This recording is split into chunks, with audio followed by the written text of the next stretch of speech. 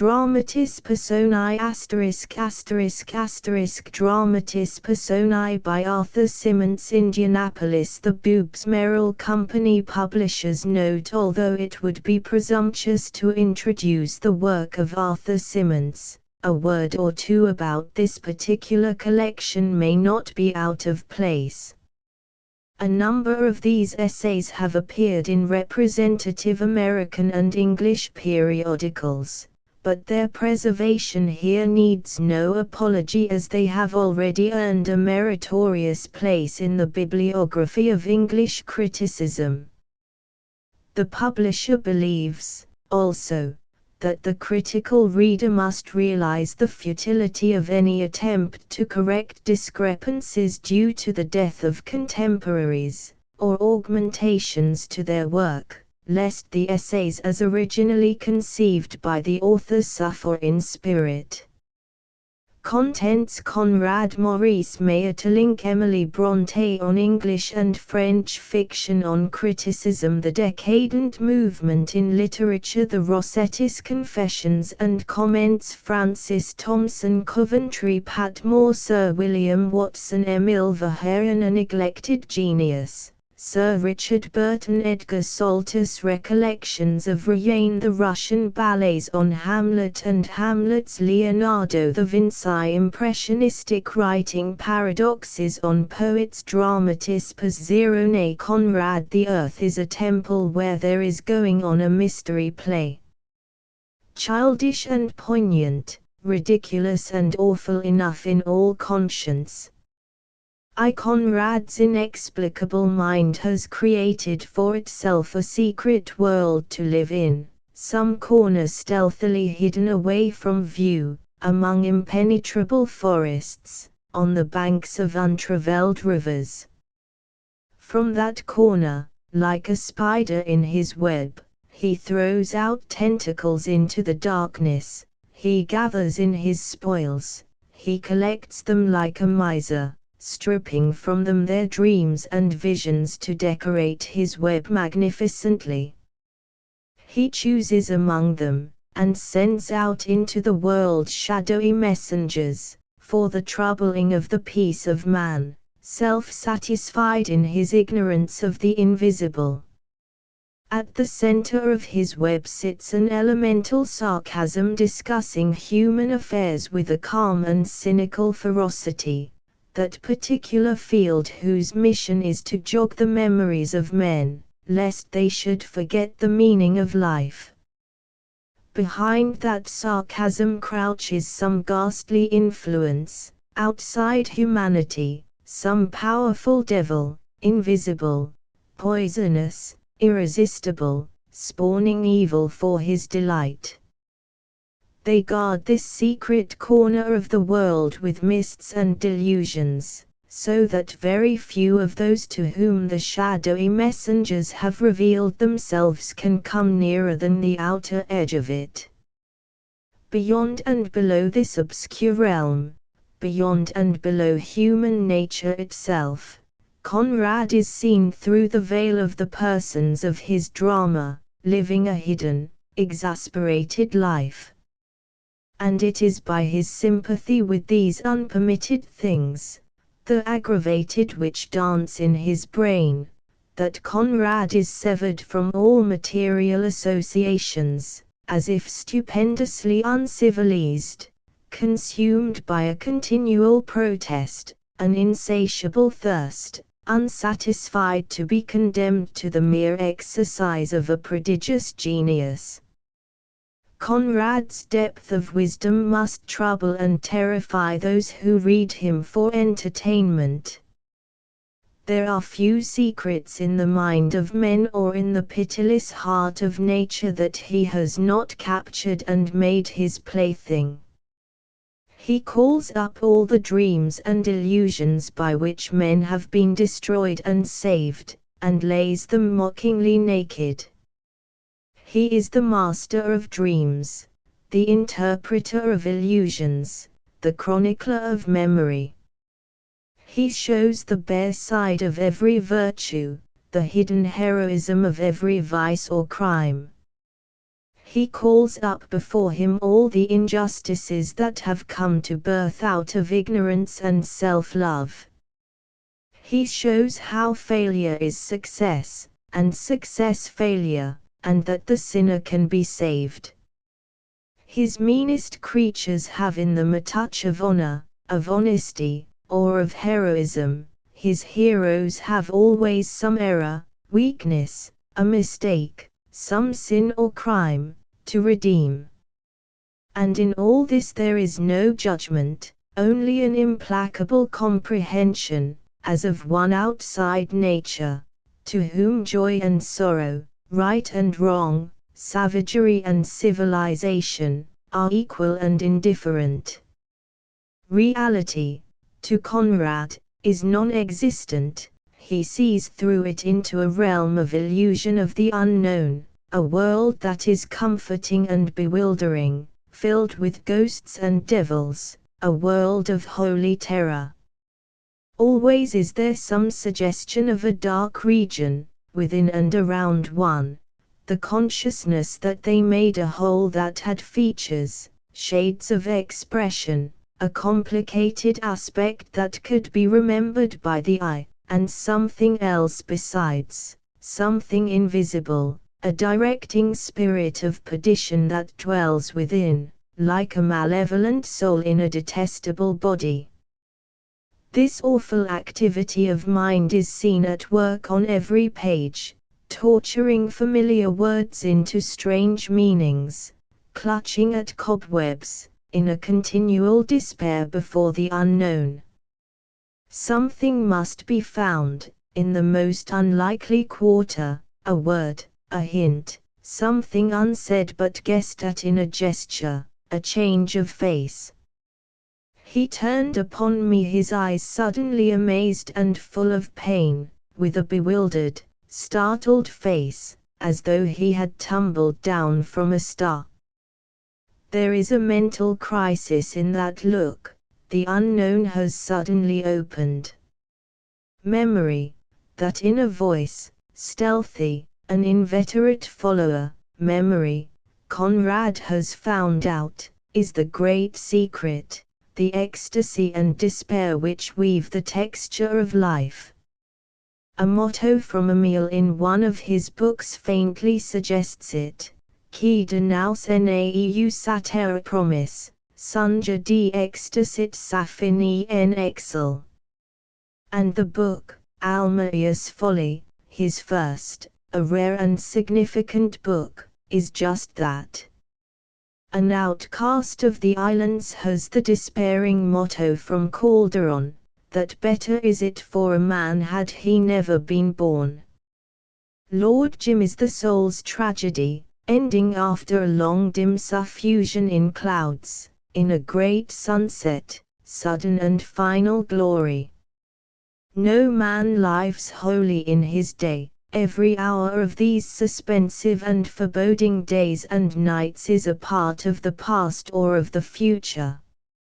Even in a splendid moment, a crisis, like the love scene of Nina and Dane in the woods, there is no forgetfulness.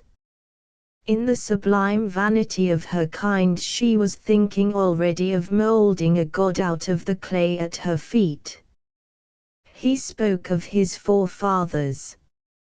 Lord Jim, as he dies, remembers why he is letting himself be killed, and in that remembrance tastes heaven. How is it that no one except Conrad has got to this hidden depth, where the soul really lives and dies, where, in an almost perpetual concealment, it works out its plan, its own fate? Tolstoy, Hawthorne, know something of it, but the one turns aside into moral tracts, and the other to shadows and things spiritual. Conrad gives us the soul's own dream of itself, as if a novelist of adventure had turned Neoplatonist. A woman once spoke to me in a phrase I have never forgotten, of Conrad's sullen subjective vision. Sullen is a fine word for the aspect under which he sees land and sea, sullen clouds, a sullen sea. And some of that quality has come to form part of his mind, which is protesting, supremely conscious. He is never indifferent to his people, rarely kind. He sees them for the most part as they reveal themselves in suffering. Now and then he gives them the full price, the glory, but rarely in this life, or for more than a moment. How can those who live in suspense, between memory and foreboding, ever be happy, except for some little permitted while? The world for those who live in it is a damp forest, where savagery and civilization meet, and in vain try to mingle. Only the sea, when they are out of sight of land, sometimes gives them freedom. It is strange but true that Conrad's men are more subtly comprehended and more magnificent than his women. There are few men who are seen full length, and many of them are nameless shadows. Isa and Nina in the earliest books have the fierce charm of the unknown. In Lord Jim there is only one glimpse of the painful mystery of a woman's ignorant heart. In Nostromo the women are secondary, hardly alive. There is no woman in the nigger of the Narcissus, nor in Typhoon, nor in Youth. There are some women, slightly seen, in Tales of Unrest, and only one of them, the woman of the Return, is actually characterized. Is there not something of an achievement in this stern rejection of the obvious love story, the material of almost every novel?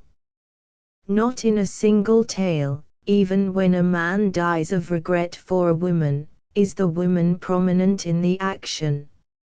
Almaia, and not Nina, is the center of the book named after him.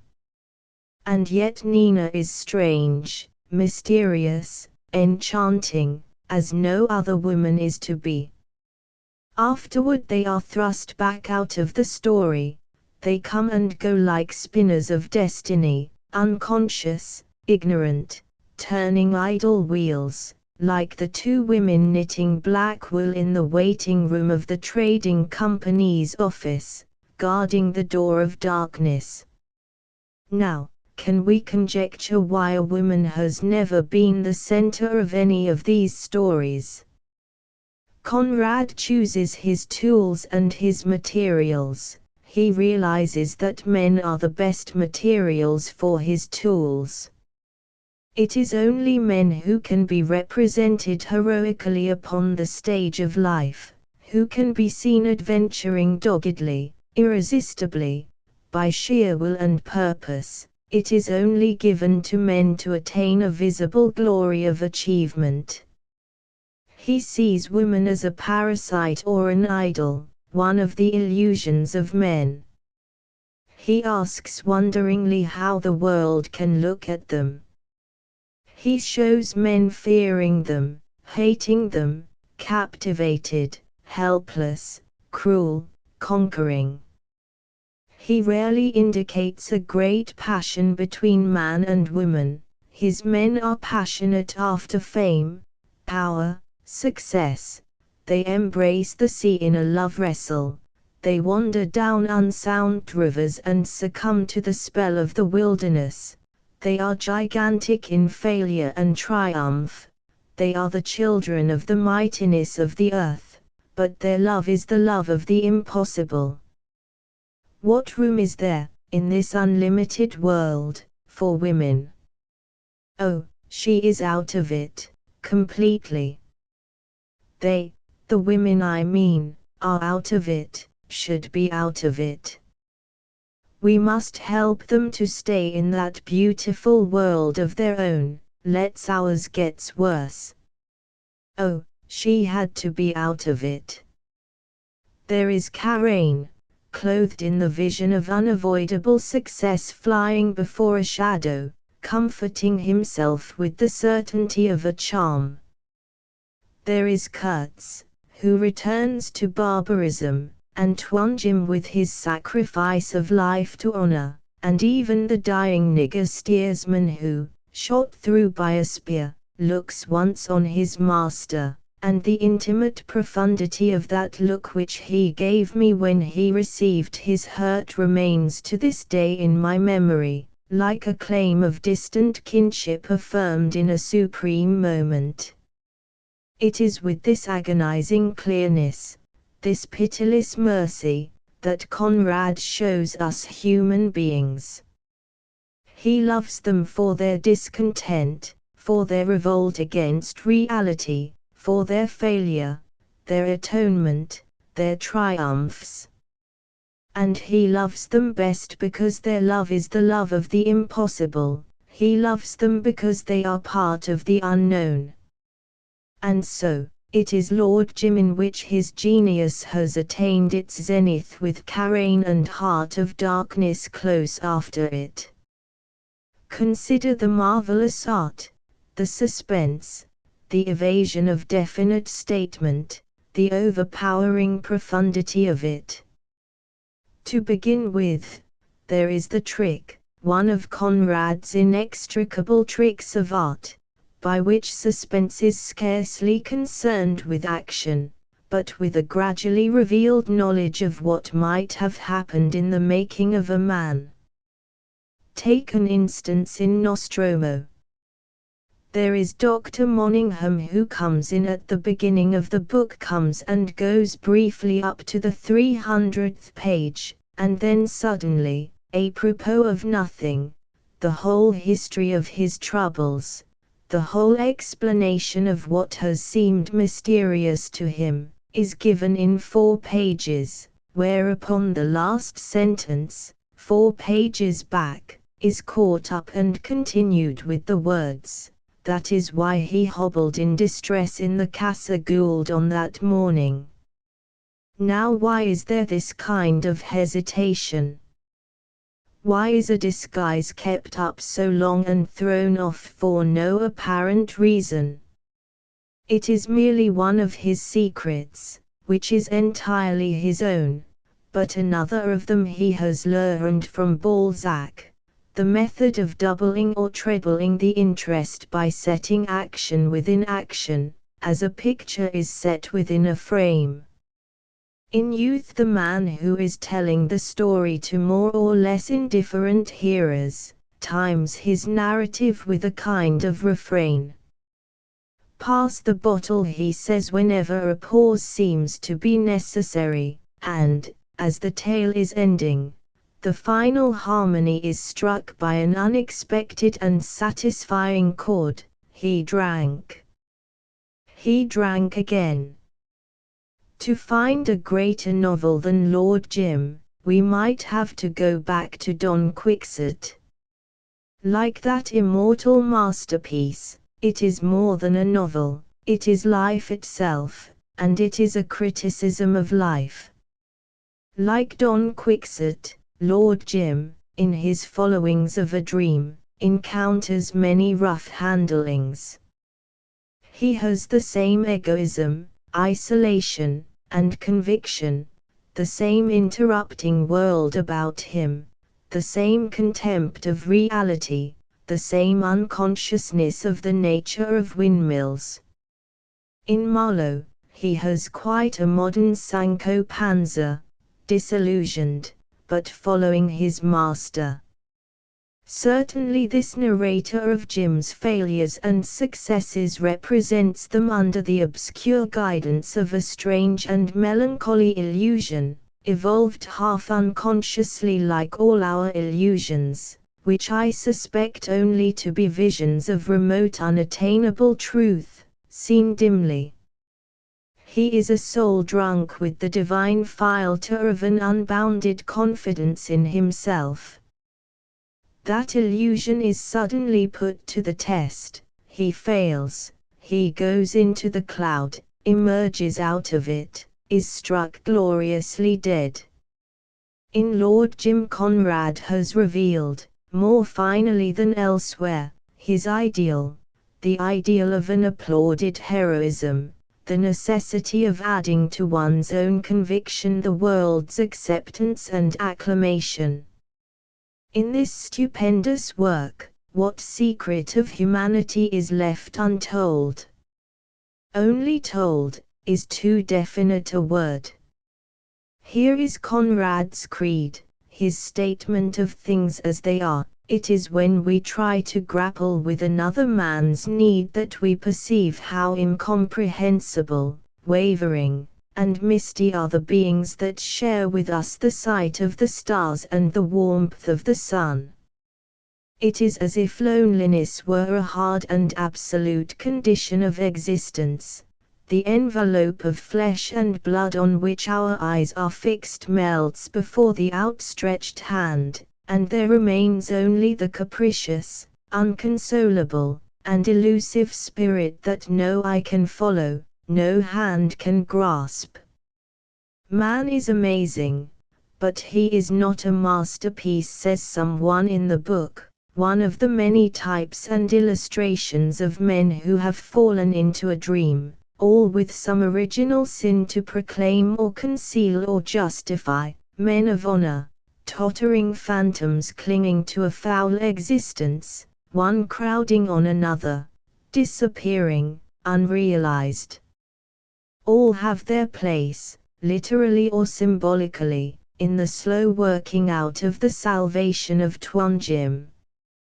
Amazing they may be, but Jim approaching greatness as genuine as any man ever achieved, with the shame of his jump from a sinking ship and his last fearless jump into the unknown, his last extraordinary success when, in one proud and unflinching glance, he beholds the face of that opportunity which, like an Eastern bride, had come veiled to his side. Amazing he may be, but a masterpiece, proved, authentic, justifying man.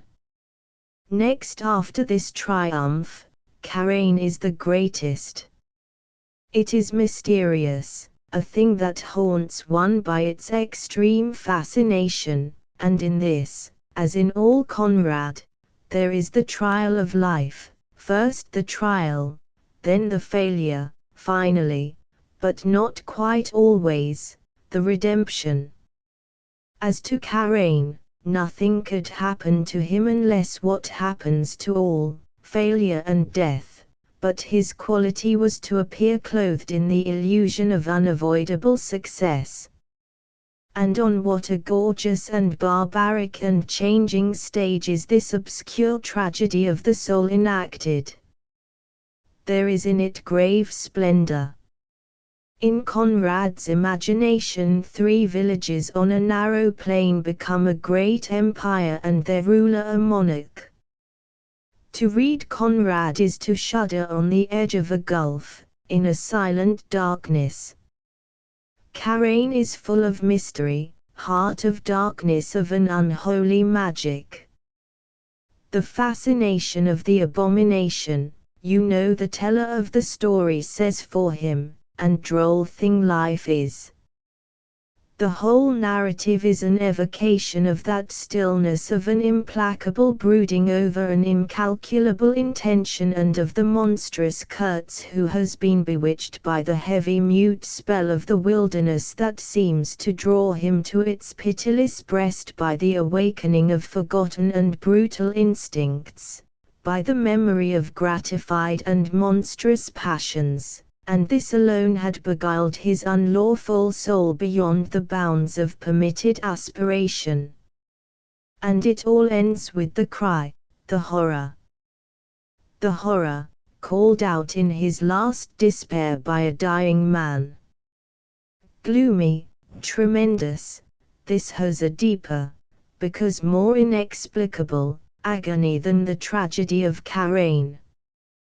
Here, the darkness is unbroken, there is no remedy, body and soul are drawn slowly and inevitably down under the yielding and pestilent swamp. The failure seems irretrievable, We see nature casting out one who had gone beyond nature. We see the meanness, the torment, the tempestuous anguish of a soul that, in its last moment of earthly existence, had peeped over the edge of the gulf, with a stare that could not see the flame of the candle, but was wide enough to embrace the whole universe. With Nostromo we get a new manner and new scenery. The scene is laid in Colombia, the Nuevo Granada of the Spaniards, and the silver mine is its center, and around that fatal treasure house the whole action moves. The Spanish streets, glittering with heat, with their cool patios, peopled by the Indians, the whites a cross between Spanish and native, the Italians, the English, the Indian girls with long dark hair, the Mozanitas with golden combs, are seen under strong sunlight with a vivid actuality more accentuated than in any other of Conrad's scenes. A sinister masquerade is going on in the streets, very unreal and very real. There is the lingering death of Decoud on a deserted island. He died from solitude, the enemy known to few on this earth, and whom only the simplest of us are fit to withstand, the horrible agonies of Hirsch, the vile survival of Dr. Moningham. It is by profound and futile seriousness that these persons and events take on an air of irony, and are so comic as they endure the pains of tragedy. This strange novel is oddly constructed. It is a narrative in which episode follows episode with little apparent connection. The first half is a lengthy explanation of what the second part is to put into action. It drags and seems endless, and might be defined by a sentence out of the book, where someone recognized a wearisome impressiveness in the pompous manner of his narrative. Suddenly, with Nostromo's first actualized adventure, the story begins, the interest awakens, and it is only now that Nostromo himself becomes actual. He has been suggested by hints, indicated in faint outline. We have been told of his power and influence, we see the admiration which surrounds him, but the man walks veiled. His vanity, evident at the first, becomes colossal. The man remained astonishingly simple in the jealous greatness of his conceit. Then, as he awakens one morning under the sky, he rises as natural and free from evil in the moment of waking as a magnificent and unconscious wild beast. The figure greatens in his allegiance to the shining spectre of the treasure, which makes him afraid because he belonged body and soul to the unlawfulness of his audacity. His death is accidental, but, in Conrad's merciful last words, he has, after his death, the greatest, the most enviable, the most sinister of his successes. In that true cry of love and grief that seemed to ring aloud from Punta Mala to Azura and away to the bright line of the horizon, overhung by a big white cloud shining like a mass of solid silver, the genius of the magnificent Capataz de Segadores dominated the dark gulf containing his conquests of treasure and love. Conrad's first fame was made by his sea novels, and the sea is never quite out of any of his books.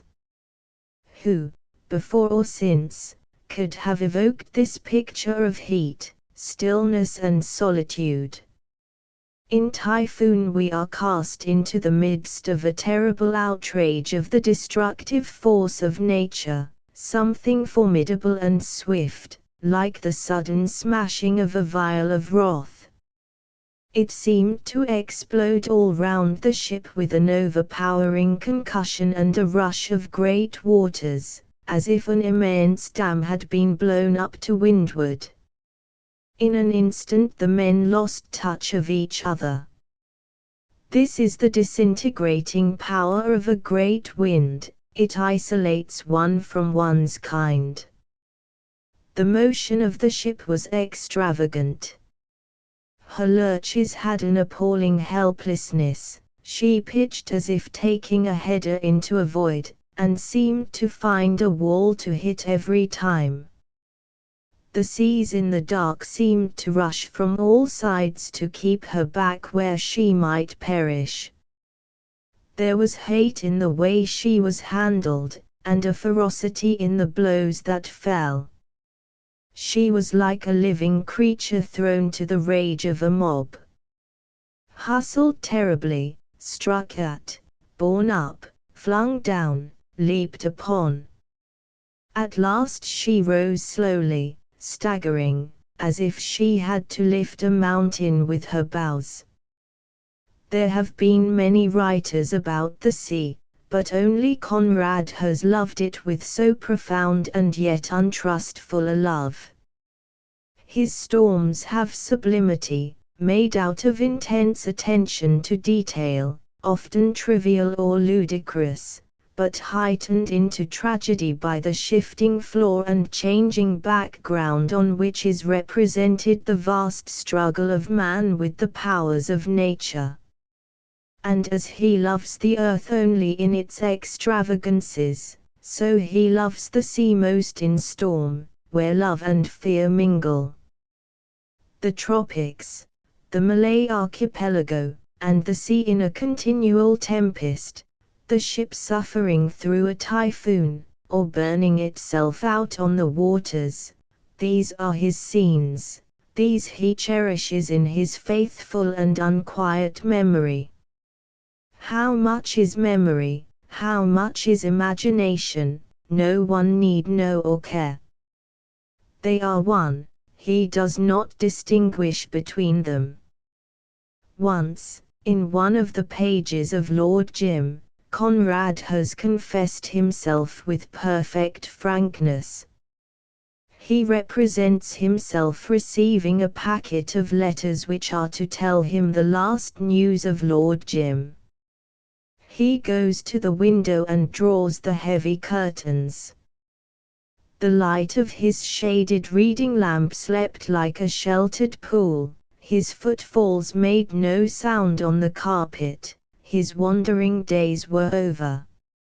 No more horizons as boundless as hope, no more twilights within the forests as solemn as temples, in the hot quest for the ever undiscovered country over the hill, across the stream, beyond the wave. The hour was striking. No more. No more. But the opened packet under the lamp brought back the sounds, the visions, the very savor of the past, a multitude of fading faces, a tumult of low voices, dying away upon the shores of distant seas under a passionate and unconsoling sunshine. He sighed and sat down to read. That is the confession of one who, of foreign race, is an alien, solitary among his memories. 3 Conrad's stories have no plots, and they do not need them. They are a series of studies in temperaments, deduced from slight incidents, studies in emotion, with hardly a rag to hold together the 1 or 2 scraps of action, out of which they are woven. A spider hanging by one leg to his web, or sitting motionless outside it, that is the image of some of these tales, which are made to terrify, bewilder and grip you. No plot ever made a thing so vital as Lord Jim, where there is no plot, merely episodes, explanations, 2 or 3 events only significant for the inner meaning by which they are darkened or illuminated. I would call this invention, creation, the evasion of what is needless in the plots of most novels.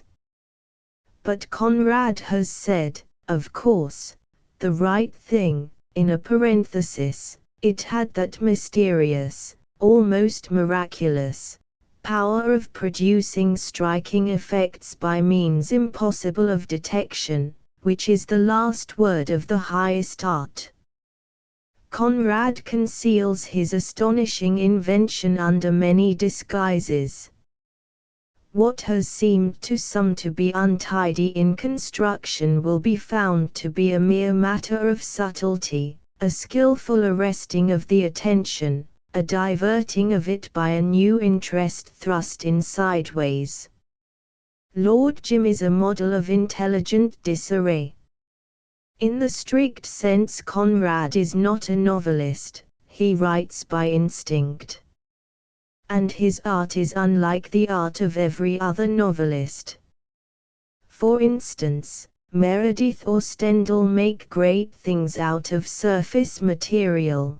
They give us life through its accidents, one brilliantly, the other with scrupulous care. Conrad uses detail as illustrations of his ideas, as veils of life, not as any essential part of it. The allusion to him is more real than the fact, and, when he deals with the low or trivial, with Mr. Verloc's dubious shop in the back street, it is always a symbol. Conrad, writing in English, does not always think in English. For, in this man, who is pure Polish, there is a brooding mind, an exalted soul, a fearless intelligence, a merciful judgment. And he has voyaged through many seas of the soul, in which he finds that fascination, the fascination of fear, splendor, and uncertainty, which the water that surrounds the earth had to give him. And he has made for himself a style which is personal, unique, naked English, and which brings into English literature an audacious and profound English speech. In his sarcasm, Conrad is elemental.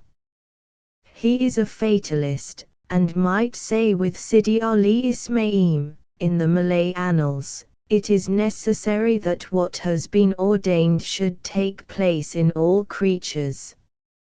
But in his fatalism there is a furious revolt against all those evils that must be accepted, those material and mental miseries that will never be removed.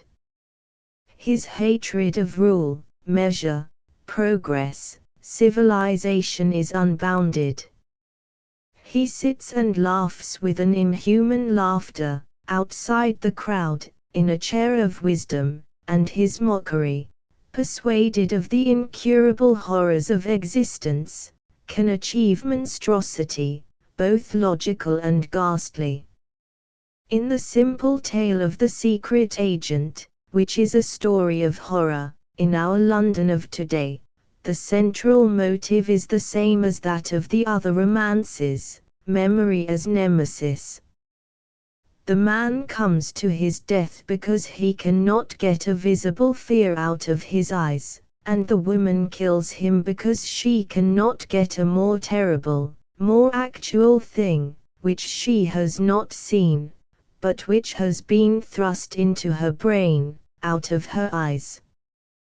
That particular fiend drives him into a cruel blunder and her into a madness, a murder, a suicide, which combine into one chain, link after link, inevitably.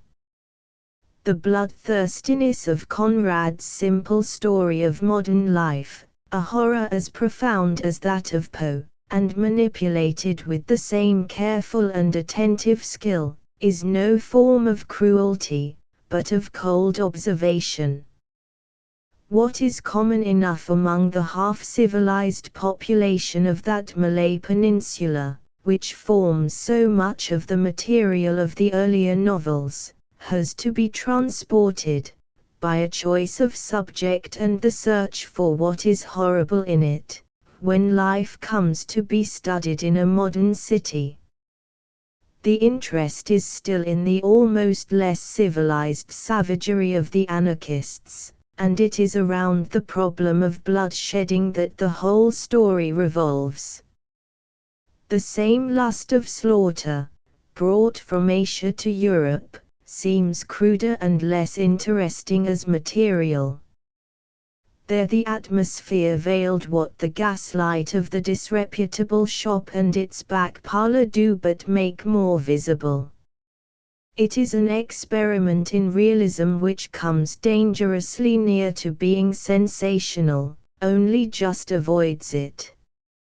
The whole question depends upon whether the material horror surpasses that horror of the soul which is never absent from it, whether the dreadful picture of the woman's hand holding the carving knife, seen reflected on the ceiling by the husband in the last conscious moment before death, is more evident to us than the man's sluggish acquiescence in his crime and the woman's slow intoxication by memory into a crime more direct and perhaps more excusable.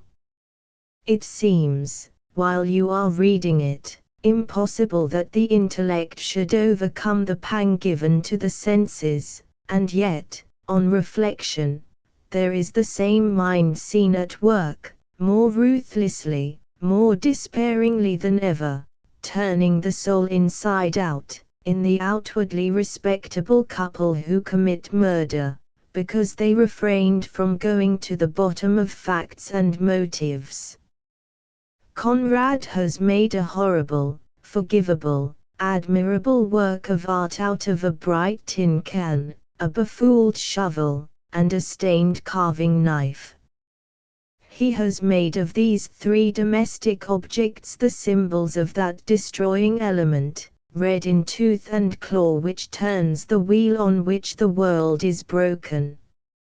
Maurice Maeterlinck. I often, mostly at night, a wheel of memory seems to turn in my head like a kaleidoscope, flashing out the pictures and the visions of my own that I keep there. The same wheel turned in my head when I was in Dieppe with Charles Conder, and it turned into these verses: "There's a tune burns, bums in my head, and I hear it beat to the sound of my feet, for that was the tune we used to walk to in the days that are over and dead. Another tune turns under and over. And it turns in my brain as I think again of the days that are dead, and the ways she walks now, to the self-same tune, with her lover.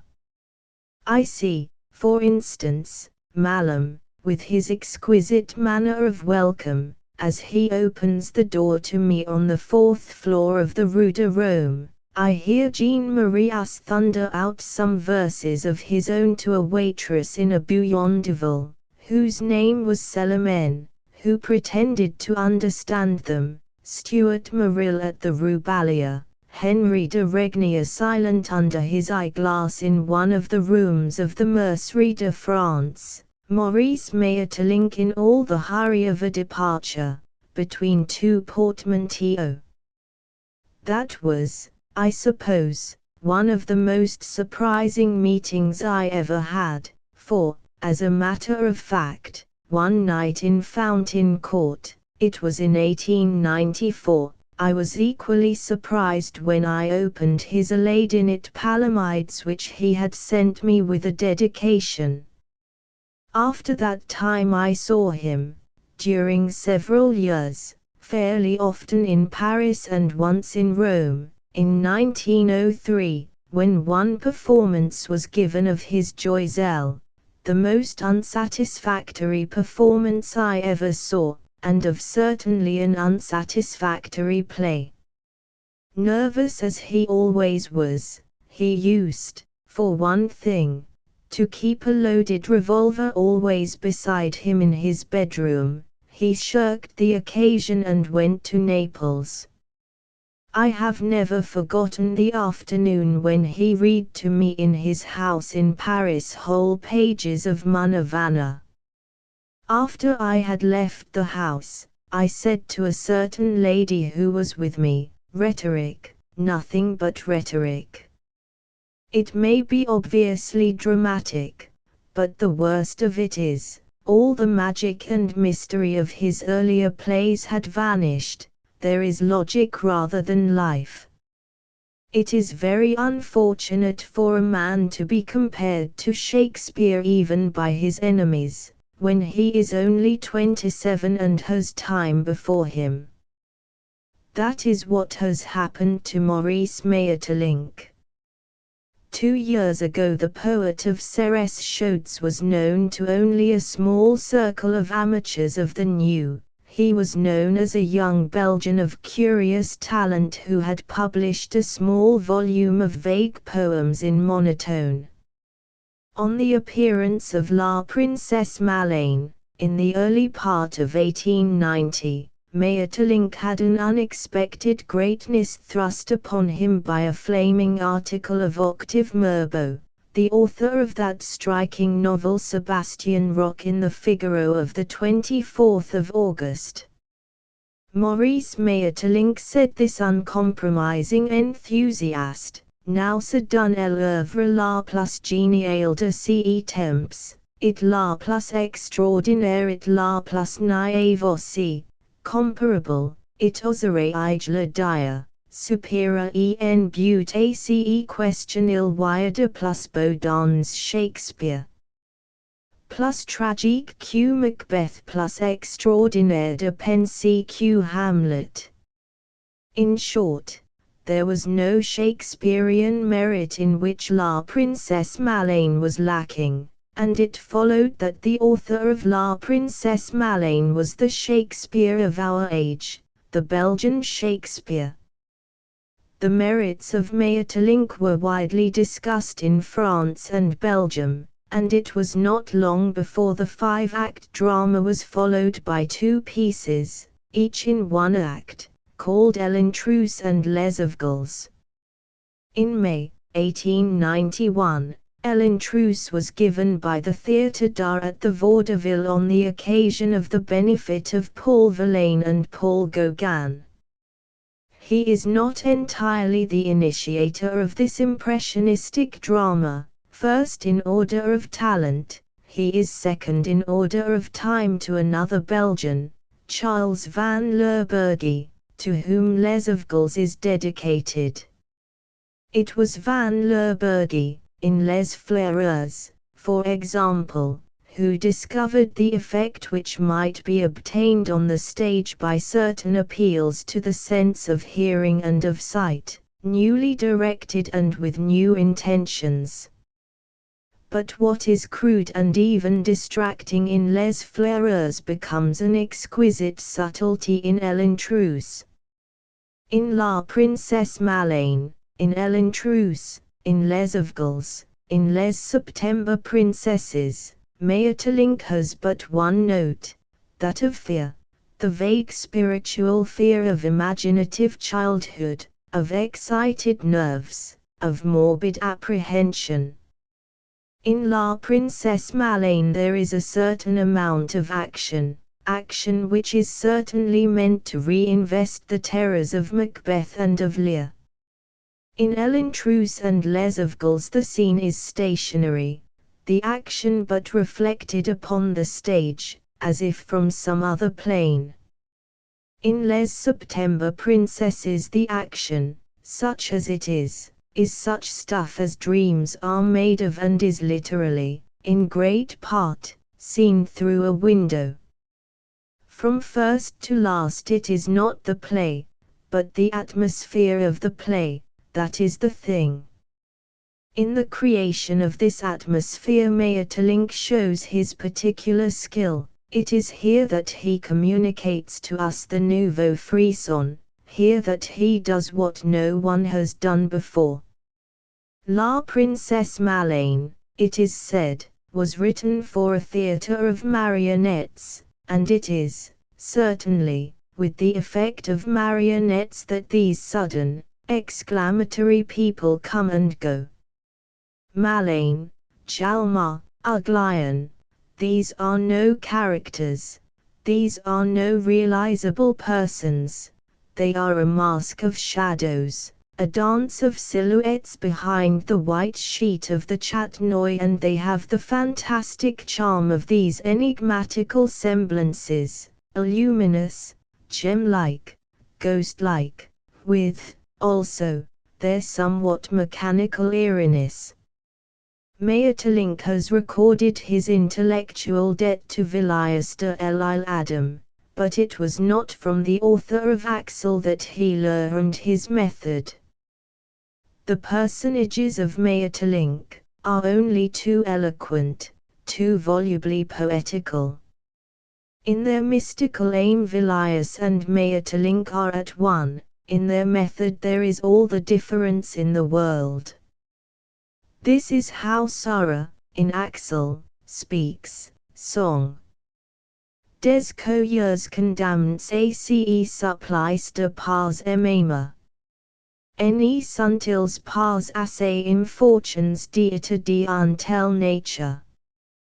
But Malain has nothing more impressive to say than this, mon Dieu. Mon Dieu. Comme je suis malade. It gene size pas seqjre, it person ne site seq la médecine ne site pas seqjre, mon uris ne site pas seqjre, jalmar ne site pas seqjre. That these repetitions lend themselves to parody is obvious, that they are sometimes ridiculous is certain. But the principle which underlies them is at the root of much of the finest Eastern poetry, notably in the Bible. The charm and the impressiveness of monotony is one of the secrets of the East. We see it in their literature, in their dances, we hear it in their music.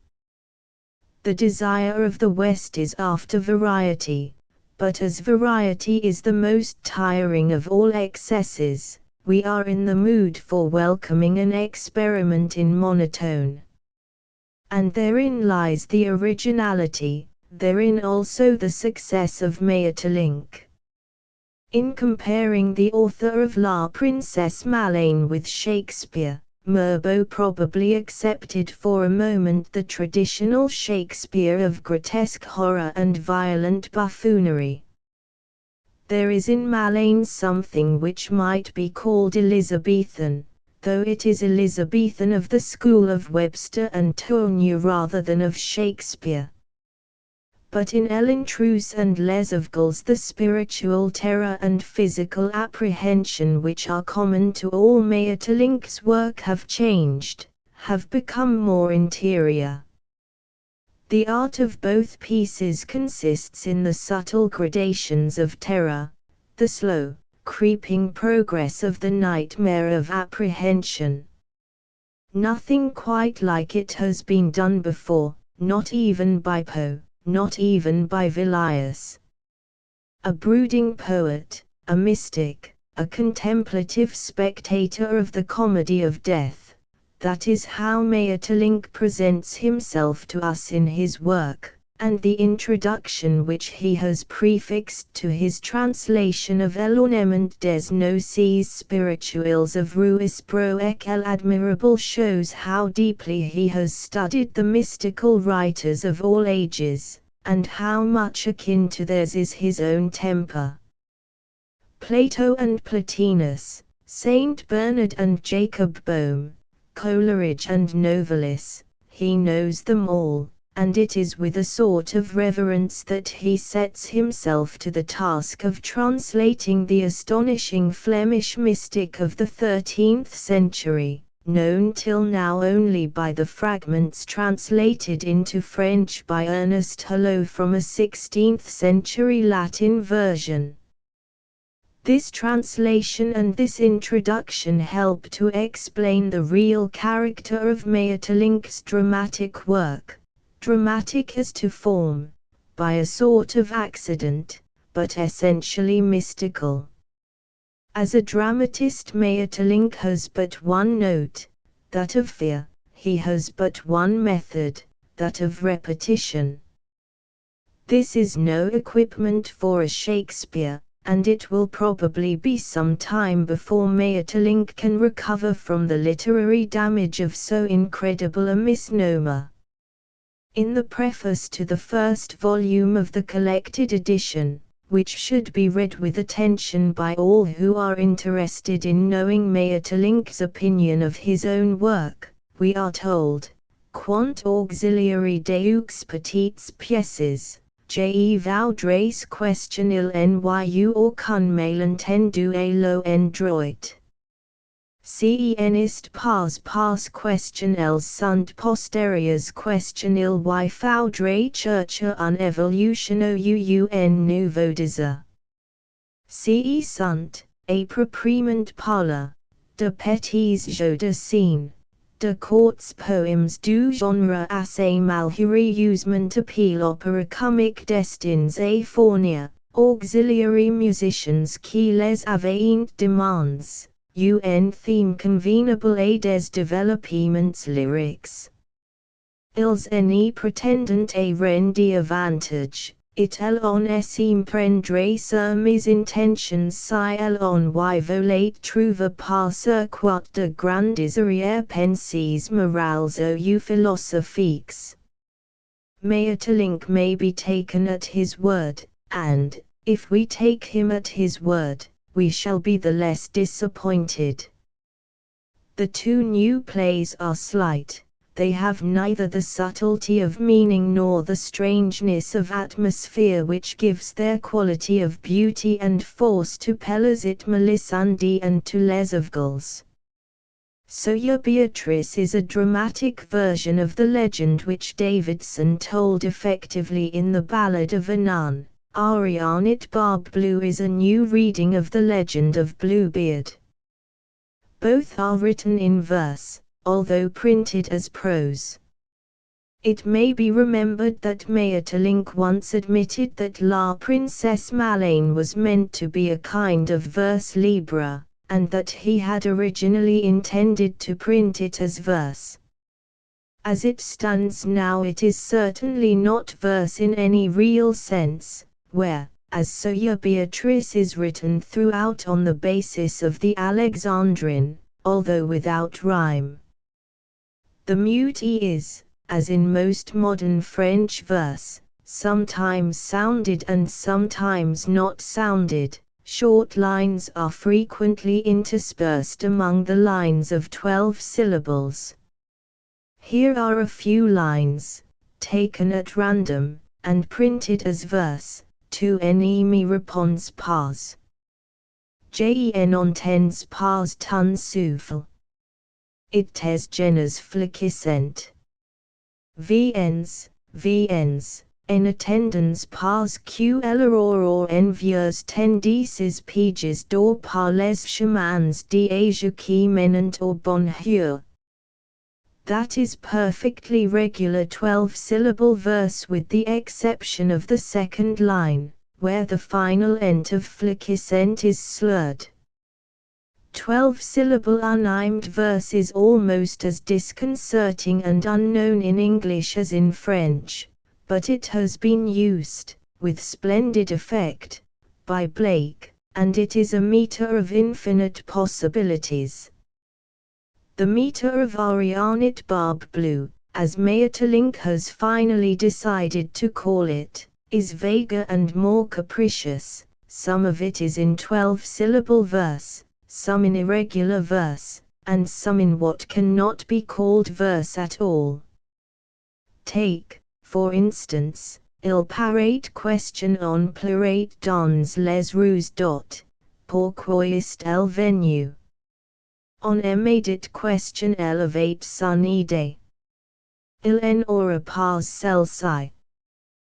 The form in French is not, to our ears, successfully achieved. It seems to take a hesitating step upon the road which Paul fought, in his ballads Franchises has tramped along so vigorously, but in so doubtful a direction. Fort has published several volumes, which have been much praised by many of the younger critics, in which verse is printed as verse which is sometimes rhymed and sometimes unrhymed, sometimes regular and sometimes irregular, and along with this verse there is a great deal of merely rhythmical prose, which is not more like verse than any page of Salammbô, or A. Bowers, or Etude de Narka. Now it seems to us that this indiscriminate mingling of prose and verse is for the good neither of prose nor of verse. It is a breaking down of limits without any conquest of new country. The mere printing of verse as prose, which Maeterlinck has favored, seems to us a travesty unworthy of a writer of beautiful prose or of beautiful verse.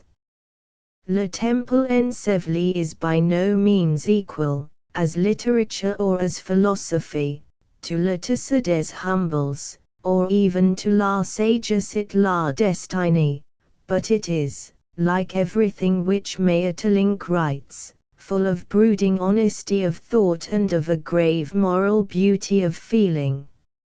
It is the work of a thinker who waits patiently like a Christian upon divine grace, upon the secret voices which come to us out of the deepest places in our nature. He is absolutely open-minded. His trust and his skepticism are alike an homage to truth.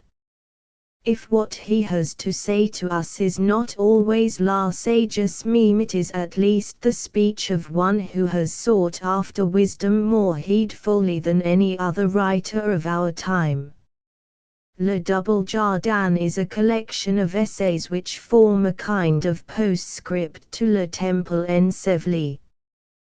They are somewhat less abstract, perhaps a little more casual, than the essays in that book, and are concerned with subjects as varied as the wrath of the bee, the motor car, and old-fashioned flowers. Maeterlinck has never written anything in prose more graceful, more homely, and more human than some of these pages, particularly those on flowers. In The Leaf of Olive and in Death and the Crown he carries speculation beyond the limits of our knowledge, and thinks nobly not of the soul alone, but also of the intelligence of man in its conflict with the deadly, unintelligent oppositions of the natural forces of the world. Such pages are fortifying, and we cannot but be grateful for what is plausible in their encouragement. But the larger part of the book is made up of notes by the way, which have all the more charm because they are not too systematically arranged. All, it is true, have some link of mutual relation, and proceed from a common center. It is curious to see this harmonizing instinct at work in the present arrangement of the essay now called Éloge de l'Épée. The main part of this essay was published in the Figaro in 1902 under the title La Défense de l'Épée. In the Figaro it began with a merely topical reference, L'autre jour, dans un article charmant, Alfred Capus prévoyait la fin de l'honneur, du moins de l'honneur salle des armes et des instruments qui le protègent. Then followed 2 paragraphs questioning, a little vaguely, si nous vivions dans une société qui nous protège suffisamment pour nous enlever, et en toutes circonstances, le droit le plus doux et le plus cher est l'instinct de l'homme, celui de se faire justice à soi-même. In the essay as we now read it, the topical reference has disappeared, and more than 3 pages are occupied by a discussion of abstract right, of essential justice, which seems to set, strangely and unexpectedly, a solid foundation under a structure not visibly resting on any foundation sufficient for its support. As the essay now stands, it has its place in a system of which it becomes one more illustration. Few of the essays in this book will be read with more interest than that on the modern drama. It is a development of the ideas already suggested by Maeterlinck in two prefaces. In asking where, under the conditions of modern life, and in the expression of modern ideas, we can find that background of beauty and of mystery which was like a natural atmosphere to Sophocles and to Shakespeare, he is asking, not indeed answering, a question which is being asked just now by all serious thinkers who are concerned with the present and the future of the drama. This suggestive essay should be contrasted and compared with a not less suggestive, but more audaciously affirmative essay, De l'évolution du théâtre, given as a lecture by André Gide, and reprinted at the beginning of the volume containing his two latest plays Saul and Le Roi Candole. Everything that Gide writes is full of honest, subtle and unusual thought, and this consideration of the modern drama, though it asks more questions, not answering them, seems also to answer a few of the questions asked by Maeterlinck. To Laetitia des Humbles is in some respects the most important, as it is certainly the most purely beautiful, of Maeterlinck's works. Limiting himself as he did in his plays to the rendering of certain sensations, and to the rendering of these in the most disembodied way possible, he did not permit himself to indulge either in the weight of wisdom or the adornment of beauty, each of which would have seemed to him, perhaps wrongly, as an intrusion. Those web-like plays, a very spider's work of Philminis, allowed you to divine behind them one who was after all a philosopher rather than a playwright. The philosopher could but be divined, he was never seen. In these essays he has dropped the disguise of his many masks. Speaking without intermediary, he speaks more directly, with a more absolute abandonment of every convention of human reserve, except the reserve of an extreme fastidiousness in the choice of words simple enough and sincere enough to convey exactly his meaning, more spontaneously, it would seem, than any writer since Emerson. From Emerson he has certainly learned much. He has found, for instance, the precise form in which to say what he has to say, in little essays, not, indeed, so disconnected as Emerson's, but with a like care to say something very definite in every sentence, so that that sentence might stand by itself, without its context, as something more than a mere part of a paragraph. But his philosophical system, though it has its essential links with the great mystical system, which has developed itself through many manifestations, from Plotinus and Porphyry downward, is very much his own, and owes little to anything but his own meditation, and whether his subject is la beauté intérieure or les femmes, les avertis or la tragique quotidienne, it is with the same wisdom, certainty and beauty that he speaks. The book might well become the favorite reading of those persons to whom beauty must come with a certain dogmatism, if it is to be accepted for what it is. It reveals the inner life, with a simplicity which would seem the most obvious if it were not the rarest of qualities. It denies nothing, but it asserts many things, and it asserts nothing which has not been really seen. In the preface to the first volume of his theatre, Maeterlinck takes us very simply into his confidence, and explains to us some of his intentions and some of his methods. He sees in La Princesse Maleine one quality, and one only, uncertain harmonie épouvantée et sombre. The other plays, up to Aglavenit's Lisette, present en humanité des sentiments plus précis, en proie des forces aussi inconnues, mais un peu mieux désignées. These unknown forces, or font d'esquelles on trouve l'idée du dieu chrétien, milliers celles de la fatalité antique are realized, for the most part, under the form of death. A fragile, suffering, ignorant humanity is represented struggling through a brief existence under the terror and apprehension of death. It is this conception of life which gives these plays their atmosphere, indeed their chief value. For, as we are rightly told, the primary element of poetry is l'idée que la poétesse fait de l'inconnu dans lesquels flottent les états et les choses question il évoque, du mist qui les domine les juge qui préside los destins. This idea it no longer seems to him possible to represent honestly by the idea of death, and he asks, what is there to take its place?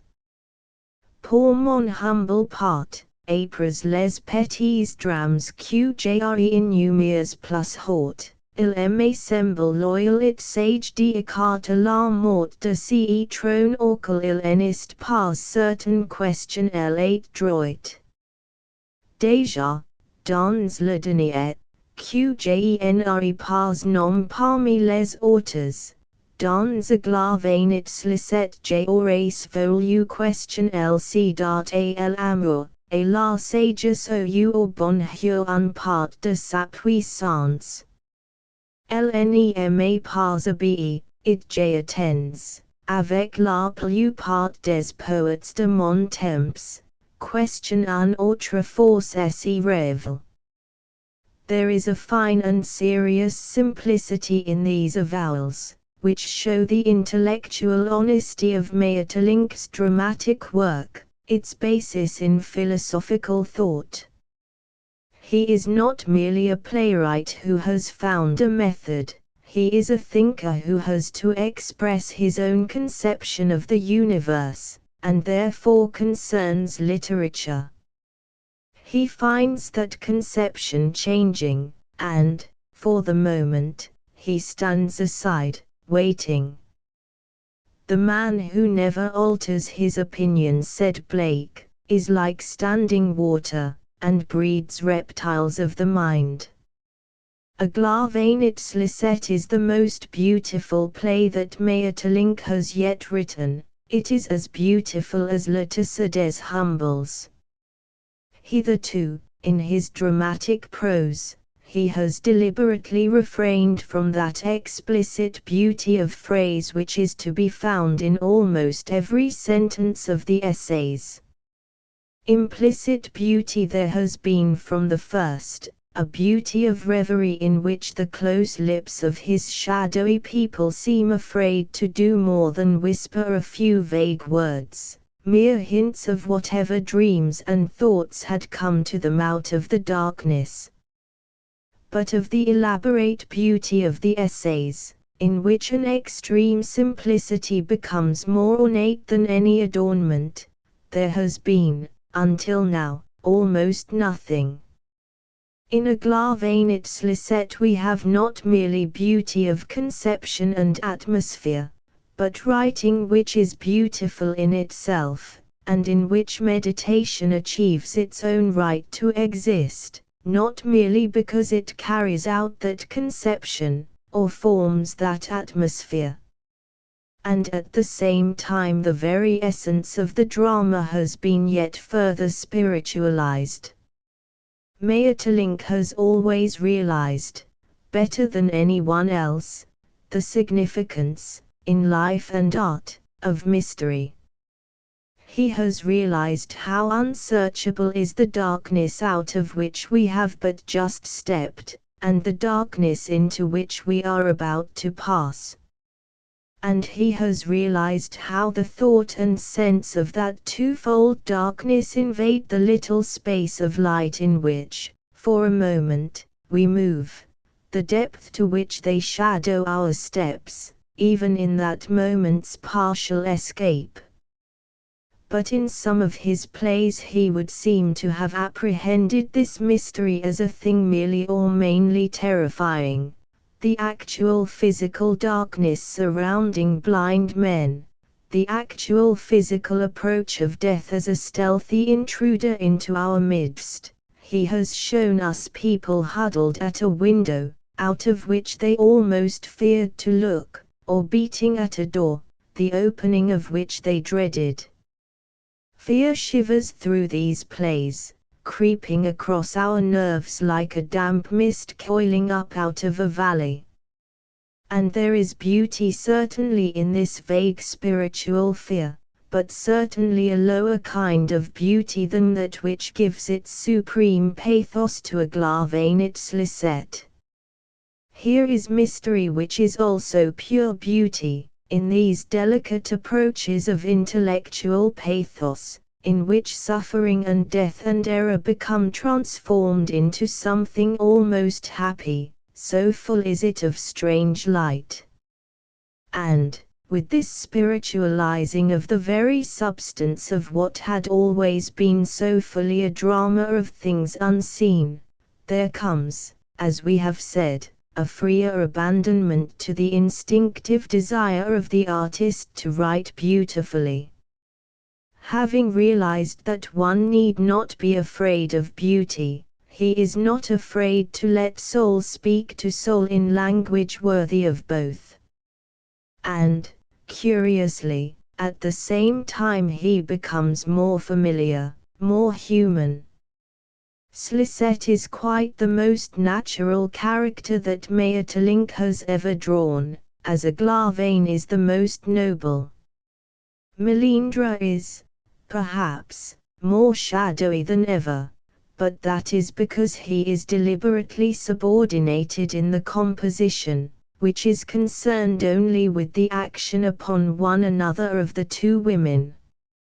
He suffers the action of these forces, does not himself act, standing between them as man stands between the calling of the intellectual and the emotional life, between the simplicity of daily existence, in which he is good, affectionate, happy, and the perhaps immoral heightening of that existence which is somewhat disastrously possible in the achievement of his dreams. In this play, which touches so beautifully and so profoundly on so many questions, this eternal question is restated, of course, not answered. To answer it would be to find the missing word in the great enigma, and to Maeterlinck, who can believe in nothing which is not mystery, it is of the essence of his philosophy not to answer his own question. Emily Brontë. It is 100 years to a month, I write in August, that Emily Brontë was born. She was born in August, 1818, and died the 19th of December, 1848, at the age of 30. The Stoic in woman has been seen once only, and that in the only woman in whom there is seen the paradox of passion without sensuousness.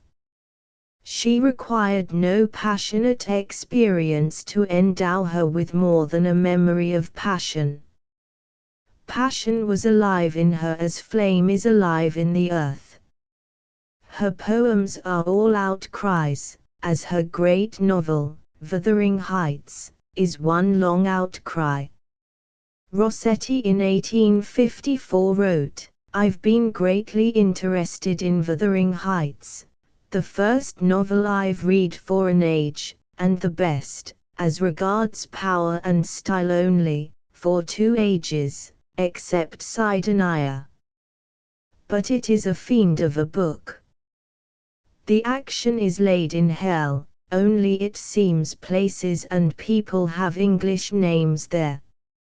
He is not altogether right in what he says, and yet there is hell in the heart of Heathcliff, that magnificent and malevolent gypsy, who, to my mind, can only be compared with Borrow's creations in Lavengro and the Romany Rye, such as the immortal Jasper Petulengro and the immoral Ursula, and with the lesser creations of Meredith's in the adventures of Harry Richmond. In spite of the savage and piteous and fascinating Guillaume, I have seen a young gypsy girl of this name the other day, tragical. When Charlotte says of Emily that what her mind had gathered of the Real concerning the people around her was too exclusively confined to their tragic and terrible traits, out of which she created Earnshaw and Catherine, and that having formed these beings, she did not know what she had done, there is no doubt that on the whole she is right.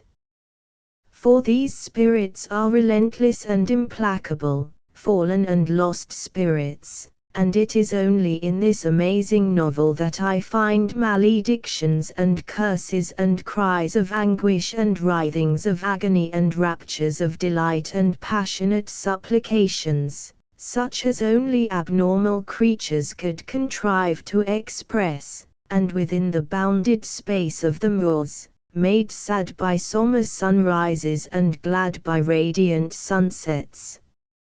It is sad-colored and desolate, but when gleams of sunlight or of starlight pierce the clouds that hang generally above it, a rare and sunny beauty comes into the bare outlines, quickening them with living splendor. In the passionately tragic genius of Emily I find a primitive nature worship, so strangely primitive that that wonderful scene of mad recrimination between the dying Catherine and the repentant Heathcliff, when she cries, "I forgive you. Forgive me," and he answers, "Kiss me again, and don't let me see your eyes. I forgive what you have done to me. I love my murderer, but yours. How can I?" is almost comparable with a passage in Macbeth where Banquo speaks of the temple haunting Martlet and its loved masonry, which preludes Lady Macbeth's entrance from under the buttresses as the delicate air bears witness to the incarnate murder that swarms, snake-like, hidden under grass. Something of Emily's saturnine humor comes into the mouth of the Calvinistic farm servant, whose jests are as grim and as deadly and as plague-like as the snowstorms that make winter unendurable. Yes, this creator has, in herself and in her imagination, something solitary and sorrowful, that of a woman who lived, literally, alone, and whose genius had no scorn. She, who believed in the indestructible God within herself, was silenced forever, herself and her genius, which had moved as a wind and moved as the sea in tumult and moved as the thunder clouds in fury upon the tragical and perilous waters of passion that surround the topless towers of Wuthering Heights. In one who, like Emily Bronte, was always dying of too much life, one can imagine the sensitive reticences, the glowing eyes, and the strain of the vehemences of that inner fire that fed on itself, which gave her her taciturnity. It is useless to ask her, you get no answers. The awful point was that, while full of ruth for others, on herself she had no pity. The spirit was inexorable to the flesh, from the trembling hand, the unnerved limbs, the fading eyes, the same service was exacted as they had rendered in health. the spirit inexorable to the flesh. There is the whole secret of what in her life was her genius. Alone with herself, with her soul and her body, she allows herself no respite, for she was always of an unresting nature. So in the words of Pater, who told me of his enormous admiration for her prose, we are all condemned à mort avec des sursis indéfinis, we have our interval and then our place knows us no more. How she spent these intervals must be forever unknown. Not in high passions, I imagine, nor in wisdom, nor in care for material things, but in moods of passion, in intellectual excitement, in an inexhaustible curiosity, in an ironical contemplation of the counted pulses of a variegated, dramatic life. But never, I am certain, was she ever capable, as she watches the weaving and unweaving of herself, of the base corruption of what his existence was to Beardsley. That he should be so honest with his fear I have written of him, that he should sit down before its face and study it feature by feature, that he should never turn aside his eyes for more than one instant, make no attempt to escape, but sit at home with it, travel with it, see it in his mirror, taste it in the sacrament, that is the marvelous thing, and the sign of his fundamental sincerity in life and art. Emily Bronte's passionate and daring genius attains this utmost limit of tragedy, and with this a sense, an extreme sense, of the mystery of terror which lurks in all the highest poetry as certainly in her lyrical prose, a quality which distinguishes such prose and verse from all that is but a little lower than the highest. Her genius is sombre in the sense that Webster's is, but much less dramatic. Neither his tragedies nor her novel are well constructed, and in her case something is certainly lacking, for her narrative is dominated by sheer chance, and guided by mere accident. And I think that she, with her sleepless imagination, might have said as the child Giovanni in Webster's tragedy says, I have not slept these 6 nights. When do the dead walk? And is answered, when God shall please. When in disguise she sings of the useless rebellions of the earth, rarely has a more poignant cry been wrenched out of a soul on the rack, that is to say since Santa Teresa sang, a soul in God hidden from sin, what more desires for thee remain, save but to love, and love again and, all on flame, with love within, love on, and turn to love again. Than this stanza, oh! Dreadful is the shock, intense the agony, when the ear begins to hear, and the eye begins to see, when the pulse begins to throb, the brain to think again, the soul to feel the flesh and the flesh to feel the chain. At times there is a tragic sublimity in her imagination, which gathers together, as it were, the winds from the world's 4 quarters, that howled in winter nights across the moor around the house she lived in. Indeed, the very storm of her genius hovers in the air between things sublime and things hideous.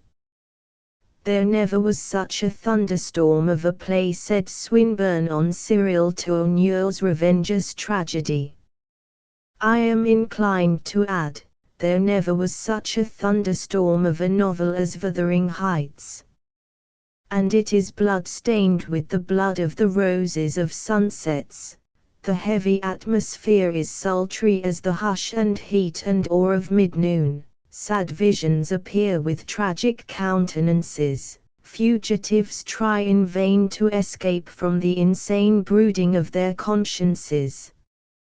And there are serviceable shadows, implacable self-devotions and implacable cruelties, vengeances unassuaged, and a kind of unscrupulous ferocity is seen not only in Heathcliff but in one of his victims. And there are startling scenes and sentences that, once impressed on the memory, are unforgettable, as scarlet flowers of evil and as poisonous weeds they take root in one. On English and French fiction, certainly the modern English novel begins with that elaborate masterpiece, Tom Jones, of Henry Fielding. And it seems to me that his genius is contained, on the whole, in that one book, in which he creates living people. The very soil is living. His hero is the typical sullen, selfish, base-born, stupid, sensual, easily seduced and adventurous youth, with whom his creator is mightily amused. The very prefaces are full of humorous wisdom, copied, I suppose, from Montaigne. The typically wicked woman is painted almost as Hogarth might have painted her. It is quite possible that she may have a few touches, here and there, of Lady Wishfort, who, wrote Meredith, is unmatched for the vigour and pointedness of the tongue. It spins along with a final ring, like the voice of nature in a fury, and is, indeed, racy eloquence of the elevated fishwife. Fielding has a strong sense of the vigilant comic, which is the genius of thoughtful laughter, but never serving as a public advocate. Contempt cannot be entertained by comic intelligence.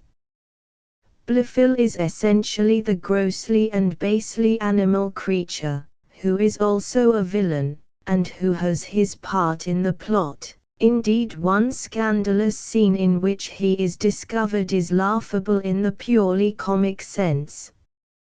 Jonathan Wild presents a case of peculiar distinction, when that man of eminent greatness remarks on the unfairness of a trial in which the condemnation has been brought about by 12 men of the opposite party. Yet it is immensely comic to hear a guilty villain protesting that his own party should have a voice in the law.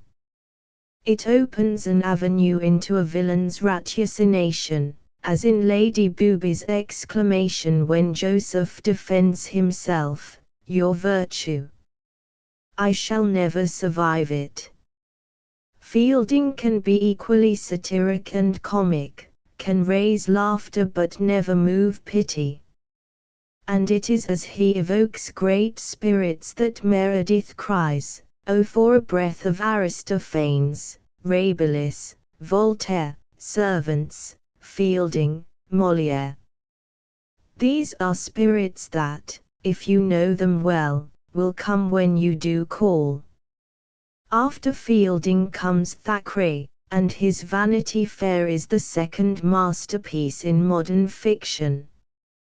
It is the work of a man of the world, keenly observant of all the follies and virtues and vices and crimes and splendors, of crimes and of failures, of his neither moral nor immoral fare. He takes his title from John Bunyan, but in originality he is almost equal with Fielding. As the manager of the performance sits before the curtain on the boards, and looks into the fair, a feeling of profound melancholy comes over him in his survey of the bustling place.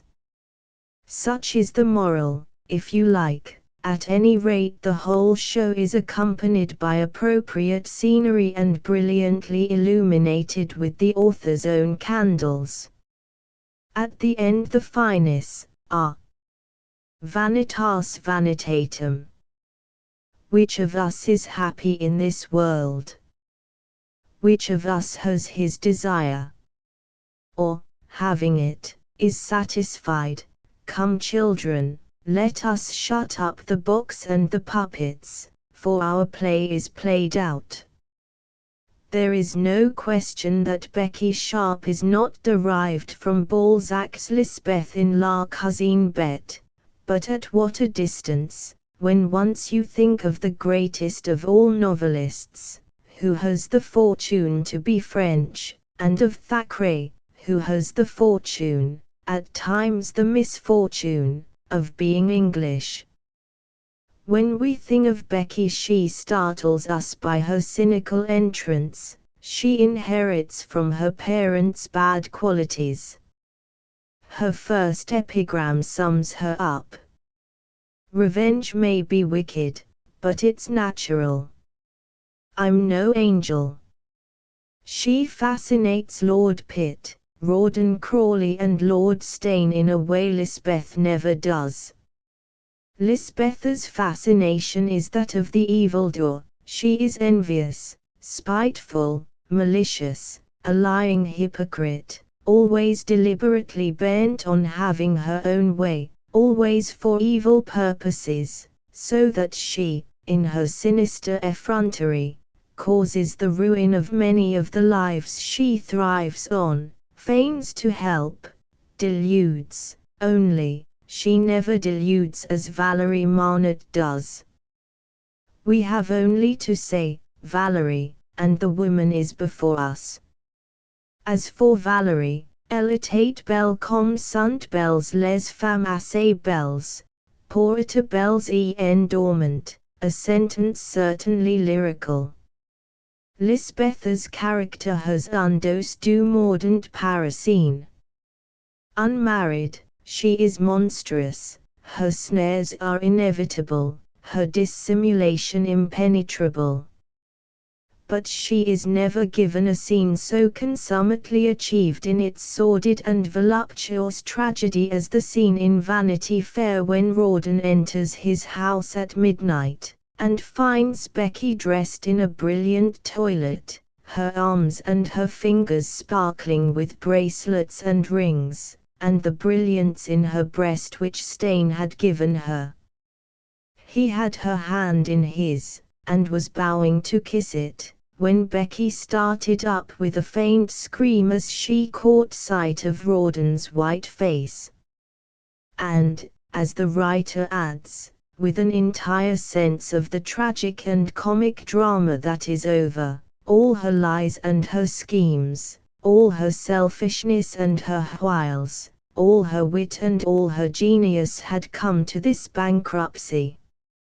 I have never had any actual admiration for the novels of George Eliot. She had her passing fame, her popularity, her success. People compared her prose, wrongly, with the poetry of Mrs. Browning, and, as for her attempts at verse, the less said of them the better. In favor of my opinion I quote this scathing sentence of Swinburne: having no taste for the dissection of dolls, I shall leave Daniel Deronda in his natural place above the rag shop door, and having no ear for the melodies of a Jew's harp, I shall leave the Spanish gypsy to perform on that instrument to such audience as she may collect. Certainly Charlotte Brontë excelled George Eliot in almost every quality, the latter having, perhaps, more knowledge and culture, but not for a moment comparable with Charlotte's purity of passion, depth and fervor of feeling, inspiration, imagination and a most masterly style.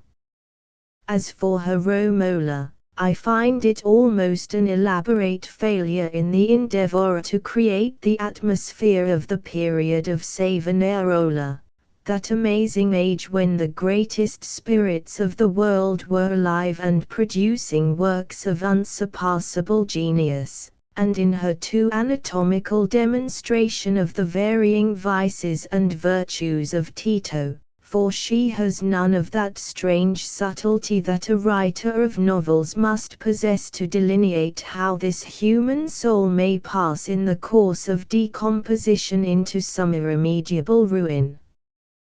She is too much of the moralist to be able to present this character as a necessary and natural figure, such as far greater writers have had no difficulty in doing.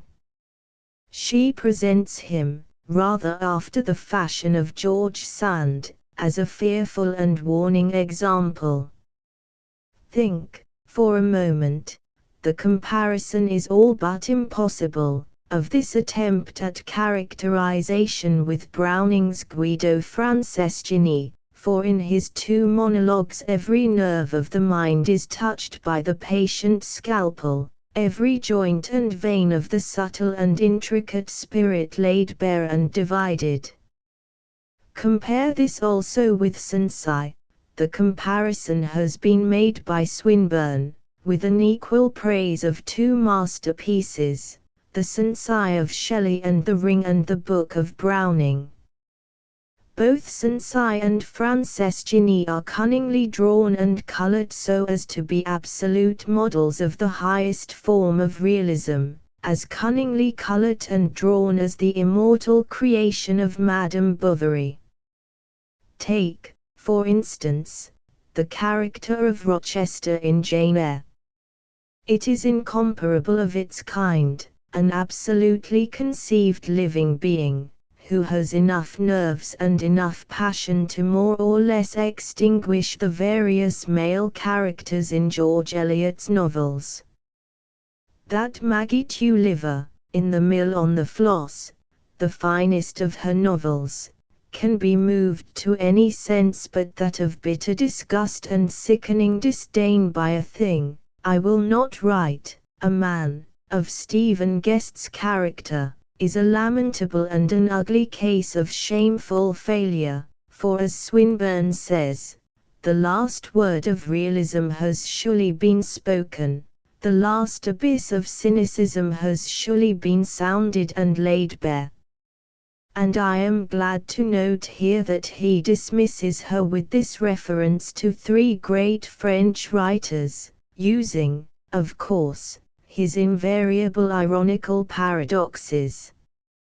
For a higher view and a more cheery aspect of the sex, we must turn back to those gentler teachers, those more flattering painters of our own, Laclos, Stendhal and Merimée. We must take up La Double Prise, or Le Rouge et le Noir, or Les Liaisons Dangereuses Uses. The genius of George Meredith is unquestionable. He was as great a creator, in fact a greater creator, than any other English novelist, yet his fascination is not, I think, quite explicable. Not since the Elizabethans have we had so flame-like a life possessing the wanton body of a style.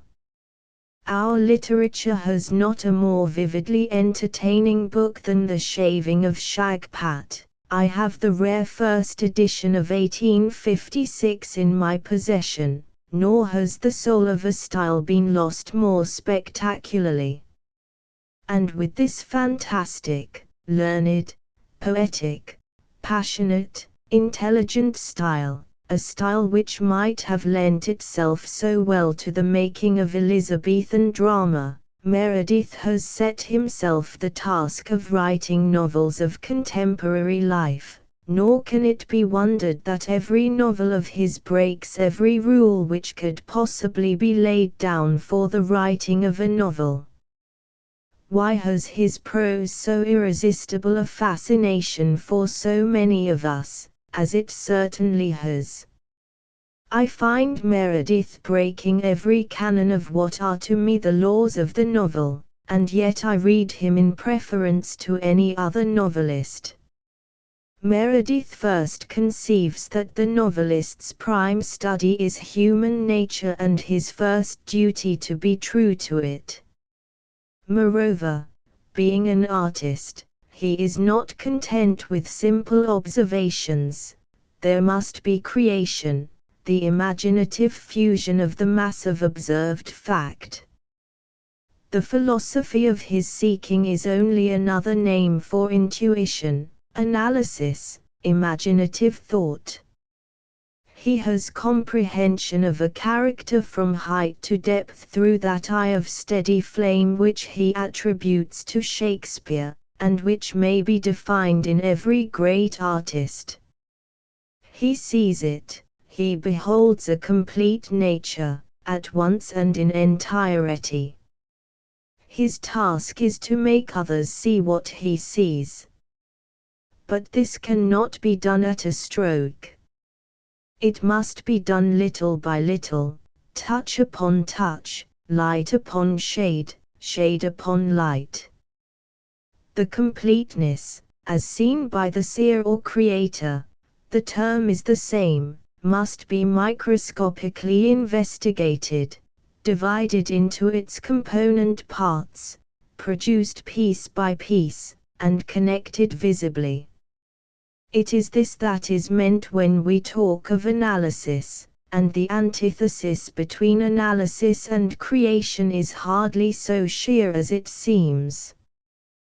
Partly through a selection of appropriate action, partly through the revealing casual speech, the imagined character takes palpable form, finally it does, or it should, live and breathe before the reader with some likeness of the hue and breadth of actual life. But there is a step farther, and it is this step that Meredith is strenuous to take. You have the flesh, animate it with spirit, with soul. If this is an unworthy aim, condemn Shakespeare. This is Meredith's, and it is this and no other consummation that he prays for in demanding philosophy in fiction. The main peculiarity of Meredith's style is this: he thinks, to begin with, before writing, a singular thing, one must observe, for the present day. Then, having certain definite thoughts to express, and thoughts frequently of a difficult remoteness, he is careful to employ words of a rich and fruitful significance, made richer and more fruitful by a studied and uncommon arrangement. His sentences are architectural, and it is natural in reading him to cry out at the strangeness. Strange, certainly, often obscure, often tantalizing, more often magnificent and sombre and strong and passionate. His wit is perhaps too fantastical, too remote, too elusive, partly because it is subtly ironical, perhaps most of all because it is shrewdly stinging to our prejudices. Still, everywhere, the poet, struggling against the bondage of prose, flings himself on every opportunity of evading his bondage. It is thus by the very quality that is his distraction, perhaps because he always writes English as if it were a learned language, that Meredith holds us, by the intensity of his vision of a world which is not our world, by the energy of genius which has done so much to achieve the impossible. Prose is the language of what we call real life, and it is only in prose that an illusion of external reality can be given. Compare the whole process and existence of character in a play of Shakespeare and in a novel of Balzac. I choose Balzac among novelists because his mind is nearer to what is creative in the poet's mind than that of a novelist, and his method nearer to the method of the poet. Take King Lear and take Perrier Goriot. Goriot is a Lear at heart, and he suffers the same tortures and humiliations.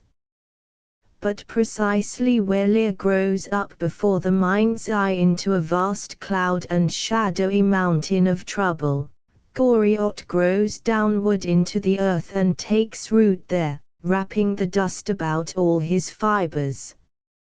Lear may exchange his crown for the fool's bauble, knowing nothing of it, but Goriot knows well enough the value of every banknote that his daughters rob him of.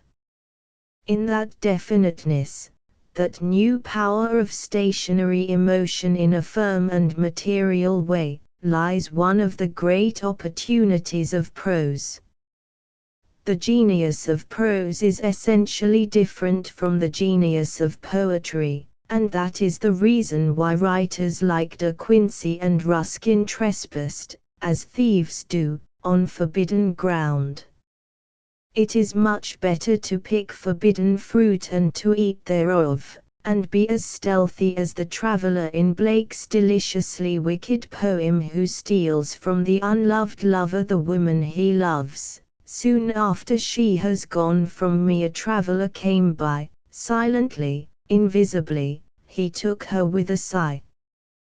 The moral of it is never seek to sell thy love, but such writers as those I have referred to tread fallen fruit ruthlessly underfoot and therefore ought to be thrust out of the garden they have robbed. Both tried to write prose as if they were writing verse, and both failed, Ruskin ruined by his fatal facility and De Quincey by his cultivating eloquence in rhetoric. Certain prose writers have written lyrical prose, because their genius at times drove them to do so, and with an absolute success. One finds such passages in Shakespeare and Blake and Pater and Lamb, in certain pages of Balzac and of Flaubert and of Meredith and of Conrad. Yet, in what I must call lyrical prose, there is a certain rhythm, but not that of rhymed verse, that is to say, if the inspiration were the same, the mediums are different, the rhythm of prose that has no meter and the rhythm of verse that has meter. Take, for instance, Peacock, who was neither a great prose writer nor a great poet, but whose novels are unique in English, and are among the most scholarly, original and entertaining prose writings of the century. A strain too learned for a shallow age, too wide for selfish bigots, let his page which charms the chosen spirits of the time fold itself up for the serene acclaim of years to come, and find its recompense in that just expectation. So Shelley praises him, who was certainly aware of Peacock's clever scraps of rhyming that are like no other verse, the masterpiece being the comically heroic war song of Dinar Valer, which the author defines as the quintessence of all war songs that were ever written, and the sum and substances of all the appetences, tendencies and consequences of military. This learned wit, his satire upon the vulgarity of progress, in which he is one with Baudelaire and one with Meredith, are more continuously present in his prose than in his verse. Yet his characters are caricatures, they speak a language that is not ours, they are given sensational adventures, often comical in the extreme, and in these pages plenty of nonsense and of laughter and of satire and of serious prose with an undercurrent of bitter cynicism. He treats all his creatures cruelly, and I cannot help seeing the reason why Richard Garnett admired his prose so much, that there is something curiously alike and unlike in their humor.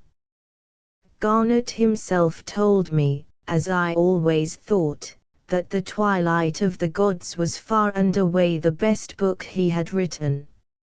In France Marcel Schwob and André Gide have done certain things comparable in their way with these learned inventions, these ironic criticisms of life, these irreverent classical burlesques in which religion, morality, learning, and all civilization's conventions, are turned topsy-turvy, and presented in the ridiculousness of their unaccustomed attitude. but no modern man in England has done anything remotely comparable with them, and neither Schwab nor Andre Gide has heaped mockery so high as in Abdullah the Addite, and remained as sure a master of all the reticences of art and manners.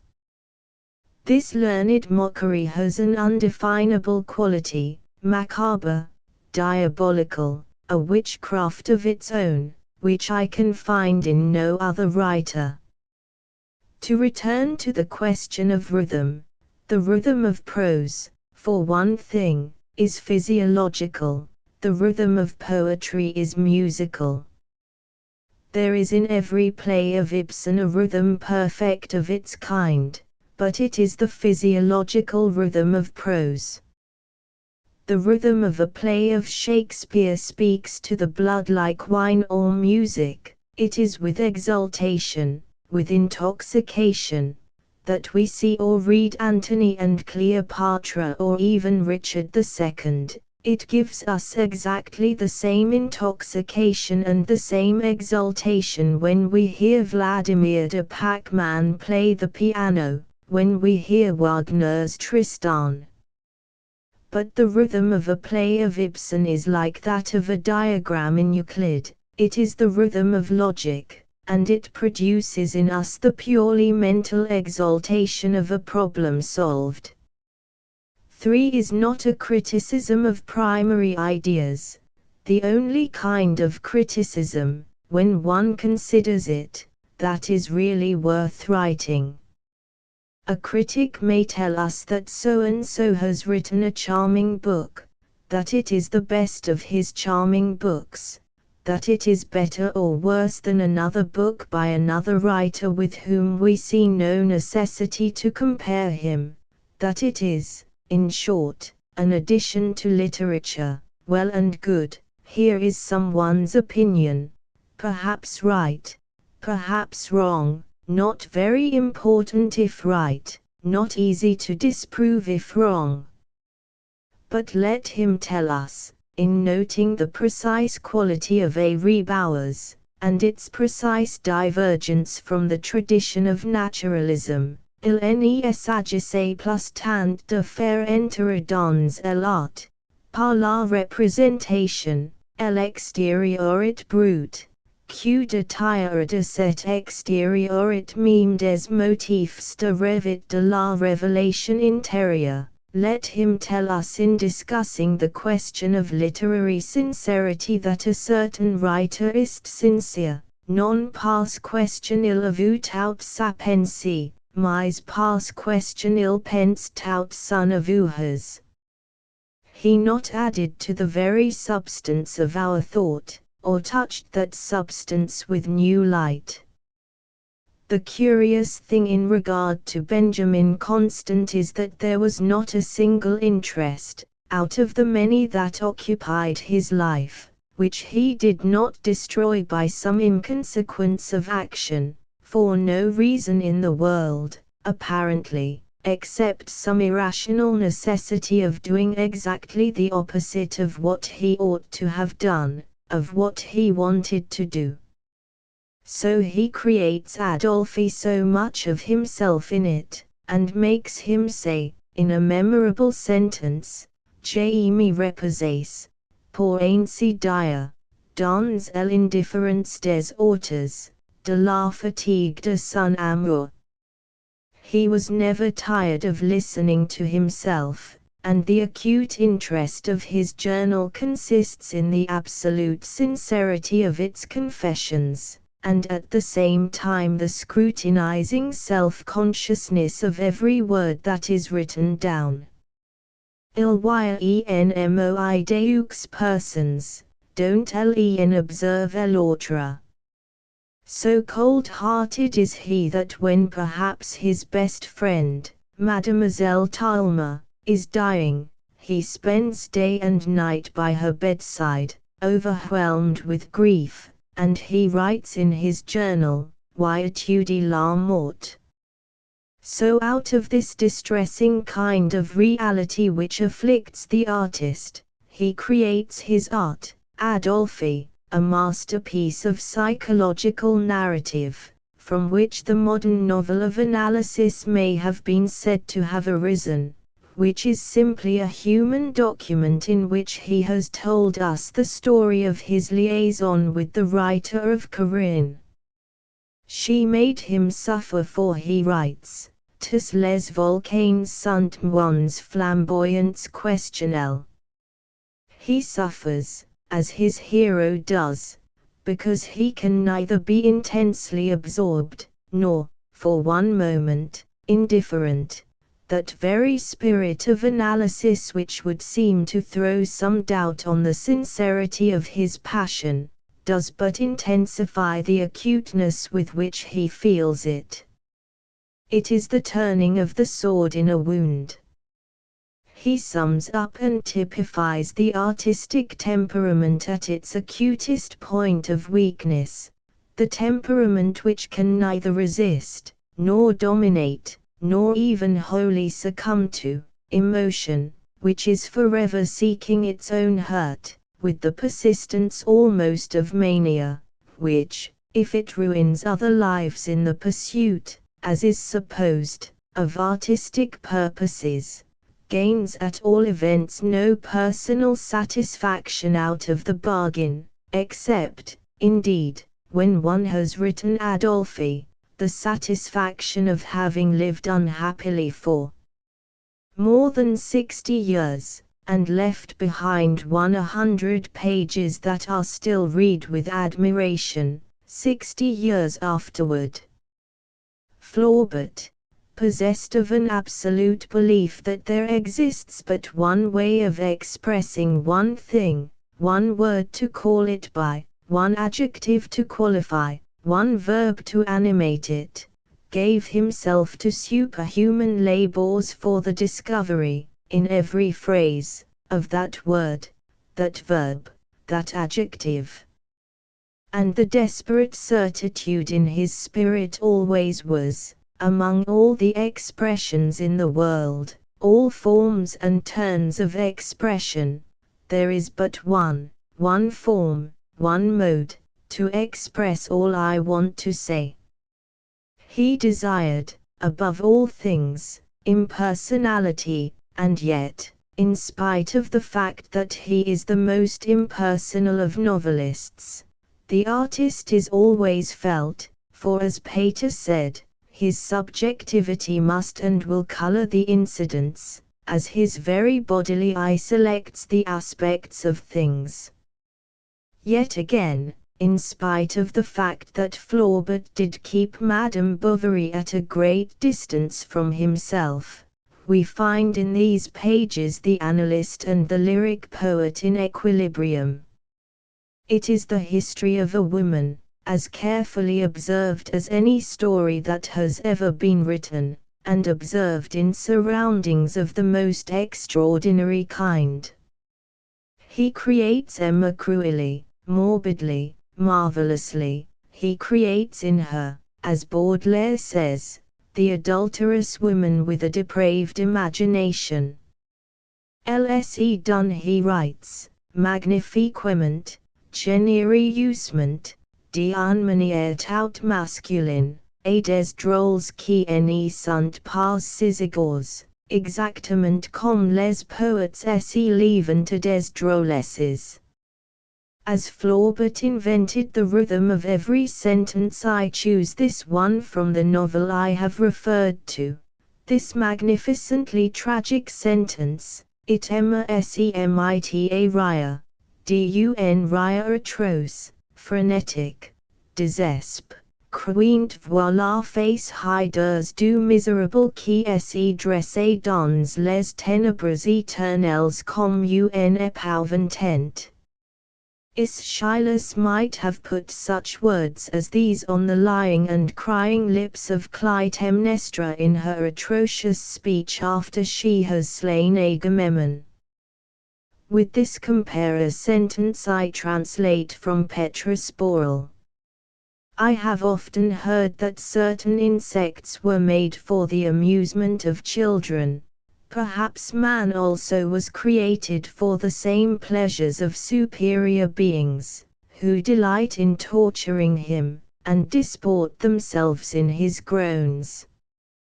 This is a sentence which might almost have been written by Hardy, so clearly does it state, in an image like one of his own, the very center of his philosophy.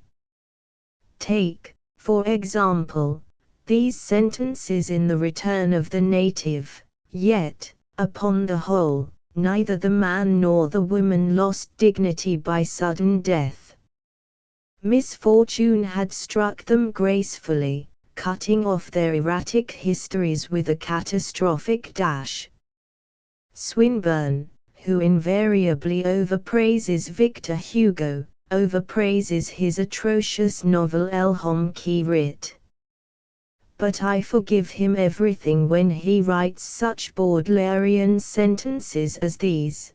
Barkilphedro, who plays the part of devil, is a bastard begotten by Iago upon his sister, Madame de Merteuil, having something of both, but diminished and degraded, wanting, for instance, the deep demonic calm of their lifelong patience.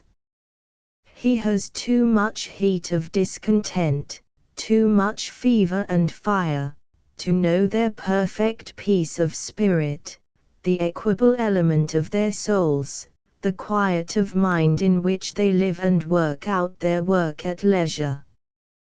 He does not sin at rest, there is somewhat of fume and fret in his wickedness. There is the peace of the devil, which passeth all understanding.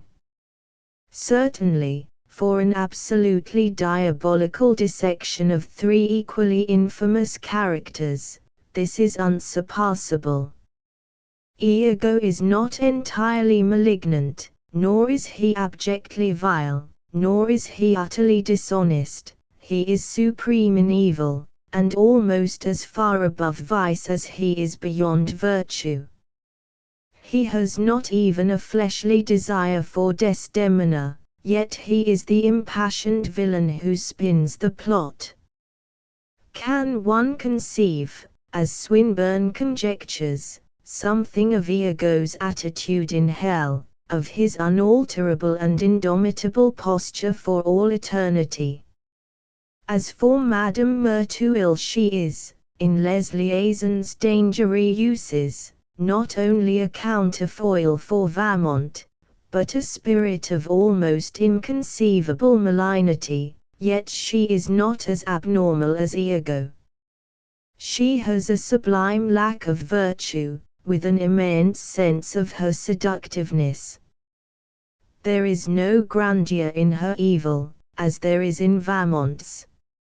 In the longest letter she writes, that Baudelaire praises, she confesses herself with so curious a shamelessness as to intrigue one. In composing this for her, Laclos shows the most sinister side of his genius. He shows her sterility, her depraved imagination, her deceit and her dissimulations, rarely the humiliations she has endured. As she is resolved on the ruin of Valmont, she writes in this fashion: "Cedit par votre réputation, il me semblait que vous manquiez ma gloire, j'ai brûlé de vous combattre corps à corps." She is not even a criminal, not even the symbol of one of the poisonous women of the Renaissance, who smiled complacently after an assassination.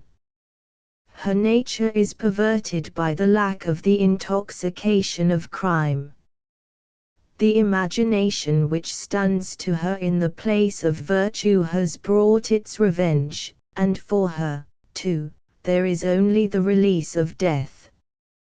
Tout les livres sont immoraux, wrote Baudelaire in his notes on this book, certainly a sweeping paradox, for there is much less immorality in Laclos' novel than in Rabelais or in Swift or in Aristophanes.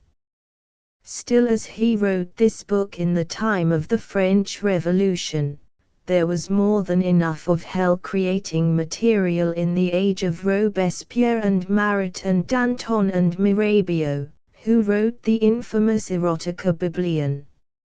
It is amusing to note that in Paillet Malassia's reprint in 1866 the writer of a preface dated 1832 says, Le style de Mirabeau, par cette vive puissance de la pensée qui resplendit de son propre éclat sans rien emprunter auxiliary ornements de l'art, et s'élève dans cet ouvrage jusqu'aux auxiliary buttes les plus sublimes. Exactly a year before Mirabeau's book appeared, Laclos printed his novel, and, for what I must call the sublimity of casuistry, here is one consummate sentence of Vamont's. Gene sortis de ses bras que pour tuma aces genes, pour lui yure un amour éternel, il faut tout avouer. Je pensis ceq je decise. For George Borrow has always had a curious fascination for me, for this man, half Cornish and half French, with his peculiar kind of genius, such as one generally finds in mixed blood, is both creative and inventive, normal and abnormal, perverse and unpassionate, obscure and grimly humorous. I was very young when I read his masterpiece Lavengro, 1851, in its original 3 volumes, from which I got my first taste for a sort of gypsy element in literature. The reading of that book did many things for me. It absorbed me from the first page with a curiously personal appeal, as of someone akin to me, the appeal, I suppose, to what was wild in my blood. What Borrow really creates is a by no means undiscovered world, I mean the world of the gypsies, yet he is the first to discover their peculiar characteristics, their savagery and uncivilization. He gives them life, in their tents, on the road, along the hedges, he makes them speak, in their pure and corrupted dialects, much as they always speak, but nearly always with something of Borrow in them. They are imaginative, he gives them part of his imagination. They are not subtle, nor is he, they are not complex, he at times is complex. He paints their morality and immorality almost as Hogarth might have done. In regard to the sense of fear, you find it in Shakespeare, in Balzac, everywhere, but never I think more intensely than in the chapters in Lavengro describing Borrow's paroxysm of fear in the dingle. There is nothing of the kind, in any language, equal to those pages of Borrow. They go deep down into some obscure night of the soul, they are abnormal. It is the screaming horror that takes possession of him. The evil one was upon me, the inscrutable horror which I had felt from boyhood had once more taken possession of me. I uttered wild cries. I sat down with my back against a thorn bush. The thorns entered my flesh, and when I felt them, I pressed harder against the bush. I thought the pain of the flesh might in some degree counteract the mental agony. Presently I felt them no longer. The power of the mental horror was so great that it was impossible, with that upon me, to feel my pain from the thorns. Borrow writes as if civilization did not exist, and he obtains, in his indirect way, an extraordinary directness. Really the most artificial of writers, he is always true to that peculiar mind and system of nerves of which he was so well aware, and which drove him into all sorts of cunning ways of telling the truth, and making it at once bewildering and convincing. I have often wondered why Robert Louis Stevenson was almost invariably looked on as a man of genius.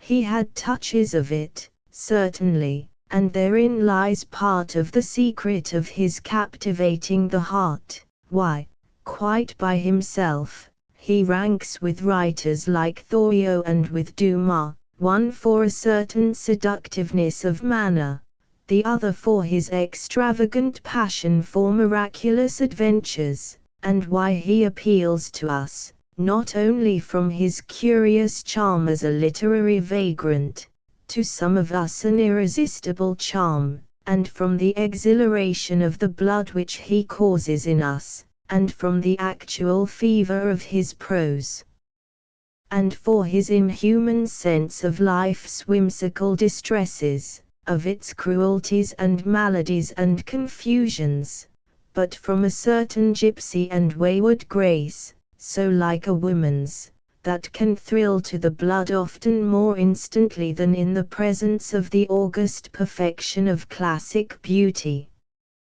His style, as he admits, is never wholly original, a sedulous ape as he once humorously named himself, that aped the styles of Baudelaire and Hawthorne and Lamb and Hazlitt, and that never, except rarely and by certain happy accidents in his rejection of words and using some of them as if no one had ever used them before, attains the inevitable perfection of Baudelaire's prose style, nor the quintessential and exultant and tragic style of Lamb, which has, beyond any writer preeminent for charm, salt and sting, nor Montaigne's malign trickery of style, his roving imagination, his preoccupation with himself, who said so splendidly, "I have no other end in writing but to discover myself, who also shall peradventure be another thing tomorrow."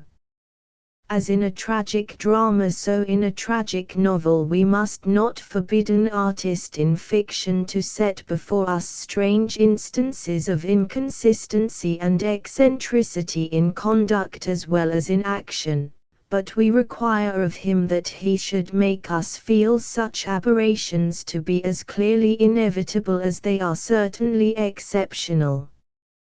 Balzac has done that, and Flaubert and Goncourt and Maupassant and Conrad.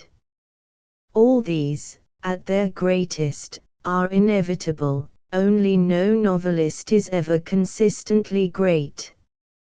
Reed's Griffith Gaunt is not, as he ought to have been, inevitable, for what is tragic and pathetic and eccentric in his character is flawed by the writer's failure in showing what ought to have been the intolerable and irresistible force of the temptation.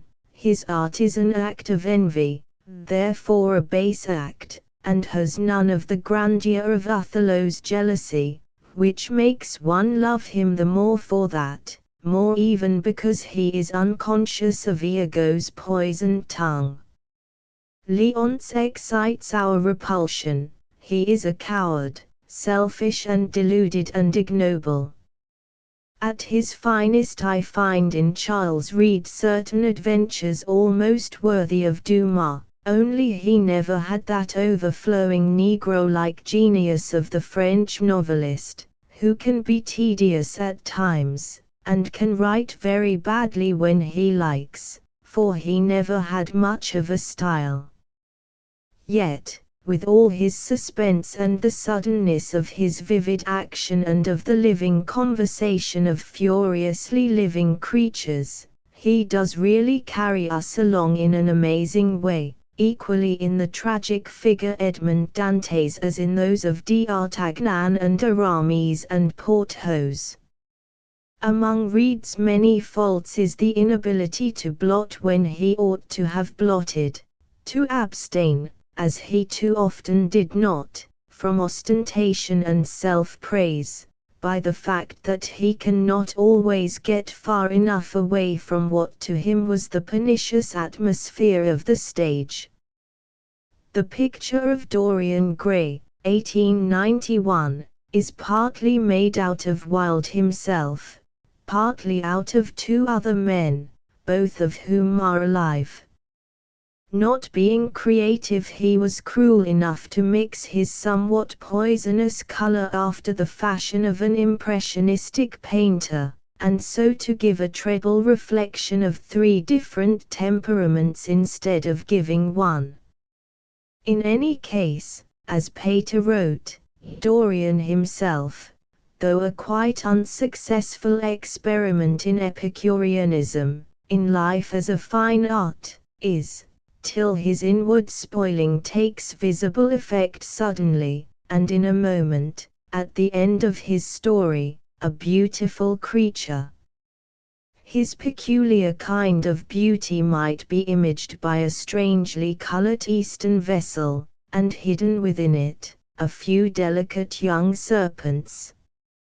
For he has something of the coiled-up life of the serpents, in his poisonous sins, since he communicates to others, ruining their youthful lives with no deliberate malice, but simply because he cannot help it. He has no sense of shame, even in his most ignoble nights. Sin is a thing that writes itself across a man's face, but secret vices cannot be concealed. One sees them in the mere ironical curl of sinister lips, or in the enigmatical lifting of an eyelid.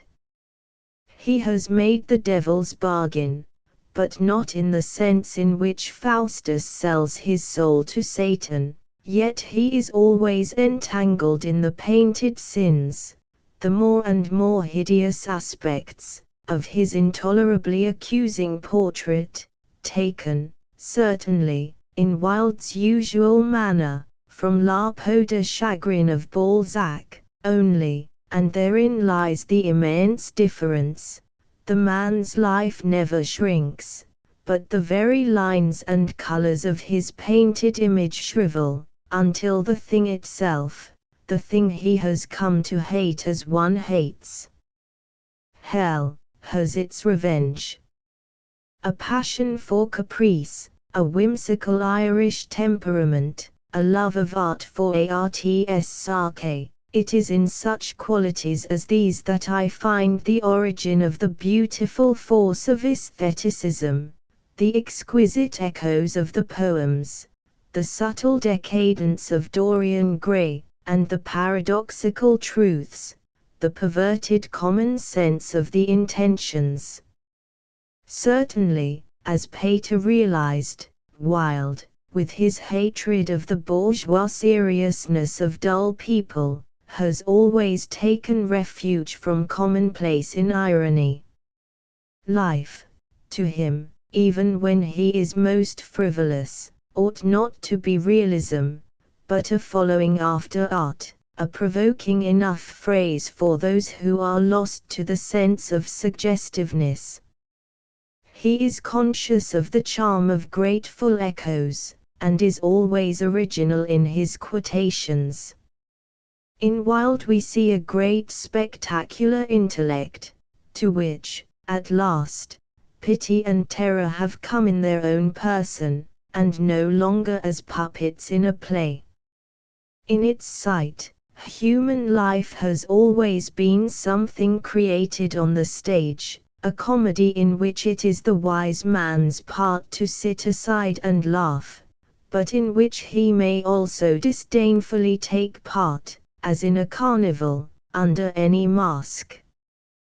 The unbiased, scornful intellect, to which humanity has never been a burden, comes now to be unable to sit aside and laugh, and it has worn and looked behind so many masks that there is nothing left desirable in illusion. Having seen, as the artist sees, further than morality, but with so partial an eyesight as to have overlooked it on the way, it has come at length to discover morality, in the only way left possible, for itself.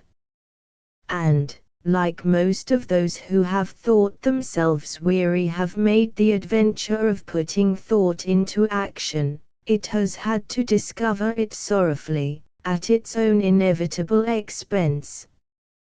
And now, having so newly become acquainted with what is pitiful, and what seems most unjust, in the arrangements of mortal affairs, it has gone, not unnaturally, to an extreme, and taken on the one hand, humanitarianism, on the other realism, at more than their just valuation in matters of art. It is that old instinct of the intellect, the necessity to carry things to their farthest point of development, to be more logical than either art or life, two very wayward and illogical things, in which conclusions do not always follow from premises.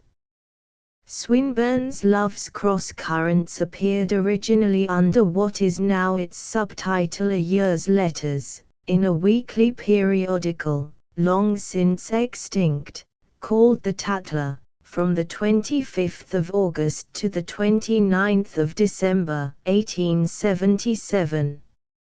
It was written under the pseudonym of Mrs. Horace Manners, and was preceded by a letter to the author supposed to come from some unnamed publisher or literary adviser, who returns her manuscript to the lady with much fault-finding on the ground of morality. The letter ends, "I recommend you, therefore, to suppress, or even to destroy, this book, for two reasons. It is a false picture of domestic life in England, because it suggests as possible the chance that a married lady may prefer some chance stranger to her husband, which is palpably and demonstrably absurd.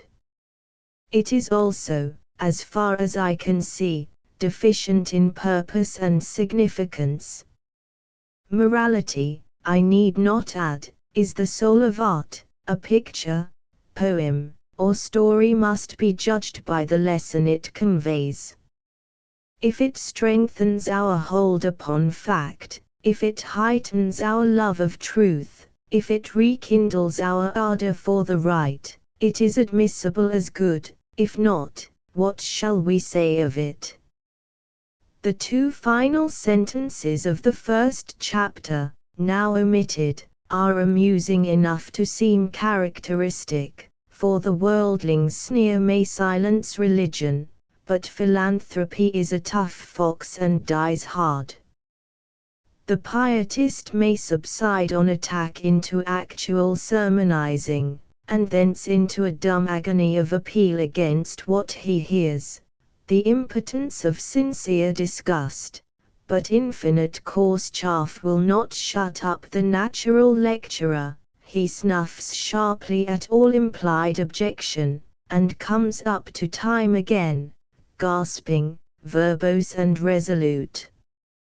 But is there not a certain needless loss in the omission of 2 or 3 of the piquant passages in French?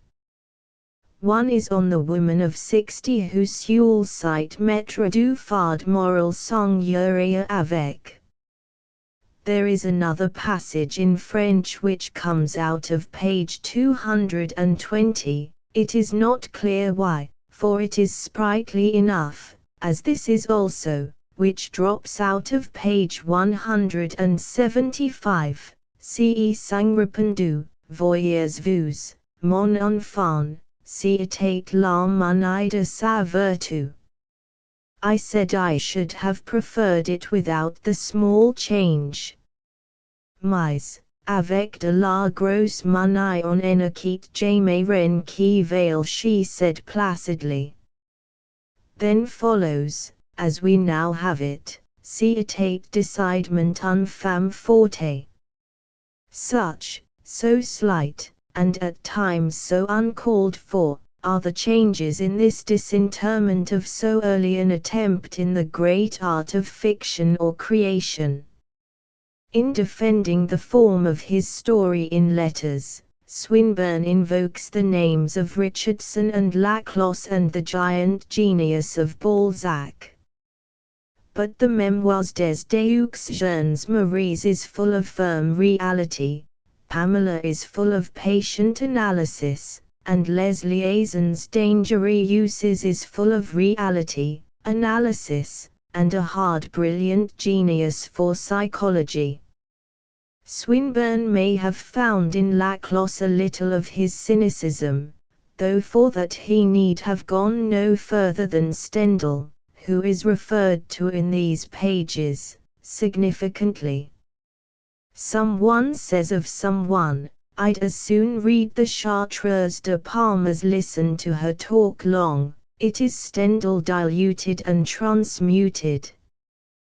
But neither in Laclos nor in Stendhal did he find that great novelist's gift which both have, that passion for life, and for the unraveling of the threads of life.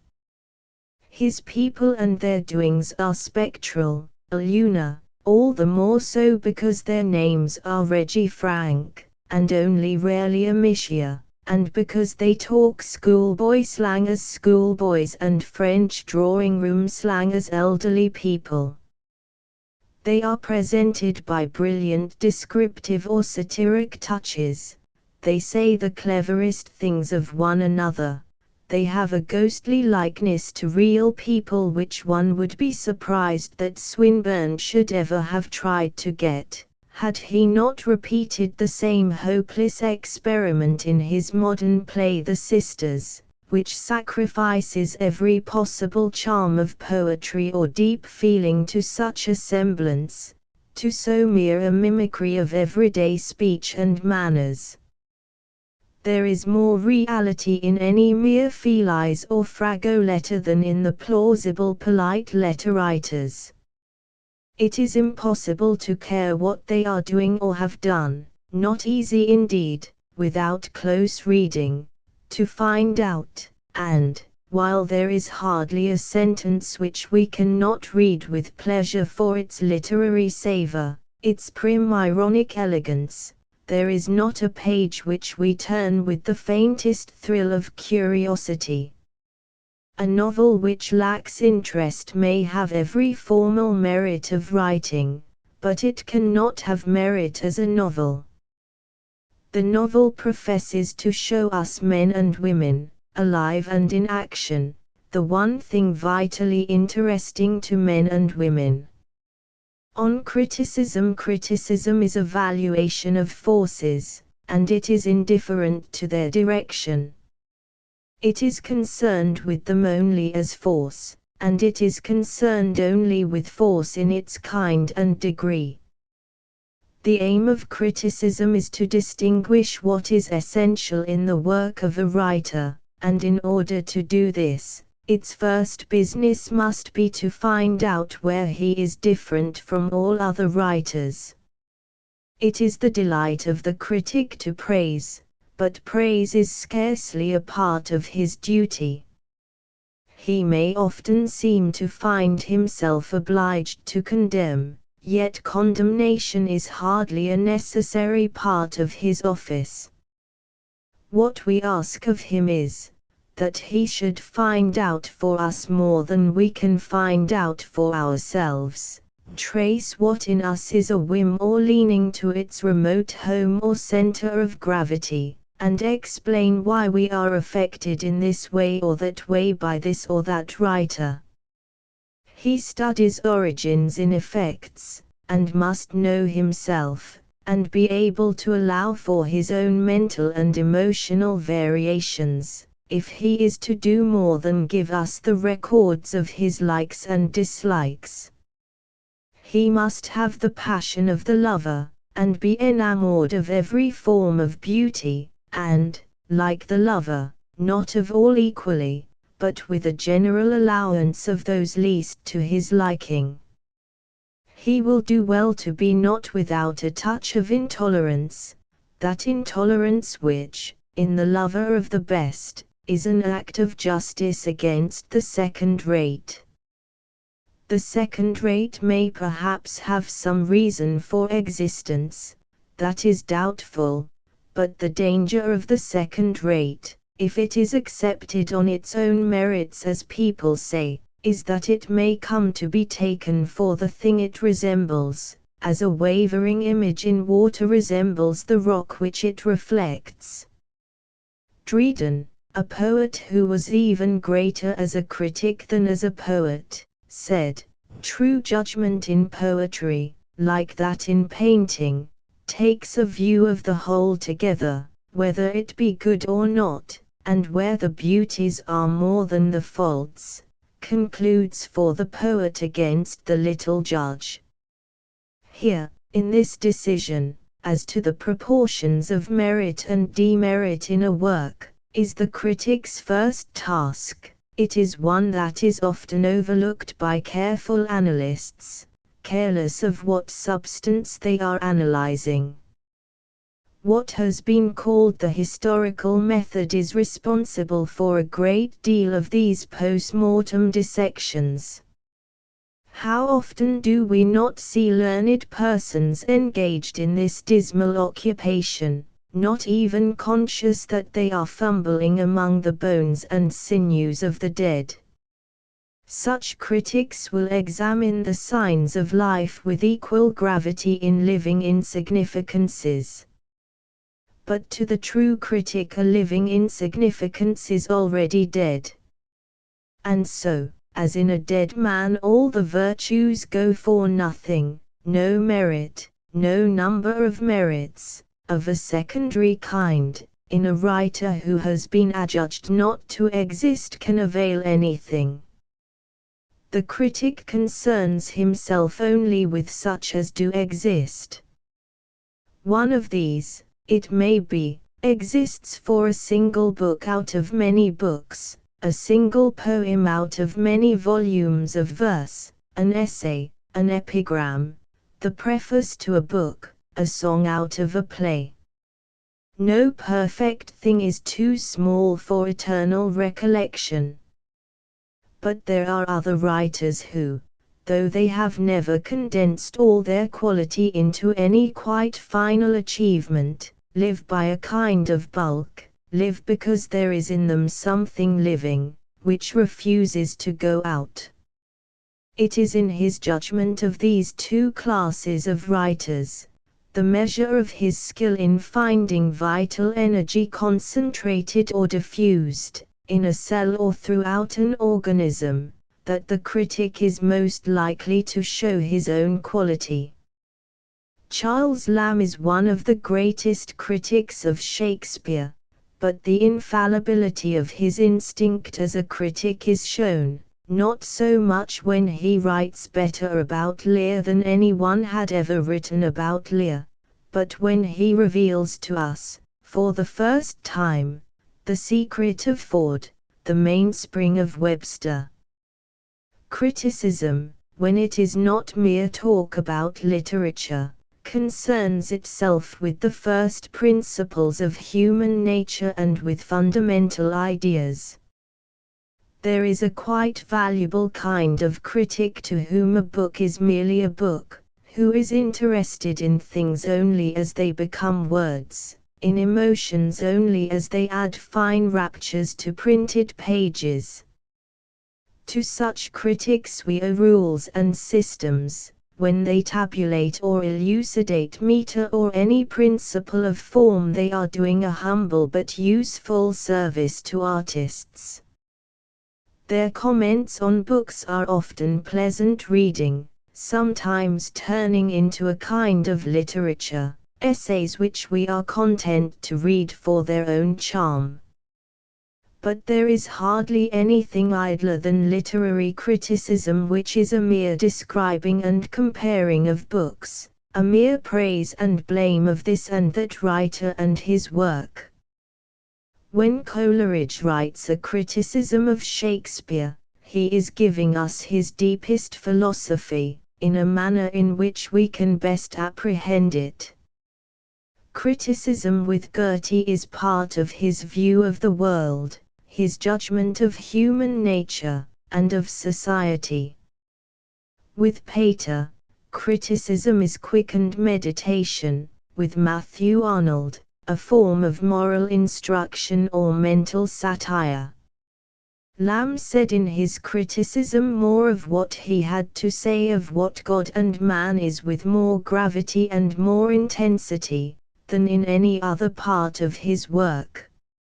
And thus it is that, while there is a great mass of valuable criticism done by critics who were only critics, the most valuable criticism of all, the only quite essential criticism, has been done by creative writers, for the most part poets.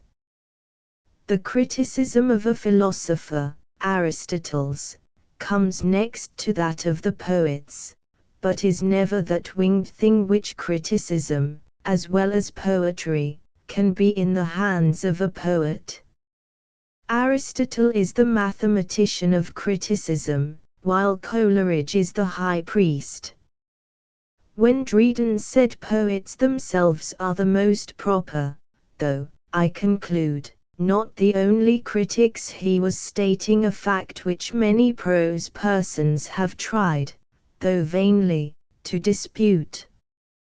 Baudelaire, in a famous passage of his essay on Wagner, has said with his invariable exactitude, "It would be a wholly new event in the history of the arts if a critic were to turn himself into a poet, a reversal of every psychic law, a monstrosity." On the other hand, all great poets become naturally, inevitably, critics. I pity the poets who are guided solely by instinct. They seem to me incomplete. In the spiritual life of the former there must come a crisis when they would think out their art, discover the obscure laws in consequence of which they have produced, and draw from this study a series of precepts whose divine purpose is infallibility in poetic production. It would be impossible for a critic to become a poet, and it is impossible for a poet not to contain a critic. And in England we have had few good poets who have not on occasion shown themselves good critics. What is perhaps strange is, that they have put some of their criticism into verse, and made it into poetry. From the days when Lygate affirmed of Chaucer that he of English in making was the best, to the days when Landor declared of Browning, "Since Chaucer was alive and hale, no man hath walked along our roads with step so active, so inquiring eye, or tongue so varied in discourse," down, indeed, to the present days, when Swinburne has repaid Landor all his praise of poets. Almost every English poet has been generously just to his contemporaries, and almost every poet has found the exact word of definition, of revelation, which the prose critics were laboriously hunting for, or still more laboriously writing round. To take a single example, could anything be more actually critical, in the severest sense of the word, than these lines of Shelley on Coleridge, lines which are not less admirable as verse than as criticism? You will see Coleridge, he who sits obscure in the exceeding lustre and the pure intense irradiation of a mind which, with its own internal lightning blind, flags wearily through darkness and despair, a cloud-encircled meteor of the air, a hooded eagle among blinking owls. Those 7 lines are not merely good criticism, they are final, they leave nothing more to be said. Criticism, at such a height, is no longer mere reasoning, it has the absolute sanction of intuition.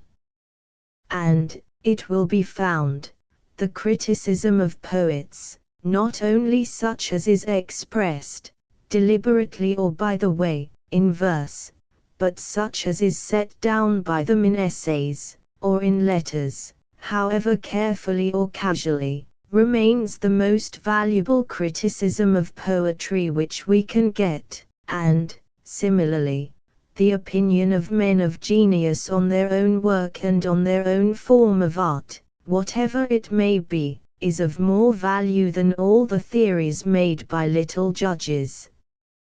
The occasional notes and sayings of such men as Blake and Rossetti are often of more essential quality than their more ordered and elaborate comments. The essence they contain is undiluted. They are what is remembered over from a state of inspiration, and they are to be received as reports are received from eyewitnesses, whose honesty has already proved itself in authentic deeds. The Biographia Literaria is the greatest book of criticism in English, and one of the most annoying books in any language. The thought of Coleridge has to be pursued across stones, ditches, and morasses, with haste, lingering, and disappointment. It turns back, loses itself, fetches wide circuits, and comes to no visible end.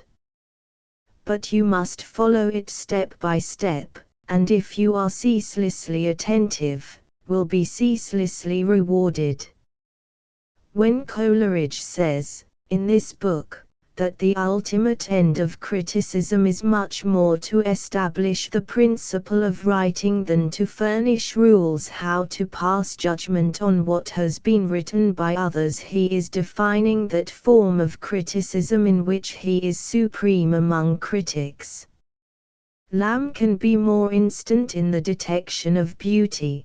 Pater can make over again an image or likeness of that beauty which he defines, with more sensitive precision, but no one has ever gone deeper down into the substance of creation itself, or more nearly reached that unknown point where creation begins. As poet, he knows; as philosopher, he understands; and thus, as critic, he can explain almost the origin of creation. The decadent movement in literature, the latest movement in European literature, has been called by many names, none of them quite exact or comprehensive. Decadence, symbolism, impressionism, for instance. It is easy to dispute over words, and we shall find that Verlaine objects to being called a decadent, Maeterlinck to being called a symbolist, Huysmans to being called an impressionist. These terms, as it happens, have been adopted as the badge of little separate cliques, noisy, brain-sick young people who haunt the brasseries of the Boulevard Saint-Michel, and exhaust their ingenuities in theorizing over the works they cannot write. But, taken frankly as epithets which express their own meaning, both impressionism and symbolism convey some notion of that new kind of literature which is perhaps more broadly characterized by the word decadence. The most representative literature of the day, the writing which appeals to, which has done so much to form, the younger generation, is certainly not classic, nor has it any relation with that old antithesis of the classic, the romantic. After a fashion it is no doubt a decadence, it has all the qualities that mark the end of great periods, the qualities that we find in the Greek, the Latin, decadence, an intense self-consciousness, a restless curiosity in research, an over-subtilizing refinement upon refinement, a spiritual and moral perversity. If what we call the classic is indeed the supreme art, those qualities of perfect simplicity, perfect sanity, perfect proportion, the supreme qualities, then this representative literature of today, interesting, beautiful, novel as it is, is really a new and beautiful and interesting disease. Healthy we cannot call it, and healthy it does not wish to be considered. The Goncourts, in their prefaces, in their journal, are always insisting on their own pet malady, la névrose. It is in their work too, that who is man's notes with delightless style taché et faisandy, high-flavored and spotted with corruption, which he himself possesses in the highest degree. Having desire without light, curiosity without wisdom, seeking God by strange ways, by ways traced by the hands of men, offering rash incense upon the high places to an unknown God, who is the God of darkness. That is how Ernest Hulot, in one of his apocalyptic moments, characterizes the 19th century. And this unreason of the soul, of which Hulot himself is so curious a victim, this unstable equilibrium, which has overbalanced so many brilliant intelligences into one form or another of spiritual confusion, is but another form of the maladie fin de siècle. For its very disease of form, this literature is certainly typical of a civilization grown over-luxurious, over-inquiring, too languid for the relief of action, too uncertain for any emphasis in opinion or in conduct. It reflects all the moods, all the manners, of a sophisticated society. Its very artificiality is a way of being true to nature, simplicity, sanity, proportion, the classic qualities. How much do we possess them in our life, our surroundings, that we should look to find them in our literature, so evidently the literature of a decadence. Taking the word decadence, then, as most precisely expressing the general sense of the newest movement in literature, we find that the terms Impressionism and Symbolism define correctly enough the two main branches of that movement.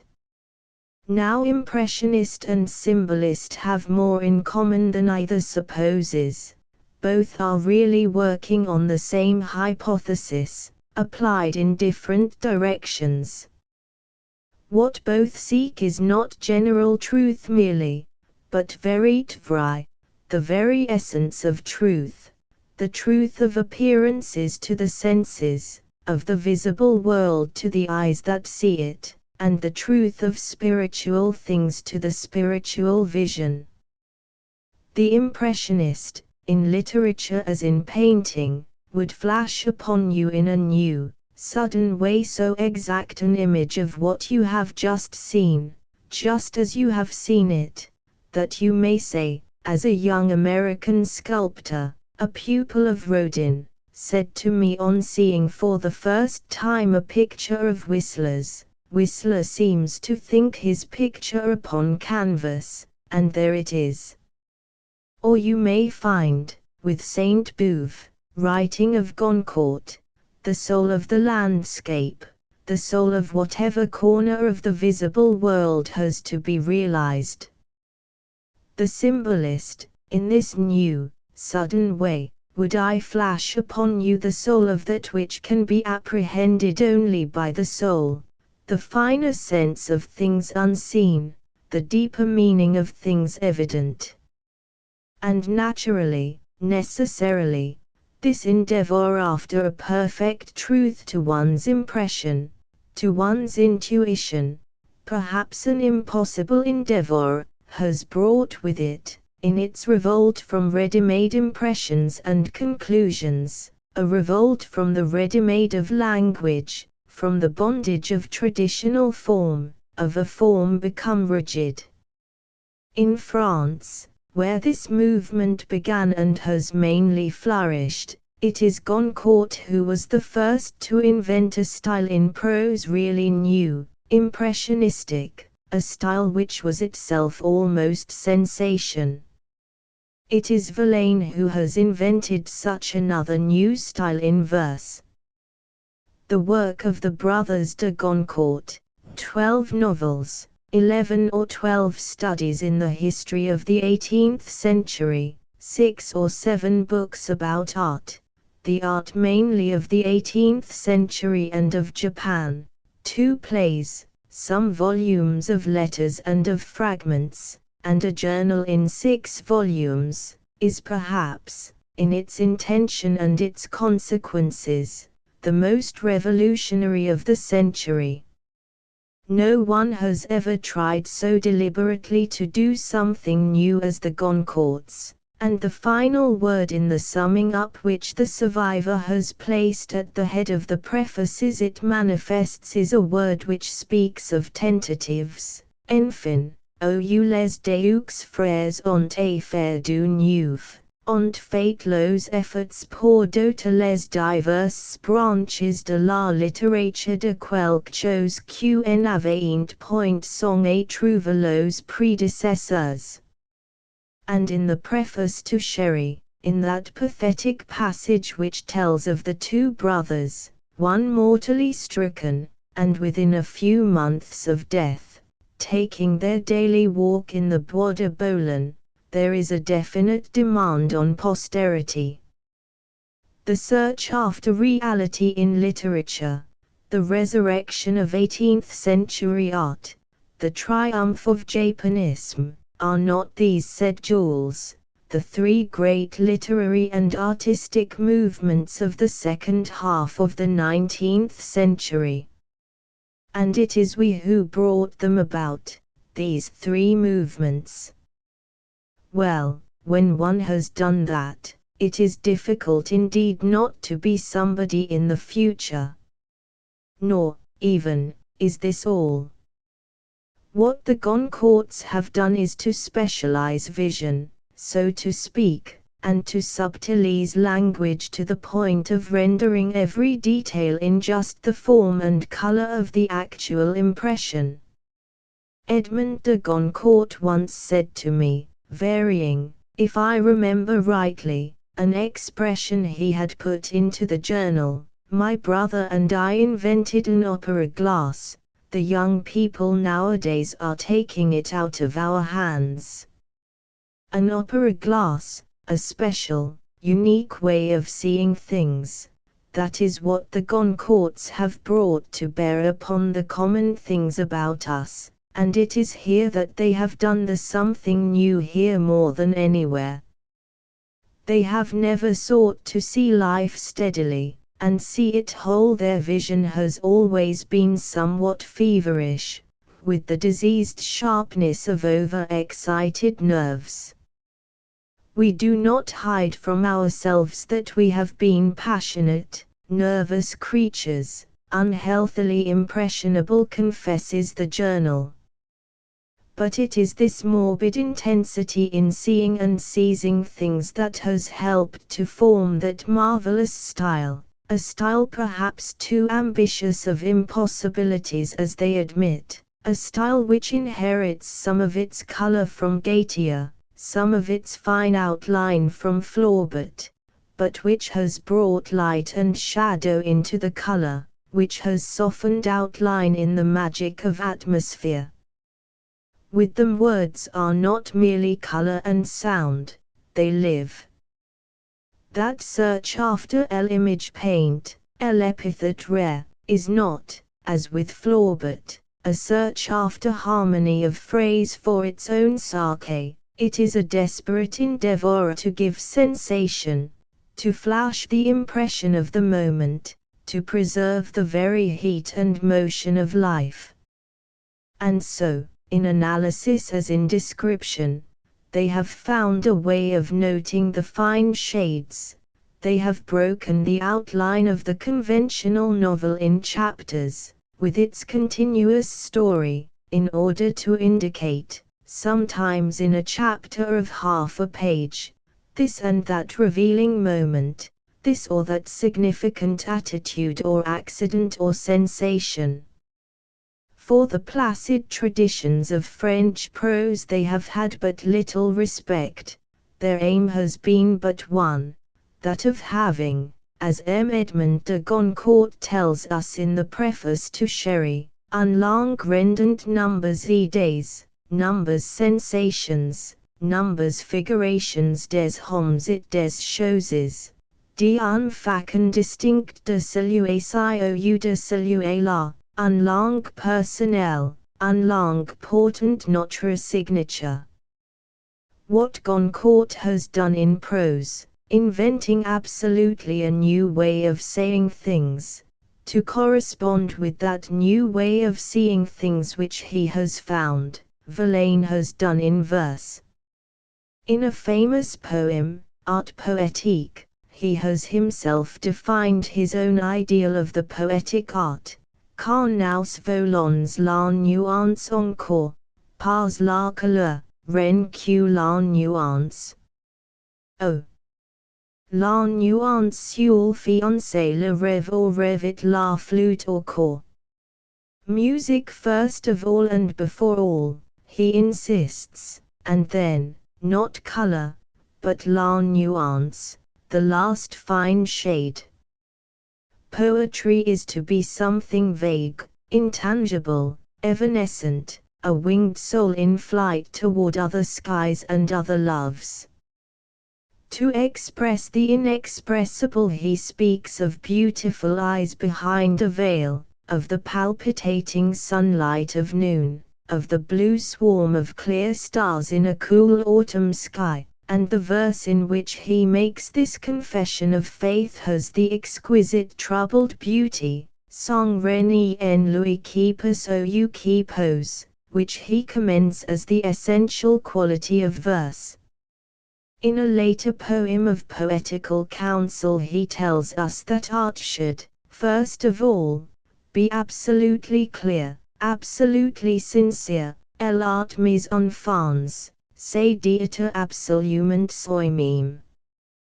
The two poems, with their 7 years interval, an interval which means so much in the life of a man like Verlaine, give us all that there is of theory in the work of the least theoretical, the most really instinctive, of poetical innovators. Verlaine's poetry has varied with his life, always in excess, now furiously sensual, now feverishly devout. He has been constant only to himself, to his own self-contradictions. For, with all the violence, turmoil and disorder of a life which is almost the life of a modern Villon, Paul Verlaine has always retained that childlike simplicity, and, in his verse, which has been his confessional, that fine sincerity, of which Villon may be thought to have set the example in literature. Beginning his career as a Parnassian with the poems Saturnians, Verlaine becomes himself, in the Foetus Gallants, Caprices after Watteau, followed, a year later, by La Bonne Chanson, a happy record of two confident lovers' happiness. Romances sans paroles, in which the poetry of Impressionism reaches its very highest point, is more torment, goes deeper, becomes more poignantly personal. It is the poetry of sensation, of evocation, poetry which paints as well as sings, and which paints as Whistler paints, seeming to think the colors and outlines upon the canvas, to think them only, and they are there.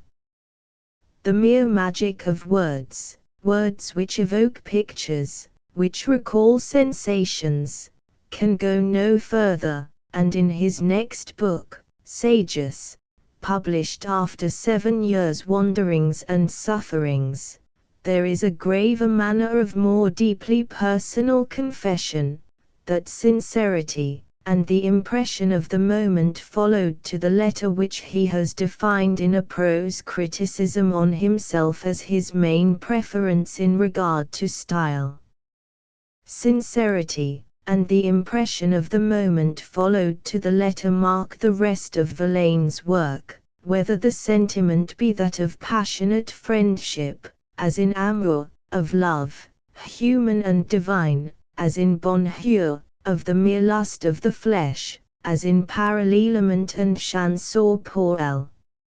In his very latest verse the quality of simplicity has become exaggerated, has become, at times, childish. The once exquisite depravity of style has lost some of its distinction. There is no longer the same delicately vivid impression of the moment to render. Yet the very closeness with which it follows a lamentable career gives a curious interest to even the worst of Verlaine's work. And how unique, how unsurpassable in its kind, is the best. It tout le restiste littérature, was the cry, supreme and contemptuous, of that early art poétique, and, compared with Verlaine at his best, all other contemporary work in verse seems not yet disenfranchised from mere literature. To fix the last fine shade, the quintessence of things, to fix it fleetingly, to be a disembodied voice, and yet the voice of a human soul, that is the ideal of decadence, and it is what Paul Verlaine has achieved. And certainly, so far as achievement goes, no other poet of the actual group in France can be named beside him or near him. But in Stéphane Mallarmé, with his supreme pose as the supreme poet, and his 2 or 3 pieces of exquisite verse and delicately artificial prose to show by way of result, we have the prophet and pontiff of the movement, the mystical and theoretical leader of the great emancipation. No one has ever dreamed such beautiful, impossible dreams as Mallarmé. No one has ever so possessed his soul in the contemplation of masterpieces to come. All his life he has been haunted by the desire to create, not so much something new in literature, as a literature which should itself be a new art. He has dreamed of a work into which all the arts should enter, and achieve themselves by a mutual interdependence, a harmonizing of all the arts into one supreme art, and he has theorized with infinite subtlety over the possibilities of doing the impossible. Every Tuesday for the last 20 years he has talked more fascinatingly, more suggestively, than anyone else has ever done, in that little room in the Rue de Rome, to that little group of eager young poets. A seeker after something in the world, that is there in no satisfying measure, or not at all. He has carried his contempt for the usual, the conventional, beyond the point of literary expression, into the domain of practical affairs. Until the publication, quite recently, of a selection of verset prose, it was only possible to get his poems in a limited and expensive edition, lithographed in facsimile of his own clear and elegant handwriting. An aristocrat of letters, Mallarmé has always looked with intense disdain on the indiscriminate accident of universal suffrage. He has wished neither to be read nor to be understood by the bourgeois intelligence, and it is with some deliberateness of intention that he has made both issues impossible. Cachal Mendes defines him admirably as a difficult author, and in his latest period he has succeeded in becoming absolutely unintelligible. His early poems, L'après midi d'un faun, her Ode, for example, and some exquisite sonnets, and 1 or 2 fragments of perfectly polished verse, are written in a language which has nothing in common with everyday language, symbol within symbol, image within image, but symbol and image achieve themselves in expression without seeming to call for the necessity of a key. The latest poems, in which punctuation is sometimes entirely suppressed, for our further bewilderment, consist merely of a sequence of symbols, in which every word must be taken in a sense with which its ordinary significance has nothing to do. Mallarmé's contortion of the French language, so far as mere style is concerned, is curiously similar to the kind of depravation which was undergone by the Latin language in its decadence. It is, indeed, in part a reversion to Latin phraseology, to the Latin construction, and it has made, of the clear and flowing French language, something irregular, unquiet, expressive, with sudden surprising felicities, with nervous starts and lapses, with new capacities for the exact noting of sensation. Alike to the ordinary and to the scholarly reader, it is painful, intolerable, a jargon, a massacre. Supremely self-confident, and backed, certainly, by an ardent following of the younger generation, Mallarmé goes on his way, experimenting more and more audaciously, having achieved by this time, at all events, a style wholly his own. Yet the chef d'œuvre inconnu seems no nearer completion, the impossible seems no more likely to be done. The 2 or 3 beautiful fragments remain, and we still hear the voice in the Rue de Rome. Probably it is as a voice, an influence, that Mallarmé will be remembered. His personal magnetism has had a great deal to do with the making of the very newest French literature. Few literary beginners in Paris have been able to escape the rewards and punishments of his contact, his suggestion. One of the young poets who form that delightful Tuesday evening coterie said to me the other day, "We owe much to Mallarmé, but he has kept us all back 3 years." That is where the danger of so inspiring, so helping a personality comes in. The work even of Henry de Regnier, who is the best of the disciples, has not entirely got clear from the influence that has shown his fine talent the way to develop. Perhaps it is in the verse of men who are not exactly following in the counsel of the Master, who might disown him, whom he might disown, that one sees most clearly the outcome of his theories, the actual consequences of his practice.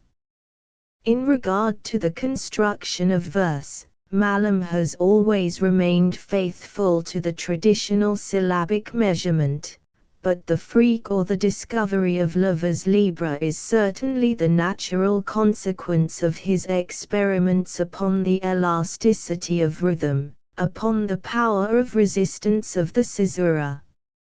Le vers libre in the hands of most of the experimenters becomes merely rhymeless irregular prose. I never really understood the charm that may be found in this apparent structureless rhythm until I heard, not long since, Dujardin read aloud the as yet unpublished conclusion of a dramatic poem in several parts.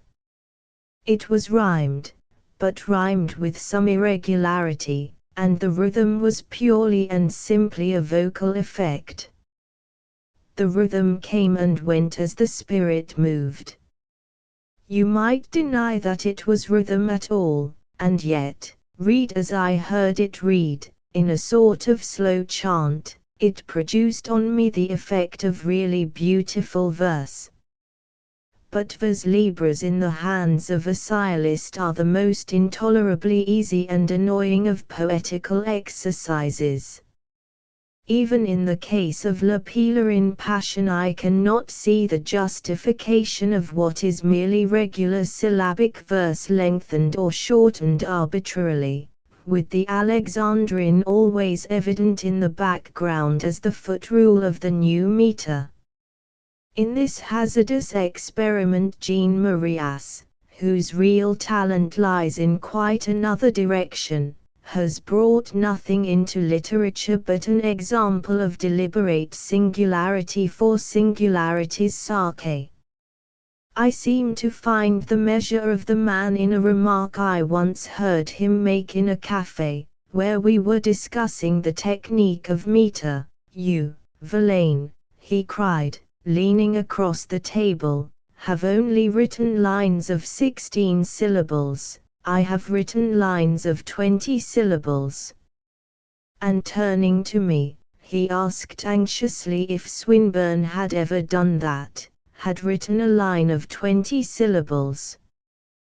That is indeed the measure of the man, and it points a criticism upon not a few of the busy little littérateurs who are founding new reviews every other week in Paris. These people have nothing to say, but they are resolved to say something, and to say it in the newest mode. They are impressionists because it is the fashion, symbolists because it is the vogue, decadents because decadence is in the very air of the cafés. And so, in their manner, they are mileposts on the way of this new movement, telling how far it has gone. But to find a new personality, a new way of seeing things, among the young writers who are starting up on every hand, we must turn from Paris to Brussels, to the so-called Belgian Shakespeare, Maurice Maeterlinck. In truth, Maeterlinck is not a Shakespeare, and the Elizabethan violence of his first play is of the school of Webster and Tourneau rather than of Shakespeare. As a dramatist he has but one note, that of fear; he has but one method, that of repetition. The window, looking out upon the unseen, an open door, as in L'Intruse, through which death, the intruder, may come invisibly. How typical of the new kind of symbolistic and impressionistic drama which Maeterlinck has invented. I say invented, a little rashly. The real discoverer of this new kind of drama was that strange, inspiring, incomplete man of genius whom Maeterlinck, above all others, delights to honor, Villiers de l'Isle Adam. Imagine a combination of Swift, of Poe, and of Coleridge, and you will have some idea of the extraordinary, impossible poet and cynic who, after a life of brilliant failure, has left a series of unfinished works in every kind of literature, among the finished achievements one volume of short stories, Contes Cruels, which is an absolute masterpiece. Yet, apart from this, it was the misfortune of Villiers never to attain the height of his imaginings, and even Axel, the work of a lifetime, is an achievement only half achieved. Only half achieved, or achieved only in the work of others, for, in its mystical intention, its remoteness from any kind of outward reality, Axel is undoubtedly the origin of the symbolistic drama. This drama, in Villiers, is of pure symbol, of sheer poetry. It has an exalted eloquence which we find in none of his followers. As Maeterlinck has developed it, it is a drama which appeals directly to the sensations, sometimes crudely, sometimes subtly, playing its variations upon the very nerves themselves. The vague spiritual fear which it creates out of our nervous apprehension is unlike anything that has ever been done before, even by Hoffmann, even by Poe. It is an effect of atmosphere, an atmosphere in which outlines change and become mysterious, in which a word quietly uttered makes one start, in which all one's mental activity becomes concentrated on something, one knows not what, something slow, creeping, terrifying, which comes nearer and nearer, an impending nightmare. As an experiment in a new kind of drama, these curious plays do not seem to exactly achieve themselves on the stage. It is difficult to imagine how they could ever be made so impressive, when thus externalized, as they are when all is left to the imagination. L'Intruse, for instance, seemed, as one saw it acted, too faint in outline, with too little carrying power for scenic effect. But Maeterlinck is by no means anxious to be considered merely or mainly as a dramatist. A brooding poet, a mystic, a contemplative spectator of the comedy of death, that is how he presents himself to us in his work, and the introduction which he has prefixed to his translation of L'Ornement des Noces Spirituelles, of Ruis Proec l'Admirable, shows how deeply he has studied the mystical writers of all ages, and how much akin to theirs is his own temper.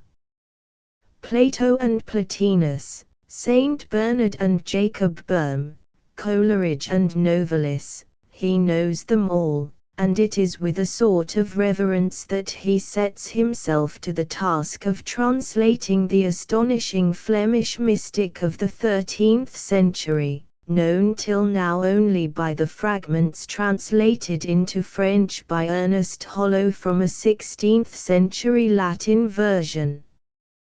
This translation and this introduction help to explain the real character of Maeterlinck's dramatic work, dramatic as to form, by a sort of accident, but essentially mystical. Partly akin to Maeterlinck by race, more completely alien from him in temper than it is possible to express, Joris Karl, who as Mans demands a prominent place in any record of the decadent movement. His work, like that of the Goncourts, is largely determined by the maladie fin de siècle, the diseased nerves that, in his case, have given a curious personal quality of pessimism to his outlook on the world, his view of life. Part of his work, Marthe, Les Soeurs Vatardes, en ménage, avant l'eau, is a minute and searching study of the minor discomforts, the commonplace miseries of life, as seen by a peevishly disordered vision, delighting, for its own self-torture, in the insistent contemplation of human stupidity, of the sordid in existence. Yet these books do but lead up to the unique masterpiece, the astonishing caprice of A. Bowers, in which he has concentrated all that is delicately depraved, all that is beautifully, curiously poisonous, in modern art. A. Bowers is the history of a typical decadent, a study, indeed, after a real man, but a study which seizes the type rather than the personality. In the sensations and ideas of Des Esseintes we see the sensations and ideas of the effeminate, over-civilized, deliberately abnormal creature who is the last product of our society, partly the father, partly the offspring, of the perverse art that he adores. Des Esseintes creates for his solace, in the wilderness of a barren and profoundly uncomfortable world, an artificial paradise. His Thebaid Raffinie is furnished elaborately for candlelight, equipped with the pictures, the books, that satisfy his sense of the exquisitely abnormal. He delights in the Latin of Apuleius and Petronius, in the French of Baudelaire, Goncourt, Verlaine, Mallarmé, Villiers, in the pictures of Gustave Moreau, of Odilon Redon. He delights in the beauty of strange, unnatural flowers, in the melodic combination of sense, in the imagined harmonies of the sense of taste. And at last, exhausted by these spiritual and sensory debauches in the delights of the artificial, he is left, as we close the book, with a brief, doubtful choice before him, madness or death, or else a return to nature, to the normal life. Since A. Bowers, who is man's, has written one other remarkable book, La Base, a study in the hysteria and mystical corruption of contemporary black magic. But it is on that one exceptional achievement, A. Bowers, that his fame will rest. It is there that he has expressed not merely himself, but an epoch. And he has done so in a style which carries the modern experiments upon language to their furthest development.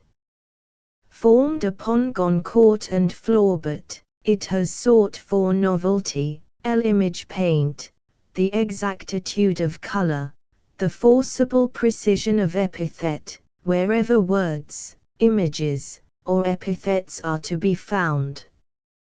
Barbaric in its profusion, violent in its emphasis, wearying in its splendor, it is, especially in regard to things seen, extraordinarily expressive, with all the shades of a painter's palette. Elaborately and deliberately perverse, it is in its very perversity that Who is Man's work, so fascinating, so repellent, so instinctively artificial, comes to represent, as the work of no other writer can be said to do, the main tendencies, the chief results, of the decadent movement in literature. The Rossettis, William Michael Rossetti, who has just died, survived his brother, Dante Gabriel Rossetti, by 37 years, dying at the age of 89. Not really a man of letters, in the essential sense, his verse, as Gabriel said, always going back on the old track, he had a certain talent of his own, for he edited an excellent edition of Blake's poems, and a creditable edition of Shelley, the first critical edition of his poems. He was the first Englishman who ever dared to print a selection from Whitman's Leaves of Grass, in 1868, and, in spite of having to exclude such passages as he considered indecent, the whole book was a valuable contribution to our literature. There is no question that Michael was not invaluable to Gabriel. Indeed, during the whole of the tragic and wonderful life of that man of supreme genius, not only because he dedicated his poems of 1870 to one who had given them the first brotherly hearing, not only because, had not Michael been with him at the British Museum on the ever-memorable and unforgettable date of the 30th of April, 1847, he had never bought the imperishable MS book of Blake, borrowing for this purchase 10 shillings from his brother, but also because when Rossetti, after his wife's death, had his manuscript volume of poems exhumed in October, 1869, he did the right thing, both in his impetuous act in burying them beside his dead wife and in his silence with his brother, who was really aware of the event, so that his own tortured nerves might have some respite. Still, I have never forgotten how passionately Eleanor Duse said to me, In 1900, Rossetti's eyes desire some feverish thing, but the mouth and chin hesitate in pursuit. All Rossetti is in that story of his MS buried in his wife's coffin. He could do it, he could repent of it, but he should have gone and taken it back himself. He sent his friends.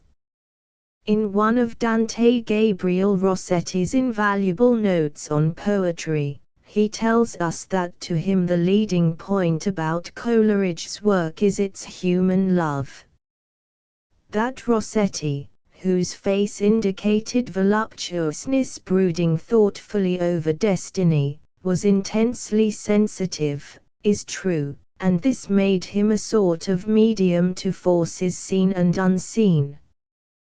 Yet, I think, he wanted in life more than most men of such genius as he had wanted. For, as Watts Dunton said, he was the slave of his imagination, an imagination of a power and dominance such as I have never seen equaled. Of his vividness, no artistic expression of his can give any notion. He had not the smallest command over it. That is one of the reasons why, with all his affection for his brother Michael, the chasm between them was immense, a chasm no dragon-created bridge could ever span. Gabriel had in him, perhaps, too much of chasm fire. His genius was too flame-fledged for earth's eternity, to have ever had one wing of it broken by an enemy's shaft. No modern poet ever had anything like the same grasp upon whatever is essential in poetry that Rossetti had, for all that he wrote or said about art has in it an absolute rightness of judgment, and, with these, as absolutely, an intellectual sanity. Here is one principle of artistic creation stated with instantaneous certainty: conception, fundamental brain work, that is what makes the difference in all art. Work your metal as much as you like, but first take care that the gold was worth working. But it is, strangely enough, that at the beginning of a review of Hake's Parables and Tales he says the final, the inevitable words on creation and on what lies in the artist's mind before the act of creation.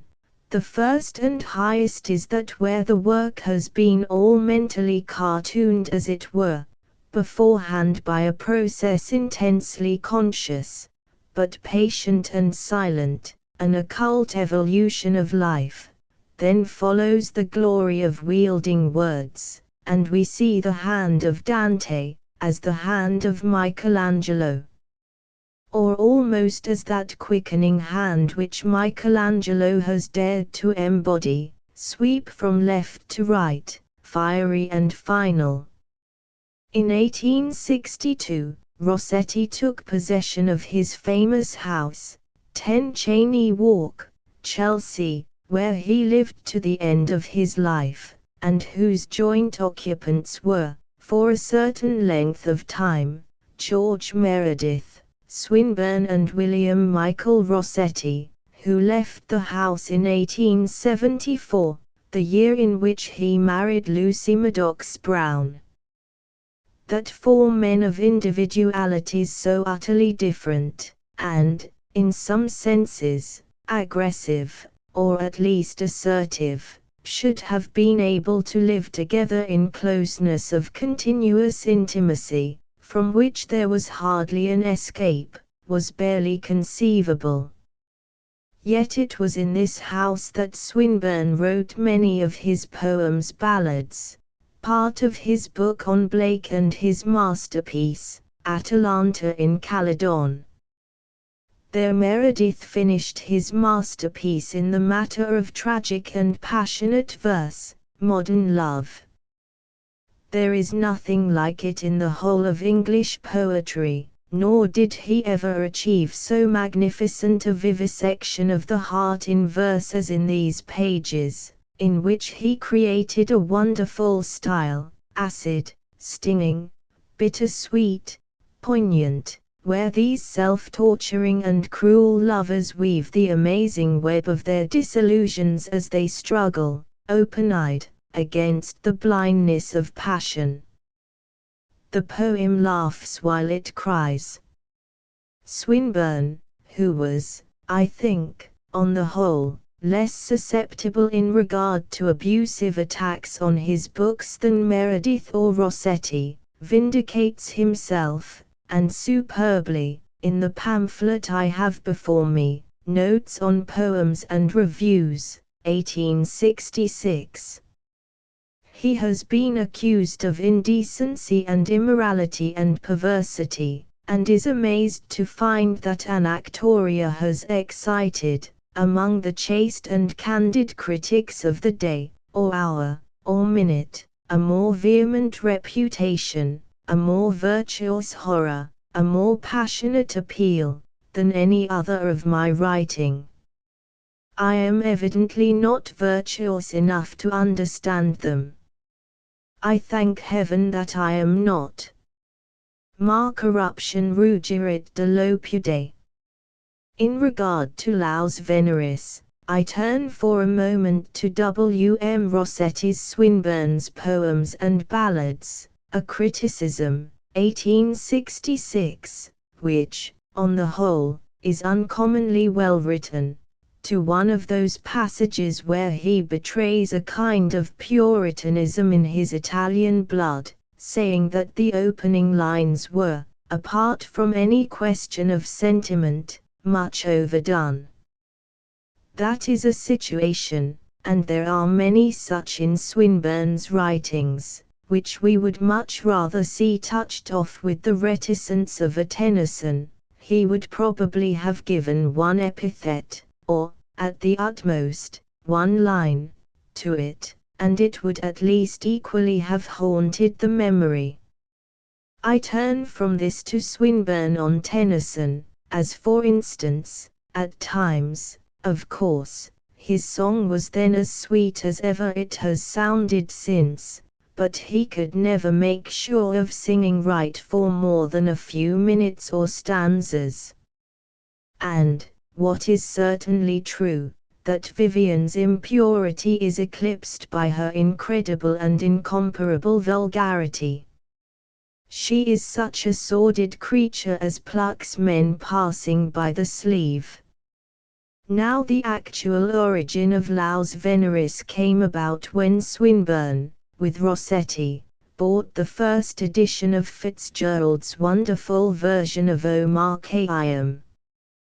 We invested Swinburne rights, in hardly less than 6 pennyworth apiece, and on returning to the stall next day, for more, found that we had sent up the market to the sinfully extravagant price of 2d, an imposition which evoked from Rossetti a fervent and impressive remonstrance.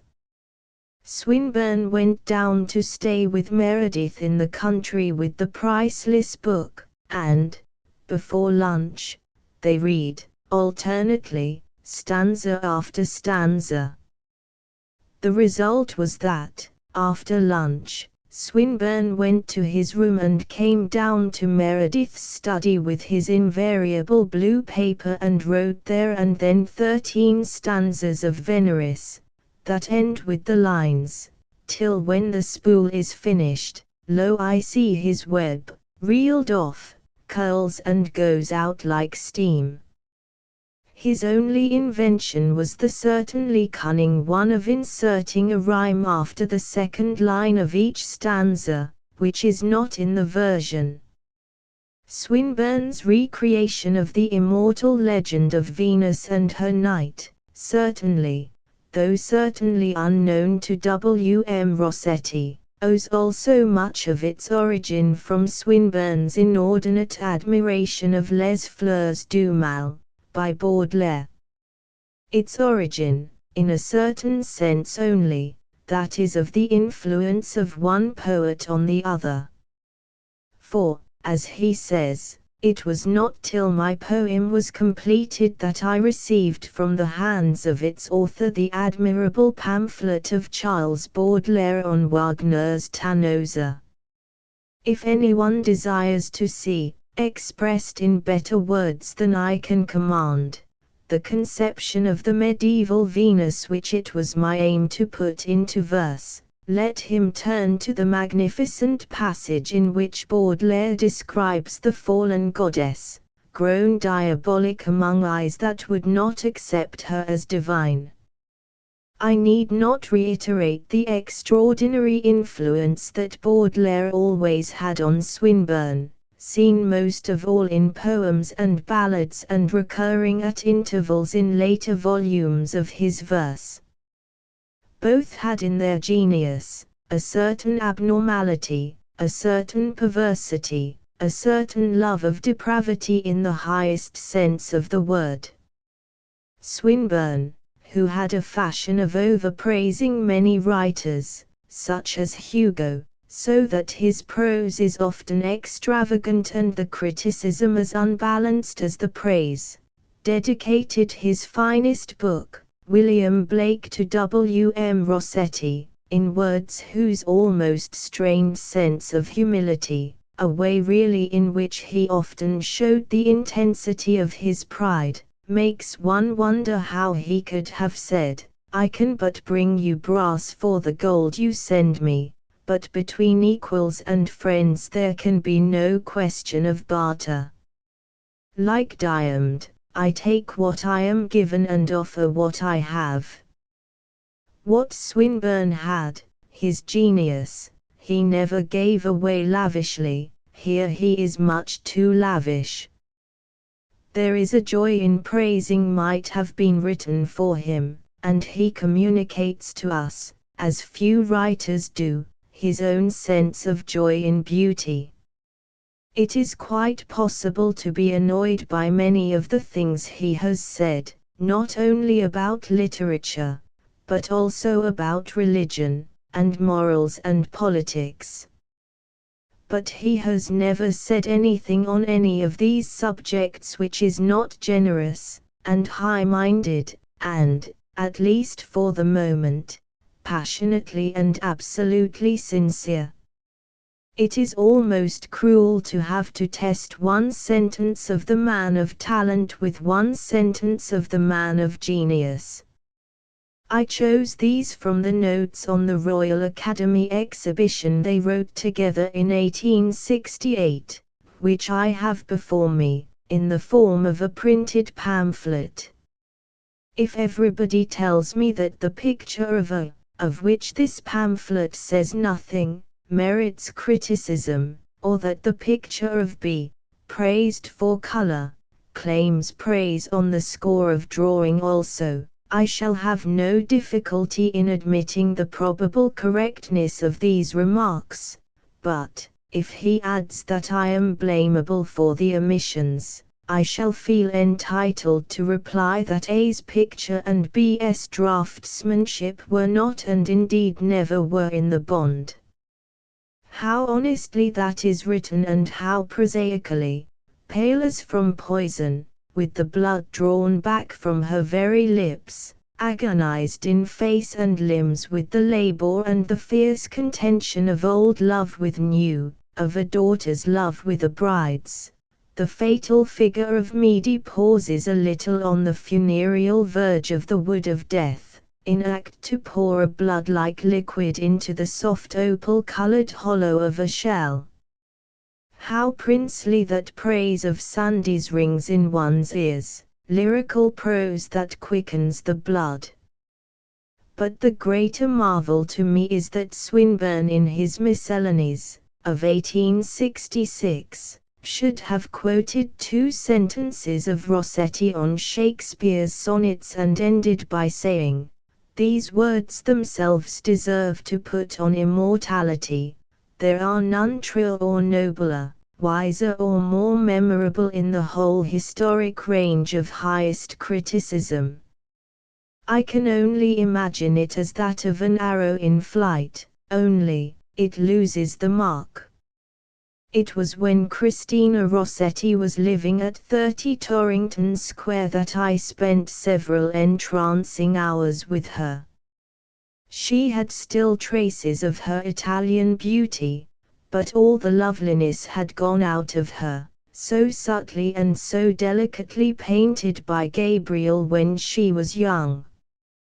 The moment she entered, dressed simply and severely, she bowed, almost curtsied, with that old-fashioned charm that since her time has gone mostly out of the world. Her face lit up when she spoke of Gabriel, for between them was always love and admiration. His genius, to her, both as a poet and a painter, invariably received her elaborate and unstinted praise.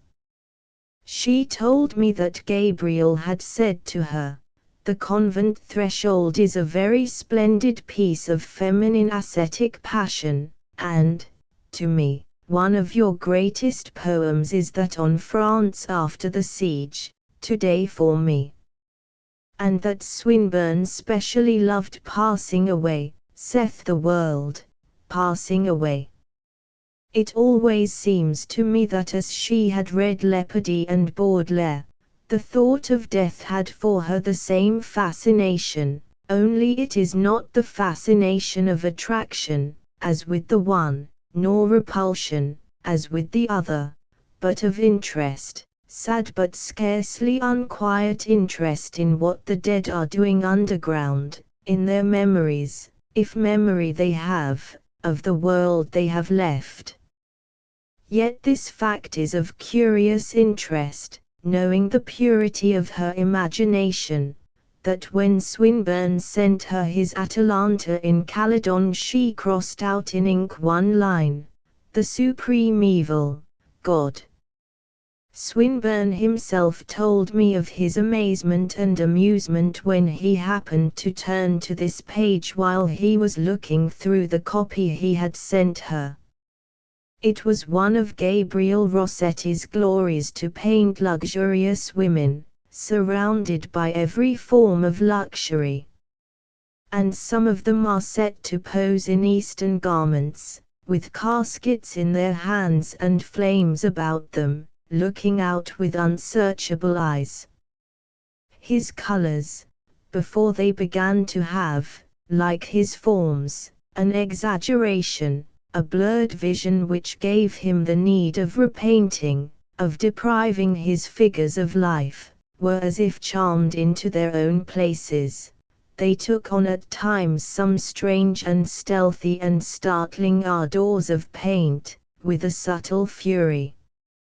By his fiery imagination, his restless energy, he created a world, curious, astonishing, at first sight, strange, morbid, and subtly beautiful. Everything he made was chiefly for his own pleasure. He had a contempt for the outside world, and his life was so given up to beauty, in search for it and in finding of it, that one can but say not only that his life was passion consumed by passion, as his nerves became more and more his tyrants, indeed, these were, more formidable and more alluring and more tempting than even the nerves confess, but also that, to put it in the words of Walter Pater, to him life is a crisis at every moment. There was in him, as in many artists, the lust of the eyes. And as others feasted their lust on elemental things, as in Turner's Rain, steam and speed, as in Whistler's Valparaiso, as in the Olympia of Manet, as in a Décors de ballet of Degas, so did Rossetti upon other regions than theirs. He had neither the evasive and instinctive genius of Whistler, nor Turner's tremendous sweep of vision, nor the creative and fiercely imaginative genius of Manet. but he had his own way of feasting on forms and visions more sensuous, more nervously passionate, more occult, perhaps, than theirs.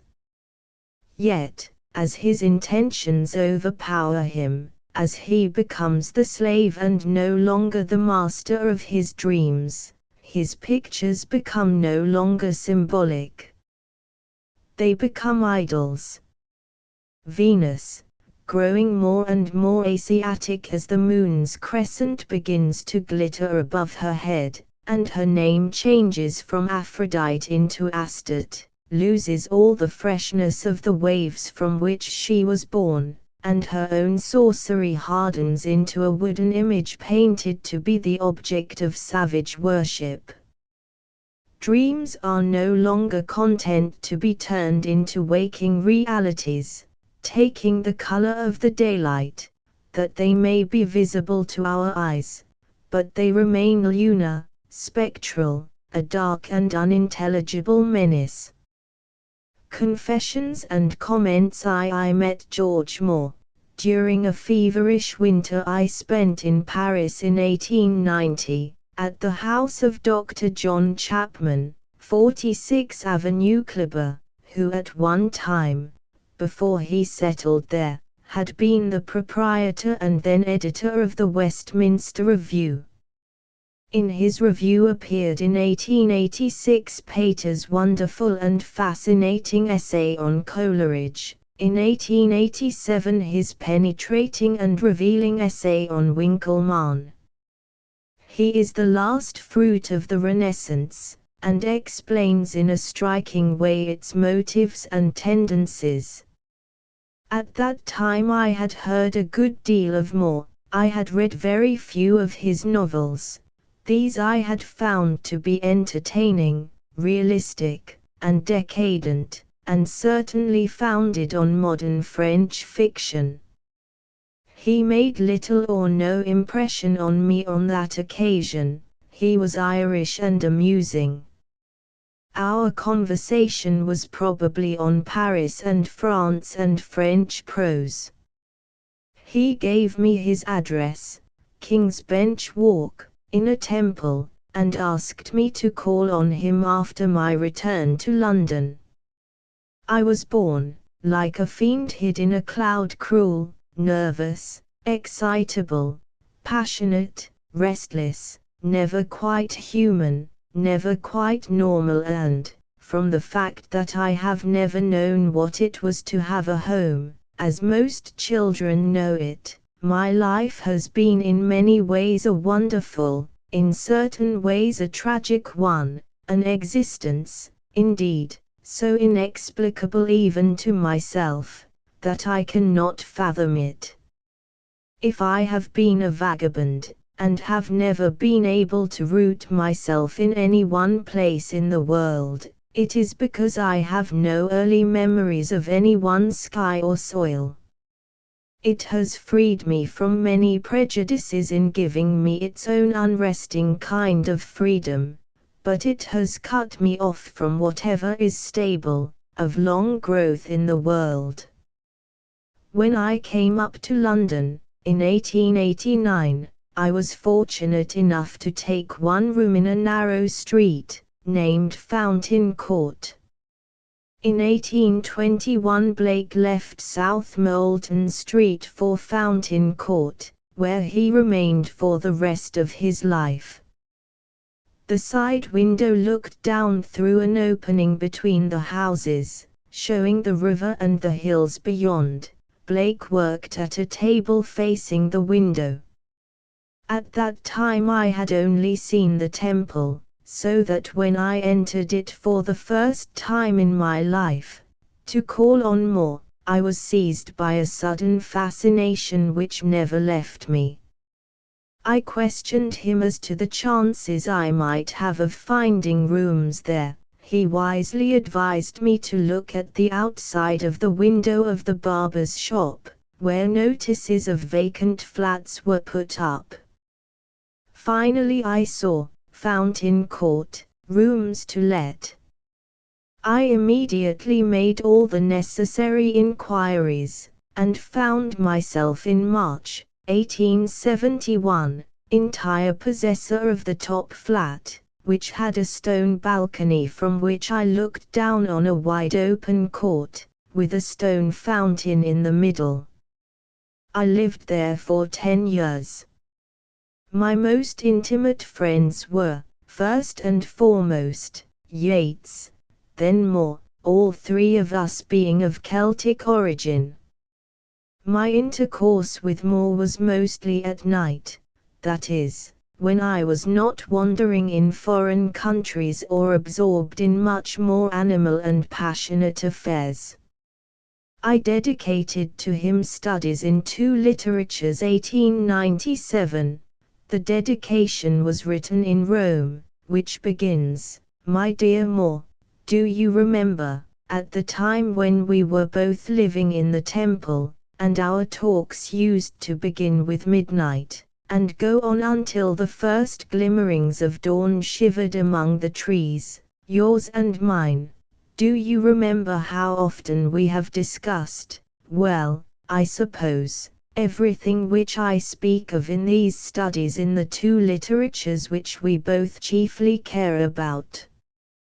It ends, I think, of our conversations now in Rome, where, as in those old times in the temple, I still look out of my window on a fountain in a square, only, here, I have the Pantheon to look at, on the other side of my fountain."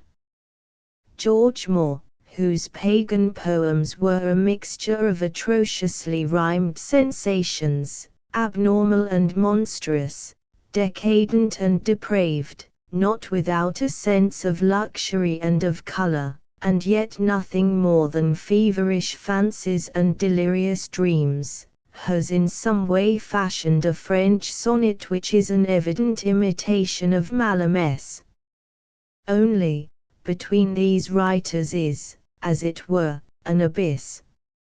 It has been Malamesse's distinction to have always aspired after an impossible liberation of the soul of literature from what is fretting and constraining in the body of that death which is the mere literature of words.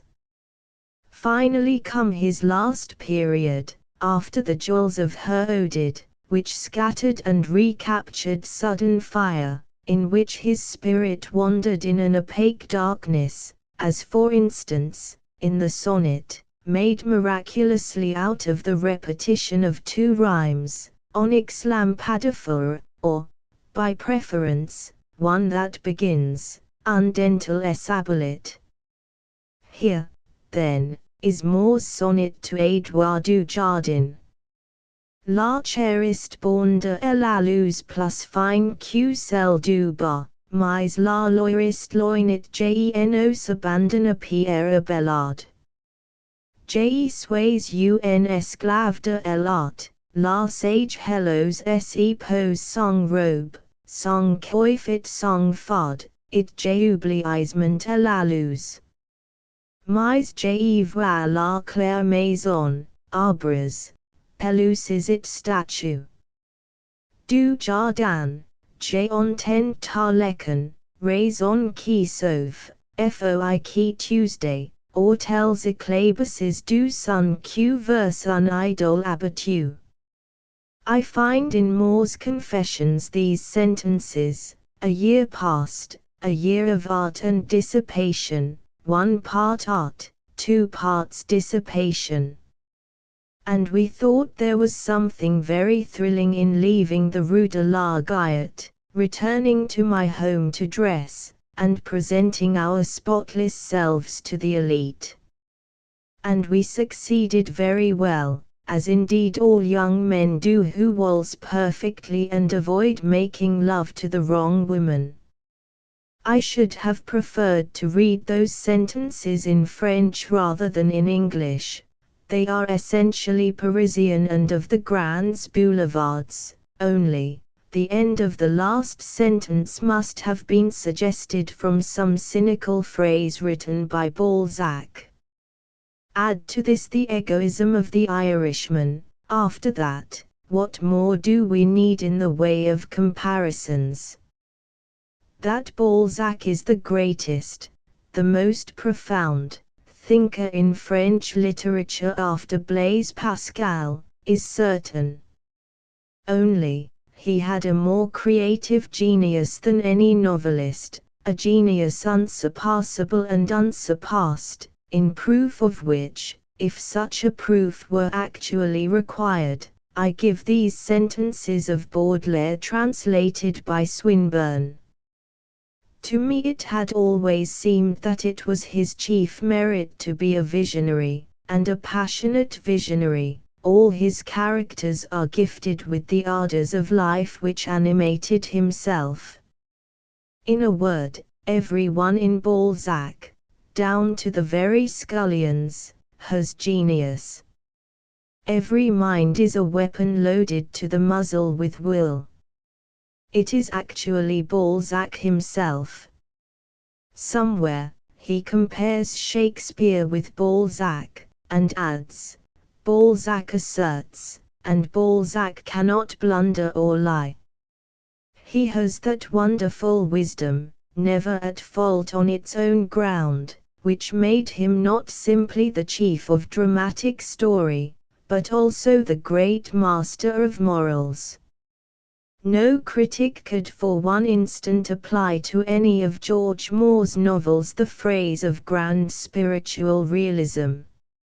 A realist he always has been, a realist, who, having founded himself on French novelists, has really, in certain senses, brought something utterly new into English fiction.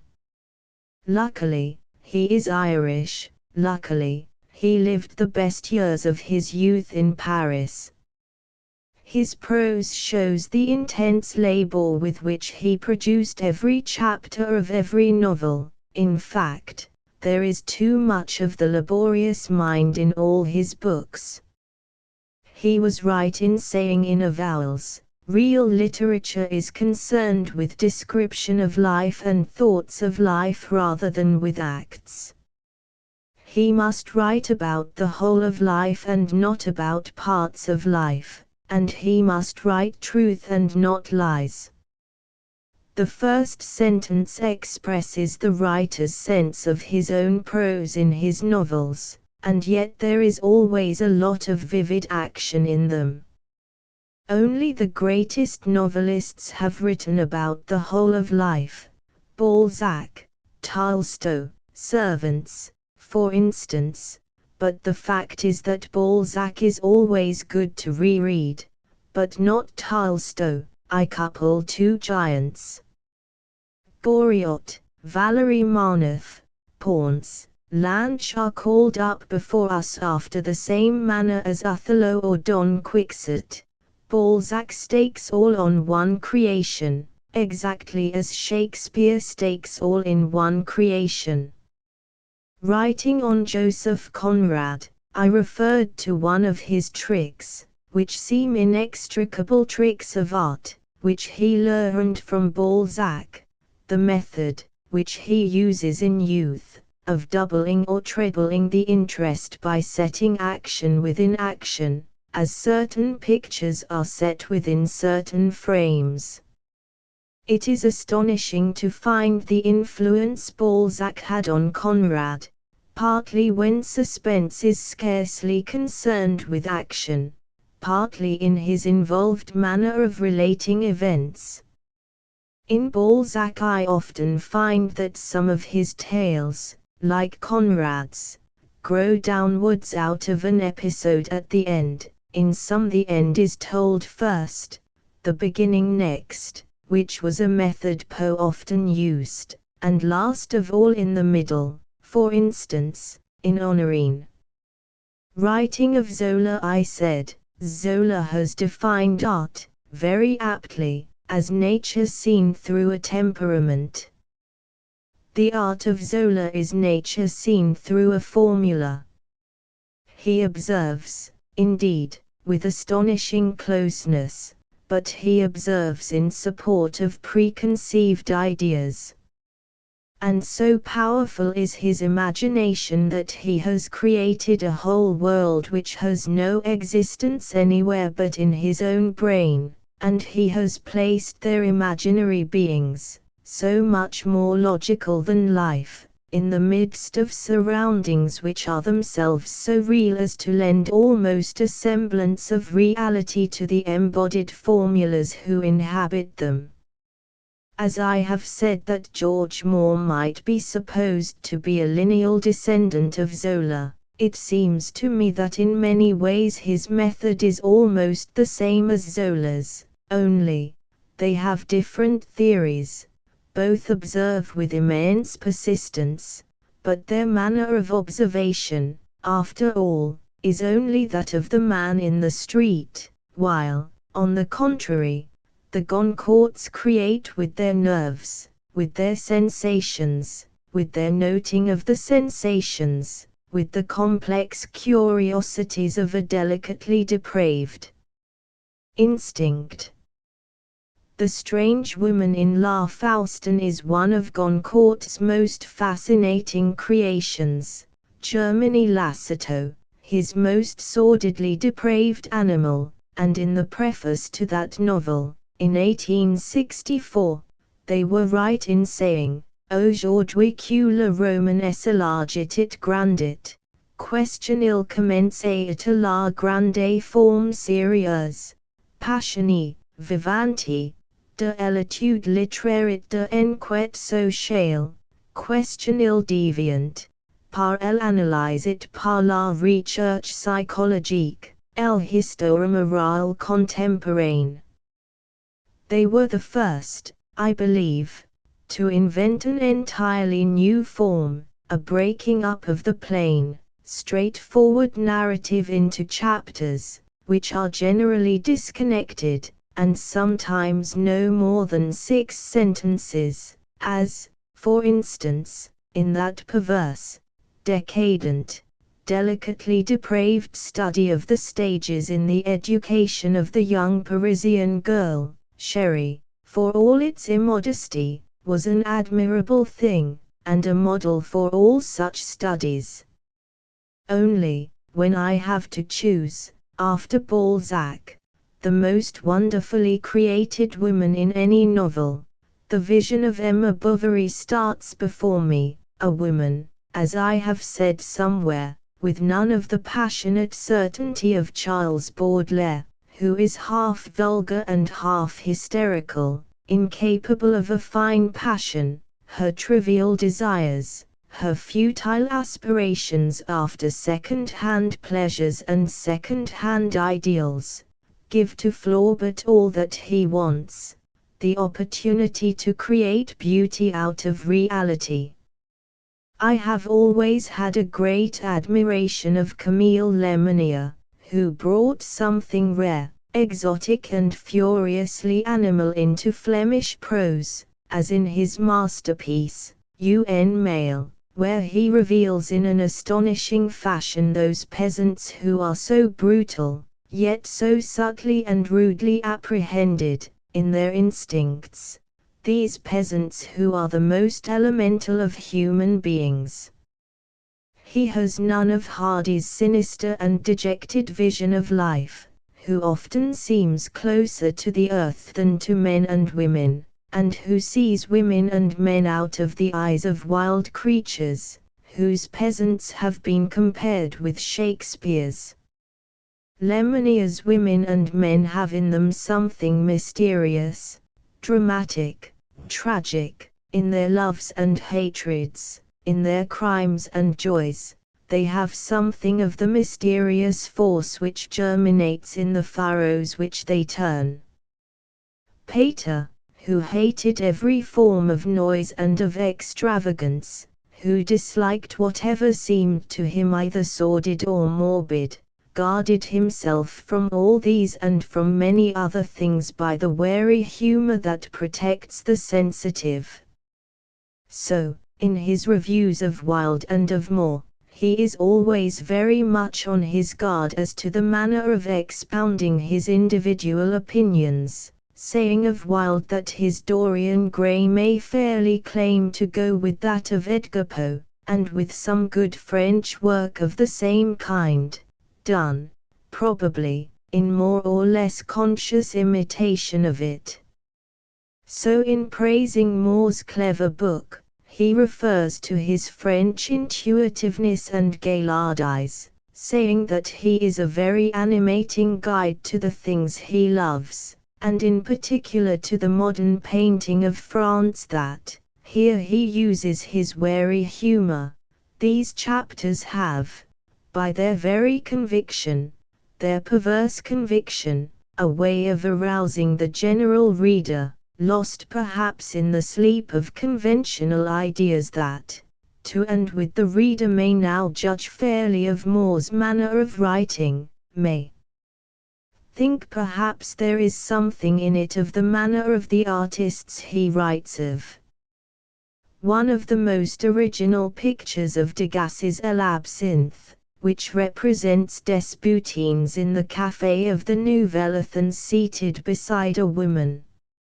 Moore says Desboutines always came to the café alone, as did Manet, Degas, Darence. Desboutines is thinking of his dry points, the woman is incapable of thought. If questioned about her life she would probably answer, Je suis a larkel.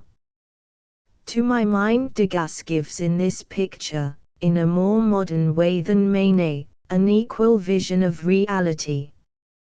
Desboutines, the Bohemian painter, sits there in a mood of grim dissatisfaction. He is just as living as the depraved woman who sits beside him, before the glass of absinthe that shines like an enormous and sea-green jewel, with eyes in which much of her shameful earthiness is betrayed, without malice, without pity.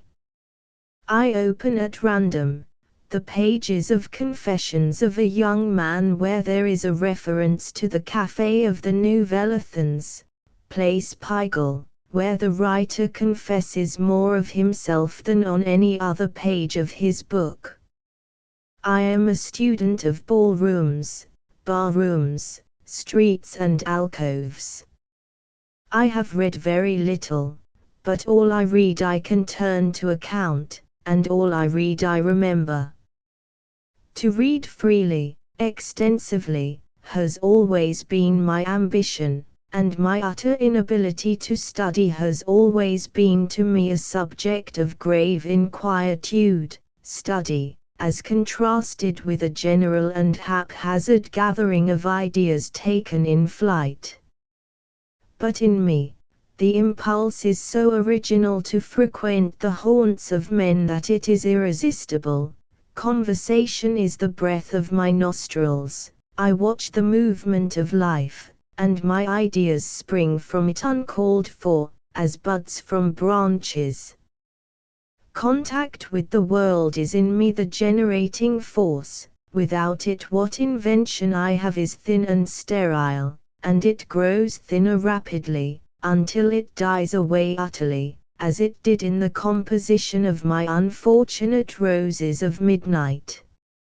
I turn from those sentences to Casanova, whose memoirs are one of the most wonderful autobiographies in the world, who, always passionate after sensations, confesses, in his Confessions, the most shameless things that have ever been written, one to whom woman was, indeed, the most important thing in the world, but to whom nothing in the world was indifferent. He was, as he professes, always in love, at least, with something.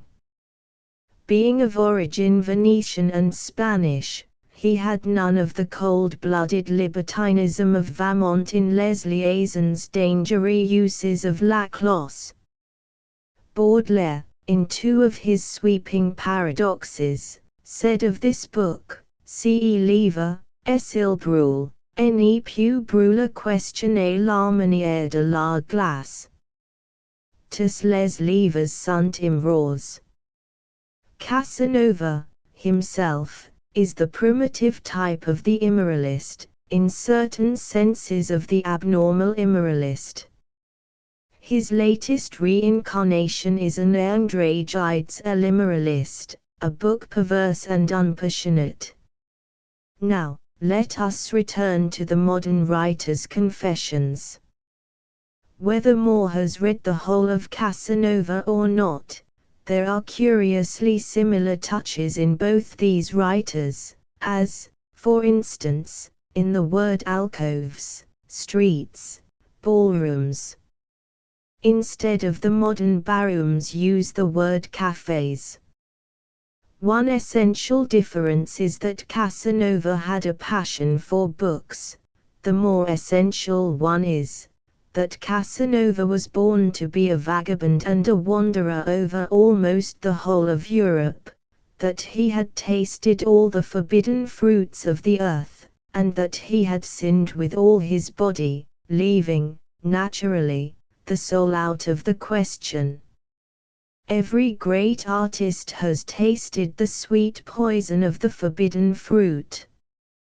The serpent, the most subtle of all the beasts, gave an apple he had gathered from the tree of the knowledge of good and evil to Eve. She, having eaten it and having given one to Adam, both saw they were naked, and, with nakedness, sin entered into the world. Now, what was stolen from the garden of God has, ever since, been the one temptation which it is almost impossible to resist. For instance, Shakespeare stole from Marlowe, Milton stole from Shakespeare, Keats stole from Virgil, Swinburne stole from Baudelaire and Crashaw, Browning stole from Donne. As for Wagner, having stolen a motet from Vittorio which he used, almost note for note in Parsifal, also from Palestrina and his school, and from Berlioz and from Liszt, it is impossible to say what he did not steal. Oscar Wilde stripped, as far as he could, all the fruit he could gather from the orchards of half a dozen French novelists, besides those of Poe and of Pater. Gabriel D'Annunzio has stolen as thoroughly as Wilde, in fact, the whole contents of certain short stories. As for George Moore, he has been guilty of as many thefts as these, only he has concealed his thefts with more stealth. Henry James said to some one of my acquaintance, Moore has an absolute genius for picking other men's brains. That saying is as final as it is fundamental. Rossetti said, there ought to be always, double of oneself, the self-critic, who should be one always with the poet. The legend of the doppelganger haunted him, the result of which is how they met themselves, where two lovers wandering in a wood come on their doubles, apparitions who, casting their perilous eyes on them sidewise, vanish. It is mysterious and menacing. Pater uses the same symbol. 3 knights, as they hear the night hawk, are confronted by their own images, but with blood, all 3 of them, fresh upon the brow, or in the mouth. It were well to draw the sword, be one's enemy carnal or spiritual, even devils, as all men know, taking flight at its white glitter through the air. Out flashed the brave youth's swords, still with mimic counter-motion, upon nothing, upon the empty darkness before them. These revenants are ghost-like and flame-like, they are the symbols of good and evil, the symbols of the haunting of one uneasy conscience. Balzac, Blake, Hawthorne, saw them in visions. The moderns, such as Maupassant and Moore, must always ignore them. The novel and the prose play are the two great imaginative forms which prose has invented for itself. Prose is the language of what we call real life, and it is only in prose that an illusion of external reality can be given. And, in any case, the prose play, the novel, come into being as exceptions and are invented by men who cannot write plays in verse. Only in the novel and the prose play does prose become free to create, free to develop to the utmost limits of its vitality. Perhaps the highest merit of prose consists in this, that it allows us to think in words. But art, in verse, being strictly and supremely on art, begins by transforming. Indeed, there is no form of art which is not an attempt to capture life, to create life over again. The rhythm of poetry is musical, the rhythm of prose is physiological. For this reason Ibsen's prose is like that of a diagram in Euclid. It is the rhythm of logic, and it produces in us the purely mental exaltation of a problem solved. Swinburne, writing on Wilkie Collins's Armadale, declares that the heroine who dies of her own will by her own crime, had an American or a Frenchman introduced her, no acclamation would have been too vehement to express their gratitude. But neither Feuillet nor Hawthorne could have composed and constructed such a story. The ingenuity spent on it may possibly be perverse, but is certainly superb. As I have never read one line of Feuillet, I am no judge of his merit as a novelist. Hawthorne had a magical imagination, a passion for handling sin purely. He was haunted by what is obscure and abnormal in that elusive region which exists on the confines of evil and good. His opinion of woman was that she was plucked out of a mystery, and had its roots still clinging to her. Sin and the soul, those are the problems he has always before him. Sin, as our punishment; the soul, in its essence, mist-like and intangible. He uses his belief in witchcraft with admirable effect, the dim mystery which clings about haunted houses, the fantastic gambols of the soul itself, under what seems like the devil's own promptings. In the whole of Moore's prose there is no such magic, no such mystery, no such diabolism. He is not so lacking in imagination as in style. He has always been, with impressive inaccuracy, described as the English Zola. At the outset of his career he gained a certain notoriety not unlike Zola's. His novels are not based on theories, as some of Zola's are. Moore always knew how to make a cunning plot, to make some of his compositions masterly, and how to construct his characters, which, to a certain extent, are living people, really existent, as their surroundings. As I say further on, compare with any of Zola's novels the amazingly clever novel of Moore, A Mummers' Wife, which goes with several other novels which are, well, Manx, in spite of their ability, their independence, their unquestionable merits of various kinds. The style always drags more than the action. Vivid, sensual, not sensuous, often perverse, never passionate, written with a curious sense of wickedness, of immorality, of vice, extraordinary at times in some of the scenes he evokes in one or several chapters, always with the French element, his prose exotic, morbid, cruel as this catsuit of the passions, has in it a certain scorn and contempt of mediocrities, which can be delivered with the force of a sledgehammer that strikes an anvil and shoots forth sparks. 2. George Moore has been described, with impressive inaccuracy, as the English Zola. At what was practically the outset of his career he gained a certain notoriety, which did him good. By calling public attention to an unknown name, it did him harm, by attaching to that name a certain stigma. In a certainly remote year, but a year we all of us remember, there were strange signs in the literary zodiac.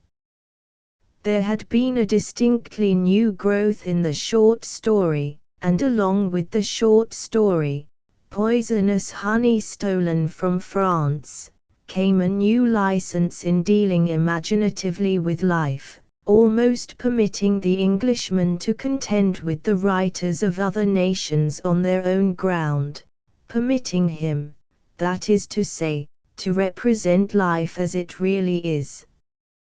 Foreign influences, certainly, had begun to have more and more effect upon the making of such literature as is produced in England nowadays. We had a certain acceptance of Ibsen, a popular personal welcome of Zola, and literary homage paid to Verlaine. What do these facts really mean? It is certain that they mean something. The visit of Zola, for instance, how impossible that would have been a little while ago. A little while ago we were opening the prison doors for the publishers who had ventured to bring out translations of Nana and La Terre. Now we open the doors of the Guildhall for the author of Nana and La Terre, and the same pens, with the same jubilance, chronicle both incidents.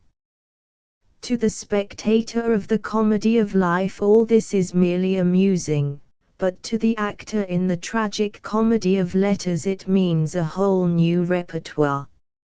Not so very many years ago George Moore was the only novelist in England who insisted on the novelist's right to be true to life, even when life is unpleasant and immoral, and he was attacked on all sides. The visit of Paul Verlaine, too, unofficial, unadvertised, as it was, seemed to be significant of much. In the first place, it showed, as in the case of Zola, a readiness on the part of some not unimportant section of the public to overlook either personal or literary scandal connected with a man of letters who has done really remarkable work. But the interest of Verlaine's visit was much more purely literary than that of Zola. His reception was in no sense a concession to success, but entirely a tribute to the genius of a poet. I find that William Watson published only one tiny volume of verse, the barren burlesque of the Eloping Angels, which should never have been printed, and a book of prose, Excursions in Criticism, the criticism and the style being alike as immature and unbalanced as his verse is generally mature and accomplished, while Mr. Legollien has forsaken the domesticity of the muse, to officiate, in the religion of a literary man, as the canon-furor of the younger generation. The most really poetic of the younger poets, W.B. Yeats, who has yet to be discovered by the average critic and the average reader, has this year published a new volume of verse, The Countess Kathleen, as well as a book of prose stories, The Celtic Twilight, and, in conjunction with Edwin J. Ellis, a laborious study in the mysticism of William Blake. Yeats' work, alone among recent work in verse, has the imaginative quality of vision, it has the true Celtic charm and mystery, and while such admirable verse as Watson's, such glowing verse as Thomson's, are both superior, on purely technical grounds, to Yeats. Neither has the spontaneous outflow of the somewhat untrained singing voice of the younger poet. Another writer of verse who has not yet been estimated at his proper value, John Davidson, has also published a new book of poems, Fleet Street Eclogues, and a book of prose, A Random Itinerary. It is difficult to do justice to Davidson, for he never does justice to himself. His verse is always vivid and striking. At its best it has a delightful quality of fantastic humor and quaint extravagance, but it is singularly uneven, and never, in my opinion, at its best in purely modern subjects. The Random Itinerary is a whole series of happy accidents, but there are gaps in the series. Davidson strikes one as a man who might do almost anything. Why, then, does he not do it? Now, these paradoxical digressions have brought me back to the question of Zola and Moore, and of the realistic novel. Moore's were based on no theories, Zola's on certain theories, really a view of humanity which he adopted as a formula, nature seen through a temperament, a definition supposed to be his definition of all art, which it most certainly is not. Yet nothing, certainly, could be more exact and expressive as a definition of the art of who is man's. Zola has made up his mind that he will say everything without omitting a single item, so that his vision is the vision of the mediocre man, and his way of finding out in a slang dictionary that a filthy idea can be expressed by an ingeniously filthy phrase in argot, is by no means desirable. Everyone knows two sentences in that supreme masterpiece, Madame Bovary, how that detail, brought in without the slightest emphasis of the husband turning his back at the very instant when his wife dies, is a detail of immense psychological value. It indicates to us, at the very beginning of the book, just the character of the man about whom we are to read so much. Zola would have taken at least 2 pages to say that, and, after all, he would not have said it. Compare with any of Zola's novels the amazingly clever novel of Moore, A Mummer's Wife, which goes with several other novels which are, well, Manx, in spite of their ability, their independence, their unquestionable merits of various kinds. A Mummer's Wife is admirably put together, admirably planned and shaped. The whole composition of the book is masterly. The style may drag, but not the action. The construction of a sentence may be uncertain, but not the construction of a character. The actor and his wife are really living people, we see them in their surroundings, and we see every detail of those surroundings. Here, of course, he would never have made Zola's stupid mistake, but can one imagine for a moment, I certainly cannot, the writer of this novel writing, creating, if I may dare use the word, 2 such sentences of Flaubert, which I quote in their original. Hout jour épres, comme elle attendait du linge dans sa cour, elle fut prise d'un craquement de sang, et le lendemain, tandis que Charles avait le dos tourné pour fermer le rideau de la fenêtre, elle dit, ah, mon Dieu, parce un super était venu. Elle était morte. George Moore's modern painting is full of injustices, brutality and ignorances, but it is full also of the most generous justice, the most discriminating sympathy, and the genuine knowledge of the painter. It is hastily thought out, hastily written, but here, in these vivid, direct, unscrupulously logical pages, you will find some of the secrets of the art of painting, let out, so to speak, by an intelligence all sensation, which has soaked them up without knowing it. Yet, having begun by trying to paint, and having failed in painting, and so set himself to the arduous task of being a prose writer, he is often, in spite of his painter's accuracy as to values and technique and so on, unreliable. For, being neither creative as a novelist nor as a critic, he has nothing, as a matter of course, of two among many essential qualities, vision and divination. Take, for instance, a few pages anywhere in L'Art Romanesque of Baudelaire, or from his prose on Delacroix, on Constantine Guise, on Wagner, on Dormier, on Whistler, on Flaubert, and on Balzac, where he is always supreme and consummate, fiery and final, and place these beside any chosen pages of Moore's prose on either Balzac or on Whistler, and you will see all the difference in the world, as I have said above, between the creative and the uncreative criticism.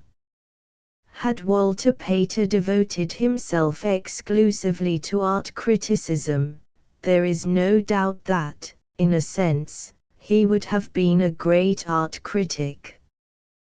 There are essays scattered throughout his work, as in the Botticelli where he first introduces Botticelli to the modern world, as in the Leonardo da Vinci, in which the simplest words take color from each other by the cunning accident of their placing in the sentences.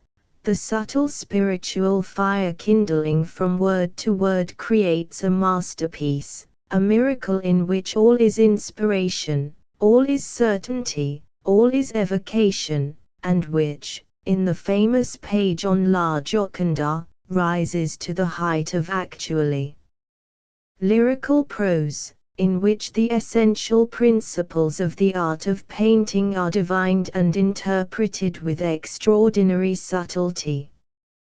In the same sense, all that Whistler has written about painting deserves to be taken seriously, and read with understanding. Written in French, and signed by Baudelaire, his truths, and paradoxes reflecting truths, would have been realized for what they are. He fought for himself, and spared no form of stupidity, for, in Whistler, apart from his malice, his poisonous angers, taste was carried to the point of genius, and became creative. George Moore's literary career has been singularly interesting. His character as a writer is very curious. A man who respects his art, who is devoted to literature, who has a French eye for form, he seems condemned to produce work which is always spotted with imperfection. All his life he has been seeking a style, and he has not yet found one. At times he drops into style as if by accident, and then he drops style as if by design. He has a passionate delight in the beauty of good prose, he has an ear for the magic of phrases, his words catch at times a troubled expressive charm, yet he has never attained ease in writing, and he is capable of astounding incorrectness. The incorrectness of a man who knows better, who is not careless and yet who cannot help himself. Yet the author of A Mummers' Wife, of the Confessions of a Young Man, of Impressions and Opinions, has more narrowly escaped being a great writer than even he himself. perhaps, is aware. Francis Thompson. If Crashaw, Shelley, Donne, Marvell, Patmore and some other poets had not existed, Francis Thompson would be a poet of remarkable novelty. Not that originality, in the strictest sense, is always essential to the making of a poet. There have been poets who have so absolutely lived in another age, whose whole soul has been so completely absorbed by a fashion of writing, perhaps a single writer, belonging to an earlier century, that their work has been an actual reincarnation of this particular time or writer. Chatterton, for instance, remains one of the finest of English poets, entirely on account of poems which were so deliberately imitative as to have been passed off as transcripts from old manuscripts. Again, it is possible to be deftly and legitimately eclectic, as was Milton, for example. Milton had, in an extraordinary degree, the gift of assimilating all that he found, all that he borrowed. Often, indeed, he improved his borrowed goods, but always he worked them into the pattern of his own stuff, he made them part of himself, and wisdom is justified of her children. Now Thomson, though he affects certain periods, is not so absorbed in any one as to have found his soul by losing it, nor is he a dainty borrower from all, taking his good things wheresoever he finds them. Rather, he has been impressed by certain styles, in themselves incompatible, indeed implying the negation of one another, that of Crashaw, for instance, and that of Patmore, and he has deliberately mixed them, against the very nature of things. Thus his work, with all its splendors, has the impress of no individuality, it is a splendor of rags and patches, a very mask of anarchy. A new poet announces himself by his new way of seeing things, his new way of feeling things. Thomson comes to us a cloudy visionary, a rapturous sentimentalist, in whom emotion means colored words, and sight the opportunity for a bedazzlement. The opening section of the book Love in Dian's Lap is an experiment in Platonic love. The experiment is in itself interesting, though here perhaps a little too deliberate. In its bloodless ecstasy it recalls Epipsychidion, which is certainly one of the several models on which it has been formed. It has, too, a finely extravagant courtliness, which belongs to an older school of verse as here. Yet I have felt what terrors may consort in women's cheeks, the Grace's soft resort, my hand hath shook at gentle hand's access, and trembled at the waving of a tress, my blood-known panic. Fear, and fled dismayed, where ladies' eyes have set their ambuscade. The rustle of a robe hath been to me the very rattle of love's musketry. Although my heart hath beat the loud advance, I have recoiled before a challenging glance, proved gay alarms where warlike ribbons dance. And from it all, this knowledge have I got, the whole, that others have, is less than they have not, all which makes other women noted fair, unnoted would remain and overshone in her. Finer, in yet a different style, is the poem To a Poet Breaking Silence, of which we may quote the opening lines.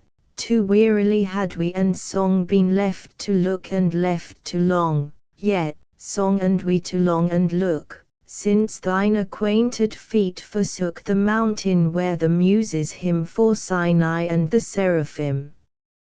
Now in both the mountains shine dress thy countenance, twice divine. From Moses and the Muses draw the tables of thy double law. His rod-borne fount and Castali let the one rock bring forth for thee, renewing so from either spring the songs that both thy countries sing, or we shall fear lest, heaven thus long, thou shouldest forget thy native song, and mar thy mortal melodies with broken stammer of the skies. Next after these poems of spiritual love come certain odes and lyrical pieces, one to the dead Cardinal of Westminster, modelled, as to form, on Marvell's great ode, A Judgment in Heaven, in which we are permitted to see the angels as they pelted each other with handfuls of stars, the most clotted and inchoate poem in the volume, together with a Corymbus for Autumn and the Hound of Heaven, which are the finest things Thomson has done.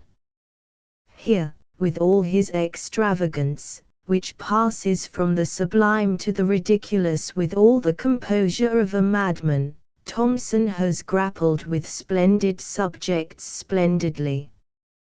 He can, it is true, say, against the red throb of the sunset heart I laid my own to beat, but he can also say, with a solemn imagery which has its precise meaning as well as its large utterance, I dimly guess what time in mists confounds, yet ever and anon a trumpet sounds from the hid battlements of eternity, those shaken mists a space unsettle, then round the half-glimpsed turrets slowly wash again, but not ere him who summoned I first have seen, inwound with glooming robes purpureal.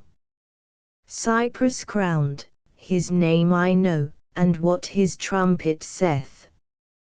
Here, as ever, Thomson indulges in his passion for polysyllables, the splendent might of thy conflagrate fancies for example, but forced words are less out of place in poems which, in the best sense of the word, are rhapsodies, than in poems such as those on children, which fill the last section of the book, and in which one may read of a silvern segregation, globed complete of derelict trinkets of the darling young and so forth.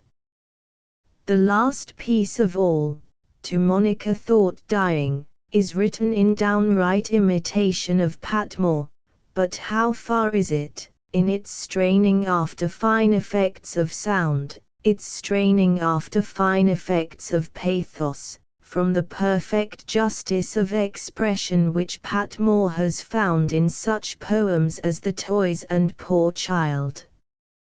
For an equally perfect sentiment of the pathetic. That a writer who at his best is so fiery and exuberant should ever take Patmore for a model, should really try to catch even his tricks of expression, is very curious, and shows, as much as any other single characteristic, the somewhat external quality of Thomson's inspiration. A poet with an individuality to express, seeking for an individual form of expression, could scarcely, one fancies, have been drawn by any natural affinity so far away from himself and his main habitudes. Grashaw and Patmore, we come back to the old antagonism, can a man serve two such masters? Imagine Patmore rewriting, according to his own standard of composition, The Flaming Heart, or Grashaw treating in his own way the theme of Delici Sapientiae de Amore. Here and there, too, in Thomson's work, are reminiscences of Rossetti, as here, yet, in that ultimate heart's occult abode to lie as in an oubliette of God. And the influence of Shelley is felt from the first line to the last.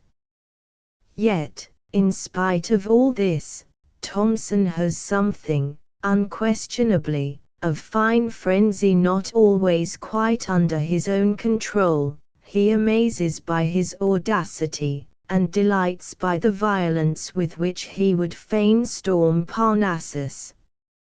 His verse has generally fervor, a certain lyric glow, a certain magnificence, it has abundant fancy, and its measure of swift imagination. But the feast he spreads for us is a very Trimalchio's feast, the heaped profusion, the vaunting prodigality, which brings a surfeit, and, unlike Trimalchio, it could not be said of him omnia domini nascenta. Verse, unless it is in some measure ecstasy, cannot be poetry. But it does not follow that in verse the most fervid ecstasy is the best poetry.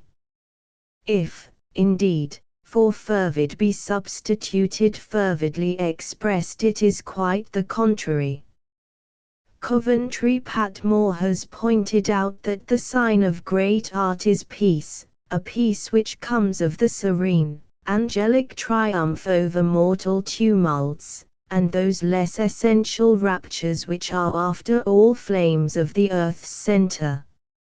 Francis Thompson has the ecstasy, but unfortunately he has not realized that ecstasy, if it is to be communicated from the soul to the soul, and not merely from the mouth to the ear, must be whispered, not shouted. If a man's style is the man, his innermost self, as we may suppose, revealing itself in the very words he uses, Thomson, in a more special sense than almost any other writer, is seen in his language. He is that strange phenomenon, a verbal intelligence. He thinks in words, he receives his emotions and sensations from words, and the rapture which he certainly attains is a rapture of the disembodied word. It is not that his verse is without meaning, that in taking care of the sound he allows the sense, poor orphan, to take care of itself.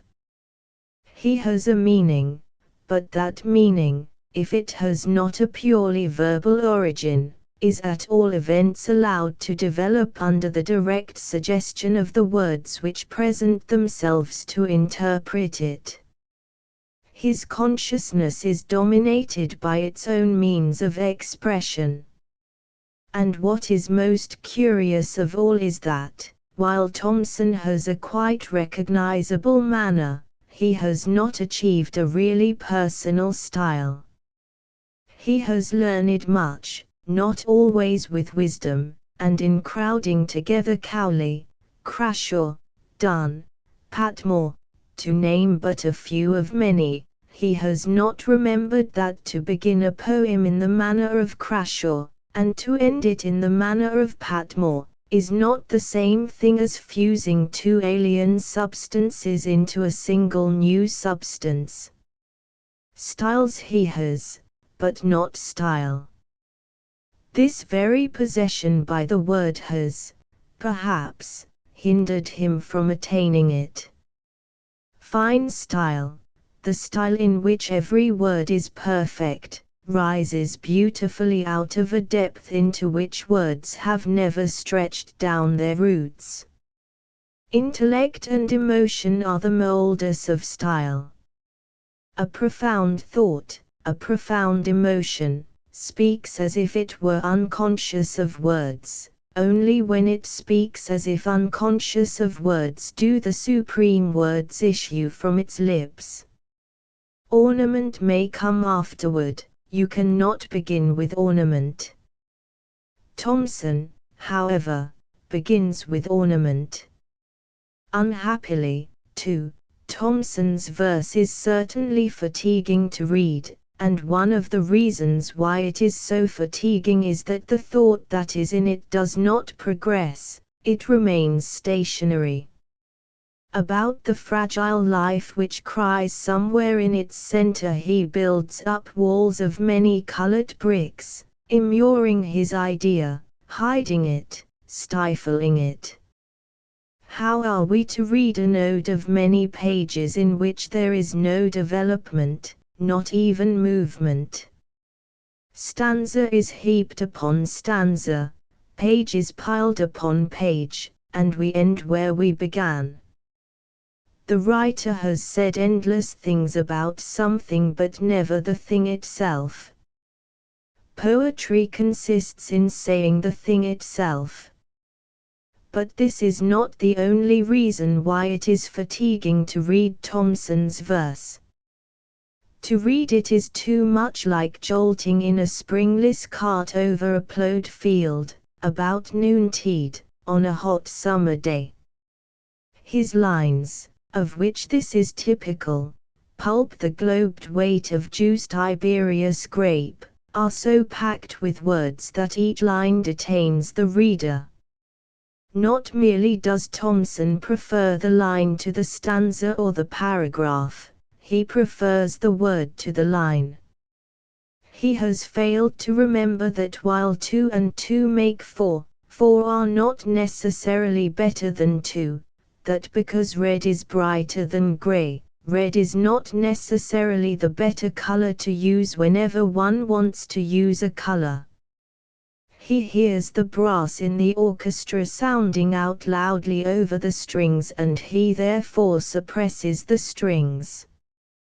He has a bold and prolific fancy, and he pampers his fancy, yet prodigality is not abundance, nor profusion taste.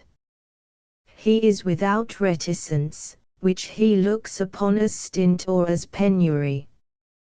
Having invited his guests to his feast, he loads their plates with more than they can eat, forcing it upon them under the impression that to do otherwise is to be lacking in hospitality.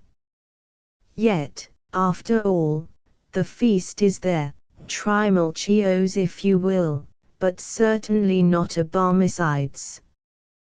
Thomson has a remarkable talent. He has a singular mastery of verse, as the success of his books is not alone in proving. Never has the 17th century phrasing been so exactly repeated as in some of his poems.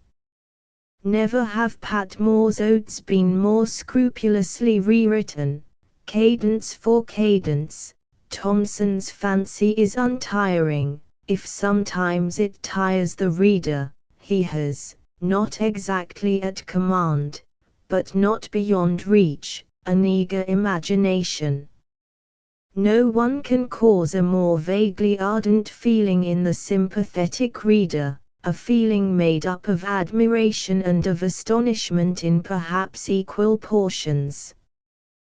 There are times when the fire in him bums clear through its enveloping veils of smoke, and he writes passages of real splendor. Why then does he for the most part wrap himself so willingly in the smoke? 2. In Francis Thomson's first volume of poems, I pointed out some of the sources of the so-called originality of all that highly colored verse: Crashaw, Shelley, Donne, Marvell, Patmore, Rossetti, and I expressed a doubt whether a writer who could allow himself to be so singularly influenced by such singularly different writers could be really, in the full sense of the term, a new poet. The book before me confirms my doubt. Thomson is careful to inform his readers that this poem, though new in the sense of being now for the first time printed, was written some 4 years ago, about the same date as The Hound of Heaven in my former volume. Still, as he takes the responsibility of printing it, and of issuing it by itself, it may reasonably be assumed that he has written nothing since which he considers to be of higher quality. The book consists of one long and obscure rhapsody in 2 parts. Why it should ever begin, or end, or be thus divided, is not obvious, nor, indeed, is the separate significance of most of the separate pages. It begins in a lilt of this kind: the leaves dance, the leaves sing, the leaves dance in the breath of spring. I bid them dance, I bid them sing, for the limpid glance of my ladling, for the gift to the spring of a dewier spring, for God's good grace of this ladling. But the rhythm soon becomes graver, the lines charged with a more heavily consonnated burden of sound, as, for instance, in the opening of the second part: and now, thou elder nursling of the nest, ere all the intertangled west be one magnificence of multitudinous blossoms that o'errun the flaming brazen bowl o' the burnished sun which they do flower from, how shall I stablish thy memorial?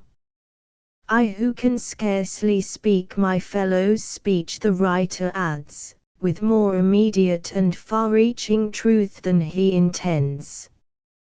Thomson wilfully refuses to speak his fellow's speech, in order to speak a polysyllabic speech, made up out of all the periods of the English language, a speech which no one, certainly, has employed in just such a manner before, but which, all the same, does not become really individual.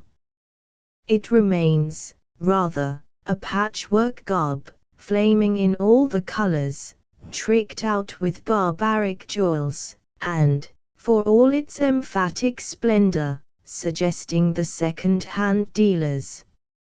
In such a poem as The Hound of Heaven, in Thomson's former volume, there was a certain substratum of fine meaning, not obscured, or at all events not concealed, by a cloud of stormy words.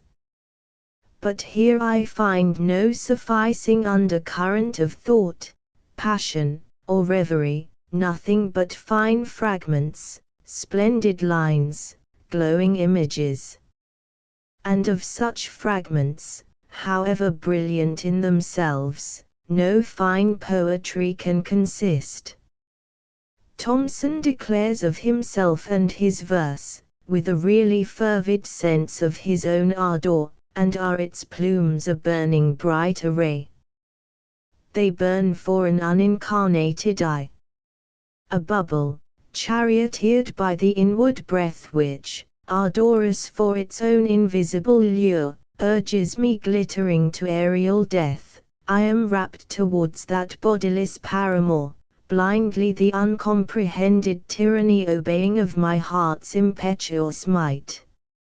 Scarcely could a single line express more concisely and more significantly the truth about Thomson than one of these lines. Urges me glittering to aerial death. How true that is in its confession of that fatal vagueness of aim, showiness of equipment, and the toppling disaster of it all. Thomson has miscalculated his strength of flight. He is forever straining after the heights, and there are moments when he seems to have reached them. But it is only that he has dazzled and confused our sight by the trick of some unfamiliar magic. And his magic, for the most part, is a magic of words.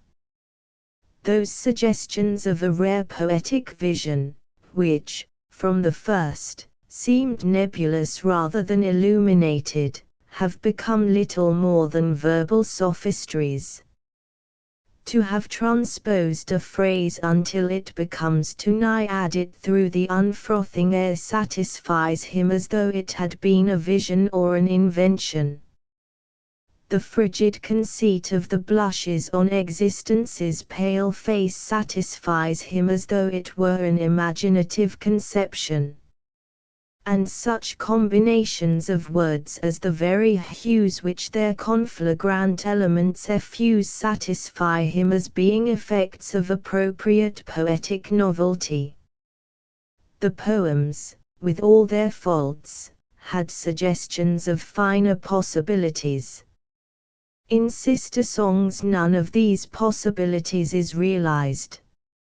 At the most it is a sort of fantastic world of waters, shall we say, at Thomson's suggestion, where, like the phantasms of a poet pale, the exquisite marvels sail, clarified silver, greens and azures frail as if the colors sighed themselves away, and blent in super-subtile interplay as if they swooned into each other's arms, repured vermilion, like ear-tips gainst the sun, and beings that, under night's swart pinion, make every wave upon the harbor bars a beaten yoke of stars. But where day's glance turns baffled from the deeps, die out those lovely swarms, and in the immense profound no creature glides or creeps. Francis Thompson's earlier volume of poems attracted perhaps an undue amount of attention on account of its gorgeous and unusual qualities of diction, and a certain exuberant and extravagant fervor of mood. These are not indeed the characteristics of the highest kind of poetry, but they are characteristics which impress uncritical persons as being of the essence of poetic inspiration. To express a small thought by a large word is always impressive, and a certain excitement in the manner of it adds greatly to the effect of the performance. Thus, much writing which is merely feverish and blustering becomes admired for the quality of its defects, these defects being taken to be extraordinary merits, while writing which has all the quietness of true perfection passes unobserved or unrecognized. In particular, it is forgotten that the expression of a thought should be like a well-fitting suit of clothes, following closely and gracefully the outlines of the body that informs it. Francis Thompson, alike in his former work and in the work which he has just brought out, is never content unless his thought is swathed in fold after fold of variegated drapery, cut after no recognized fashion and arranged on no consistent or indeed comprehensible plan. Take this passage, for instance, on page 3 of Sister Songs. Now therefore, thou who bringest the year to birth, who giddest the bare and dabbled feet of May, sweet stem to that rose Christ, who from the earth suckest our poor prayers, conveying them to him, be aidant, tender lady, to my lay. Of thy two maidens somewhat must I say, ere shadowy twilight lashes, drooping, dim day's dreamy eyes from us, ere eve has struck and furled the beamy-texture tent transpicuous, of webbed coerule wrought and woven calms, whence has paced forth the lambent-footed sun. This is a fair, indeed a favourable, specimen of Thomson's way of making familiar things seem strange. His vocabulary is for the most part made up of an ingenious, and really novel, selection from the words that other people are ignorant of, or perhaps avoid if they know them, bataliously for instance, or illuminate and volute redundants which will be found on a single page. He describes himself as a wantoner between the yet untreacherous claws of newly whelped existence, while on another page he tells us, the hours I tread use memories of thee, sweet. He sees blossoms mince it on river swells and notices when all the fair frequents swayed in irised wavers. All this is surely a very artificial and unnecessary and inelegant way of expressing very ordinary matters. The same strain after a sort of exterior heightening of expression appears on every page.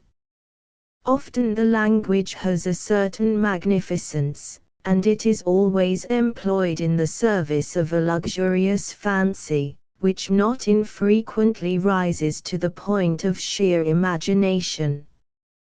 But the whole book leaves no enduring impression on the mind, only the visual memory of flooding words, splashing in colored waves. As a piece of decoration, in this highly colored kind, it has qualities of extraordinary brilliance and audacity. And at times, becoming for a moment a little simpler than its wont, though still fantastic and freakish, it will present us with an effect like that in the following lines: "And thou, bright girl, not long shalt thou repeat idly the music from thy mother court, not vainly has she wrought, not vainly from the cloudward-jetting turret of her aerial mind, for thy weak feet, let down the silken ladder of her thought. She bare thee with a double pain, of the body and the spirit, thou thy fleshly weeds ta'en, thy diviner weeds inherit. The precious streams which through thy young lips roll shall leave their lovely delta in thy soul. Where sprites of so essential kind set their paces, surely they shall leave behind the green traces of their sportance in the mind, and thou shalt, ere we well may know it, turn that daintiness, a poet, elfin ring where sweet fancies foot and sing." Such work as this comes strangely enough into the midst of contemporary verse, concerned as that for the most part is with other ends, and elaborated after quite another fashion. Always interesting, if never quite satisfying, too crowded, too loaded, rather than, as with most verse, meager and unfilled, curiously conceived, and still more curiously wrought out, it holds a unique position in the poetic literature of the day, if not, in Pat Moore's words concerning the earlier volume of poems, in the prominent ranks of fame, with Cowley and Crashaw. It is a book which no one else could have written, and in which no one can fail to admire, with however many reservations, the illuminate and volute redundance of an only too opulent talent. For it is difficult to avoid the conviction that Thomson deliberately rejects simplicity, and even, at times, with an elaborate and conscious search after long and heavily colored words.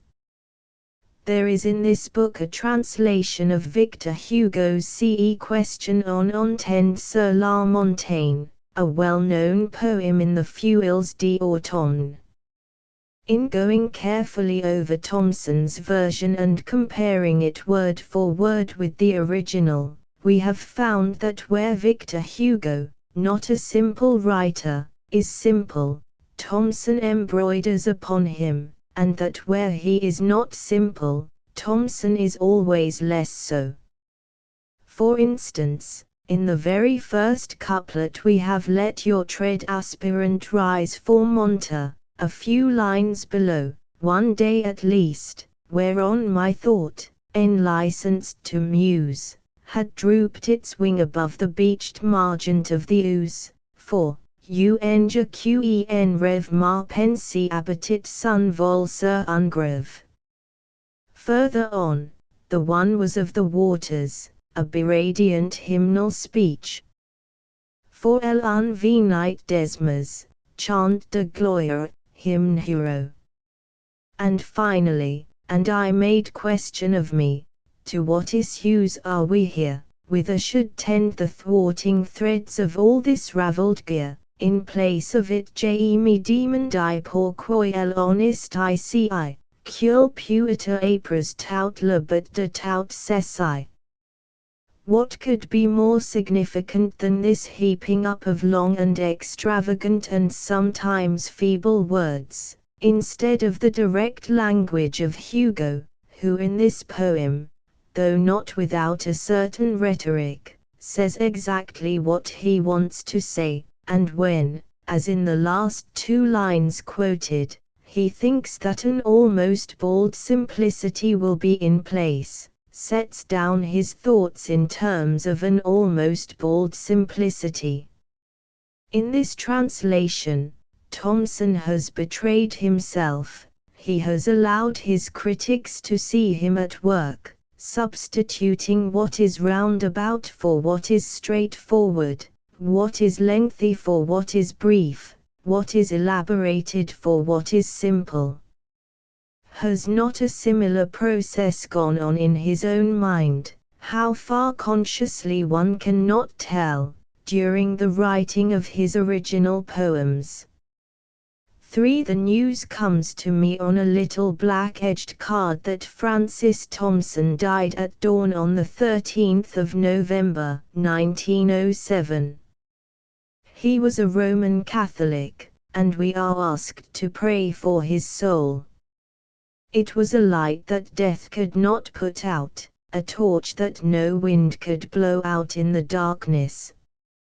From us indeed it is now turned away, and that little corner of the world to which the poet gives light is darkened.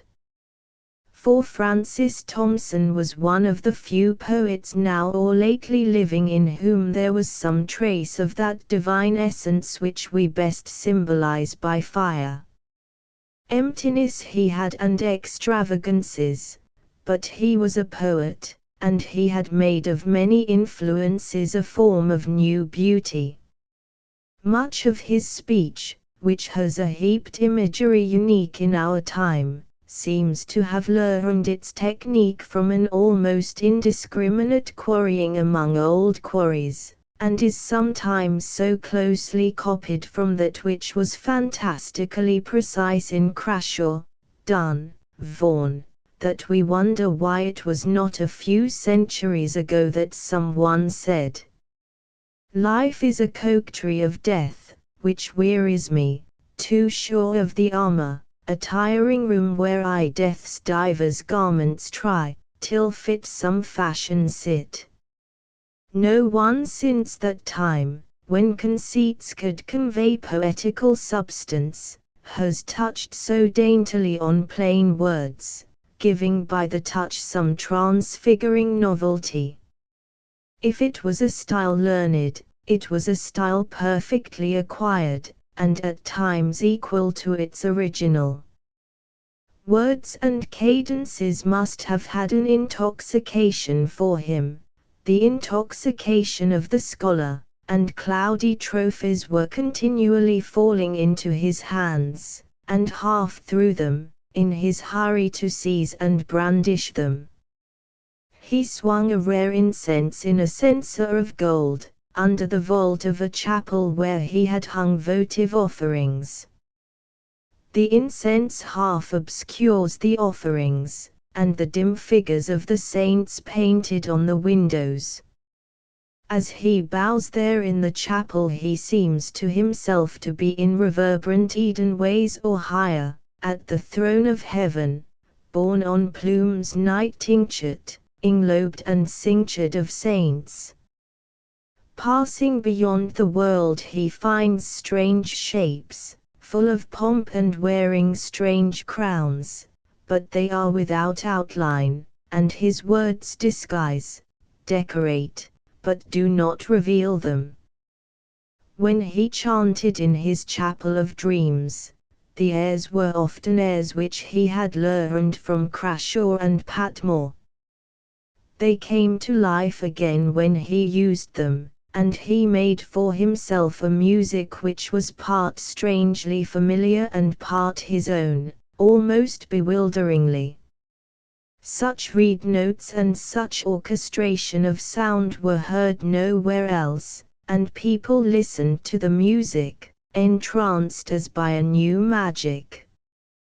When he put these dreams and this music into verse, with a craft which he had perfected for his own use, the poetry was for the most part a splendid rhetoric, imaginative and passionless, as if the moods went by, wrapped in purple, in a great procession.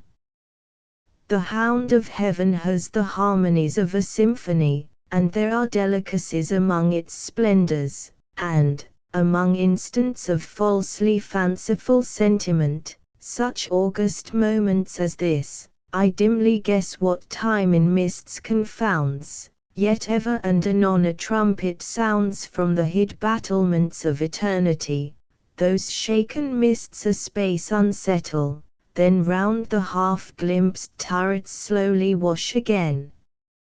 It is full of fine and significant symbolism, it is an elaborate pageant of his own life, with all its miseries, heights, relapses, and flight after some eternity, but, as he writes it, it turns intellectual, and the voice is like that of one declaiming his confession. It was not thus that Christina Rossetti let us overhear a few of the deepest secrets of her soul. The genius of Francis Thompson was oriental, exuberant in color woven into elaborate patterns, and went draped in old silken robes that had survived many dynasties.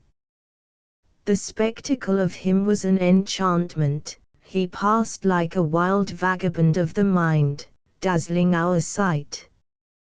He had no message, but he dropped sentences by the way, cries of joy or pity, love of children, worship of the Virgin and saints and of those who were patron saints to him on earth. His voice was heard like a wandering music, which no one heeded for what it said, in a strange tongue, but which came troublingly into the mind, bringing it the solace of its old recaptured melodies. Other poets of his time have had deeper things to say, and a more flawless beauty, others have put more of their hearts into their song, but no one has been a torch waved with so fitful a splendor over the gulfs of our darkness. Coventry Patmore, the most austere poet of our time, Coventry Patmore, conceived of art as a sort of abstract ecstasy, whose source, limit and end are that supreme wisdom which is the innermost essence of love. Thus the whole of his work, those bitter, sweet, few and veiled songs, which are the fruit of 2 out of his 70 years, is love poetry, and it is love poetry of a quite unique kind.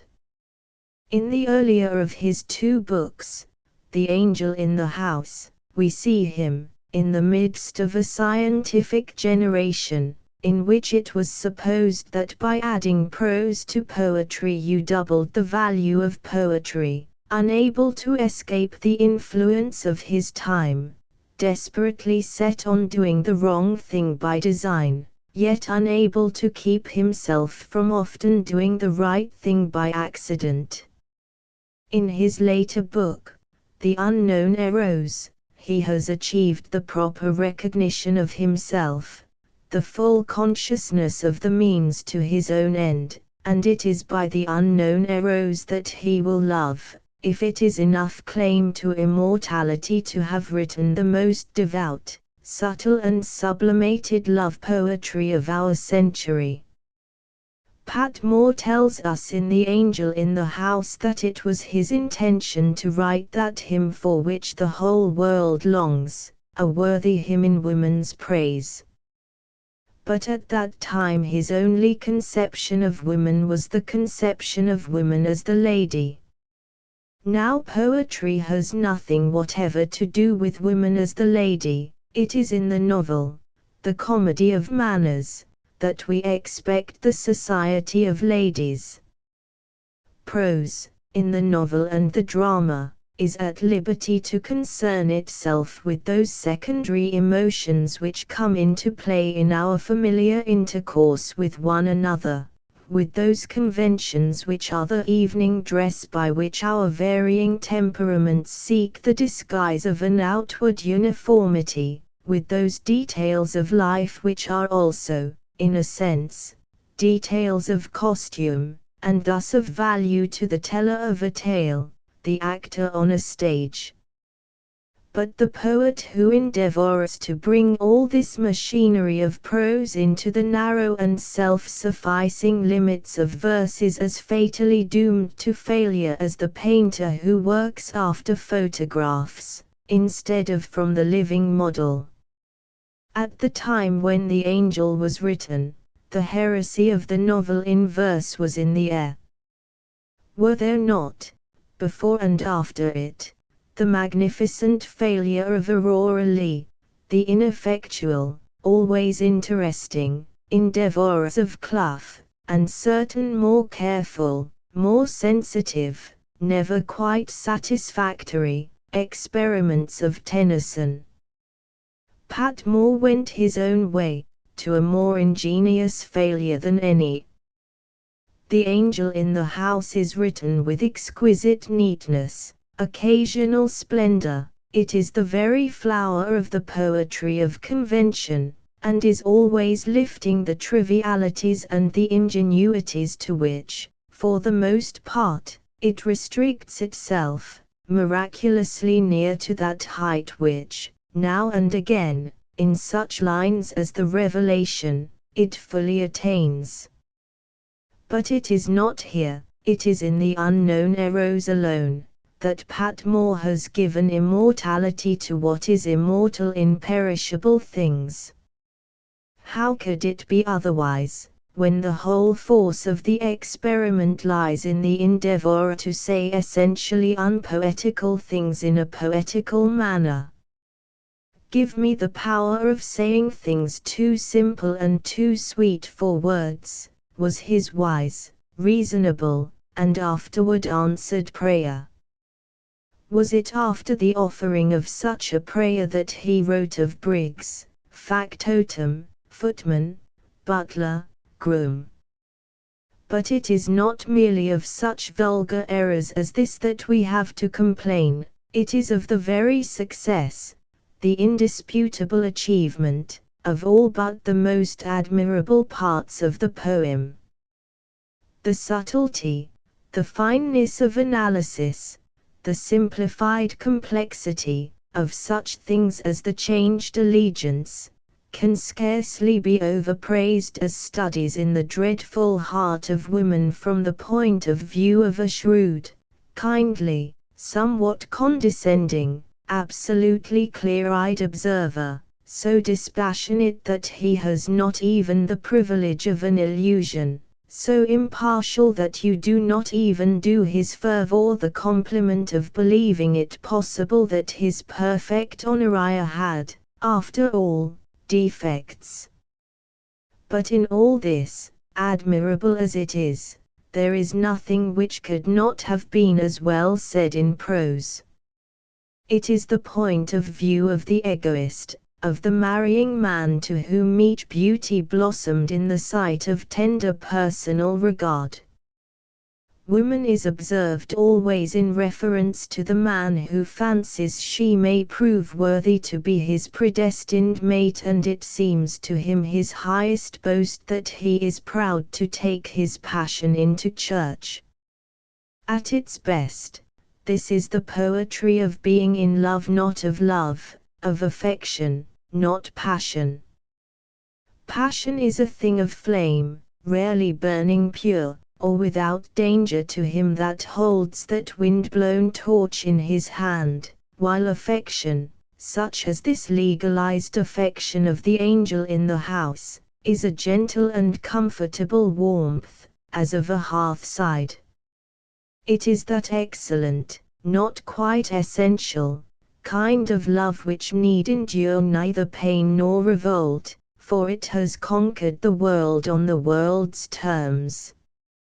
Woman, as she is seen in The Angel in the House, is a delightful, adorable, estimable, prettily capricious child, demonstrably finite, capturable, a butterfly not yet Psyche. It is the severest judgment on her poet that she is never a mystery to him. For all art is founded on mystery, and to the poet, as to the child, the whole world is mysterious. There are experts who tell me that this world, and life, and the flowing of times past into times to come, are but a simple matter after all, the jarring of this atom against that, a growth by explicable degrees from a germ perhaps not altogether inexplicable. And there are the experts in women, who will explain to me the bright disarray of her caprices, the strangeness of her moods, the unreason of her sway over man, assuring me that she is mysterious only because she is not seen through, and that she can never be seen through because into the depths of emptiness one can see but a little distance. Not of such is the true lover, the true poet. To him woman is as mysterious as the night of stars, and all he learns of her is but to deepen the mystery which surrounds her as with clouds. To him she is fate, an unconscious part of what is eternal in things, and, being the liveliest image of beauty, she is to be reverenced for her beauty, as the saints are reverenced for their virtue. What is it to me if you tell me that she is but the creature of a day, prized for her briefness, as we prize flowers, loved for her egoism, as we love infants, marveled at for the exquisite and audacious completeness of her ignorance? Or what is it to me if you tell me that she is all that a lady should be, infinitely perfect in pettiness, and that her choice will reward the calculations of a gentleman? If she is not a flame, devouring and illuminating, and if your passion for her is not as another consuming and refining flame, each rushing into either that both may be commingled in a brighter ecstasy, you have not seen woman as it is the joy of the poet and the lover to see her, and your fine distinctions, your disentangling of sensations, your subtleties of interpretation, will be at the best but of the subject of prose, revealing to me what is transitory in the eternal rather than what is eternal in the transitory. The art of Coventry Patmore, in The Angel in the House, is an art founded on this scientific conception of woman. But the poet, who began by thinking of woman as being at her best a perfect lady, ended by seeing her seated a little higher than the angels, at the right hand of the Madonna, of whom indeed she is a scarcely lower symbol. She who was a bright and cherished toy in The Angel in the House becomes in the unknown Eros pure spirit, the passionate sister of the pure idea. She is the mystical rose of beauty, the female half of that harmony of opposites which is God. She has other names, and is the soul, the church, the Madonna. To be her servant is to be the servant of all right, the enemy of all wrong, and therefore poems of fierce patriotism, and disdainful condemnation of the foolish and vulgar who are the adversaries of God's ordinances and man's, find their appropriate place among poems of tender human pathos, of ecstatic human and divine love. And she is now, at last, apprehended under her most essential aspect, as the supreme mystery, and her worship becomes an almost secret ritual, of which none but the adepts can fathom the full significance. Vision, in the unknown Eros, is too swift, immediate and far-seeing to be clouded by the delicate veils of dreams. Give me the steady heat of thought, wise, splendid, sweet, urged by the great, rejoicing wind that rings with draught of unseen wings, making each phrase, for love and for delight, twinkle like Sirius on a frosty night. That is his prayer, and it was not needful for him to remain content to ask unlikely gifts in vain. Out of this love poetry all but the very essence of passion has been consumed, and love is seen to be the supreme wisdom, even more than the supreme delight. Apprehended on every side, and with the same controlling ardor, those frightful nuptials of the dove and snake, which are one of his allegories, lead upward, on the wings of an almost aerial symbolism, to those all but inaccessible heights where mortal love dies into that intense, self-abnegating, intellectual passion, which we name the love of God. At this height, at its very highest, his art becomes abstract ecstasy. It was one of his contentions, in that beautiful book of prose, Religio Poetae, in which thought is sustained throughout at almost the lyrical pitch, that the highest art is not emotional, and that the music of Handel, the poetry of Aeschylus, and the architecture of the Parthenon are appeals to a sublime good sense which takes scarcely any account of the emotions. Not the highest art only, but all art, if it is so much as to come into existence, must be emotional, for it is only emotion which puts life into the death-like slumber of words, of stones, of the figures on a clef. But emotion may take any shape, may inform the least likely of substances. Is not all music a kind of divine mathematics, and is not mathematics itself a rapture to the true adept?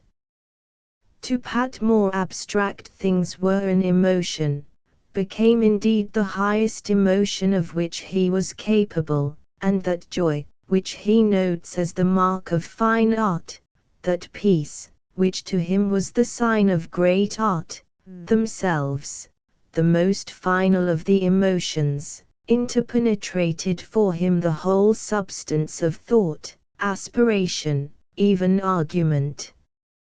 Never were arguments at once so metaphysical and so mystical, so precise, analytic and passionate as those high arguments which fill these pages with so thrilling a life. The particular subtlety of Patmore's mysticism finds perhaps its counterpart in the writings of certain of the Catholic mystics. It has at once the clear-eyed dialectic of the schoolman and the august heat of Saint Teresa. Here is passion which analyzes itself, and yet with so passionate a complexity that it remains passion. Read, for instance, that eulogy of pain which is at once a lyric rapture, and betrays an almost unholy depth of acquaintance with the hidden, tortuous and delightful way of sensation. Read that Song of Songs, Delici Sapientiae Amore, which seems to speak, with the tongue of angels, all the secrets of all those to whom generous love, by any name, is dear. Read that other, interrupted song, building new bulwarks gainst the infinite, Legem tuum dilexi. Read those perhaps less quintessential dialogues in which a personified Psyche seeks wisdom of Eros and the Pythoness. And then, if you would realize how subtle an argument in verse may be, how elegantly and happily expressed, and yet not approach, at its highest climb, the point from which these other arguments in verse take flight, turn to the angel in the house and read the changed allegiance. The difference is the difference between wisdom and worldly wisdom, wisdom being the purified and most ardent emotion of the intellect, and thus of the very essence of poetry, while worldly wisdom is but the dispassionate ingenuity of the intelligence, and thus of not so much as the highest substance of prose. The word glittering, which Patmore so frequently uses, and always with words which soften its sharpness, may be applied, not unsuitably, to much of his writing in this book. A glittering piece does indeed seem to illuminate it. The writing throughout is classical, in a sense in which perhaps no other writing of our time is classical. When he says of the Virgin, therefore, holding a little thy soft breath, thou underwentest the ceremony of death, or, of the eternal paradox of love, 'tis but in such captivity the unbounded heavens know what they be, when he cries, O love, that, like a rose, deckest my breast with beautiful repose, or speaks of this fond indignity, delight, he is, though with an entirely personal accent, writing in the purest classical tradition. He was accustomed always, in his counsels to young writers, to reiterate that saying of Aristotle, that in the language of poetry there should be a continual slight novelty, and I remember that he would point to his own work, with that legitimate pride in himself which was one of the fierce satisfactions of his somewhat lonely and unacknowledged old age. There is in every line of the unknown Eros that continual slight novelty which makes classical poetry, certainly, classical.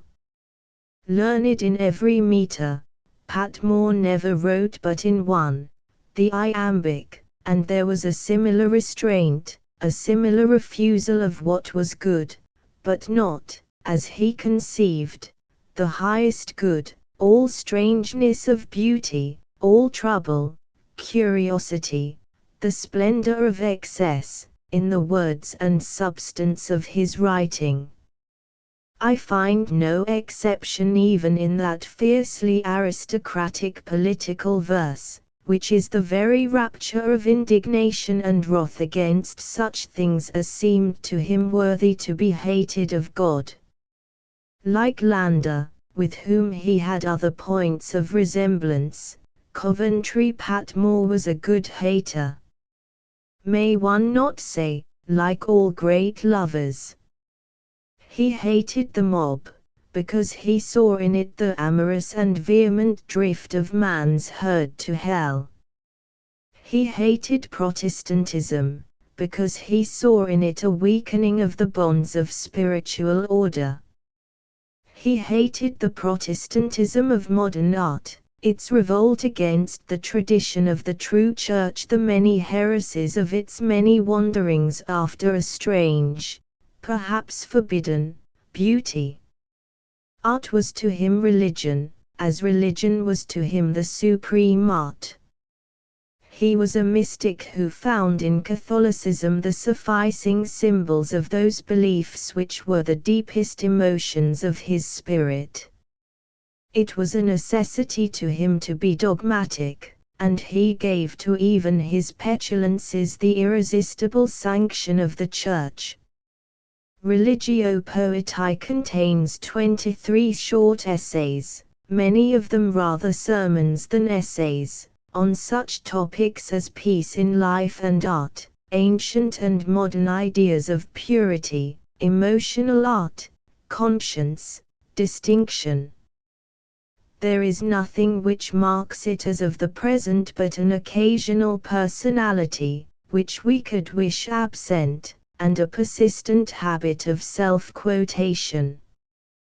There is absolutely no popular appeal, no extraneous interest in the timeliness of subject, or the peculiarities of treatment, nothing, in fact, to draw the notice of the average reader or to engage his attention. To the average reader the book must be nothing but the vainest speculation and the dullest theory. Yet, in many ways, it is one of the most beautiful and notable works in prose that have appeared in recent years.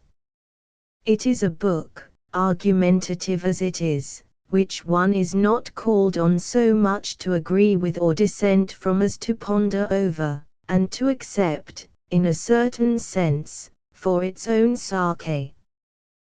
Patmore is one of the few surviving defenders of the faith, and that alone gives him an interesting position among contemporary men of letters. He is a Christian and a Catholic, that is to say the furthest logical development of the dogmatic Christian, but he is also a mystic, and his spiritual apprehensions are so vivid that he is never betrayed into dogmatic narrowness without the absolution of an evident vision and conviction. And, above all, he is a poet, one of the most essential poets of our time, not on account of the dinner-table domesticities of the angel in the house, but by reason of the sublimated love poetry of the unknown Eros, with its extraordinary subtlety of thought and emotion, rendered with the faultless simplicity of an elaborate and conscious art. His prose is everywhere the prose of a poet. Thought, in him, is of the very substance of poetry, and is sustained throughout at almost the lyrical pitch. There is, in these essays, a rarefied air as of the mountain tops of meditation, and the spirit of their pondering over things, their sometimes remote contemplation, is always, in one sense, as Pater has justly said of Wordsworth, impassioned. Each essay in itself may at once be said to be curiously incomplete or fragmentary, and yet singularly well related as a part to a whole, the effect of continuity coming from the fact that these are the occasional considerations of a mind which, beyond that of most men, is consistent and individual. Not less individual than the subject matter is the style, which in its gravity and sweetness, its fine, unforbidding austerity, its smooth harmony, a harmony produced by the use of simple words subtly, is unlike that of any contemporary writer, though much akin to Patmore's own poetic style. The subjects with which these essays deal may be grouped under three heads: religion, art and woman. In all, Patmore's attitude is intensely conservative and aristocratic, fiercely contemptuous of popular idols and ideals, whenever he condescends to notice them. The very daring and very logical essay on Christianity and Progress is the clearest and most cogent statement of Christianity as an aristocracy, in opposition to the current modern view of it as a democracy, that has been made since the democratic spirit made its way into the pulpit. Let not such as these, says Patmore, exalt themselves against the great masters of the experimental science of life, one of whom, Saint Teresa, if I remember rightly, declares that more good is done by 1 minute of reciprocal communion of love with God than by the founding of 50 hospitals or of 50 churches. It is from this point of view that Patmore writes, "Many people doubt whether Christianity has done much, or even anything, for the progress of the human race as a race, and there is more to be said in defense of such doubt than most good people suppose." Indeed, the expression of this doubt is very widely considered as shocking and irreligious, and as condemnatory of Christianity altogether. It is considered to be equivalent to an assertion that Christianity has hitherto proved a failure. But some who do not consider that Christianity has proved a failure, do, nevertheless, hold that it is open to question whether the race, as a race, has been much affected by it, and whether the external and visible evil and good which have come of it do not pretty nearly balance one another. It is with the same view of things, from the same standpoint, that Mr. Patmore states his ideal of the poetic art, and condemns what he considers the current misconception of the subject. I may go further, he declares, in his vivacious attack on emotional art, and say that no art can appeal to the emotions only with the faintest hope of even the base success it aspires to. The pathos of such art, and pathos is its greatest point, is wholly due to a more or less vivid expression of a vague remorse at its divorce from truth and order. The Dame Auxiliary Camelias sighs in all Chopin's music over her lost virtue, which, however, she shows no anxiety to recover, and the characteristic expression of the most recent and popular school of poetry and painting is a ray of the same sickly and in the most part hypocritical homage to virtue. Without some such homage even the dying and supersensitive body of emotional art loses its very faintest pretensions to the name of art, and becomes the confessed carrion of Offenbacher's operas and the music hall. Atheism in art, as well as in life, has only to be pressed to its last consequences in order to become ridiculous, no less than disastrous, and the ideal in the absence of an idea or intellectual reality, becomes the realism of the brothel and the shambles. What, then, is the ideal, the proper substance and manner of poetry? It is thus defined in another essay, which contends that bad morality is bad art. The poet, as a rule, should avoid religion altogether as a direct subject. Law, the rectitude of humanity, should be his only subject, as, from time immemorial, it has been the subject of true art, though many a true artist has done the Muses well and knew it not. As all the music of verse arises, not from infraction, but inflection of the law of the set meter, so the greatest poets have been those the modulus of whose verse has been most variously and delicately inflected, in correspondence with feelings and passions which are the inflections of moral law in their theme.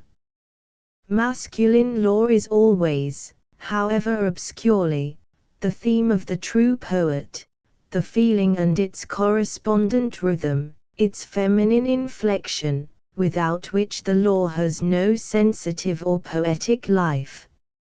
Art is thus constituted because it is the constitution of life, all the grace and sweetness of which arise from inflection of law, not from infraction of it, as bad men and bad poets fancy.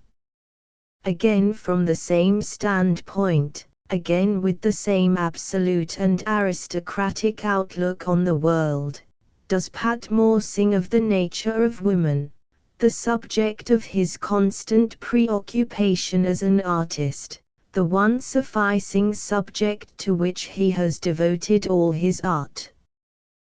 The modern woman, one may suppose, is not likely to appreciate the precise manner in which Patmore exalts her sex. It is far too logical, too reasonable, too scrupulously according to nature. Thus, for example, in a passage of characteristically delicate wit, it is of faith that the woman's claim to the honor of man lies in the fact of her being the weaker vessel.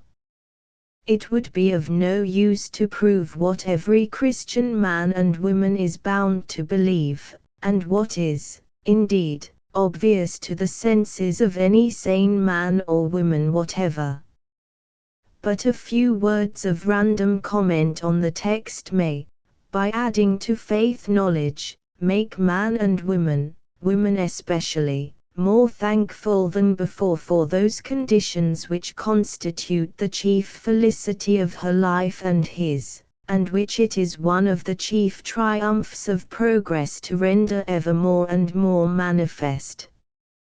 The happiest result of the higher education of women cannot fail to consist in the rendering of her weakness more and more daintily conspicuous.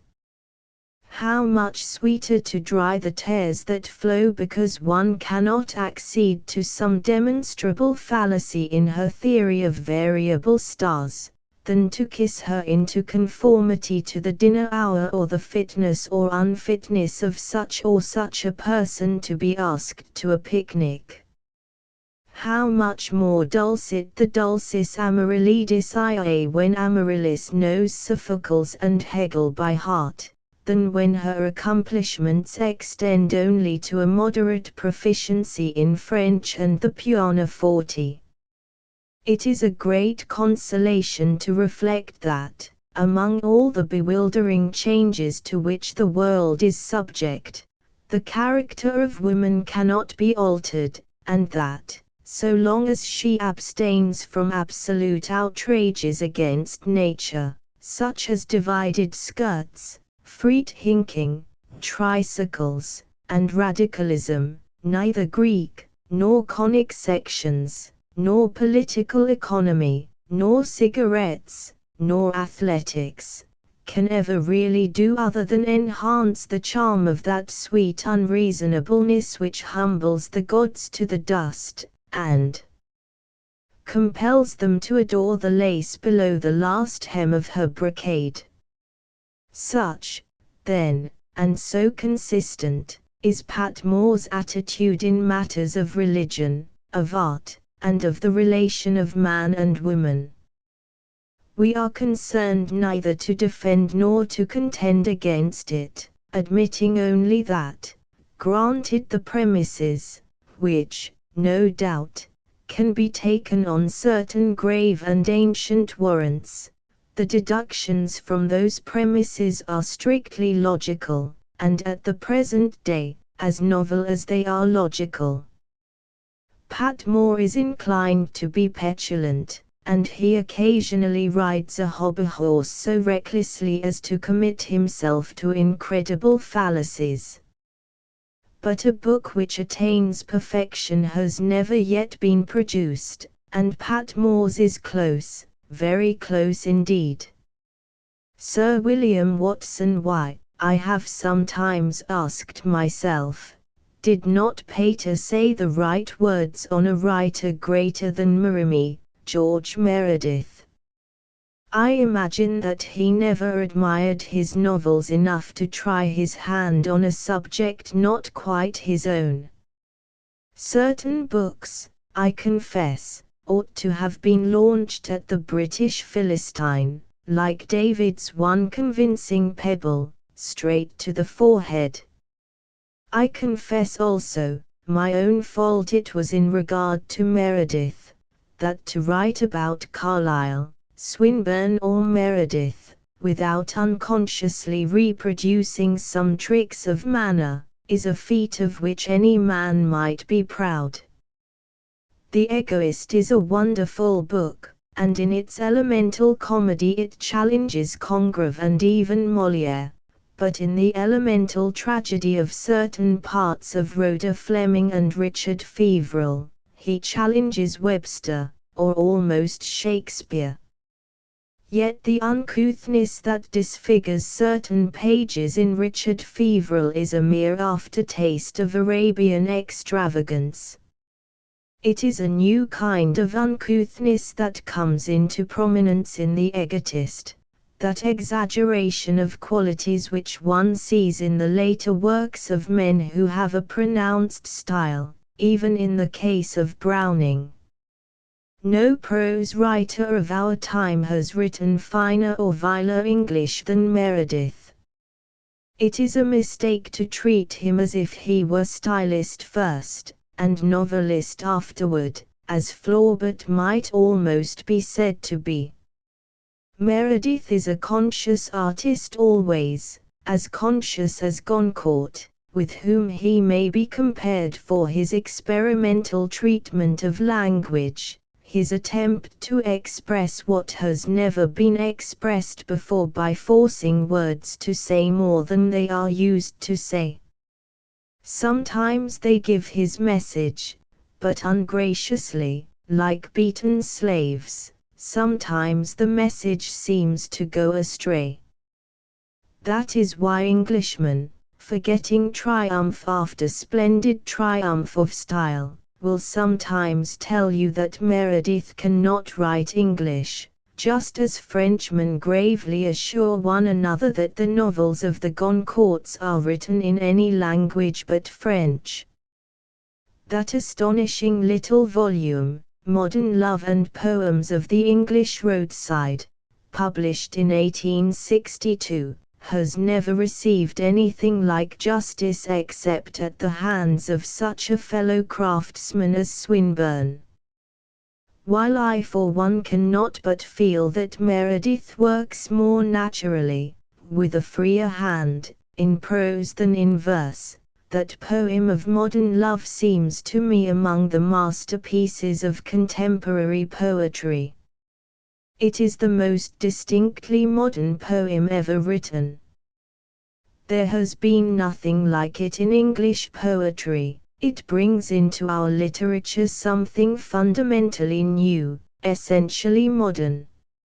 Side by side with this super-subtle study of passion and sensation, we have the homely realism of Juggling Jerry, a poem which can only be compared with Burns' Jolly Beggars for triumphant success in perhaps the most difficult kind of literature. So far I quote from an old article of mine, which was answered by William Watson.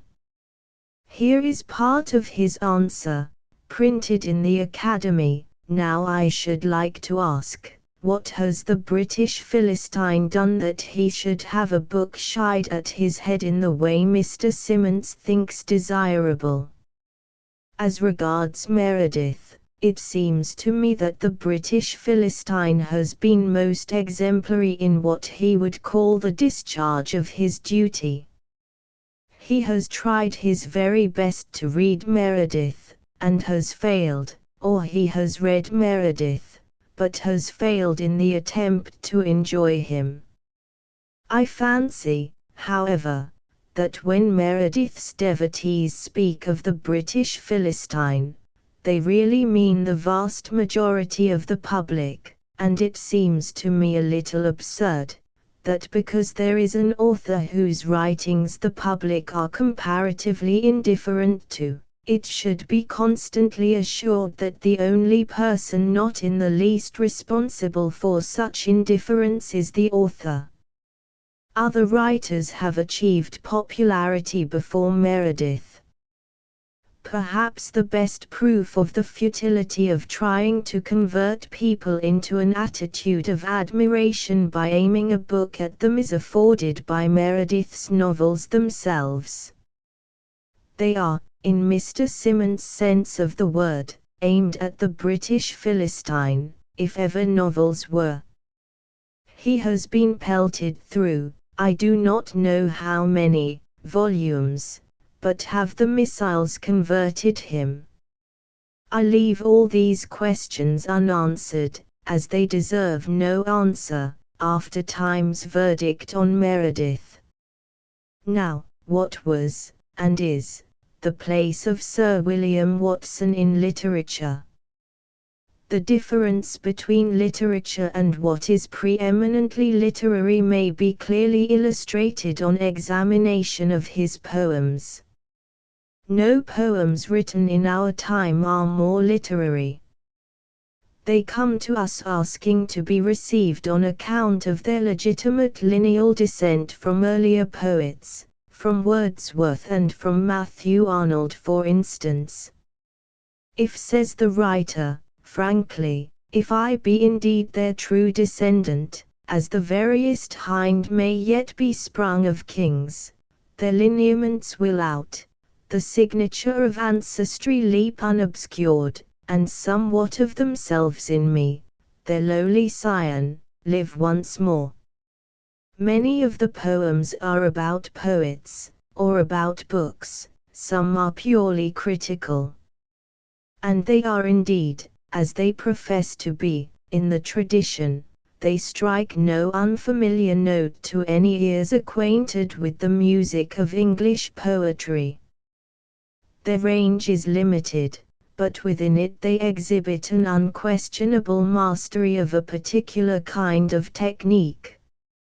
Few lines are bad, all are careful, many are felicitous. Every poem has a certain neatness and order about it. The spirit of the whole work is orderly, reticent and dignified. Nothing has been left to chance, or to the appeal of lawless splendors. An artist has been at work. At work on what? At all events, not on the only really satisfactory material for the poet, himself. Watson tells us that he has chosen the best of himself for giving to the world. I have not paid the world the evil and the insolent courtesy of offering it my baseness for a gift. Well and good, but has he, in choosing among his selves, chosen really the essential one, base or not base, ignoble or not ignoble? He has chosen the self that loves good literature, thinks estimable thoughts, feels decorous emotions, and sets all this into polished and poetical verse. That is enough for the making of literary poetry, but not for poetry which shall be literature. Watson, in his study of the great writers, seems never to have realized that what matters chiefly, what tells, is not the great phrase, but the personality behind the phrase. He has learned from many writers to make phrases almost as fine as those writers have made. His phrases are never meaningless in themselves, and they can be exquisite in their form. But the phrase, coming with nothing but its own significance behind it, a rootless flower, deriving no life from the soil, fails to convey to us more than an arid, unsatisfying kind of pleasure. There it is, a detached thing, to be taken, you may say, for what it is worth, only, live words will not be so taken. Compare Watson's Ode to Autumn with the Ode to Autumn of Keats. The poem is one of Watson's best poems, it is full of really poetical phraseology. But the Ode of Keats means something in every word, and it means Keats quite as much as autumn. Watson's poem means neither autumn nor Watson. It represents Watson setting himself to describe autumn. Take his hymn to the sea. It is a long piece of exultant rhetoric, very finely imagined, full of admirable images. The most beautiful similes are gathered and brought together to represent the sea's multitudinous moods. But when the poem is finished, and you have admired it at leisure, you do not feel that this poet loves the sea. The poetry of Byron is assailable on many sides, but when he wrote those two rhetorical lines, now hackneyed almost out of recognition, beginning, roll on, thou deep and dark blue ocean, roll. He wrote out of his heart, as nearly as he could, and the lines, faulty as they are, have remained alive ever since. Mr. Watson's verse is very much better verse, but will, grant, O regal in bounty, a subtle and delicate larges, come back to men's lips as often, or for as long a time, as those faulty lines of Byron's. In his apologia Watson replies to those who have complained that he has brought nothing new into poetry, I bring naught new save as each noontide or each spring is new, into an old and iterative world. And he asks, is the muse fallen to a thing of mode, that must each year supplant her derelict self of yesteryear? But he declines to see that the new thing which every generation rightly asks of every new poet is by no means mode or empty fashion of writing, but the one essential thing, personality, which can never be twice the same. The reason why you will not find any two poets writing in the same way is that every genuine poet has to express himself in his own way, whether it be by offering his own baseness for a gift like Vian, or by building a new heaven and a new hell, like Dante. The maker of literature puts this new thing into his work, in the mere act of making it, and it stands out, as plainly as his signature, in every line he writes. Not to find it is to have fallen upon work which is but literary, books made out of books. Walt Whitman thought that such pass away.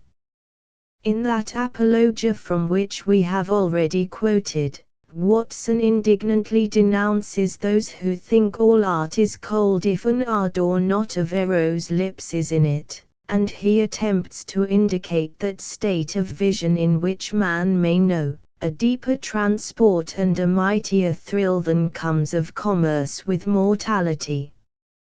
Does he then, in silence, in the visionary mood, reach this ecstatic state? If so, it has left no impression on his poetry. In his poetry there is no vision, only speculation about vision, no ecstasy, only a reasonable meditation. He speaks of God, the whole, the cosmic descant, and the large words remain empty. In such poems as The Unknown God and The Father of the Forest we seem to have been taught a lesson, read out in a resonant, well-controlled voice. Nothing has been flashed upon us, we have overheard nothing. And, indeed, of how little of this poetry can we say, in the words of Mill's great definition, that it has been overheard. Its qualities, almost, though not quite, at the best, are the qualities of good oratory. Watson began by writing epigrams, admirable of their kind, with a more lyric 19th-century handling of the sharp 18th-century weapon. The epigram lies at the root of his work, that is to say, something essentially of the quality of prose. He is a pope who has read Keats. Oratory or the epigram come into his most characteristic passages, as in the well-known and much-admired lines on the greatness and littleness of man, magnificent out of the dust we came and abject from the spheres. Now that, striking and effective as it is an antithetical ingenuity which a really fine poet would have gone out of his way to avoid. It is oratory, not poetry, and it would make good oratory, for their point has need of all its sharpness. Oratory is action. It is through this oratorical quality of mind that Mr. Watson's style, though so ordered and measurably, often leaves an impression of having been deliberately heightened above the level of ordinary speech. The great things in poetry are song at the core, but externally mere speech. Think of some actual, anonymous Elizabethan song, and then read the piece which Watson has called Song in Imitation of the Elizabethans. It is not merely that he has not captured the exact note of the period, but rather copied the note of a later period, such lines as idly clanged the sullen portal, idly the sepulchral door, are not direct speech, and can therefore never become pure song. They are dressed in poetical phraseology, which is a very different thing. It is curious to find this quality in a writer who is in every sense so critical. Behind a great deal of Watson's work there is the critical intelligence, not the poetical temperament. Wordsworth's grave is written in discipleship to Matthew Arnold, and it is not Arnold when he is at his best, the Arnold of Sohrab and Rustum and the Sick King in Bokhara, that Watson has approached, but that half-poet, half-prose writer who wrote the Obermann poems. The foundation of those poems is prose, and a great deal of their substance is no more than rhymed prose. But at times the poet flashes out, transfiguring material and form for the moment, before he drops back into prose again. Watson's work is more on a level, he neither falls so low nor rises so high. But, even more than with Arnold, the substance of it is criticism, and the thinking and the style suggest the best kind of prose. Set the poem, with its finely chosen epithets and phrases, impassioned quietude, thou wast home, thou hadst, for weary feet, the gift of rest, the frugal note of Gray and the like, beside Pater's essay on Wordsworth, and you will find many points of resemblance, and not only in the echo of impassioned quietude from Pater's impassioned contemplation. Compare it with Matthew Arnold's essay on Wordsworth and you will again find many points of resemblance, not only in detail, which would not matter, but also in the whole way of approaching and handling the subject. Does the rhyme bring in any essential difference between specimens of fine prose and this poem, so well thought out, so poetically expressed? There lies the whole question, for if it does not bring such a difference, can it be accepted as poetry, as an adequate kind of poetry? Criticism, though it may find place in a poem, as in Shelley's letter to Maria Gisborne, can never be the basis of poetry. Pope tried to turn the current of English poetry into this narrow channel, but the sea force soon had its way with the banks and dikes. Watson has tried to revive that heresy, he has disguised its principles under new terms, but it remains the same heresy. Poetry is even less a criticism of thought than it is a criticism of life. It must be at all points creation, creation of life, creation of thought, if it is to be poetry in the true sense. It is to Wordsworth, among many masters, that Watson tells us that he is most indebted. Wordsworth is not always a safe master, and it is apparently from him that Mr. Watson has accepted the main principles of his blank verse. Wordsworth's blank verse was more often bad than good, it was bad on principle, and good by the grace of a not infrequent inspiration. At its best, it is not among the great specimens of blank verse, or not for more than a very few lines at a time. It is without vitality, it is without that freedom in beauty which can come from vitality alone. Watson has learned from Wordsworth that it is possible to write grave and impressive lines, sweeping up to fine perorations, in which the pauses are measured, not by the vital pulses of the mood, but by a conscious, cultivated method. Some of Wordsworth's blank verse, the prelude, though in itself tame and inefficient, takes hold of the reader through a personal warmth which makes him almost forget that he is reading verse at all. But we never feel personal warmth in Mr. Watson. He succeeds or fails as an artificer, and as an artificer only. It is probably not too much to say that there is not a cadence in his verse which has not been heard before. By what miracle it is that out of the same number and order of syllables no two cadences of Shakespeare and of Browning, of Keats and of Herrick, of Crashaw and of Blake, can be precisely matched no man knows or will ever know, least of all the poet himself.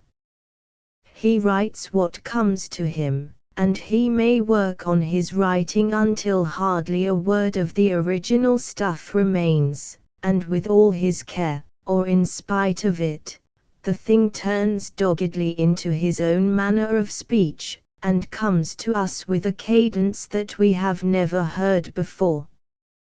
He may have read much or little, and it will make barely an appreciable difference. The music that is not learned in books comes from some unknown source which is as variable as the sea or the wind. Music learned from books, however much beauty may be breathed into it by the singer, keeps the taint of its source about it. It is by such music that the literary artist, not the artist in literature, is known. William Watson's Odes and Other Poems is remarkable for precisely the qualities which have distinguished his work since the time when, in Wordsworth's grave, he first elaborated a manner of his own. That manner has some of the qualities of 18th century verse, its sobriety, its strictness, its intellectual and critical interests, and it also has certain of the richer and more emotional elements of the 19th century revival of the Elizabethan passion and splendor. The reader is reminded of Gray, of Wordsworth, of Matthew Arnold, at moments of Keats and of Rossetti. In spite of occasional and unaccountable blemishes, Watson's work is, in the main, the most careful work of any of the younger poets. Nor is it lacking in a poetic impulse. It does not seem to us that this impulse is a very strong one, or one of special originality, but it is there, undoubtedly, and Watson's verse, unlike that of most of the people now writing, justifies its existence. Take, for instance, these opening lines from the Ode to Arthur Christopher Benson, in that grave shade August that round your Eton clings. To you the centuries must be visible corporate things and the high past appear affably real and near, for all its grandiose airs, caught from the mien of kings. The new age stands as yet half built against the sky open to every threat of storms that clamor by, scaffolding veils the walls, and dim dust floats and falls, as, moving to and fro, their tasks the masons ply. But changeless and complete, rise unperturbed and vast, above our din and heat, the turrets of the past, mute as that city asleep, lulled with enchantments deep, far in Arabian dreamland built where all things last. The grave and equable sweep of this verse, so unlike most of the hot and flurried rhyming of contemporaries, has the excellence of form which gives adequate expression to a really poetic conception. Watson takes a very serious view of things, except in a few attempts at satire or playfulness, which are not quite fortunate either in idea or in execution. He has the laudable desire to enter into competition with the great masters on their own ground. and the result is by no means ludicrous, as it would be with most people. Only it is a little as if the accomplished copyist were to challenge comparison with the picture which he has, after all, copied. Work done in the manner, and under the influence, of previous writers may indeed, under certain circumstances, attain the virtue of originality, but only under certain circumstances. Chatterton, for instance, was original only when he copied, or when he fancied he was copying. Keats was absolutely himself even at the period when his form was entirely imitative. The personality of some men can find no home in the present, can wear no dress of modern fashion, can express itself only by a return to the ways of speech of an earlier age. But this sort of spiritual nostalgia can only become effective when it is a very deep and individual instinct, and not merely a general literary sympathy. Watson has learned more from his masters than he has brought to them. We have read his latest book with real appreciation of its many admirable qualities, but, on closing it, we have no more definite idea of Watson himself, of what he really is, apart from what he chooses to express, than we had before opening it. And yet the greater part of the book, in one sense, is quite personal. He tells us what he thought of Stevenson's Catriona, how he felt in Richmond Park, and of his friendly regard for one or two estimable men of letters. But the real man, the real point of view, the outlook on life, the deeper human sympathies, what do we learn of these? There is, indeed, one poem, among the finest in the book, in which a touch of more acute personal feeling gives a more intimate thrill to the verse, the poem called Vita Nuova, of which we may quote the greater part. O ancient streams, O far descended woods full of the fluttering of melodious souls, O hills and valleys that adorn yourselves in solemn jubilation, winds and clouds, ocean and land in stormy nuptials clasped, and all exuberant creatures that acclaim the earth's divine renewal, lo, I too with yours would mingle somewhat of glad song. I too have come through wintry terrors, yet, through tempest and through cataclysm of soul have come, and am delivered. Me the spring me also, dimly with new life hath touched, and with regenerate hope, the salt of life, and I would dedicate these thankful tears to whatsoever power beneficent, veiled though his countenance, undivulged his thought, hath led me from the haunted darkness forth into the gracious air and vernal morn, and suffers me to know my spirit a note of this great chorus, one with bird and stream and voiceful mountain, nay, a string, how jarred and all but broken, of that lyre of life whereon himself, the master harp player, resolving all its mortal dissonance to one immortal and most perfect strain, harps without pause, building with song the world. But this poem stands alone in the volume as an expression of very interesting personal feeling, the rest being mainly concerned with generalities. Like all Watson's volumes of verse, these odes and other poems contain some excellent literary criticism, conveyed in the neatest and briefest fashion possible. In fact, Watson's verse is only too full of sane and measured criticism, an excellent quality no doubt, but hardly one quite compatible with poetry of a high order. But how fine, How exact, how discriminating, is this piece of criticism, for instance, in verse. Forget not, brother singer, that though prose can never be too truthful or too wise, song is not truth, not wisdom, but the rose upon truth's lips, the light in wisdom's eyes.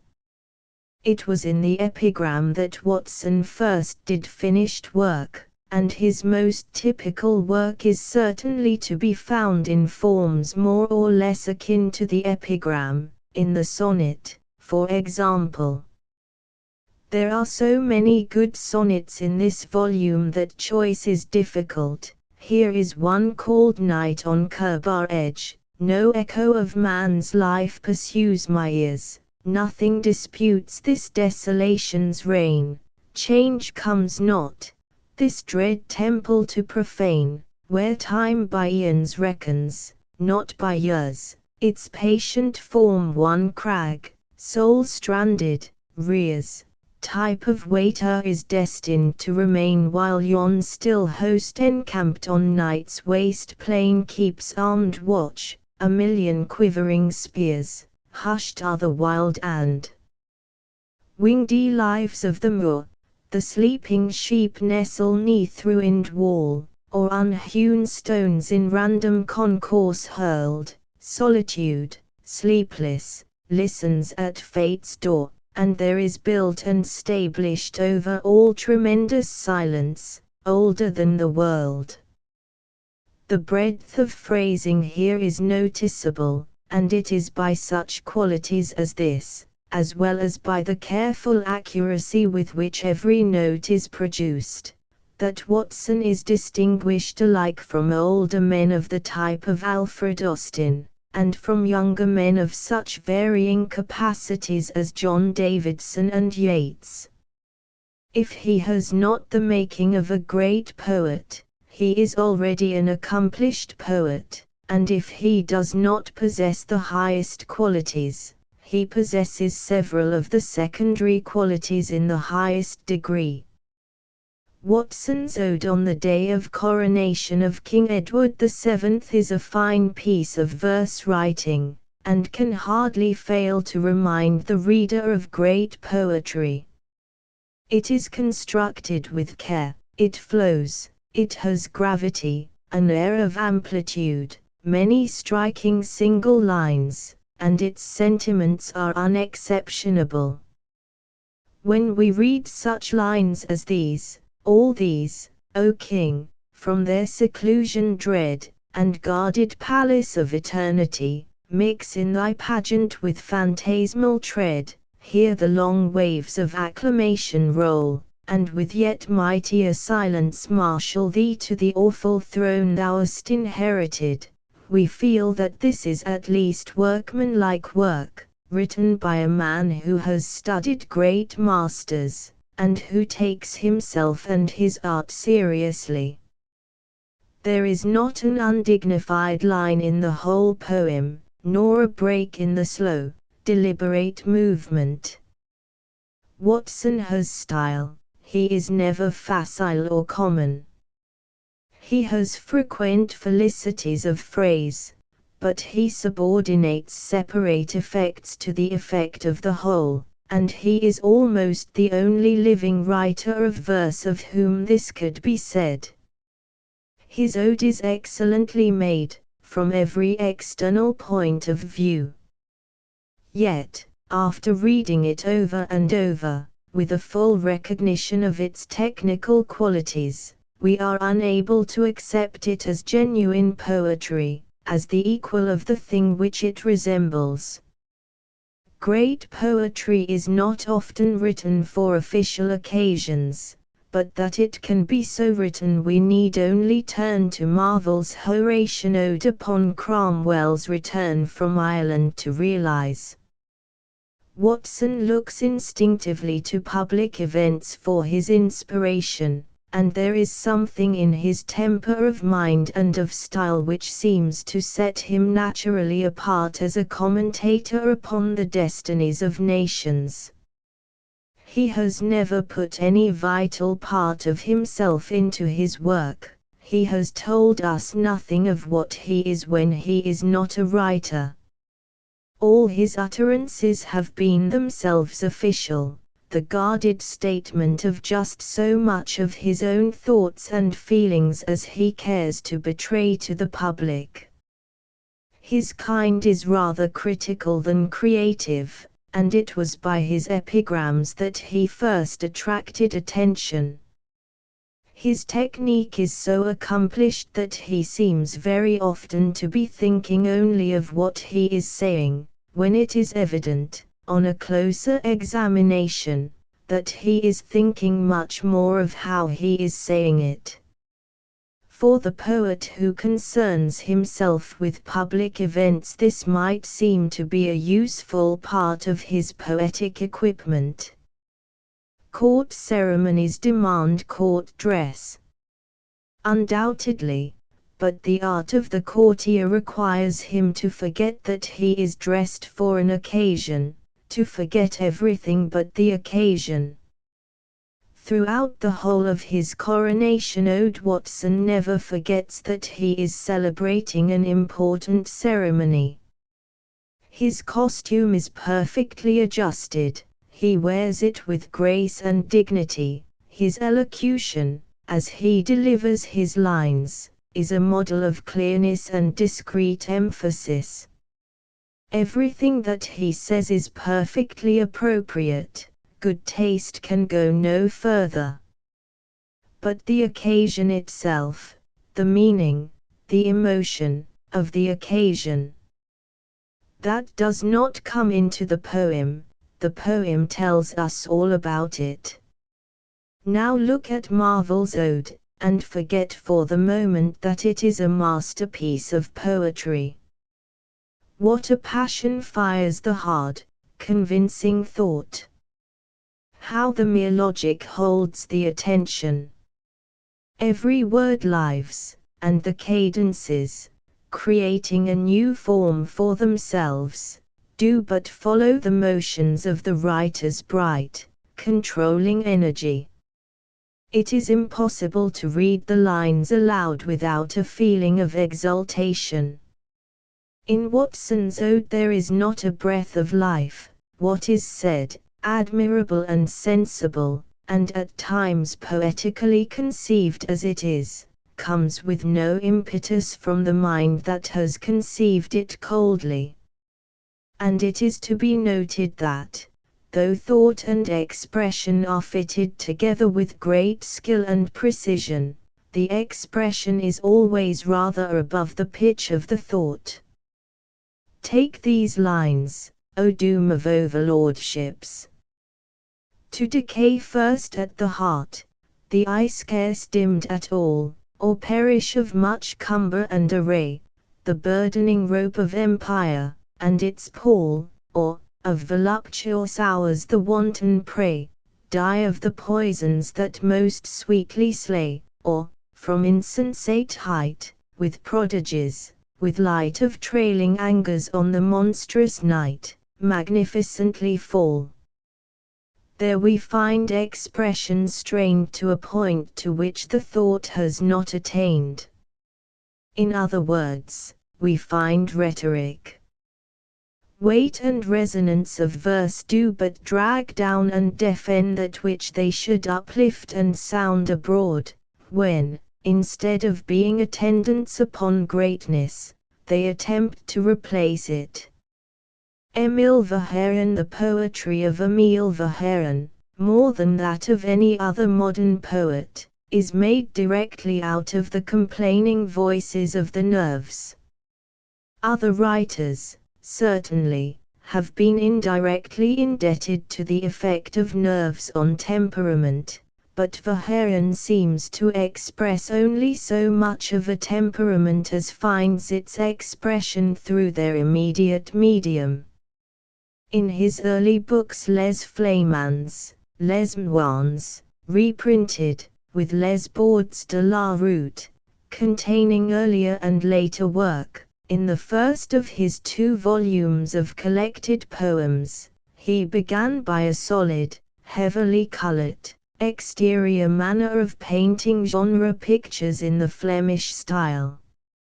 Such poems as Les Paysans with its fury of description, are like a Teniers in verse. Not Bruffel has painted a kermesse with hotter colors, a more complete abandonment to the sunlight, wine and gross passions of those Flemish feasts. This first book, Les Flamans, belongs to the naturalistic movement, but it has already, as in the similar commencements of Who is Man, so ardent a love of color for its own sake, color becoming lyrical, that one realizes how soon this absorption in the daily life of farms, kitchens, stables, will give place to another kind of interest. And in Les Moines, while there is still for the most part the painting of exteriorities, a new sentiment, by no means the religious sentiment, but an artistic interest in what is less material, less assertive in things, finds for itself an entirely new scheme of color. Here, for instance, was christened a pane in the first book, Dehors, les grands fournals chauffiant los braises rouges, it deux par deux, du bout d'en planche, les gouges dans le ventre des fours engouffriant les pains mous. It les flammes, par les gueules s'ouvrant passage, comme un mute énorme chaud de chiens roux, ortillant en rougissant le mordre le visage. But it is not until Les Soirs that we find what was to be the really individual style developing itself. It develops itself at first with a certain heaviness. Here is a poet who writes in images, good, but the images are larger than the ideas. Wishing to say that the hour was struck, he says, seulun beffroi, immensement vechude nuit, casse les hires. And, indeed, everything must be done immensement. The word is repeated on every page, sometimes twice in a stanza. The effect of monotony in rhythm, the significant, chiming recurrence of words, the recoil of a line upon itself, the dwindling away or the heaping up of sound in line after line, the shock of an unexpected caesura, the delay and the hastened speed of syllables, all these arts of a very conscious technique are elaborated with somewhat too obvious an intention. There is splendor, opulence, and, for the first time, such stuff as dreams are made of. Description is no longer made for its own sake, it becomes metaphor. And this metaphor is entirely new. It may be called exaggerated, affected even, but it is new, and it is expressive.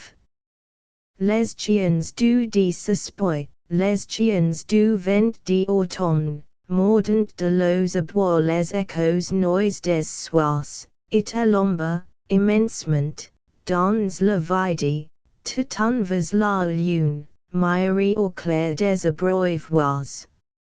In Les Débâcles, a year later, this art of writing in colored and audible metaphor, and on increasingly abstract and psychological subjects, the sensations externalized, has become more master of itself, and at the same time more immediately the servant of a more and more feverish nervous organization. Tout sert le fever au ployé, sur les fenêtres. Doul on peut voir bon de la vie ses chars d'or. And the contemplation of this fever is turned more and more in upon itself, finding in its vision of the outer world only a mirrored image of its own disasters. The sick man, looking down on his thin fingers, can think of them only in this morbid, monastic way, misduigs, touchément frontit churches, la, lesvas qui rengrant, ung, de lo morsure, mis ches, touchément front, mis maigres duigs, voila que mis veins déjà, comme un mûrissable étrangement, en font la tour, mis lacet pauvre duigs, it que vos longs ongles malades battent, sinistrement, sur mis temps, un glace, un pauvre glace, mis lensit mons duigs. 2 years later, with les flambeaux noise, what was nervous has become almost a sort of very conscious madness, the hand on one's own pulse, the eyes watching themselves in the glass with an unswerving fixity, but a breaking and twisting of the links of things, a doubling and division of the mind's sight, which might be met with, less picturesquely, in actual madness. There are 2 poems, Le Roc and Les Livres, which give, in a really terrifying way, the very movement of idea falling apart from idea, sensation dragging after it sensation down the crumbling staircase of the brain, which are the symptoms of the brain's loss of self-control. C'est là que j'ai bâti mon ami, dits, ser igul avec mon ami Hellas. Maison d'Ibine, ous ist fendu, sang brut, un soir, le grand miroir de mon esprit. Dits, ser igul avec mon ami, en nocturnit angoissant demain. Ser igul avec mon orgueil noi, a cen fautuil de haine. Ser igul, avec ma pale hyperdule, pour Notre Dame, la folie. In these poems of self-analysis, which is self-torture, there is something lacerating, and at the same time bewildering, which conveys to one the sense of all that is most solitary, picturesque and poignant in the transformation of an intensely active and keen-sighted reason into a thing of conflicting visionary moods. At times, as in the remarkable study of London called Les Villes, this fever of the brain looks around it, and becomes a flame of angry and tumultuous epithet, licking up and devouring what is most solid in exterior space. Again, as in Les Lois and Les Nombres, it becomes metaphysical, abstract, and law towers up into a visible palace, number flowers into a forest, sois el hallucine de la forêt des nombres. That art of presenting a thought like a picture, of which Verhaeren is so accomplished a master, has become more subtle than ever, and ses tours de ronde de l'infini, le soir it ses courbes, it ses spirals, of for the most part menacing speculations in the void, take visible form before us, with a kind of hallucination, communicated to us from that, how far deliberate, hallucination which has created them. Gradually, in les opéras dans mes chemins, in les campagnes hallucinées, in les villages illusoires, in les villes tentaculaires, the hallucinations become entirely external. It is now the country, the village, the town, that is to say, the whole organized world, that agonizes among cloudy phantoms, and no longer a mere individual, abnormal brain. And so he has at once gained a certain relief from what had been felt to be too intimately a part of himself, and has also surrendered to a more profound, because a more extended, consciousness of human misery. Effacing himself, as he does, behind the great spectacle of the world, as he sees it, with his visionary eyes, in his own violent and lethargic country, he becomes a more hopeless part of that conspiracy of the earth against what man has built out of the earth, of what man has built out of the earth against the earth, which he sees developing silently among the grass and bricks. All these books are a sort of philosophy in symbols, symbols becoming more and more definite. Le Donneur de Mauvais Conseils who drives up to the farm gate, la vieille carriole en bois vert pemin qui elemena, on any site dou, un fol la garde avec son homme auxiliary carrefours des chemins mous. Le cheval pait el herbe d'automne, pres d'un mer monotone. Don't el malade reverber le soir de pluie et de misère qui tu me enloques sur la terre, les cordius the old man spinning his rope against the sky, weaving the past into the future, sur la route muette régulière, les yeux fixes vers la lumière qui frôle en couchant les closet les maisons, le blanc cordia visionnaire. Du fond du soir aurillaire, attire et lui les horizons, and, finally, the many tentacled towns, drawing to themselves all the strength and sap of the earth, les spectacles, la bourse, le baiser the monstrous and material soul of towns. Contrast these poems with those early poems, so brutal, so Flemish, if you would see at a glance all the difference between the naturalistic and the symbolistic treatment. The subject matter is the same I sees, there are the same vers bâtis comme un estrade pour la danse des marts et los belles parades. But at first there is merely an eye that sees, and that takes the visible world at its own valuation of itself. Later on, things are seen but to be readjusted, to be set into relation with other, invisible realities, of which they are no more than the wavering and tortured reflection. And with this poet, in his later manner, everything becomes symbol, the shop, the theatre, the bank, no less than the old rope maker weaving the horizons together. Sur la ville, dou les affres flamboyant, regnant, sans question on les voit, mais evidence, les idées, as he can write, on the last page of Les Villes Tentaculaires, which points directly to Les Aubes, in which a sort of deliverance through ideas is worked out. Verhairen's second play, Le Cloître, is much finer in every way than his first, Les Aubes, but it does not convince us that he is a dramatist, in the strict sense of the word.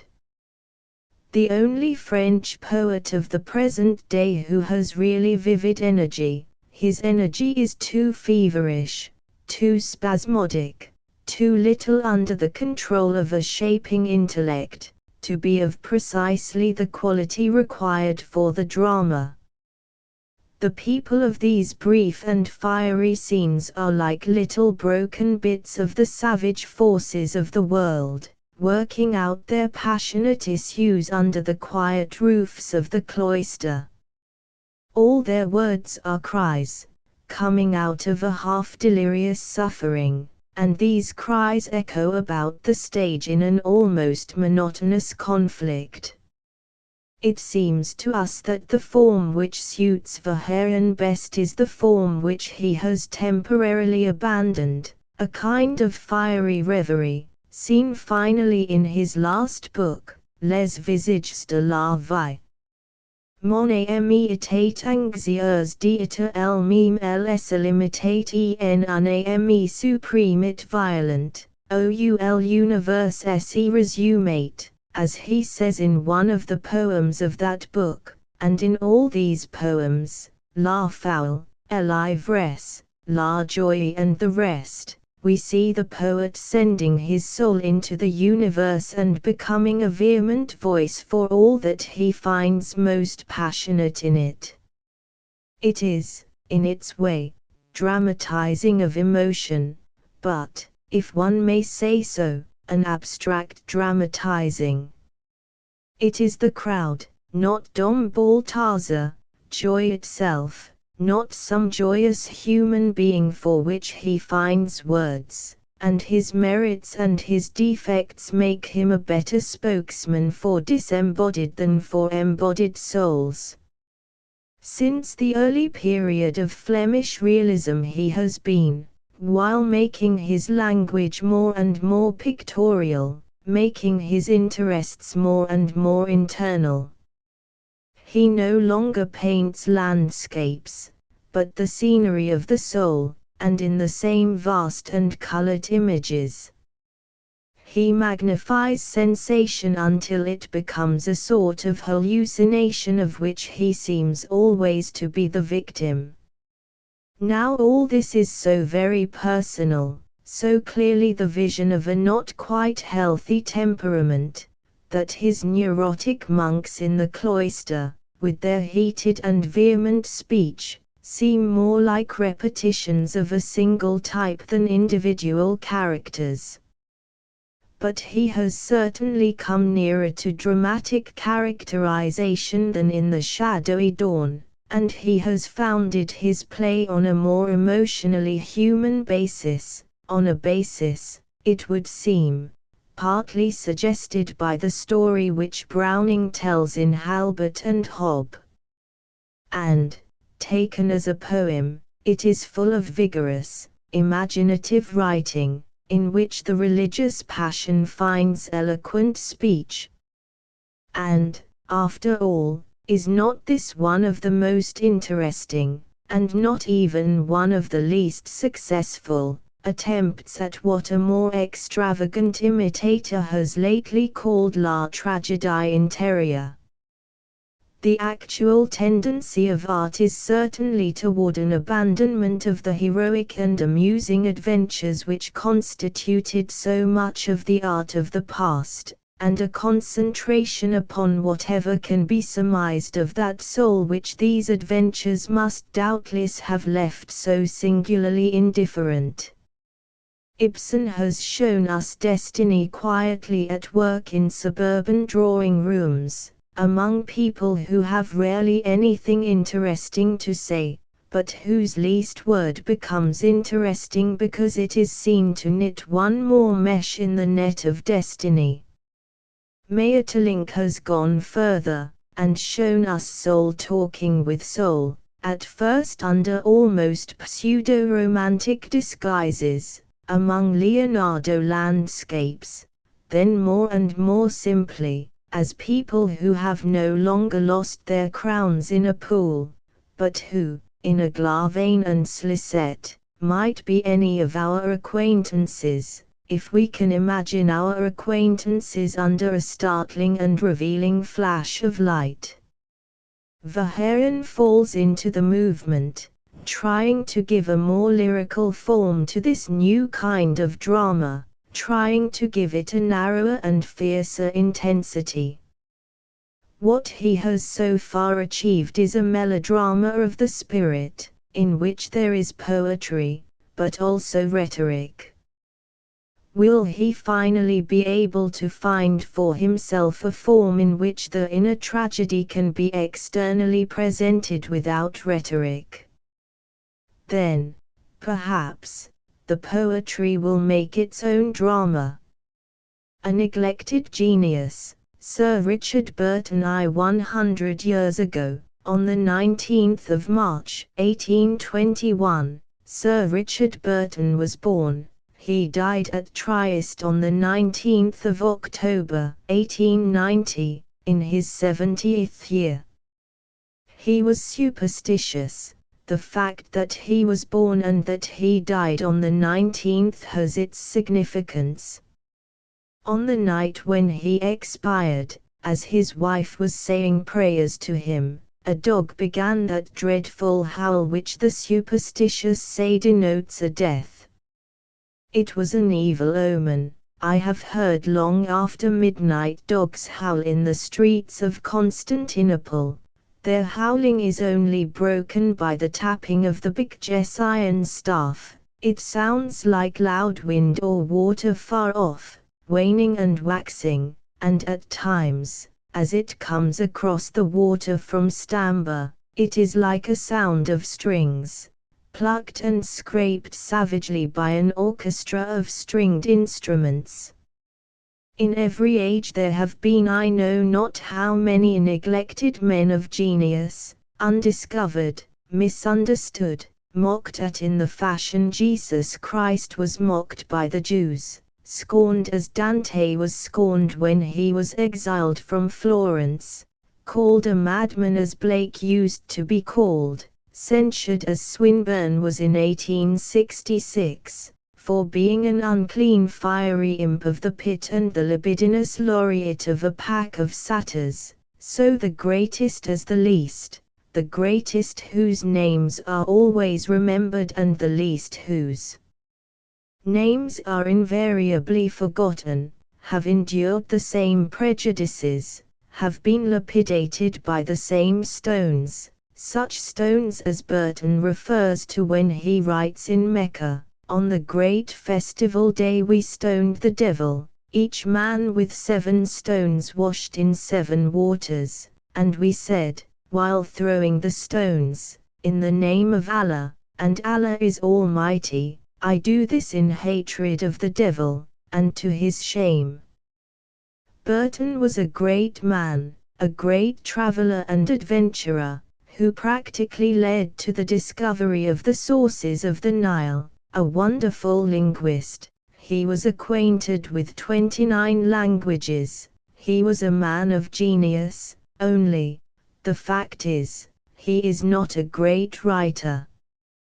Continually thwarted by the English government, he was debarred from some of the most famous expeditions by the folly of his inferiors, who ignorantly supposed they were his superiors, and, as Sir H. H. Johnston says in some of his notes, not only was Burton treated unjustly, but his famous pilgrimage to Mecca won him no explicit recognition from the Indian government. His great discoveries in Africa, Brazil, Syria and Trieste were never appreciated, and, worst of all, he was refused the post of British minister in Morocco. It was persistently denied him. He adds, had he gone there we might long since have known, what we do not know, the realities of Morocco. Still, when Burton went to India, I do not imagine he was likely to suffer from any hostility on the part of the natives nor of the rulers.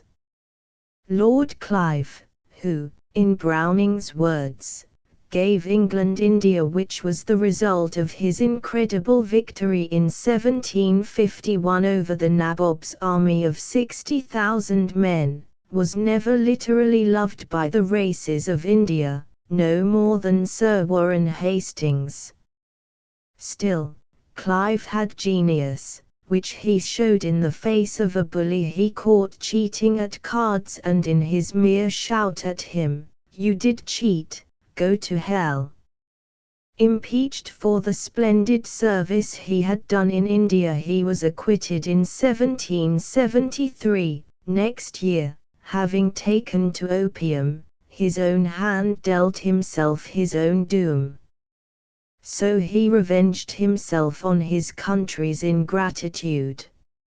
So did Burton revenge himself, not in deeds, but in words, if I may say so, that are stupendous.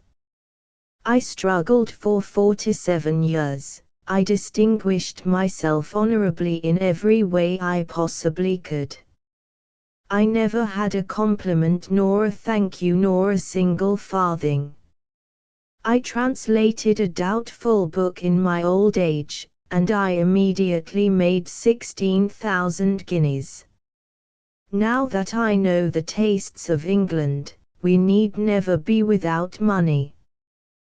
Burton first met Swinburne in 1861 at Lord Houghton's house, who, having given him the Queen Mother, said, "I bring you this book because the author is coming here this evening, so that you may not quote him as an absurdity to himself."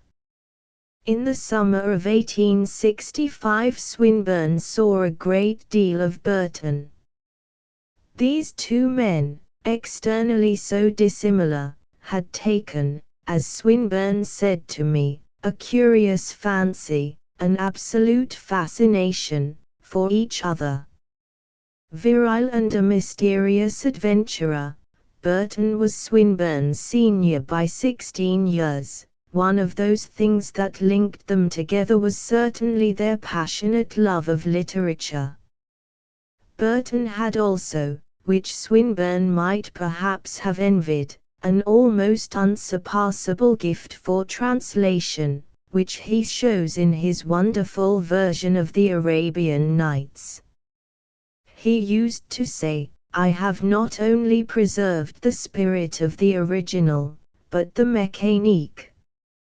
I don't care a button about being prosecuted, and if the matter comes to a fight, I will walk into court with my Bible and my Shakespeare and my Rabelais under my arm, and prove to them that before they condemn me, they must cut half of them out, and not allow them to be circulated to the public."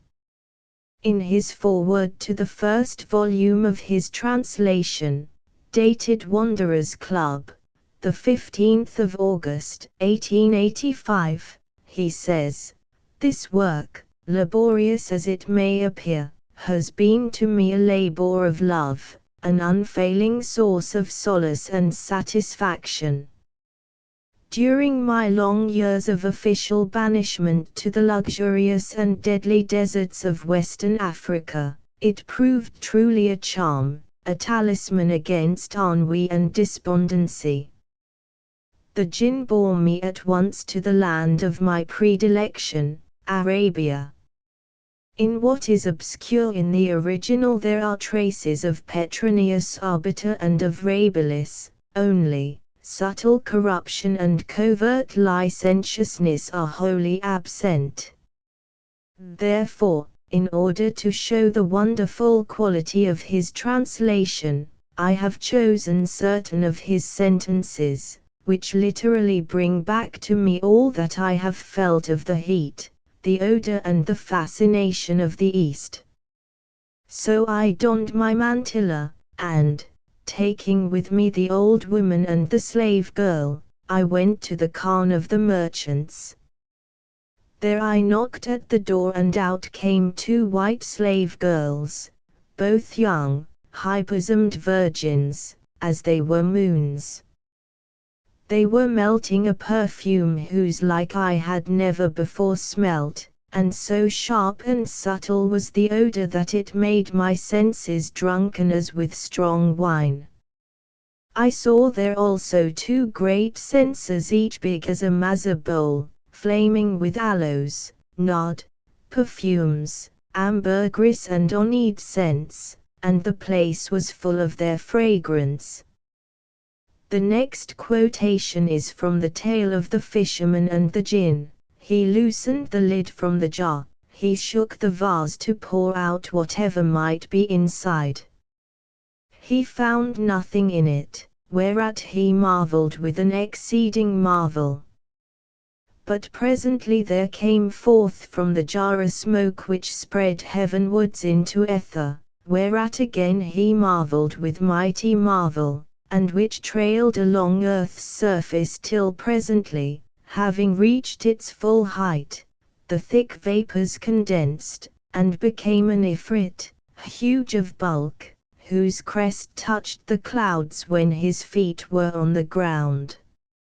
I have before me Smith's privately printed edition, 1894, of the Carmina of valorous Catullus, now first completely Englished into verse and prose, the metrical part by Captain Sir Richard Burton, and the prose portion by Leonard C. Smith.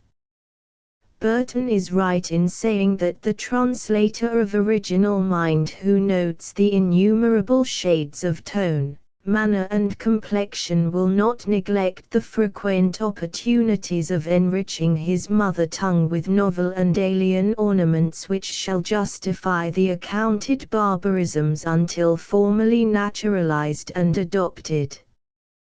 He must produce an honest and faithful copy, adding naught to the sense or abating aught of its cachet. He ends his foreword, as discovery is mostly my mania, I have hit upon a bastard urging to indulge it, by a presenting to the public of certain classics in the nude Roman poetry, like the Arab, and of the same date. Certainly Burton leaves out nothing of the nakedness that startles one in the verse of Catullus, a nakedness that is as honest as daylight and as shameless as night. When the text is obscene, his translation retains its obscenity, which, on the whole, is rare, for the genius of Catullus is elemental, primitive, nervous, passionate, decadent in the modern sense and in the modern sense perverse. In his rhymed version of the Attis, Burton has made a prodigious attempt to achieve the impossible. Not being a poet, he was naturally unable to follow the rhythm, the Gauliambic meter, in which Catullus obtains variety of rhythm, for, as Robinson Ellis says, it remains unique as a wonderful expression of abnormal feeling in a quasi-abnormal meter. Quasi-abnormal, however, only, for no poem of Catullus follows stricter laws, or succeeds in conveying the idea of a wild freedom under a more carefully masked regularity. As one must inevitably compare two translations of the same original, I have to point out that Burton's rendering is, both metrically and technically, inaccurate, whereas, in another rendering, the translator has at least preserved the exact meter, the exact scansion, and the double endings at the end of every line, not, of course, in this case, employing the double rhymes Swinburne used in his translation from Aristophanes. These are Burton's first lines: o'er high deep seas in speedy ship his voyagetis sped until he trod the Phrygian grove with hurried, eager tread, and as the gloomy tree shorn stead, the she-gods home he sought, there sorely stung with fiery ire and madman's raging thought, share he with sharpened flint the freight wherewith his frame was fraught. These are the first lines of the other version: over ocean Attis sailing in a swift ship charioted when he reached the Phrygian forests, and with rush foot violently trod the dark and shadowy regions of the goddess, wood garlanded, and with ravening madness ravished, and his reason abandoning him, seized a pointed flint and sundered from his flesh his virility. Burton himself admitted that he was a devil, for, said he, the devil entered into me at Oxford. Evidently, also, besides his mixture of races, he was a mixture of the normal and the abnormal. He was perverse and passionate, he was imaginative and cruel, he was easily stirred to rage. Nearly 6 feet in height, he had, together with his broad shoulders, the small hands and feet of the Orientals. He was Arab in his prominent cheekbones, he was gypsy in his terrible, magnetic eyes, the sullen eyes of a stinging serpent. He had a deeply bronzed complexion, a determined mouth, half hidden by a black mustache, which hung down in a peculiar fashion on both sides of his chin. This peculiarity I have often seen in men of the wandering tribe in Spain and in Hungary. Wherever he went he was welcomed by the gypsies, he shared with them their horror of a corpse, of death scene, and of graveyards. He had the same restlessness, wrote his wife, which could stay nowhere long nor own any spot on earth. Higga Burton, a gypsy woman, cast my horoscope, in which she said, "You will bear the name of our tribe, and be right proud of it. You will be as we are, but far greater than we." I met Richard 2 months later, in 1856, and was engaged to him.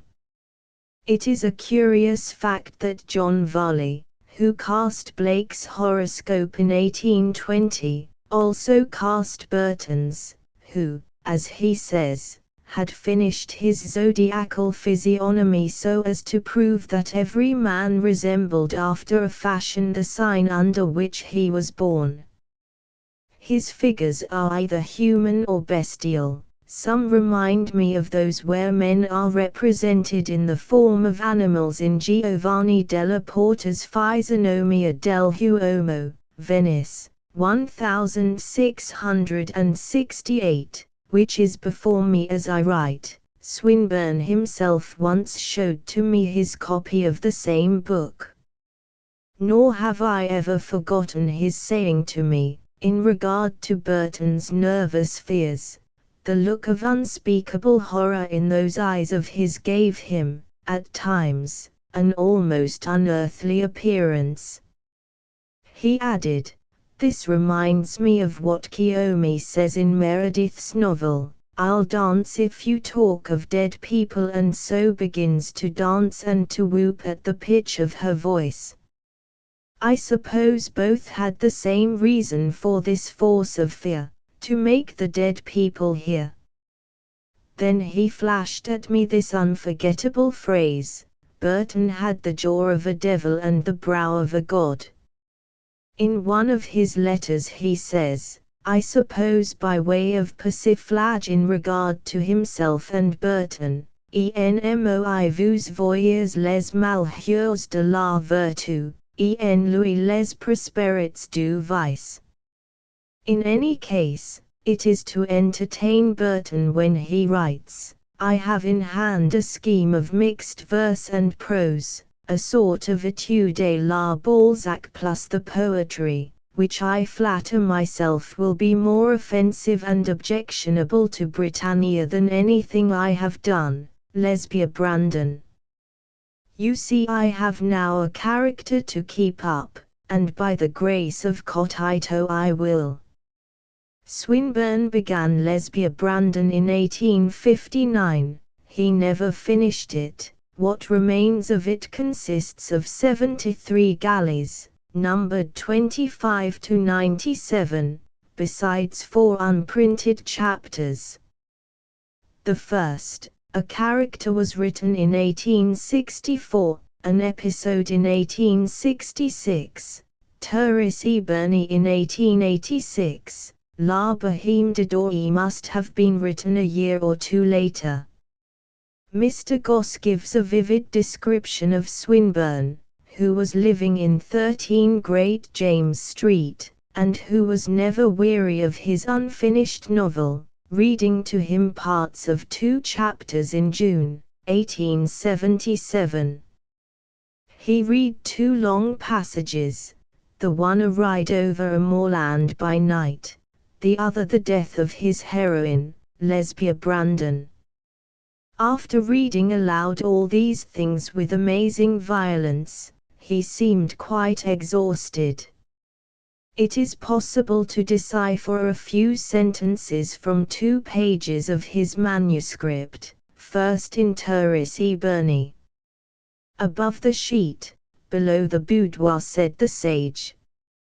Her ideal was marriage, to which she clung, which revealed to astonished and admiring friends the vitality of a dubious intellect within her. She had not even the harlot's talent of discernment. This is Leonora Harley. In La Bohème de Doré we read, 2 nights later Herbert received a note from Mr. Linley inviting him to a private supper. Feverish from the contact of Marianne and hungry for a chance of service, he felt not unwilling to win a little respite from the vexation of patience. The sage had never found him more amenable to the counsel he called reason. Miss Brandon had not lately crossed his ways. Over their evening Leonora Harley guided with the due graces of her professional art. It was not her fault if she could not help asking her younger friend when he had last met a darker beauty. She had seen him once with Lesbia. 3 In 1848 Burton determined to pass in India for an Oriental. The disguise he assumed was that of a half-Arab, half-Iranian, thousands of whom can be met along the northern shore of the Persian Gulf. He set out on his first pilgrimage as Mirza Abdullah the Bushairi, as a buzaz, vendor of fine linen, muslins and bijouterie. He was admitted to the harems. He collected the information he required from the villagers. He won many women's hearts. He spent his evenings in the mosques, and, after innumerable adventures, he wended his way to Mecca. His account of this adventure is thrilling. The first cry was, "Open the way for the Haji who would enter the house." Then, 2 stout Meccans, who stood below the door, raised me in their arms, whilst a third drew me from above into the building. At the entrance I was accosted by a youth of the Benu Shahzban family, the true blood of the El Hijaz. He held in his hand the huge silver gilt padlock of the Kaaba, and presently, taking his seat upon a kind of wooden press in the left corner of the hall, he officially inquired my mother nation and other particulars. The replies were satisfactory, and the boy Mohammed was authoritatively ordered to conduct me round the building and to recite the prayers. I will not deny that, looking at the windowless walls, the officials at the door, and a crowd of excited fanatics below, and the place death, considering who I was, my feelings were those of the trapped rat description, acknowledged by the immortal nephew of his uncle Perez. A blunder, a hasty action, a misjudged word, a prayer or bow, not strictly the right shibboleth, and my bones would have whitened the desert sand. This did not, however, prevent my carefully observing the scene during our long prayer, and making a rough plan with a pencil upon my white ihram. After having seen the howling dervishes in Scutari in Asia, I can imagine Burton's excitement when in Cairo he suddenly left his stolid English friends, joined in the shouting, gesticulating circle, and behaved as if to the manner born. He held his diploma as a master dervish. In Scutari I felt the contagion of these dances, where the brain reels, and the body is almost swept into the orgy. I had all the difficulty in the world from keeping back the woman who sat beside me from leaping over the barrier and joining the dervishes. In these I felt the ultimate, because the most animal, the most irrational, the most insane, form of Eastern ecstasy. It gave me an impression of witchcraft. One might have been in Central Africa, or in some Saturnalia of barbarians. There can be no doubt that Burton always gives a vivid and virile impression of his adventures, yet, as I have said before, something is lacking in his prose, not the vital heat, but the vision of what is equivalent to vital heat. I have before me a letter sent from Hyderabad by Sarojini Naidu, who says, "All is hot and fierce and passionate, ardent and unashamed in its exulting and importunate desire for life and love. And, do you know, the scarlet lilies are woven petal by petal from my heart's blood, those quivering little birds are my soul-made incarnate music, these heavy perfumes are my emotions dissolved into aerial essence. This flaming blue and gold sky is the very you, that part of me that incessantly and insolently, yes, and a little deliberately, triumphs over that other part, a thing of nerves and tissues that suffers and cries out, and that must die tomorrow perhaps, or 20 years hence." In these sentences the whole passionate, exotic and perfumed East flashes before me, a vision of delight and of distresses, and, as it were, all that slumbers in their fiery blood. Not the fruit of experience, wrote Walter Pater, but experience itself, is the end. A counted number of pulses only is given us of a variegated dramatic life. To burn always with this hard, gem-like flame, to maintain this ecstasy, is success in life. Alas, how few lives out of the cloud-covered multitude of existences have burned always with this flame.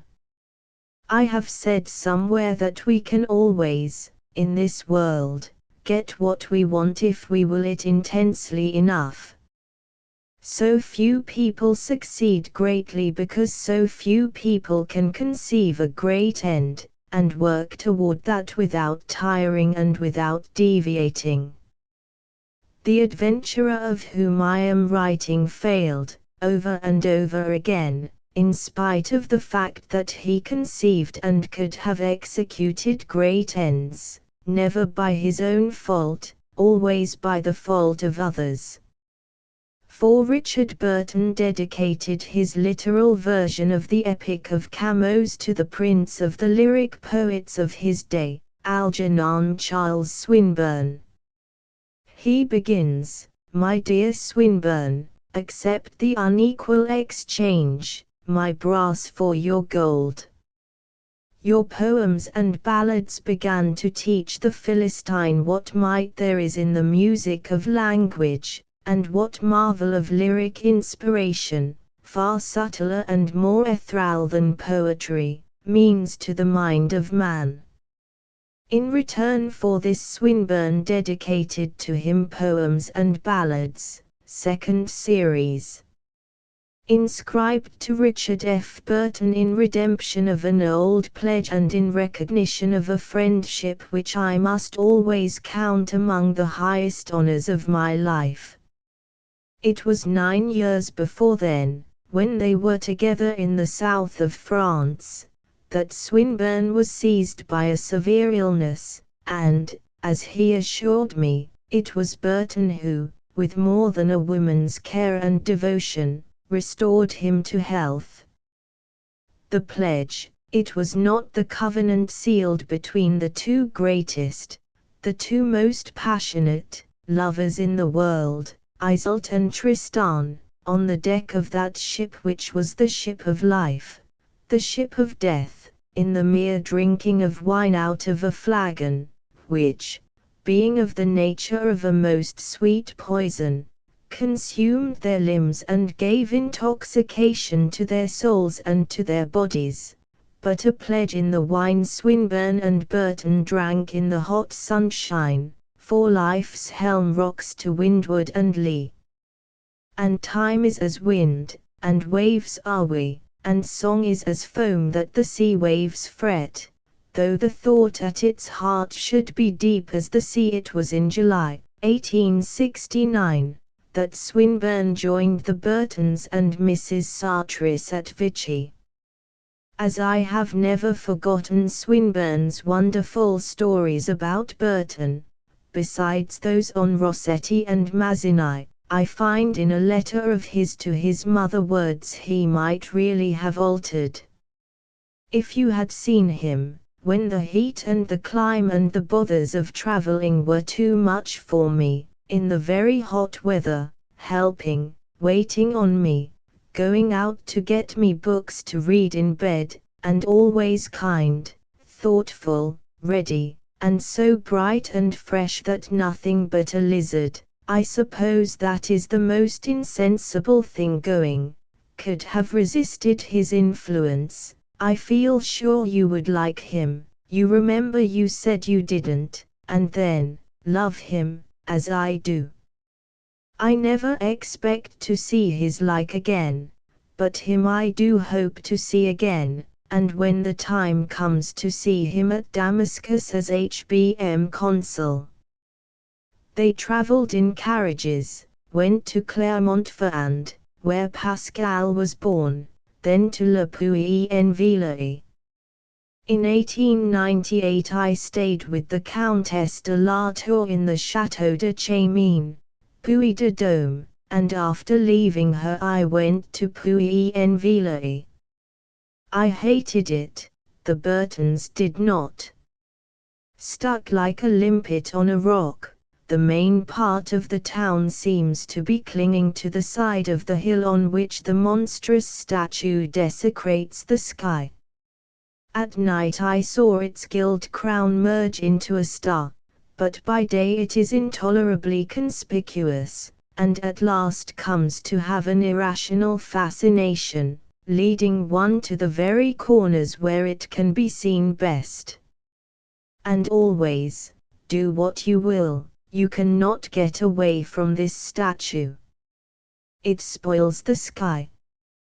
The little cloister, with its 9th-century columns, is the most delightful spot in Le Puy. Only the intolerable statue from which one cannot escape showed me nature and humanity playing pranks together, at their old game of parodying the ideal. This is Swinburne's comment, set far between the ridged and foamless waves of earth more fierce and fluctuant than the sea, the fearless town of towers that hails and braves, the heights that gild, the sun that brands Le Puy. This year there has been a great pardon at Le Puy. I have seen several pilgrimages, in Moscow, for instance, at Sergevo, which is an annual pilgrimage to the Troitsa monastery, and in these people there was no fervor, no excitement, but a dogged desire of doing something which they had set out to do. They were mostly women, and they flung themselves down on the ground. They lay there with their hands on their bundles, themselves like big bundles of rags. How different a crowd from this must have assembled at Le Puy, made so famous so many centuries ago by the visitations of Charlemagne and Saint Louis, who left, in 1254, in the cathedral a little image of horns and Isis. Then there was Jeanne d'Arc, who in 1429 sent her mother there instead of herself. Being much too busy, she was on the way to Orleans. As it is, Our Lady gets all the honors, only, there is a much older chapel of Saint Michael, which is perched on the sheer edge of a rock. It is perhaps more original than any in France, with the exception of the chapel of Saint Bonaisle in Avignon. When I stood there and looked down from that great height I remembered, but with what a difference, Montserrat in Spain, where the monastery seemed a part of the mountain, and from this narrow ledge between earth and heaven, a mere foothold on a great rock, I looked up only at sheer peaks, and down only into veiled chasms, or over mountainous walls to a great plain, ridged as if the naked ribs of the earth were laid bare. I have been assured, by many who knew him, that Richard Burton had a vocabulary which was one of his inventions, a shameless one, as shameless as the vocabularies invented by Paul Verlaine and by Henry de Toulouse-Lautrec, which are as vivid to me as when I heard their utterance. These shared with Villiers de Isle Adam that sardonic humour which is not so much satire as the revenge of beauty on ugliness, the persecution of the ugly, the only laughter of our generation which is as fundamental as that of Rabelais and of Swift. Burton, who had much the same contempt for women that Baudelaire imagined he had, only with that fixed stare of his that disconcerted them, did all that with deliberate malice.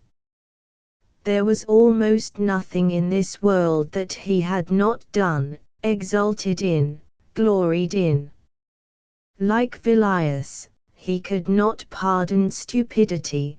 To both it was incomprehensible.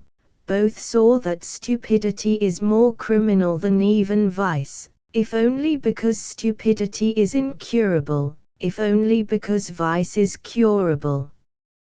Burton, who found the Arabs, in their delicate depravity, ironical, irony being their breath of life, might have said with Villiers, l'esprit du siècle, any elublians pas, ist auxiliary machines. Every individual face has as many different expressions as the soul behind it has moods. Therefore, the artist's business is to create on paper, or on his canvas, the image which was none of these, but which those helped to make in his own soul. I see, as it were, surge before me an image of Swinburne in his youth, when, with his passionate and pale face, with its masses of fiery hair, he has almost the aspect of Usello's Galazzo Malatesta. Burton's face has no actual beauty in it, it reveals a tremendous animalism, an air of repressed ferocity, a devilish fascination. There is almost a tortured magnificence in this huge head, tragic and painful, with its mouth that aches with desire, with those dilated nostrils that drink in I know not what strange perfumes. Edgar Saltus owes much of his bizarre talent to his mixed origin, for he is of Dutch and American extraction, indeed, for much of what I might call his rather unholy genius. His pages exhale a kind of exotic and often abnormal perfume of colors, color of sensations, of heats, of crowded atmospheres. He gives his women baneful and baleful names, such as Stella Sixmouth, Sean Wyville, these vampires and wicked creatures who ruin men's lives as cruelly as they ruin their own. His men have prodigious nerves, even more than his women. They commit all sorts of crimes, assassinations, poisonings, out of sheer malice and out of overexcited imaginations. Of that most terrible of tragedies, the tragedy of a soul, he is for the most part utterly unconscious, and the very abracadabra of his art is in a sense, a curious enough and ultramodern sense, lifted from the Elizabethan dramatists.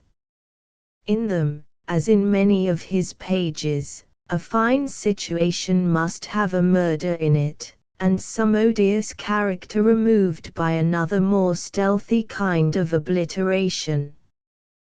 But, when he gives one a passing shudder, he leaves nothing behind it. Yet in his perverted characters there can be found sensitiveness, hallucinations, obsessions, and some have that lassitude which is more than mere contempt.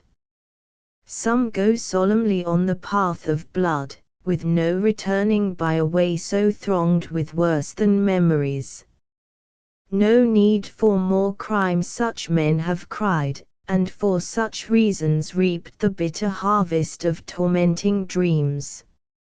Some have imagination that stands in the place of virtue, some, as in the case of Lady Macbeth, still keep the sensation of blood on their guilty hands.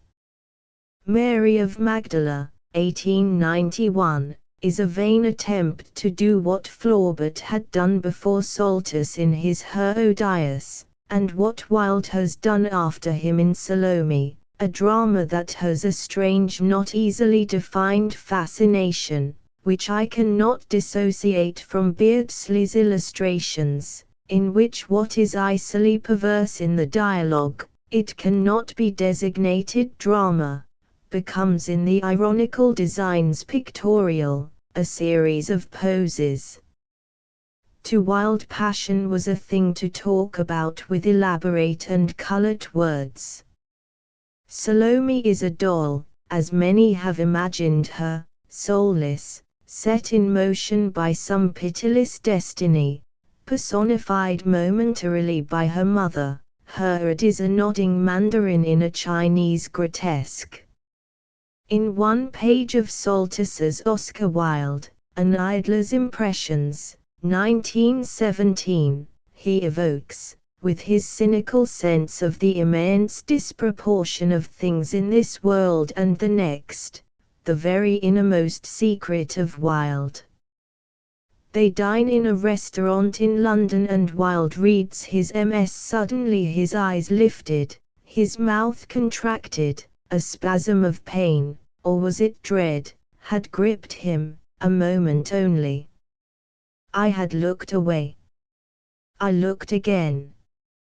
Before me was a fat pauper, florid and overdressed, who in the voice of an immortal, was reading the fantasies of the damned. In his hand was a manuscript, and we were supping on Salome. Mr. Inca's misfortune seems to have its origin in some strange story of Poe's, for it gives one the sense of a monster, diabolical, inhuman, malevolent and merciless, who, after a mock marriage, abnormally sets himself to the devil's business of ruining his wife's lover's life, and of giving his wife a sudden death in 3 hideous forms, a drug to make her sleep, the gas turned on, and the door locked with a nameless instrument. The Truth About Tristan Varick, 1888, is based on social problems of the most unaccountable kind. It has something strangely convincing in both conception and execution. It has suspense, ugly enough and uglier crises, and that the unlucky Varick is supposed to be partially insane is part of the finely woven plot, which is concerned with strange and perilous incidents and accidents, and which is based on his passionate pursuit of the ravishing Viola Raritan, the pursuit, really, of the chimera of his imagination. And among the hazards comes one, of an evil kind, such as I have often experienced in foreign cities, that, in turning down one street instead of the next, a man's existence, and not his only, may be thereby changed. To have stopped one's rival's lying mouth and his lying life at the same instant is to have done something original. It is done by a poisoned pin's point. Then, this aurists having found no Electra to return his love, but finding her vile, he lets himself disappear out of life in an almost incredible fashion, leaving the woman who never loved him to say, "I will come to see him," sentenced a sentence which writes her down a modern Clytemnestra. What Soltus says of Gonfalon can almost be said of Soltus. With a set of people that fancied themselves in possession of advanced views and were still in the Middle Ages, he achieved the impossible. He not only consoled, he flattered, he persuaded and fascinated as well. Soltus cannot console, he can sometimes persuade, but he can flatter and fascinate his public, as with a breeze of fame made manifest. The novelist is the comedian of the pen. It is his duty to amuse, to entertain, or else to hold his peace.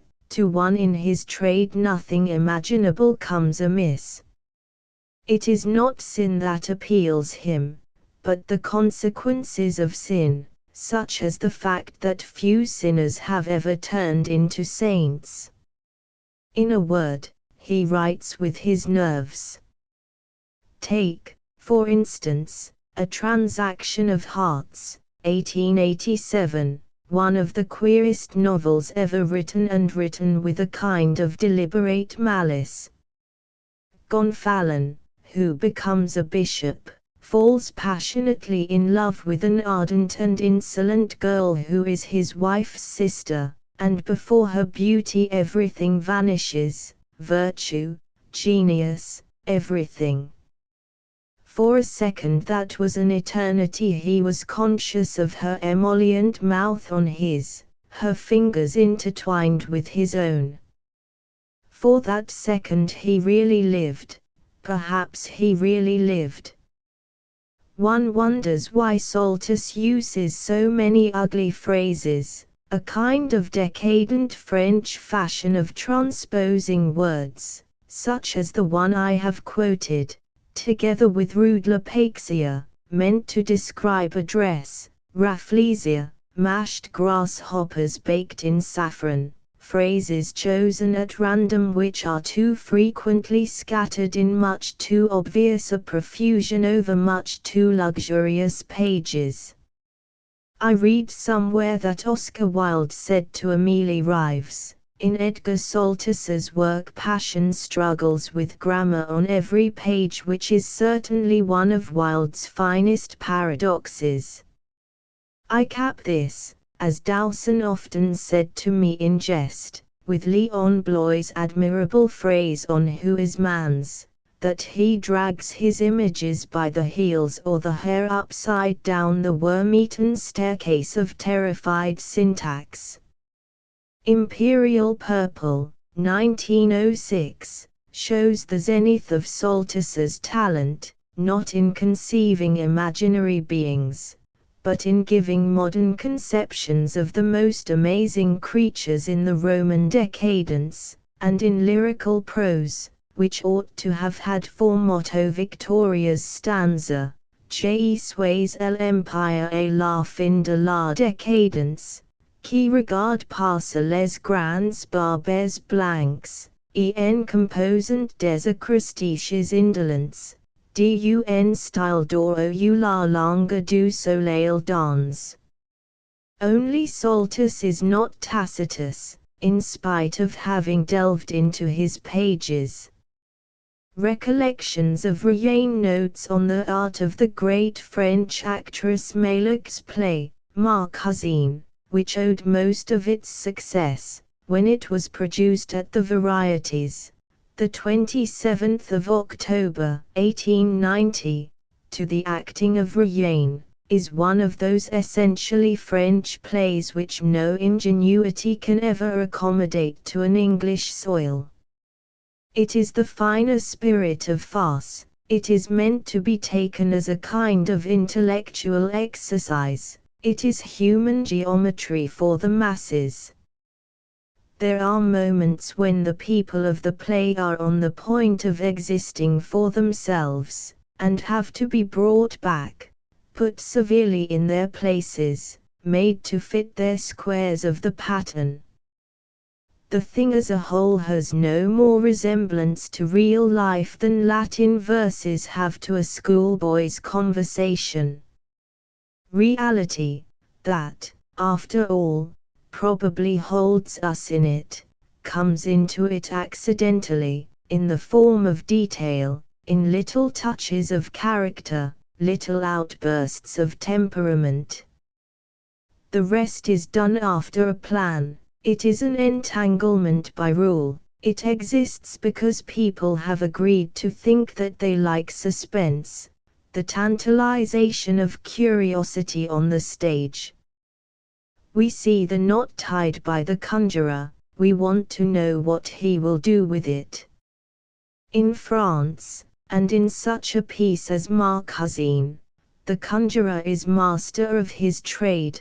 He gives us our illusions and our enlightenment in exactly the right doses. And Reine in this wittily artificial play suits herself perfectly to her subject, becomes everything there is in the character of Requette, an actress who plays a comedy in real life, quite in the spirit of the stage. She has to save the situation from being taken too seriously, from becoming tragic. She has to take the audience into her confidence, to assure them that it is all a joke. And so we see her constantly overdoing her part, fooling openly. She does two things at once: the artificial comedy, which is uppermost in the play, and the character part which is implicit in it. And she is perfect in both.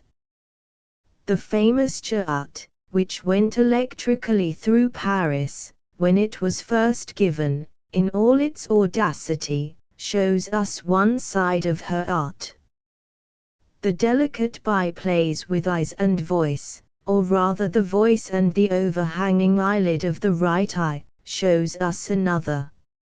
She is always the cleverest person on the stage. Her face in repose seems waiting for every expression to quicken its own form of life. When the face is in movement, one looks chiefly at the mouth, the thick, heavily painted lips, which twist upward, and wrinkle into all kinds of earthly subtleties. Her face is full of an experienced, sullen, chuckling gaminery, which seems, after all, to be holding back something. It has a curious, vulgar undertone, a succulent and grossly joyous gurgle. Reine in Marquezine here, in Marquezine, she abandons herself to all the frank and shady humors of the thing with the absolute abandonment of the artist. It is like a picture by Forain, made of the same material with the same cynicism and with the same mastery of line. Marquezine, on seeing it a second time, is frankly and not too obviously amusing, a piece in which everybody plays at something, in which Reine plays at being an actress who has a part to act in real life. Elle est impable, cette Requette. And it is with an intensely conscious abandonment of herself that she renders this good-hearted cabotin, so worldly wise, so full of all the physical virtues, turned bohemian. She has, in this part, certain guttural and nasal laughs, certain queer cries and shouts, which are after all a part of her métier. She runs through her whole gamut of shrugs and winks and nods. There is, of course, over again, the famous Chat, in which she summarizes the whole art of the Moulin Rouge. There is her long scene of pantomime, in which every gesture is at once vulgar and distinguished, vulgarly rendered with distinction. There are other audacities, all done with equal discretion. I am not sure that Reine is not at her best in this play. She has certainly never been more herself in what one fancies to be herself. There is all her ravishing gaminery, her witty intelligence, her dash, her piquancy, her impudence, her mastery. I find that her high spirits, in this play, affect me like pathos, they run to a kind of emotion. I compared her art with the art of Forain. I said that here was a picture, made out of the same material, with the same cynicism, the same mastery of line. She suggested, in her costume of the second act, a Beardsley picture. There was the same kind of tragic grotesque, in which a kind of ugliness became a kind of beauty. The whole performance was of the best Parisian kind, with genius in one, admirably disciplined talent in all. Melodrama with an idea. Paul Hervieux's La Course du Flambeau, which was given by Rayen at the Vaudeville, the 17th of April, 1901, is first of all a sentimental thesis. It begins with an argument as to the duty of mother to child and of child to mother. A character who apparently represents the author's views declares life is a sort of lampadaphoria, or La Course du Flambeau, in which it is the chief concern of each generation to hand on the torch of life to the next generation. Sabine protests that the duty is equal, and offers herself as an example. She says, stand between mother and daughter, I love them myself, I could sacrifice myself equally for either. Maravan replies, you do not know yourself. You do not know how good a mother you are, and I hope you will never know how bad a daughter. The rest of the play is ingeniously constructed to show, point by point, gradation by gradation, the devotion of Sabine to her daughter and the readiness with which she will sacrifice, not only herself, but her mother.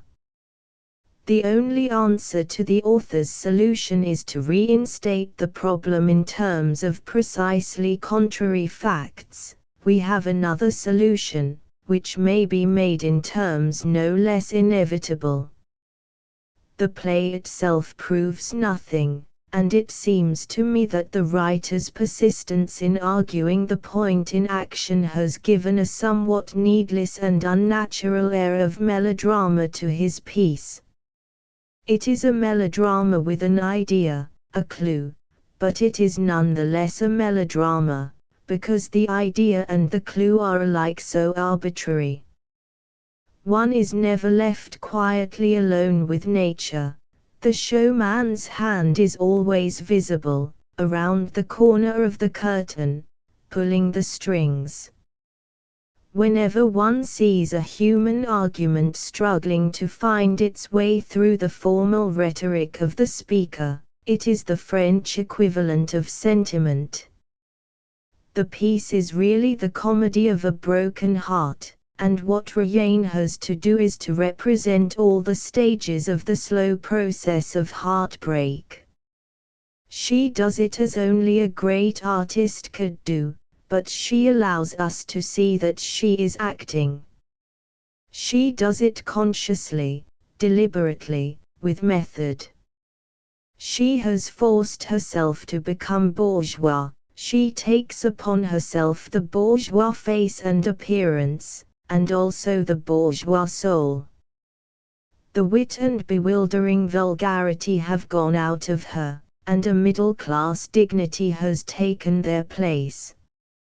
She shows us the stage picture of a mother marvelously, that is to say, she interprets the play according to the author's intentions. When she is most effective as an actress, she is not content with the simplicity of nature, as in the tirade in the third act. She brings out the melodramatic points with the finest skill, but the melodrama itself is a willful divergency from nature, and she has few chances to be her finest self. She proves the soundness of her art as an actress by the ability to play such a part finely, seriously, effectively. Her own temperament counts for nothing, it is not even a hindrance, it is all the skill of a martyr, the mastery of her art. Madame Songjean in 1893. Reine created, at the vaudeville, the woman whose part she had to act, in Madame Songjean. For some reason unknown to me, Reine is best known in England by her performances in this thoroughly poor play, which shows us Sardou working mechanically, and for character effects of a superficial kind. There are none of the ideas, none of the touches of nature of La Parisienne, none of the comic vitality of Marcousine, none of the emotional quality of Sappho. It is full of piquances for acting, and Reine makes the most of them.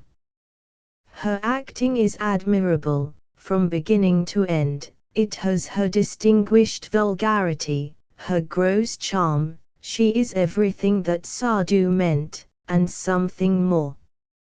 But all that Sardou meant was not a very interesting thing, and Reine cannot make it what it is not.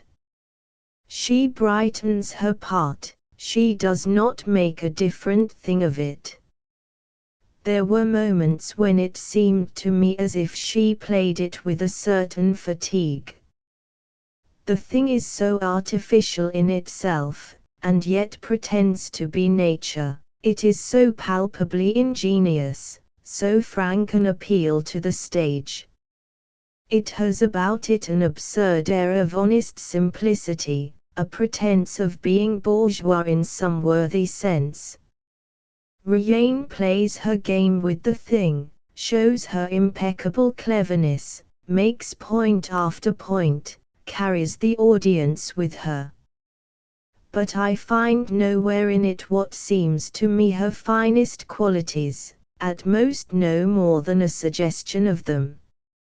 It is a picture painted so sweepingly that every subtlety would be out of place in it. She plays it sweepingly, with heavy contrasts, an undisguised exaggeration. One eye is always on the audience. That is, no doubt, the way the piece should be played, but I must complain of Sardou while I justify Reine. The ironic comedy of Bec La Parisienne of Henry Bec, like most of his plays, has never lost its interest, like the topical plays of that period. It is a hard, ironical piece of realism, founded on a keen observation of life and on certain definite ideas. It is called a comedy, but there is no straightforward fun in it, as in Marcousine, for instance. It has all that transposed sadness which we call irony.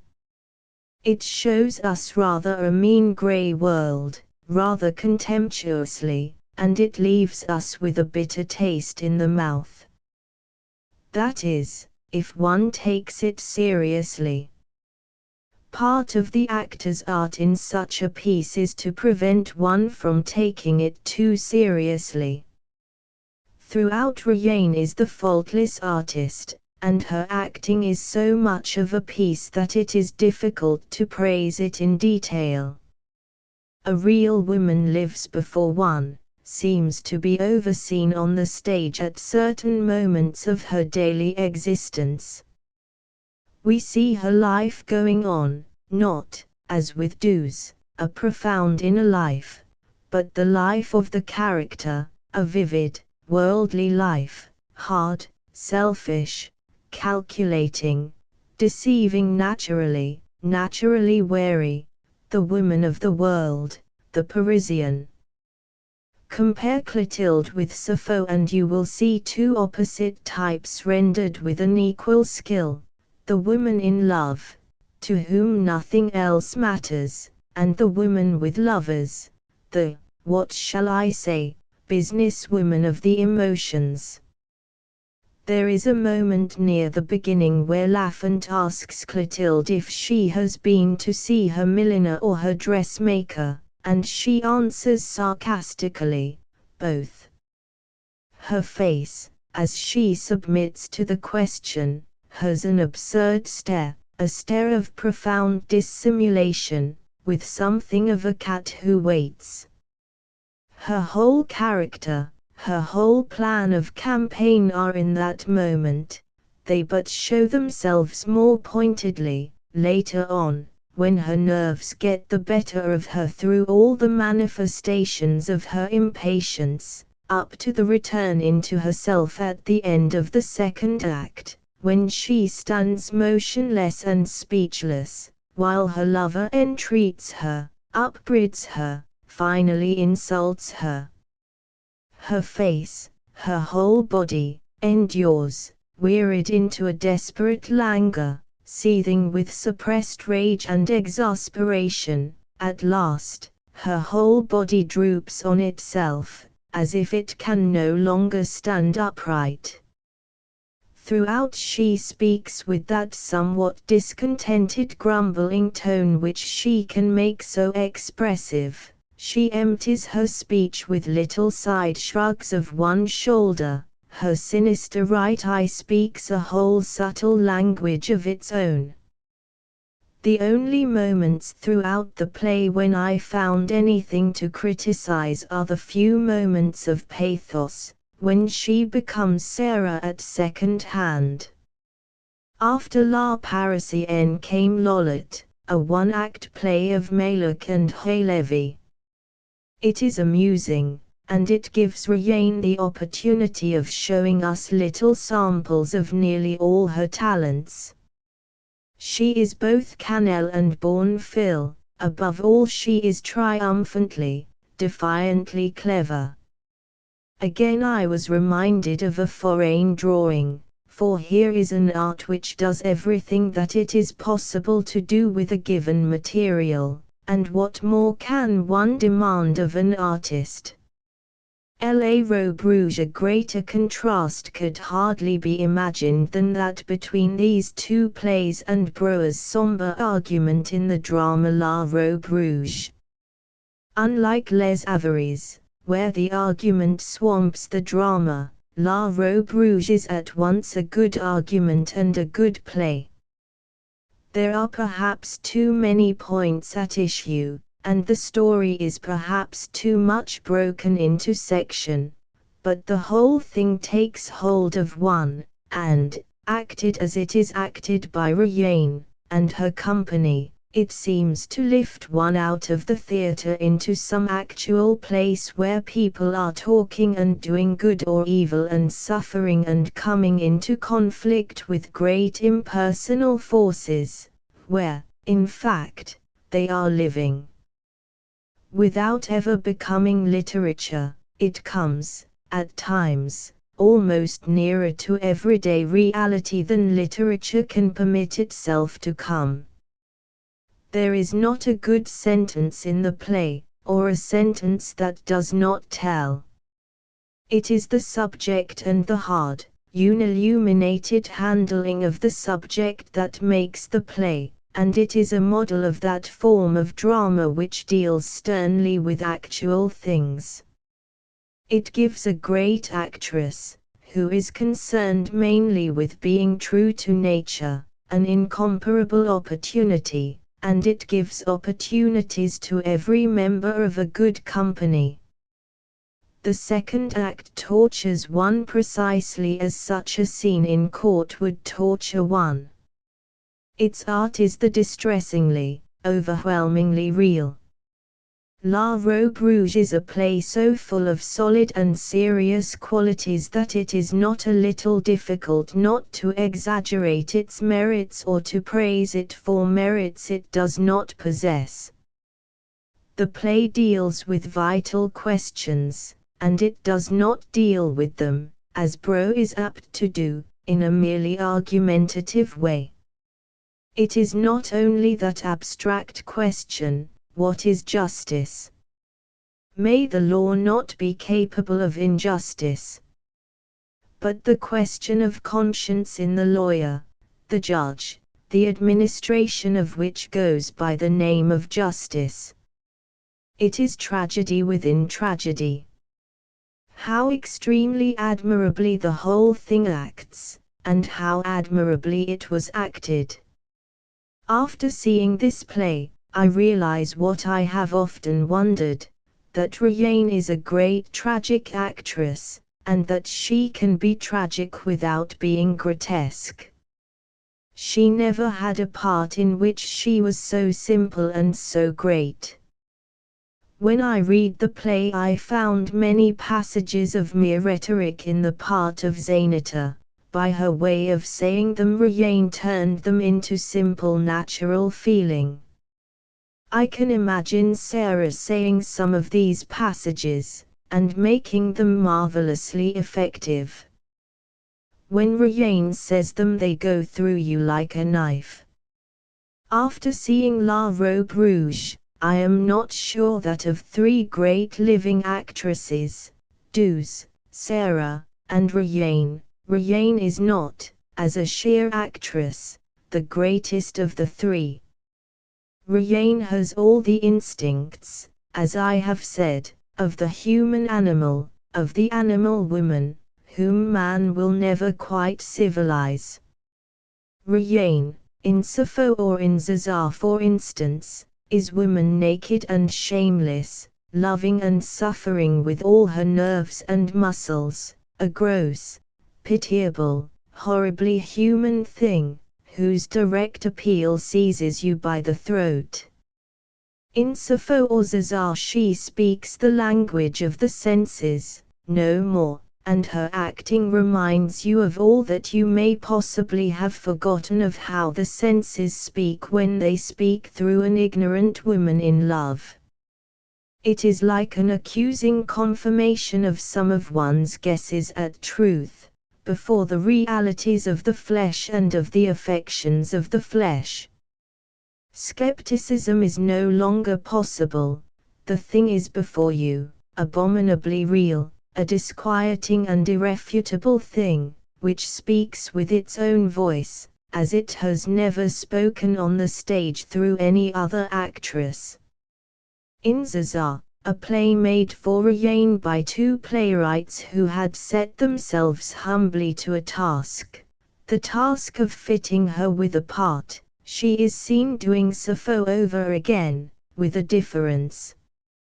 Zazar is a vulgar woman, a woman without instruction or experience. She has not known poets and been the model of a great sculptor. She comes straight from the boards of a cafe concert to the kept woman's house in the country. She has caught her lover vulgarly, to win a bet, and so, to the end, you realize that she is, well, a woman who would do that. She has no depth of passion, none of Sappho's roots in the earth. She has a begin for Dufresne. She will drop everything else for it, such as it is, and she is capable of good hearty suffering. Reine gives her to us as she is, in all her commonness. The picture is full of humor. It is, as I so often feel with Reine, a foreign. Like foreign, she uses her material without ever being absorbed by it, without relaxing her impersonally artistic energy. In being Zazar, she is so far from being herself, what is the self of a great actress, that she has invented a new way of walking, as well as new tones and grimaces. There is not an effect in the play which she has not calculated, only, she has calculated every effect so exactly that the calculation is not seen. When you watch Jane Hadding, you see her effects coming several seconds before they are there. When they come neatly, but with no surprise in them, and therefore with no conviction. There lies all the difference between the actress who is an actress equally by her temperament and by her brain and the actress who has only the brain, and, with Jane Hadding, beauty, to rely on. Everything that Rayanne can think of she can do. Thought translates itself instantly into feeling, and the embodied impulse is before you. When Rayanne is Zaza, she acts and is the woman she acts, and you have to think, before you remember how elaborate a science goes to the making of that thrill which you are almost cruelly enjoying. The Russian ballet's either dance is life, animal life, having its own way passionately. Part of that natural madness which men were once wise enough to include in religion, it began with the worship of the disturbing deities, the gods of ecstasy, for whom wantonness and wine, and all things in which energy passes into evident excess, were sacred. From the first it has mimed the instincts, but we lose ourselves in the boundless bewilderments of its contradictions. As the dancers dance, under the changing lights, so human, so remote, so desirable, so evasive, coming and going to the sound of a thin heady music which marks the rhythm of their movements like a kind of clinging drapery, they seem to sum up in themselves the appeal of everything in the world that is passing and colored and to be enjoyed. Realizing all humanity to be but a mask of shadows, and this solid world an impromptu stage as temporary as they, it is with a pathetic desire of some last illusion, which shall deceive even ourselves, that we are consumed with this hunger to create, to make something for ourselves, if at least the same shadowy reality as that about us. The art of the ballet awaits us, with its shadowy and real life, its power of letting humanity drift into a rhythm so much of its own, and with ornament so much more generous than its wont. And, as all this is symbolical, a series of living symbols, it can but reach the brain through the eyes, in the visual and imaginative way, so that the ballet concentrates in itself a great deal of the modern ideal in matters of artistic impression. I am avid of impressions and sensations, and in the Russian ballet at the Colosseum, certainly, there is a new impression of something not easily to be seen elsewhere. I need not repeat that, in art, rhythm means everything. And there can be a kind of rhythm even in scenery, such as one sees on the stage. Convention, even here, as in all plastic art, is founded on natural truth very closely studied. The rose is first learned, in every wrinkle of its petals, petal by petal, before that reality is elaborately departed from, in order that a new, abstract beauty may be formed out of these outlines, all but those outlines being left out. So, in these Russian ballets, so many of which are founded on ancient legends, those who dance and mime and gesticulate have at once all that is humanity and more than is in humanity.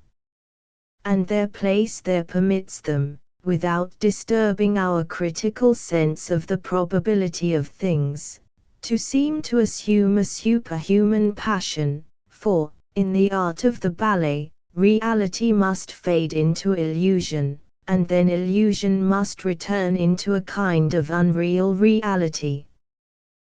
The primitive and myth-making imagination of the Russians shows a tendency to regard metaphors as real and to share these tendencies with the savage, that is to say with the savagery that is in them, dependent as they are on rudimentary emotions. Other races, too long civilized, have accustomed themselves to the soul, to mystery.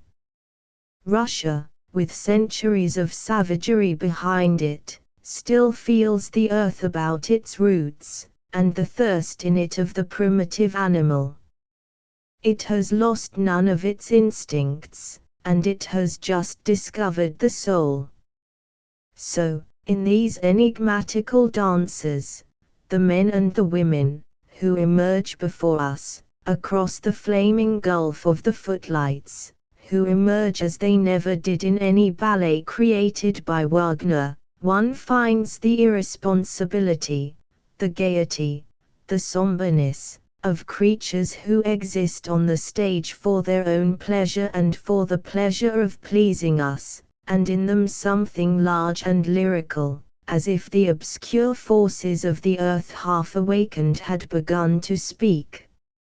And these live, perhaps, an exasperated life, the life of the spirit and of the senses, as no others do, a life to most people inconceivable, to me, who have traveled in Russia, conceivable.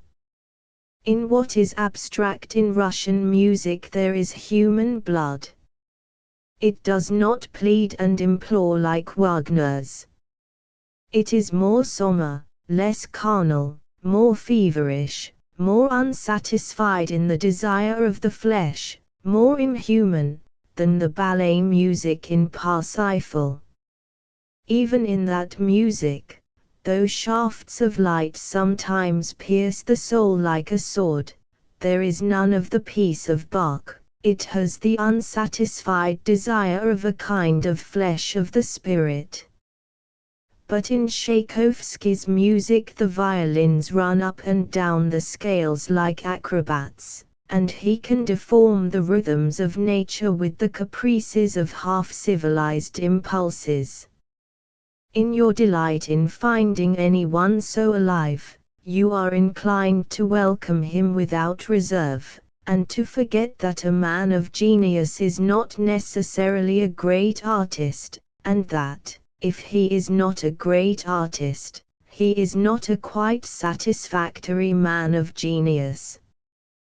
When I heard his music in The Enchanted Princess, I was struck by the contrast of this ballet music with the overture to Francesca the Rimini I had heard years before. The red wind of hell, in which the lovers are afloat, blows and subsides. There is a taste of sulphur in the mouth as it ends, after the screams and spasms. Scrawls of hellfire rush across the violins into a sharpened agony, above all, not Dante's, always hellfire, not the souls of unhappy lovers who have loved too well. Lydia Lopakova is certainly a perfect artist, whose dancing is a delight to the eyes, as her miming appeals to the senses. She has passion, and of an excitable kind, in a word, Russian passion. She can be delicious, malicious, abrupt in certain movements when she walks. She has daintiness and gaiety, her poses and poises are exquisite, there is an amazing certainty in everything she does. A creature of sensitive nerves, in whom the desire of perfection is the same as her desire for fame, she is on the stage and off the stage essentially the same, and in her conversations with me I find imagination, an unerring instinct, an intense thirst for life and for her own art. She has la joie de vivre. Her technique, of course, is perfect, and, as in the case of every artist, it is the result of tireless patience. Technique and the artist, that is a question of interest to the student of every art. Without technique, perfect of its kind, no one is worth consideration in any art. The rope dancer or the acrobat must be perfect in technique before he appears on the stage at all, in his case, A lapse from perfection brings its own penalty, death perhaps. His art begins when his technique is already perfect. Artists who deal in materials less fragile than human life should have no less undeviating a sense of responsibility to themselves and to art. So Ysaye seems to me the type of the artist, not because he is faultless in technique, but because he begins to create his art at the point where faultless technique leaves off. Lyubov Chernysheva is a snake-like creature, beautiful and hieratic, solemn, and in her aspect, as in her gestures, a kind of Russian Cleopatra. Swinburne might have sung of her as he sang of the queen who ruled the world and Antony. Her mouth is fragrant as a vine with birds in all its boughs, serpent and scarab for a sign between the beauty of her brows and the amorous deep lids divine. And it is a revelation to our jaded imaginations of much less jaded imaginations. These may be supposed to be characters in themselves of little interest to the world in general, to have come by strange accident from the ends of the world. Yet these are thrown into chosen situations, apprehended in some delicate pauses of life. They have their moments of passion thrown into relief in an exquisite way. To discriminate them we need a cobweb of illusions, double and triple reflections of the mind upon itself, with the artificial light of the stage cast over them and, as it were, constructed and broken over this or that chosen situation, on how fine a needle's point that little world of passion is balanced. Apart from the loveliness of Manfred, the almost aching loveliness of Astarte, and the whole of the Carnival, Chrysleriana, and several other pieces, I have never been able to admire Schumann's music. When I wrote on Strauss I said that he has many moments in which he tries to bring humor into music. Turn from the Annie motive in Enoch Arden to the Eusebius of the Carnival, and you will readily see all the difference between two passages which it is quite possible to compare with one another.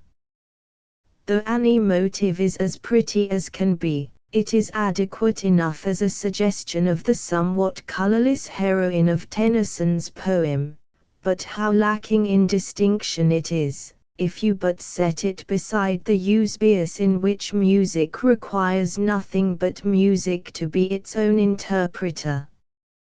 But it is in his attempts at the grotesque that Schumann seems at times actually to lead the way to Strauss. It is from Schumann that Strauss has learned some of those hobbling rhythms, those abrupt starts, as of a terrified peasant, by which he has sometimes suggested his particular kind of humor in music. Schumann, like Strauss, reminds me at one time of De Quincey or Sidney Dobell, at another of Gustave Moreau or of Arnold Böcklin, and I know that all these names have had their hour of worship. All have some of the qualities which go to the making of great art, all, in different ways, fail through lack of the vital quality of sincerity, the hard and wiry line of rectitude and certainty. All are rhetorical, all produce their effect by an effort external to the thing itself which they are saying or singing or painting. On seeing the Carnival for the second time I am more than ever struck by the fact that the ballet is a miracle of moving motion.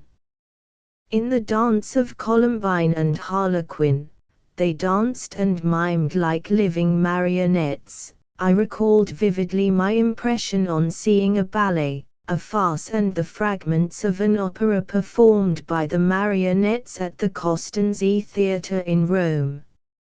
I was inclined to ask myself why we require the intervention of any less perfect medium between the meaning of a piece, as the audience conceived it, and that other meaning which it derives from our reception of it.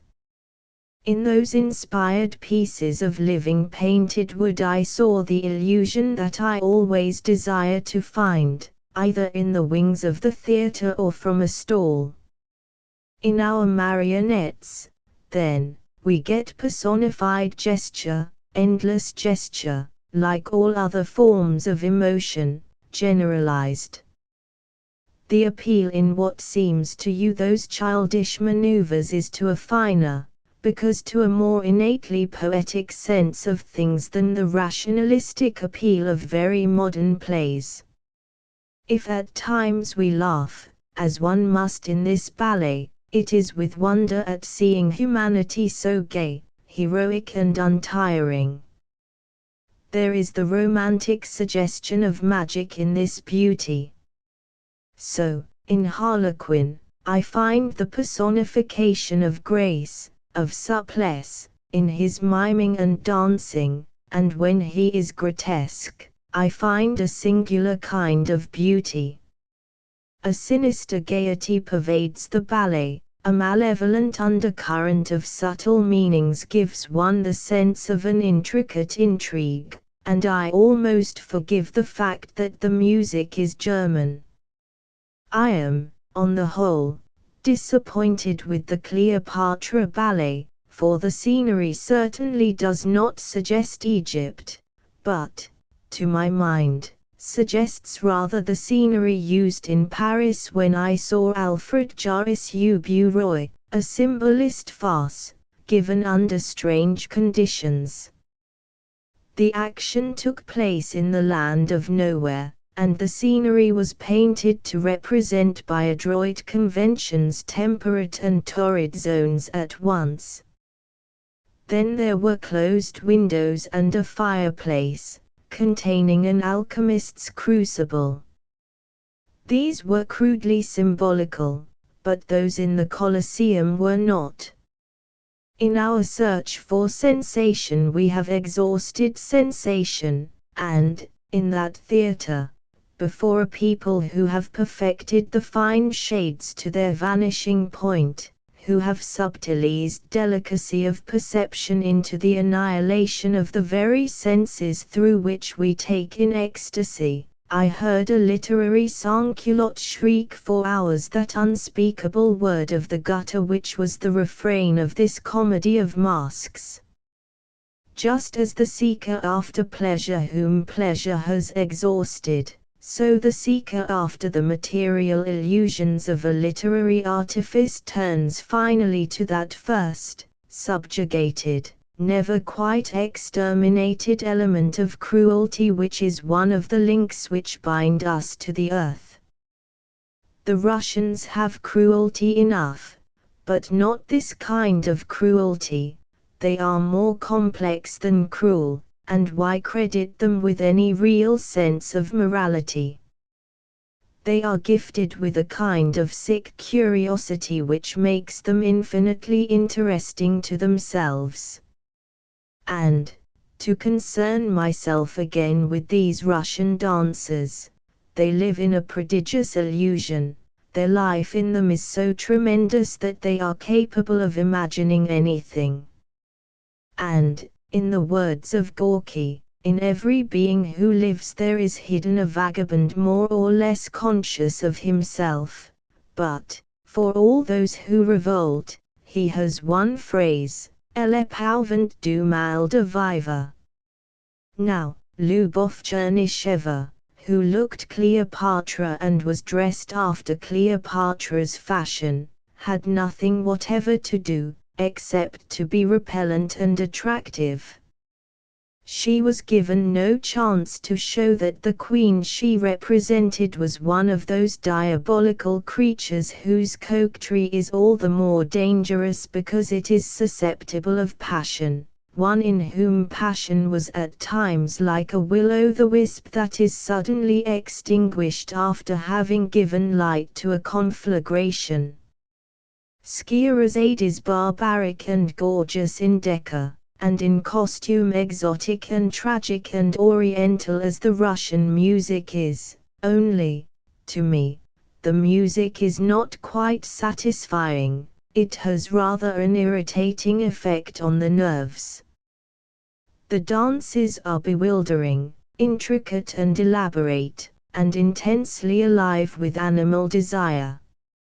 It is really a riot in color, amid an ever-moving crowd of revelers, in which Massin shows himself as the personification of lust, as he makes, with furious and too convulsive leaps in the air and with too obvious gestures and grimaces, frantic love to Zobeide, mimed by Chernysheva, who has the stateliness of a princess, who glides mysteriously and is wonderful in the plastic quality of her movements, which I can only image as that of a tiger cat.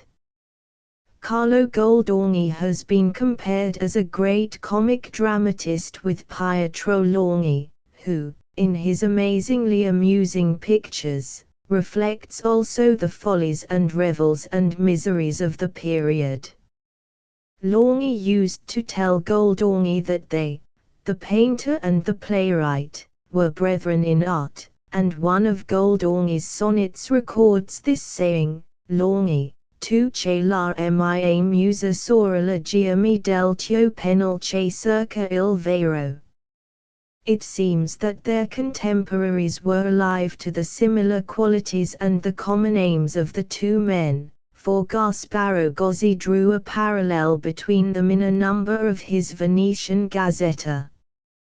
It struck me, as I saw the Goldoni ballet and heard the music of Domenico Scarlatti, that all of the costumes and much of the effect of the miming, which were the most delicious and capricious that I have ever seen, had been designed after Longhi's paintings and drawings, for in many of these he gives a wonderful sense of living motion, but certainly nothing of what is abominably alive in the great and grim and sardonic genius of Hogarth.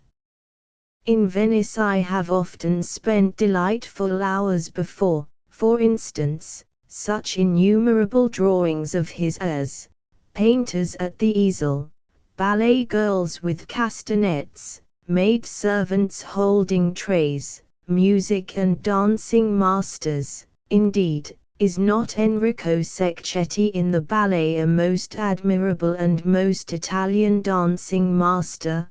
Tavern keepers, street musicians, beggars, waiters, the old patrician lolling in his easy-chair and toying with a fan, the cavalier in their fantastic dresses, the women with their towering headdresses. The whole sense of Venice returned to me as I saw Lydia Lopakova, always so bird-like, so like a butterfly with painted wings, so witty in gestures, so absolutely an artist in every dance she dances, in every mime she mimics, in her wild abandonment to the excitement of these shifting scenes, where all these masked and unmasked living puppets have fine nerves and delicate passions, putting powder on the face of the Marquise Silvestre and mocking her behind her back.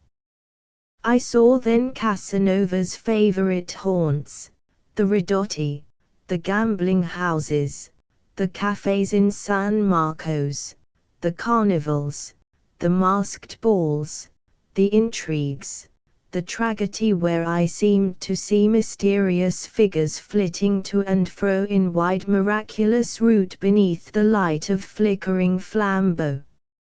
I see before me, as I write, the night when I went from the Giudica to the Teatro Rossini, where a company of excellent Italian comedians gave one of Goldoni's comedies, and, as when the chatter in the gallery ends, the chatter begins on the stage, I found for once the perfect illusion, there is no difference between the one and the other.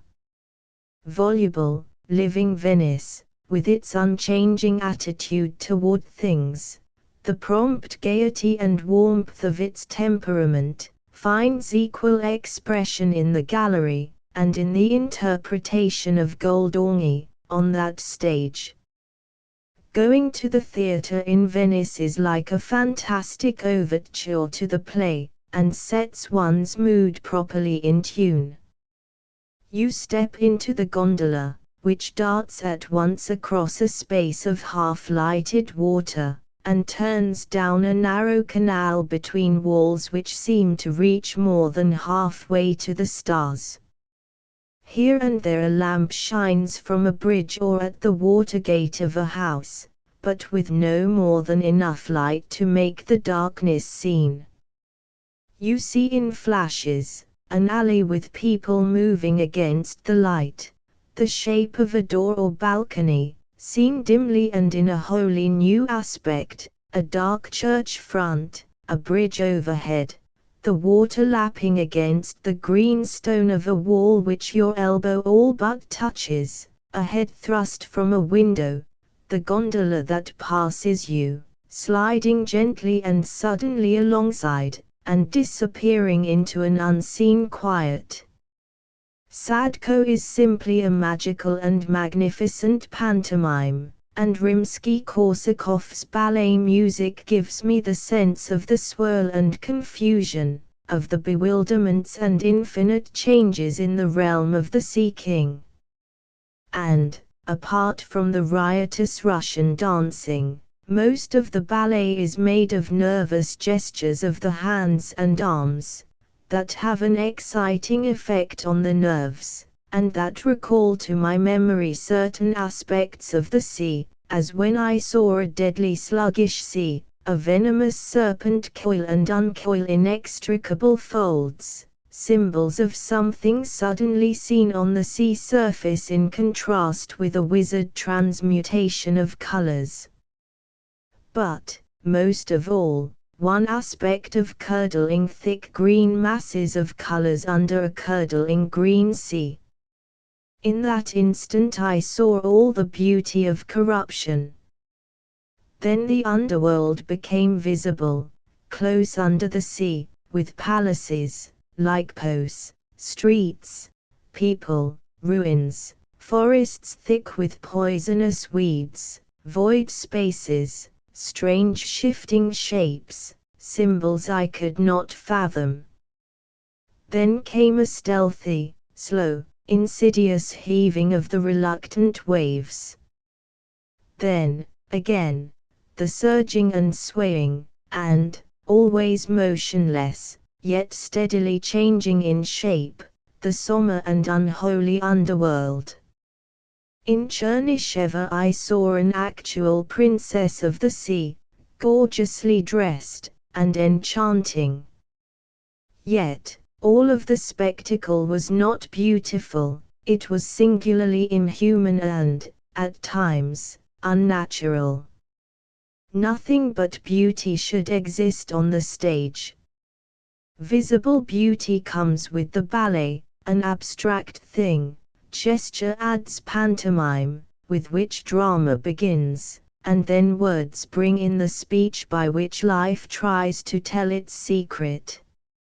Still, in the two extremes, pantomime and the poetic drama, the appeal is to the primary emotions, and with an economy and luxuriance of means, each of which is in its own way inimitable.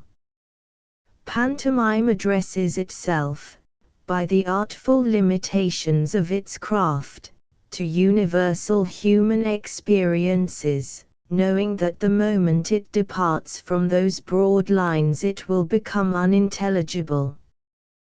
Pantomime, in its limited way, is no mere imitation of nature, it is a transposition.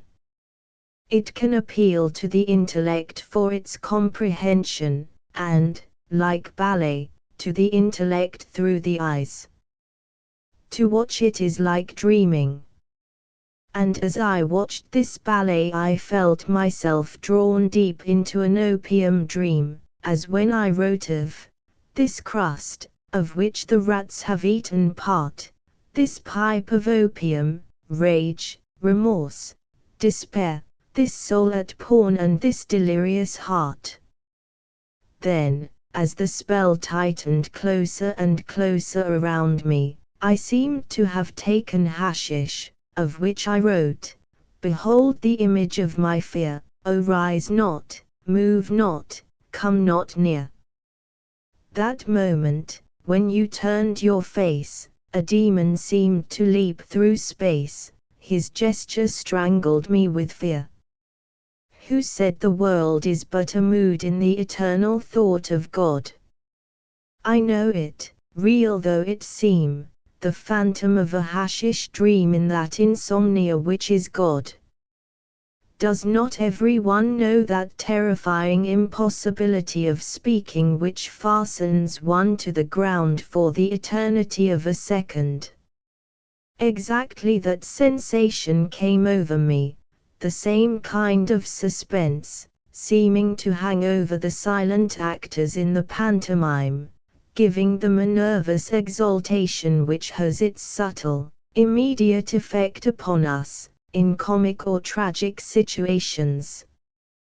3. The English theatre with its unreal realism and its unimaginative pretenses toward poetry left me untouched and unconvinced. I found the beauty, the poetry, that I wanted only in two theatres, the Alhambra and the Empire. The ballet seemed to me the subtlest of the visible arts, and dancing a more significant speech than words. I could have said as Verlaine said to me, in jest, coming away from the Alhambra, "James Shakespeare, Mise, James Mueller Ballet."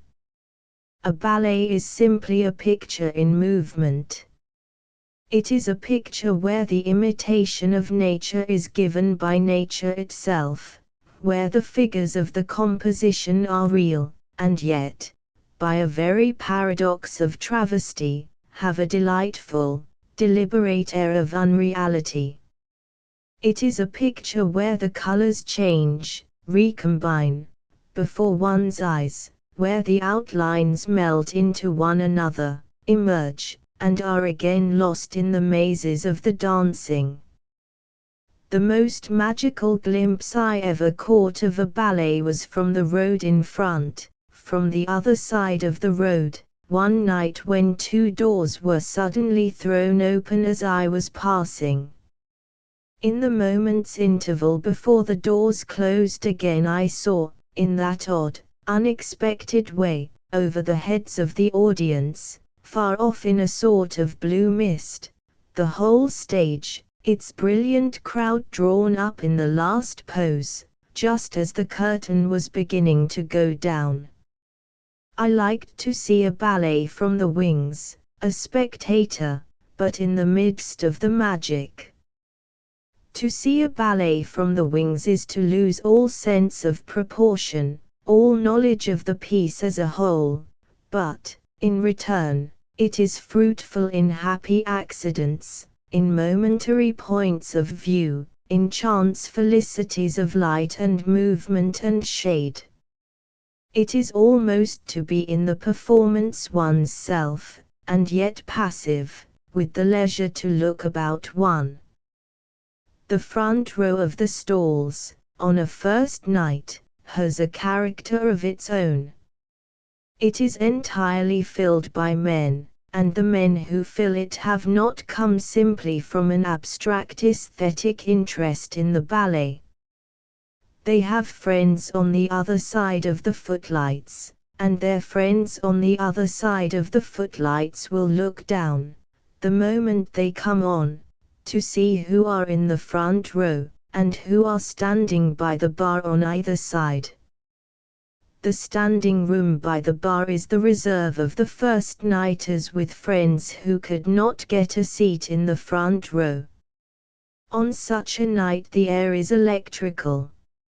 A running fire of glances crosses and recrosses, above the indifferent, accustomed heads of the gentlemen in the orchestra, whom it amuses, none the less, to intercept an occasional smile, to trace it home.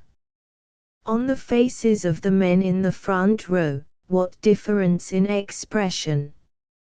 Here is the eager, undisguised enthusiasm of the novice, all eyes on one. Here is the wary practiced attention of the man who has seen many first nights, and whose scarcely perceptible smile reveals nothing, compromises nobody, rests on all. And there is a charm, not wholly imaginary, in that form of illusion known as make-up. To a face really charming it gives a new kind of exciting savor, and it has, to the remnant of Puritan conscience that is the heritage of us all, a certain sense of dangerous wickedness, the delight of forbidden fruit.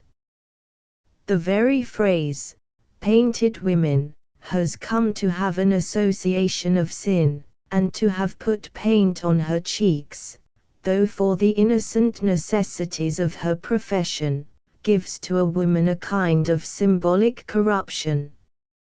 At once she seems to typify the sorceries and entanglements of what is most deliberately enticing in her sex, with all that is most subtle, least like nature, in her power of charm.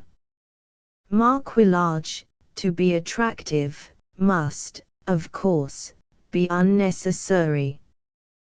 The art of the ballet counts for much in the evolution of many favorite effects of contemporary drawing, and not merely because Degas, who meant to me everything when I was writing on the ballets, standing in the wings, writing verses in which I was conscious of transgressing no law or art in taking that scarcely touched material for new uses, has drawn dancers, with his reserved, essentially classical mastery of form. By its rapidity of flight within bounds, by its bird-like and flower-like caprices of color and motion, by that appeal to the imagination which comes from its silence, to which music is but like an accompanying shadow, so closely, so discreetly does it follow the feet of the dancers, by its appeal to the eyes and to the senses, its adorable artificiality, the ballet has tempted almost every draftsman, as the interiors of music halls have also been singularly tempting, with their extraordinary tricks of light, their suddenness of gesture, their fantastic humanity. And pantomime, too, in the French and correct, rather than in the English and incorrect sense of that word, has had its significant influence. And the point of view is the point of view of Pierrot, le subtil génie de sa malice infinie de poète grimacier, Verlaine's Pierrot Gamin. Watteau, the prince of court painters, is the only painter of la galanterie who has given seriousness to the elegance of that passing moment, who has fixed that moment in an attitude which becomes eternal. In a similar gravity in the treatment of light subjects, and for a similar skill in giving them beauty and distinction, we must come down to Degas. In Degas the ballet and the café replace the Italian comedy of masks and the afternoon conversation in a park. But in Degas there is the same instantaneous notation of movement and the same choice and strange richness of color, with a quite comparable fondness for seizing what is true in artificial life, and for what is sad and serious in humanity at play. But Watteau, unlike Degas, is never cruel. Never, as Watteau, a seeker after something in the world, that is there in no satisfying measure or not at all. Degas, implacably farouche, the inexorable observer of women's flesh, in the wings of music halls, in café concerts, loves and hates and adores this strange mystery of women's flesh which he evokes, often curiously poisonous, but always with a caressing touch, a magic atmosphere that gives heat and life and light to all his pictures. Where Inouye is pagan and sensual, Degas is sensuous and a moralist. In the purity of his science, the perhaps impurity of his passion, he is inimitable. Is not his style, for painters have their own styles, the style of sensation, a style which is almost entirely made of sensations. He flashes on our vision vraie verite of things, the very essence of them, not so much the essence of truth as of what appears in the visible world to the eyes that see it. No one ever painted marquillage as he does, nor the strokes of light that shine in a dancer's eyes, nor the silk of her rose-colored tights that outline her nervous legs, nor the effects, sudden and certain, of what I have seen for years from the stage, silhouettes and faces and bodies and patches of light, a cigarette in a man's mouth, and, in the wings, miracles of change, of caprice, of fantasy, and of what seems and is not an endless motion of the dancers. I have always felt that the rhythm of dancing is a kind of arrested music, which Degas has certainly given us, as in the feet that poise, the silent waves of wandering sound of the dancer's moving melody, and her magic. A man of singular, but not universal, genius, Degas, his work being done, leaves behind him a sense of intense regret, for he created a new art in painting, that is to say, in painting the sex he adored, without pity and without malice. On Hamlet and Hamlets I have seen many Hamlets. I have seen romantic, tragic, passionate, morbid, enigmatical, over-subtle and over-exceptional Hamlets, the very bells on the cap of Fortune's fool. And as almost every actor has acted this part, every one of them gives a different interpretation, that is to say, from the time of Shakespeare to our own age. One knows that Shakespeare, besides other of the dramatists, acted at least one part, which seems to have surprised his audience, the ghost in Hamlet. And as Shakespeare put more of his inner self into Hamlet's mouth than into the mouth of any of his other characters, it is not to be forgotten that perhaps the most wonderful prose in our language is spoken by Hamlet in that famous scene with the players. Take, for instance, this speech, I have of late, but wherefore I know not, lost all my mirth, foregone all custom of exercise, and indeed it goes so heavily with my disposition that this goodly frame, the earth, seems to me a sterile promontory, that most excellent canopy, the air, look you, this brave overhanging firmament, this majestical roof fretted with golden fire, why, it appears no other thing to me than a foul and pestilent congregation of vapors. What a piece of work is a man! How noble in reason! How infinite in faculty! In form and moving how express and admirable, in action how like an angel! In appearance how like a god! The beauty of the world! The paragon of animals! And yet to me, what is this quintessence of dust? Man delights not me, no, nor woman neither, though by your smiling you seem to say so. If any prose is immortal, this is, and creative also, and imaginative, and lyrical, it has vision, and it has the sense of the immense contrast between this majestical roof and this quintessence of dust to which we are all reduced at the end. I have always felt that a play of Shakespeare, seen on the stage, should give one the impression of assisting at a solemn music. The rhythm of Shakespeare's art is not fundamentally different from that of Beethoven, and Romeo and Juliet is a suite, Hamlet a symphony. To act either of these plays with whatever qualities of another kind, and to fail in producing this musical rhythm from beginning to end, is to fail in the very foundation. It has been said that Shakespeare will sacrifice his drama to his poetry, and even Hamlet has been quoted against him.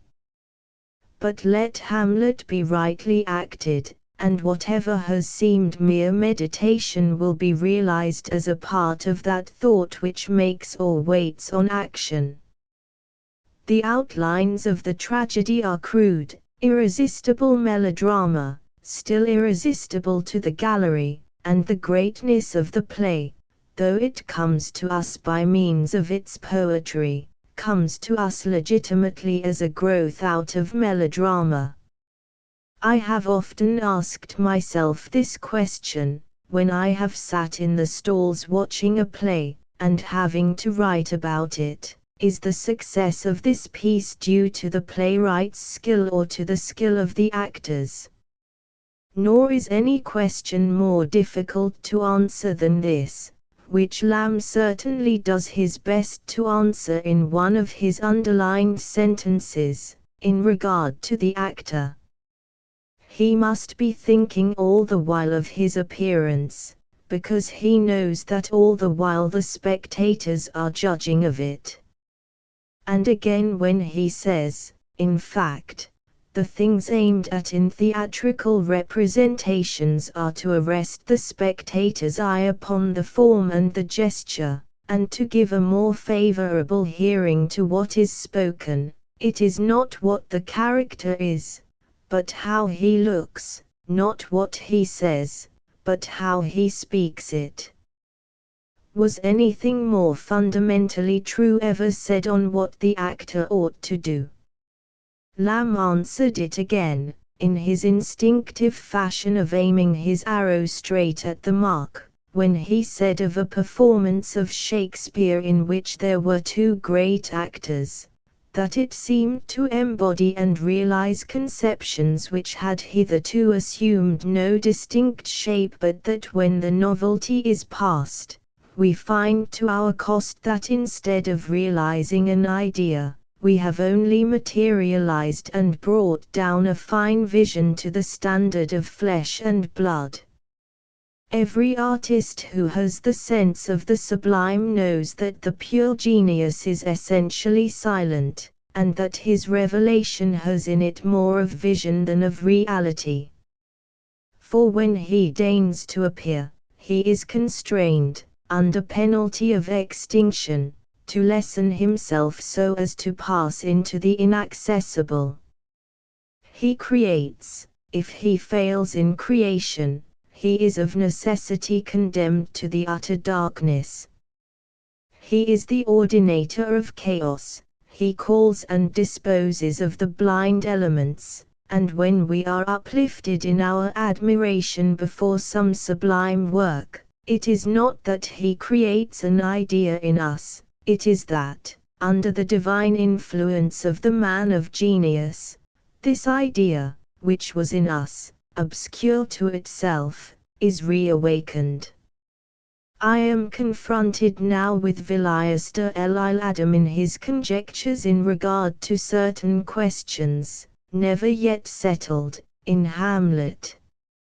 A modern man of taste might ask what Shakespeare would have answered if the actor who played Hamlet's part were to interrogate the spectre escaped from hideous night as to whether he had seen God's face, whether he wanted to be concerned with, not the eternal mysteries, but with what he had seen in hell and what he hated seeing on earth, and, if he had come only to utter absurdities, really, why need he have died at all?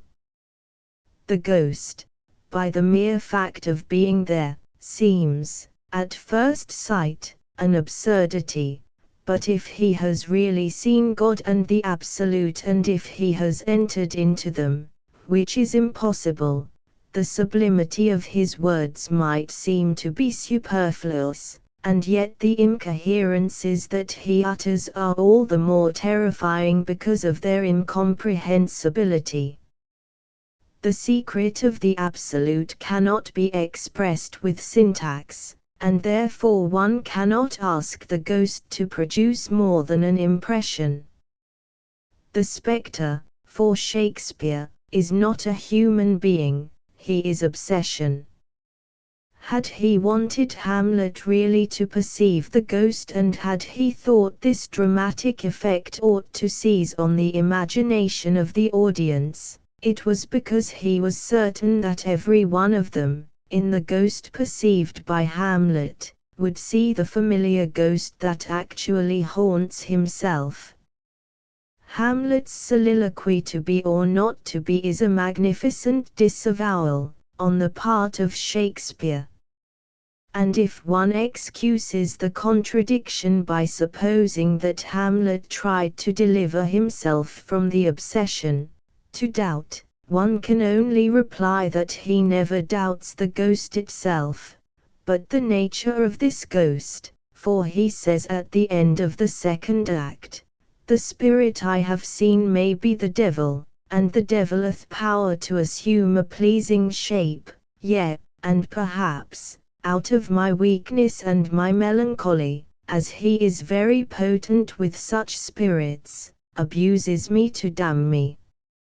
Therefore, if we compare the motive and the spirit of those sickly phrases with those of the soliloquy, we shall realize that this has no relation whatsoever with the superstitious character of Hamlet, even more so, because every single word of them is in flagrant contradiction with the entire drama. I have no intention of discussing either Mr. Martin Hervey's representation of Hamlet or the sombre and sinister Hamlet acted by Joseph Keynes in Berlin, or the performance of Tree, or of Forbes Robertson, or of any one's, with the exception of that given by Edward Southern. He is by no means the only Hamlet, for there are always, to quote Browning, points in Hamlet's soul unseized by the Germans yet. Southern had depth in his acting, and there was nothing fantastic in his grave, subdued, powerful, and piteous representation, in which no symbol, no figment of a German brain, no metaphysical Faust, loomed before us, but a man more to be pitied and not less to be honored than any man in Elsinore. Yet when one considers what Hamlet actually was, and there is no getting at the depths of his mystery, one finds, for one thing, a man too intensely restless to make up his mind on any question of thought, of conduct, and that he does for the most part the opposite of what he says. The pretense of madness is an almost transparent pretense, and used often for a mere effect of malicious wit, in the confusion of fools, or at the prompting of mere nerves. To me Hamlet seems to be cursed with the veritable genius of inaction. Always he is alone. Even when he is in a crowd, he is the most sensitive of all Shakespeare's creations. His nerves are jarred, when knaves would play on him as one plays on an instrument. His blood is feverish, infected with the dark melancholy that haunts him. Does he love Ophelia? I see in him no passion for loving. To him passion is an abstract thing. In any case, Irresolution is baneful to him, irresolution that loses so many chances, for which no one forgives himself.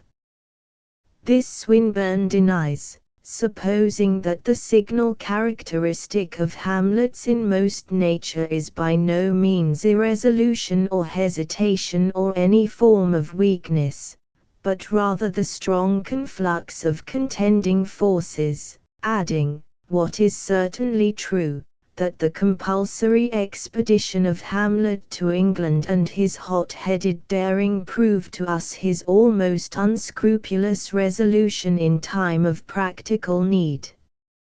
Only, when all Hamlet's plans of revenge have been executed, with the one exception of his unnecessary death, before he utters his last immortal words, the rest is silence. The thought of death to him is as if a veil had been withdrawn for an instant, the veil which renders life possible, and, for that instant, he has seen. Leonardo da Vinci. What counts, certainly, for much of what is so extraordinary in the genius of Leonardo da Vinci, who died exactly 500 years ago, is the fact that the noble blood he inherited, the so-called dishonor that hangs over his birth being in his case a singular honor, is curiously like the stain of some strange color in one of his paintings, he being the least of all men to whom there could be anything poisonous in the exotic flowers of evil that germinated in Milan, where, as in Venice and in Rome, moved a changeful people who, in the very midst of their exquisite and cruel amusements, committed the most impossibly delicious sins, and without the slightest stings of conscience. Savonarola, from whom, in the last years of his life, Botticelli caught the contagion of the monk's fanaticism, was then endeavoring to strip off one lovely veil after another from the beauty of mortal things, rending them angrily, for which, finally, he received the baptism of fire. Rodrigo Borgia, a Spaniard born in Zativa, then Pope Alexander VI, was fortunate enough to possess in his son, Caesarea, a man of sinister genius, cruel, passionate, ardent, who had the wonderful luck of persuading Leonardo to wander with him in their wild journey over central Italy in 1502, as his chief engineer, and as inspector of strongholds. Not even the living pages of Machiavelli can give us more than a glimpse of what those conversations between two such flame-like creatures must have been, yet, we are aware of Caesarea being condemned by an evil fate, as evil as Nero's, to be slain at the age of 31, and of Leonardo, guided by his good genius, living to the age of 67. The science of the Renaissance was divided, as it were, by 1,000 refractions of things seen and unseen, so that when Leonardo, poring over his crucibles, desires no alchemist's achievement, but the achievement of the impossible, his vision is concentrated into infinite experiences, known solely to himself, exactly as when, in his retirement in the villa of the Melzi, his imagination is stirred feverishly as he writes detached notes, as he dashes off rapid drawings, and always not for other men's pleasure, but simply for his own, careless, as I think few men of genius have ever been, of anything but the moment's work, the instant's inspiration.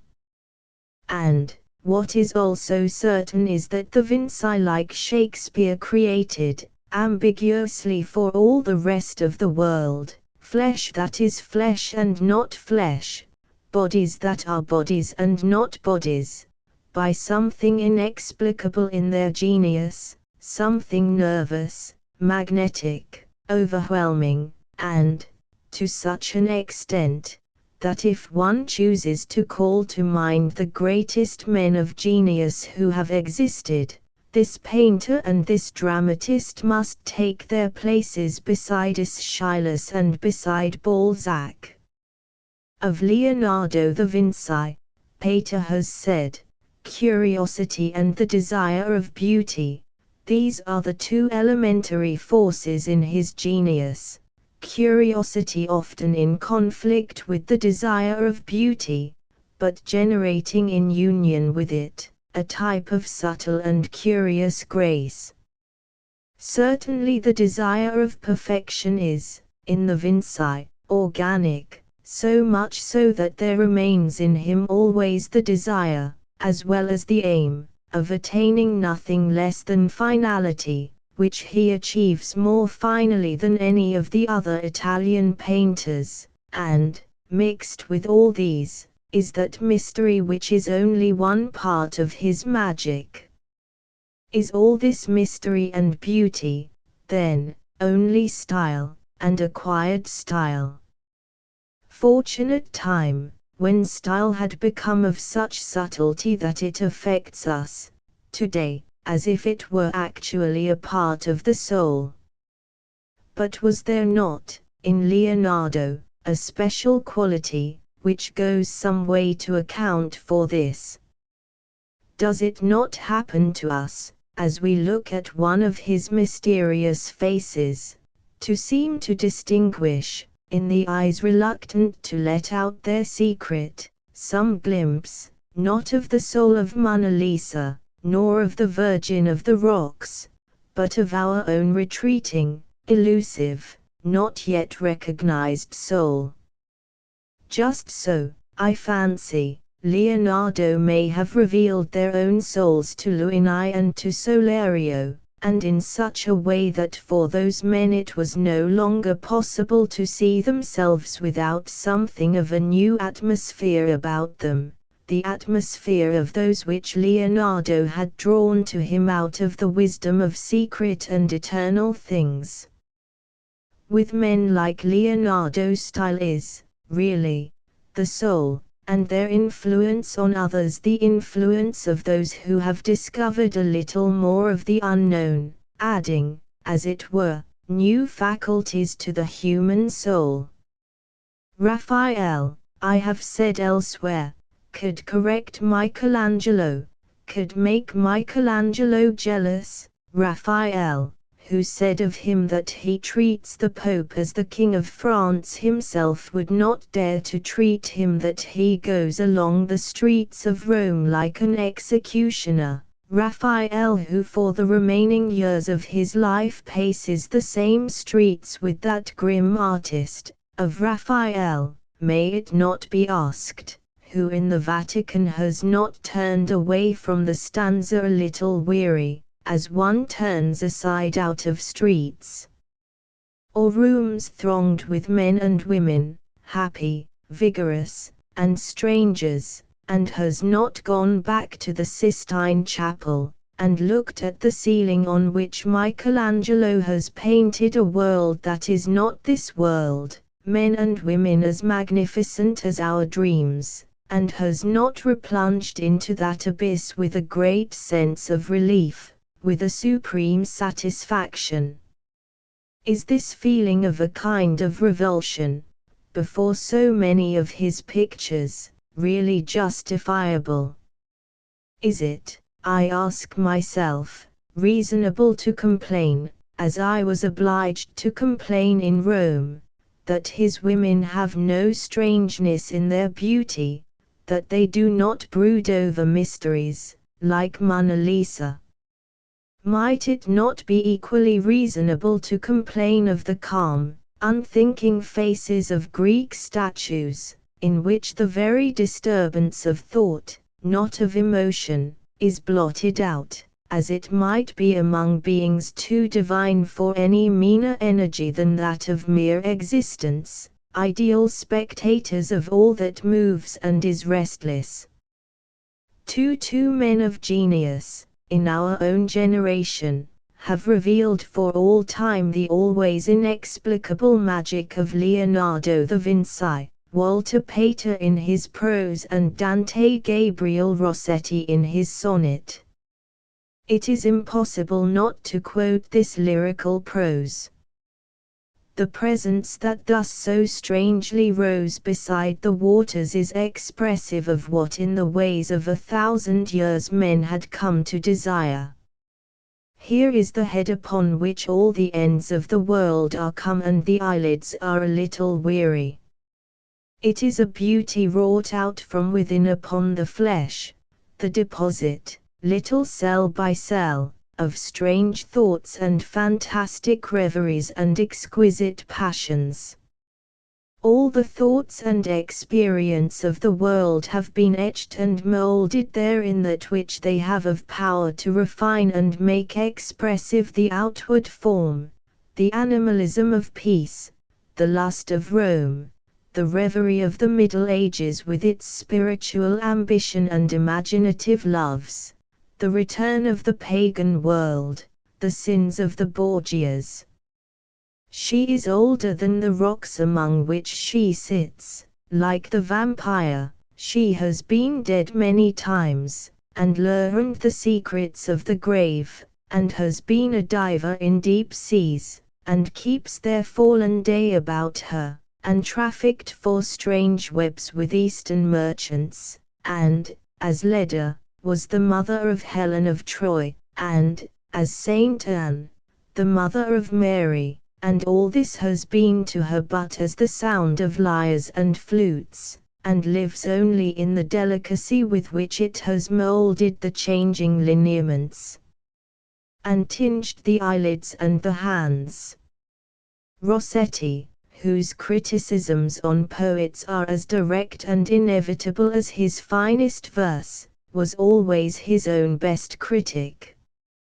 He who said finally, "The life-blood of rhymed translation is this, that a good poem shall not be turned into a bad one," was as finally right on himself, as he was on others, in his unsurpassable revision of one of the most imaginative sonnets ever written, a Venetian pastoral by Georgian.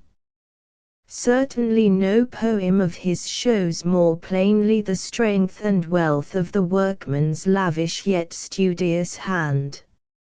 And, in this sonnet as in the one on Leonardo, there is the absolute transfusion of a spirit that seemed incommunicable from one master's hand to another's. Only in the Leonardo, which I shall quote, there is none of the sovereign oppression of absolute beauty and the nakedness of burning life that I find in the Feet Champeter. For in this divine picture the romantic spirit is born, and with it modern art. Here we see Whistler and the Japanese, a picture content to be no more than a picture, an instant made eternity, a moment of color, of atmosphere, of the noon's intense heat, of faultless circumstance. It is a pause in music, and life itself waits, while men and women are for a moment happy and content and without desire, these, content to be beautiful and to be no more than a strain of music, to those others, who are content to know only that the hour is music. Here, then, is Rossetti's version of the beauty of mysterious peace which broods over the Virgin of the Rocks. Mother, is this the darkness of the end, the shadow of death? And is that outer sea infinite imminent eternity? And does the death pang by man's seed sustained in times each instant cause thy face to bend its silent prayer upon the sun, while he blesses the dead with his hand silently to his long day which hours no more offend? Mother of grace, the pass is difficult, keen as these rocks, and the bewildered souls throng it like echoes, blindly shuddering through. Thy name, O Lord, each spirit's voice extols, whose peace abides in the dark avenue amid the bitterness of things occult. So Leonardo, who said that figure is not good which does not express through its gestures the passions of its soul, becomes, more than any painter, the painter of the soul. He has created, not only in the Gioconda, a clairvoyant smile, which is the smile of mysterious wisdom hidden in things. He has created the motion of great waters. He has created types of beauty so exotic that they are fascinating only to those who are drawn into the unmirrored depths of this dreamless mirror. He invents a new form of landscape, subtle and sorcerous, and a whole new movement for an equestrian statue. Besides inventing, what did not this miraculous man invent? The first quite simple and natural treatment of the Virgin and Child.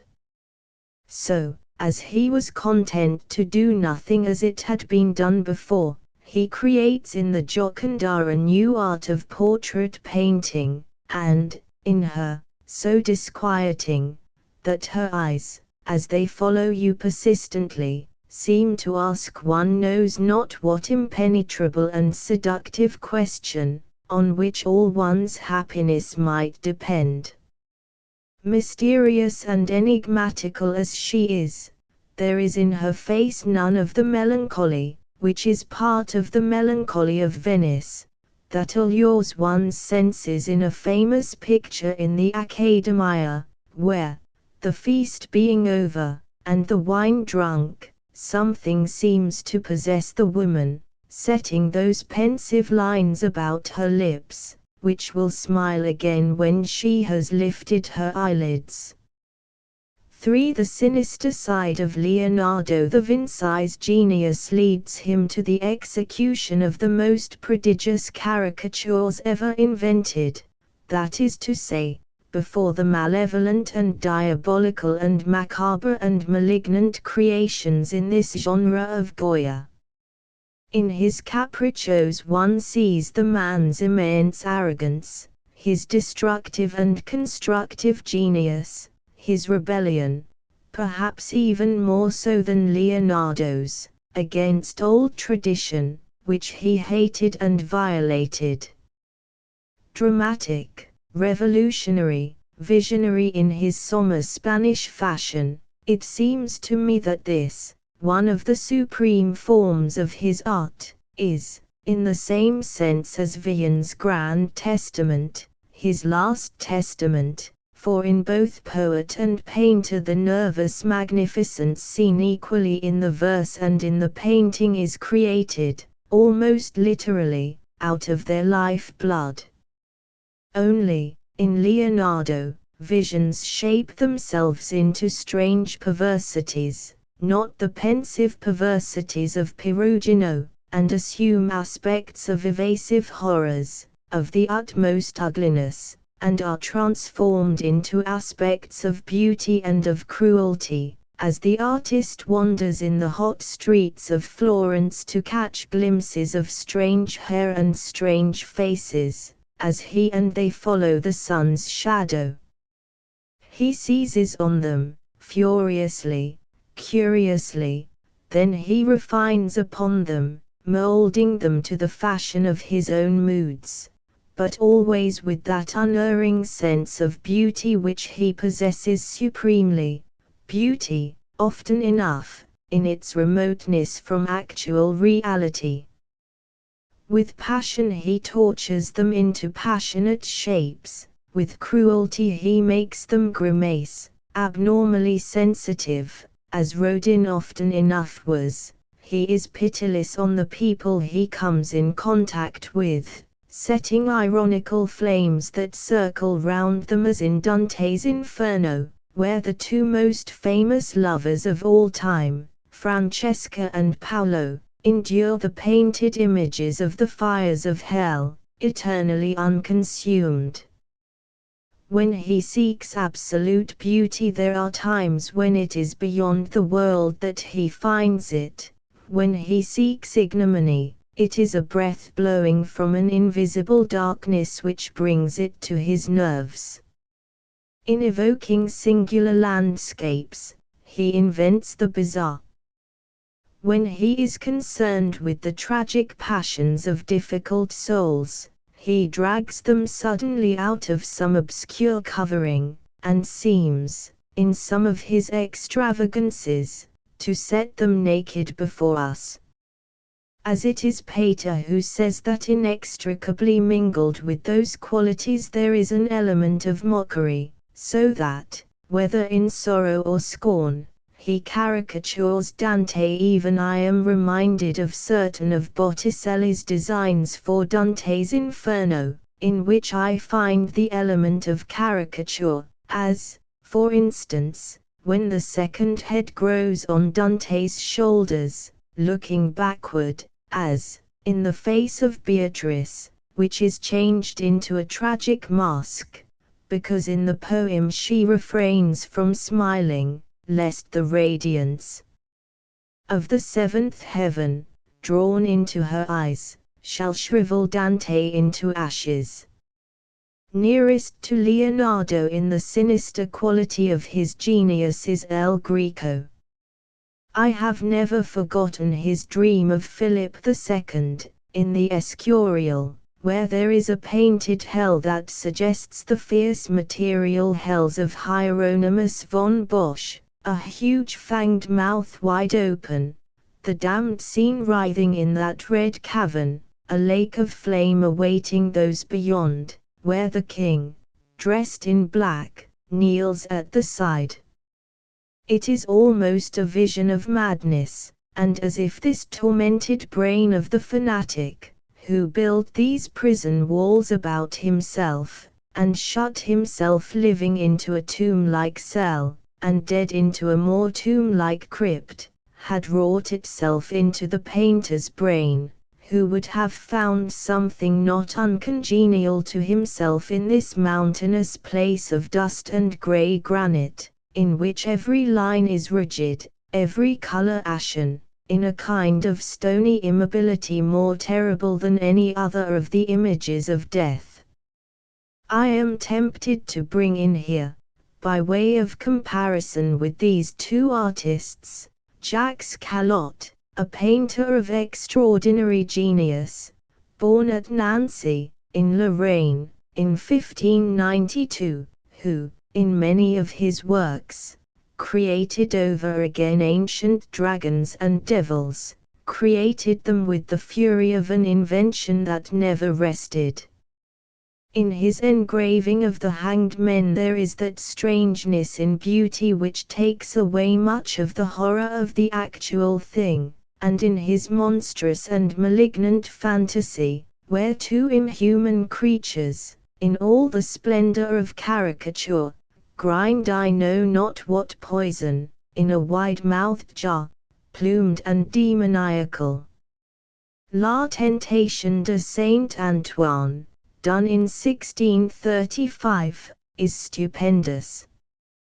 High in the sky is the enormous figure of a reptile-faced Satan, who vomits out of his mouth legions of evil spirits. He is winged with ferocious wings that extend on both sides hugely, one of his clawed hands is chained, the right hurls out lightning. There is chaos in this composition, it is imaginative in the highest degree of that satanical quality that produces monstrosities. There are clawed creatures that swim in the air, unicorns with stealthy glances. And, with his wonderful sense of design, the saint is seen outside his cave, assailed by legions of naked women, winged and wanton, shameless and shameful. And what is the aim, what is the desire of these evil creatures? To seduce Saint Anthony of the Temptations.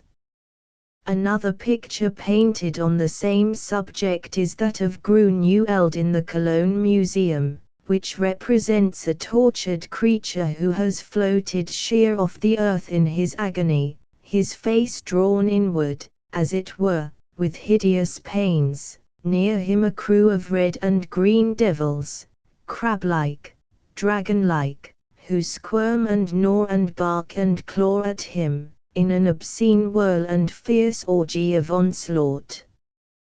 Below, a strange bar of sunset, and at the side a row of dripping trees, behind, a black sky almost crackling with color. In some of the other monstrous pictures I saw suggestions of Beardsley, as in The Child Who Kisses the Virgin with Thrust-Out Lips, in those of Meister van S. Severin, in which I found a conception of nature as unnatural and as rigid as that of the Japanese, but turned hideous with hard German reality, as in the terrifying dolls who are meant to be gracious in the Italian manner. And in this room I was obliged to sit in the midst of a great heat, where blood drips from all the walls, where tormented figures writhe among bright-colored tormentors, where there is a riot of rich cloths, gold and jewels, of unnatural beasts, of castles and meadows, in which there is nothing exquisite, only an unending cruelty in things. The very colors cry out at one, they grimace at you. A crucified thief bends back over the top of the cross in his struggles. All around monsters spawn out of every rock and cavern, and there is hell fire. To turn from these to the Kronachs in Vienna is to be in another world of art, an art more purposely perverse, more curiously unnatural, but, where his genius is shown at its greatest, is in an exquisite Judith holding the head of Holofernes, which lies, open-eyed, all its red arteries visible, painted delicately. She wears orange and red clothes, with collars and laces, and slashed sleeves through which many rings are seen on her fingers. She has a large red hat placed jauntily on her head. She is all peach blossom and soft, half-cruel sweetness, with all the wicked indifference of her long narrow eyes, the pink mouth and dimpled chin. She is a somnambulist, and the sword she holds is scarcely stained. There are 2 drops of blood on the table on which she rests the great curled head with its open eyes. Her fingers rest on the forehead almost caressingly. She is Mona Lisa, become German and bourgeoise, having certainly forgotten the mysterious secret of which she still keeps the sign on her face. Writing in Florence on Leonardo da Vinci, I used by way of comparison 2 Greek marbles I had seen in London. 1. The head of an old man, which is all energy and truth, comparable only in Greek work, with the drunken woman in Munich, and, in modern art, with La Vieille Helmière of Rodin. The other, a woman's head, which ravishes the mind. The lips and eyes have no expression by which one can remember them, but some infinitely mysterious expression seems to flow through them as through the eyes and lips of a woman's head by Leonardo. And all this reminds me of certain unforgettable impressions, and, most of all, when in Bologna I saw, in the Museo Civico, the spoils of Etruscan sepulchres, that weighed on me heavily, and, at the same time, I felt an odor of death, such as I had not even felt in Pompeii, where in so frightful a step backward of 20 centuries, the mind reels, clutching at that somewhat pacifying thought, for at least its momentary relief. Here were the bodies of men and women, molded forever in the gesture of their last moment, and these rigid corpses are as vivid in their interrupted life as the damp corpses in the morgue. In Bologna, as I was pursued by the sight of the hairpins of dead women, there flashed on me this wonderful sentence of Leonardo: Helen, when she looked in her mirror, seeing the withered wrinkles made in her face by old age, wept and wondered why she had twice been carried away. But, as I walked back at night in those desolate streets, so essentially desolate after the warmth of Naples, on my way back to the hotel where Byron lived, before his evil genius hurried him to an early death, I remembered these two sentences in his letters. 1. When in Florence, he returns from a picture gallery drunk with beauty. 1. Where, as he sees the painted face of a learned lady, he cries, "This is the kind of face to go mad for, because it cannot walk out of its frame."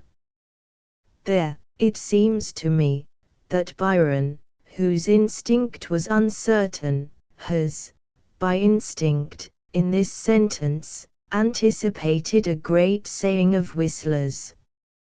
It was one of his aims in portrait painting to establish a reasonable balance between the man as he sits in the chair and the image of the man reflected back to you from the canvas.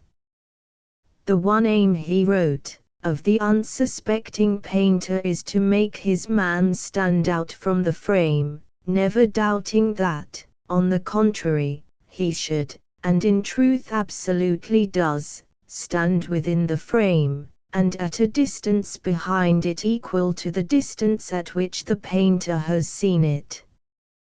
The frame is, indeed, the window through which the painter looks at his model, and nothing could be more offensively inartistic than this brutal attempt to thrust the model on the hither side of this window. He never proposed, in a picture, to give you something which you could mistake for reality, but frankly, a picture, a thing which was emphatically not nature, because it was art, whereas, in Degas, the beauty is a part of truth, a beauty which our eyes are too jaded to distinguish in the things about us. In the Ambrosian in Milan, beside two wonderful portraits, once attributed to Leonardo, and coming near to being worthy of him, are his grotesque drawings that are astonishing in their science, truth and naked beauty.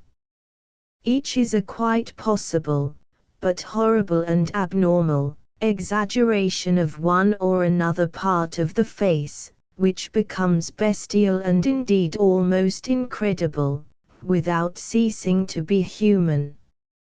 It is this terrible seriousness that renders them so dreadful, old age, vice and disease made visible. In another room there are many of his miraculously beautiful drawings, the loveliest drawings in the world. Note, for instance, the delicious full-face drawing of a child with an enchanting pout. The women's faces are miracles. After these all drawings, and their method, seem obvious. The perfect love and understanding with which he follows the outline of a lovely cheek, or of a bestial snout, there is equal beauty, because there is equal reverence, in each. After this the Raphael cartoon, for the Vatican School of Athens, seems merely skillful, a piece of consummate draftsmanship, supremely adequate but entirely without miracle. In one of Leonardo's drawings in Florence there is a small Madonna and Child that peeps sidewise in half-reassured terror, as a huge griffin with bat-like wings, stupendous in invention, descends suddenly from the air to snatch up a lion wandering near them. This might perhaps have been one of his many designs for the famous Medusa, Aspecta Medusa, in the Uffizi, for to quote Pater's interpretation of this corpse-like creation, the fascination of corruption penetrates in every line its exquisitely finished beauty. About the dainty lines of the cheek the bat flies unheeded.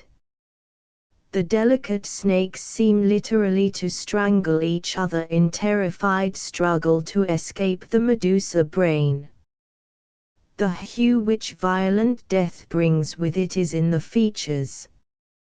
It is enough to compare any grotesque or evil head in the finest of Beardsley's drawings with Leonardo's head of Judas in the Windsor Library, or with one of those malevolent and malignant heads full of the energy of the beasts he represents and of insane fury which he scatters over the pages of his sketchbook, to realize that, in Beardsley, the thing drawn must remain ugly through all the beauty of the drawing and must hurt. It hurts because he desires to hurt everyone except himself, knowing, all the time, that he was more hated than loved. Sin is to him a diabolical beauty, not always divided against itself. Always in his work is sin, sin conscious of sin, of an inability to escape from itself, transfigured often into ugliness and then transfigured from ugliness back to beauty. Having no convictions, he can when he chooses make patterns that assume the form of moral judgments. For Leonardo the Vinci's unfinished Saint Jerome, in the Vatican at Rome, is exactly like Intarsia work, the ground almost black, the men and the lion a light brown. This particular way of painting reminds me of the Intarsia work in the halls in Santo Spirito in Bergamo by Fra Damiano in 1520, done just 1 year after Leonardo died. Here, in this supple and vigorous work in wood, I saw what could be done by a fine artist in the handling of somewhat intractable material. The work was broad or minute at will, with splendid masses and divisions of color in some designs which seemed to represent the deluge, sharp, clear, firmly outlined in the patterns of streets and houses, full of rich color in the setting of wood against wood, and at times almost as delicate as a Japanese design. There was the head of John the Baptist laid on a stone slab, which was like a drawing of Dormia. And, in the whole composition of the design, with its 2 ovals set on each side like mirrors for the central horror, there was perfect balance. Sanacre, this superb Intarsia work of Fra Damiano, seemed a criticism on Lotto, the criticism of a thing, comparatively humble in itself, but in itself wholly satisfying, upon the failure of a more conspicuous endeavor, which has made its own place in art, to satisfy certain primary demands which one may logically make upon it. In the Jerome, as in his finished work, one sees Leonardo's undeviating devotion to the perfect achievement of everything to which he set his hand, and how, after a long lapse of time, in the heat of the day, he crosses Florence to mount the scaffold, adds 2 or 3 touches to a single figure, and returns forthwith. Never did Michelangelo paint in such various ways as Leonardo, for, in his frescoes in the Sistine Chapel, art ceases to approach one directly, through this sense or that, through color, or some fancied outlook of the soul, only, one seems to be of the same vivid and eternal world as these meditative and joyous beings, joyous even in hell, where the rapture of their torment broods in eyes and limbs with the same energy as the rapture of God in creation, of the women in disobedience. Certainly, however, In the Jerome there is a glimpse of background in which I find already the suggestion of the magical rocks of the Virgin and of Mona Lisa, only it is sketched in green, and in it there are gaunt brown rocks, which seem to open on another glimpse in yellow. All of the outline is gaunt, both the saint and his rocky cave, only not the lion, who is the most ample and living beast I have ever seen attendant on any Jerome. All the lines are outlined, the painful but not grotesque anatomy of the saint and of the sharp angles of the rocks, are painted in dim, almost uniform, tones. Is the picture rhetorical, like the other Saint Jerome's, or does it in some subtle fashion escape? It seems to me to escape, retaining only the inevitable violence of gesture and the agony of emotion in body and face, together with an immense dignity, loneliness and obscure suffering. Leonardo, who was in Venice in 1500, certainly must have seen Titian's early Annunciation in the Scuola di San Rocco, which is a rebuke to Tintoretto's explosive crucifixion. Before this picture it struck me that Tintoretto is the Zola of painting. Here, in this immense drama of paint, is a drama in which the central emotion is lacking. Christ is no more than the robber who is being nailed to the cross or the robber whose cross is being hoisted. Every part of the huge and bustling scene has equal interest, equal intensity, and it is all an interest and intensity of execution, which in its way is stupendous. But there is no awe, no religious sense. The beauty of detail is enormous, the energy overwhelming, but there is no nobility, no subtlety, it is a tumultuous scene painted to cover a wall.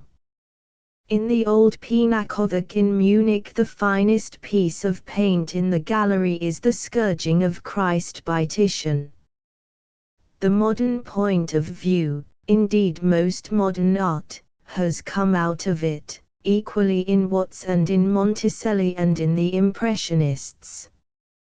We see Titian breaking the achieved rules, at the age of 90, inventing an art absolutely new, a new way, a more immediate way of rendering what he sees, with all that moving beauty of life in action, lights, colors, and not forms merely, all in movement.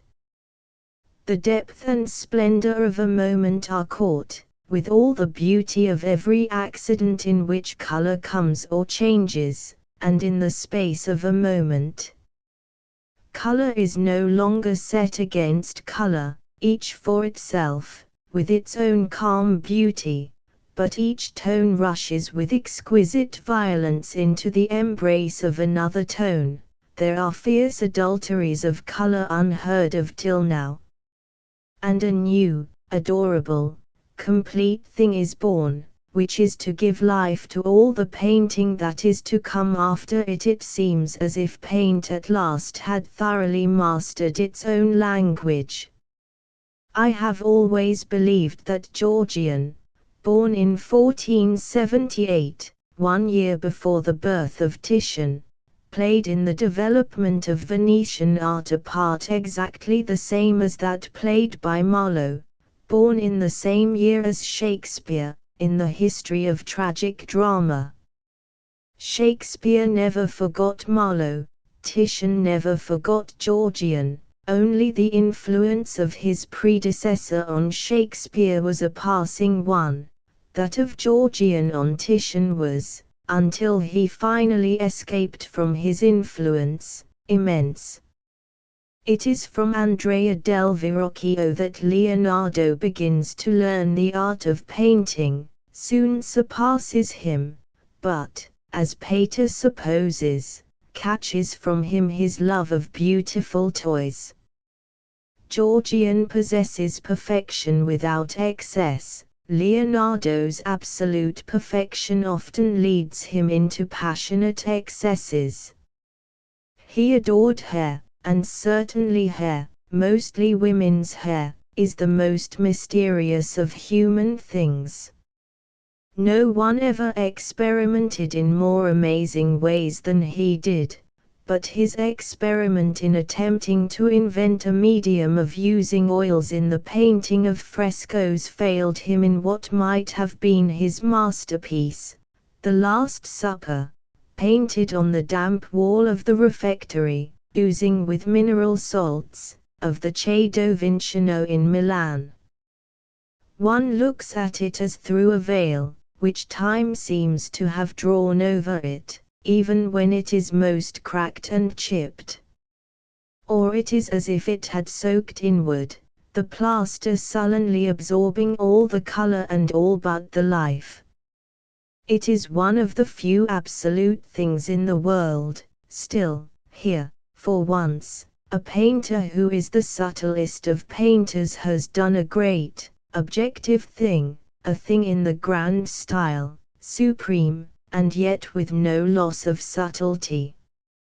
It is in a sense the measure of his greatness. It proves that the painter of Mona Lisa means the power to do anything.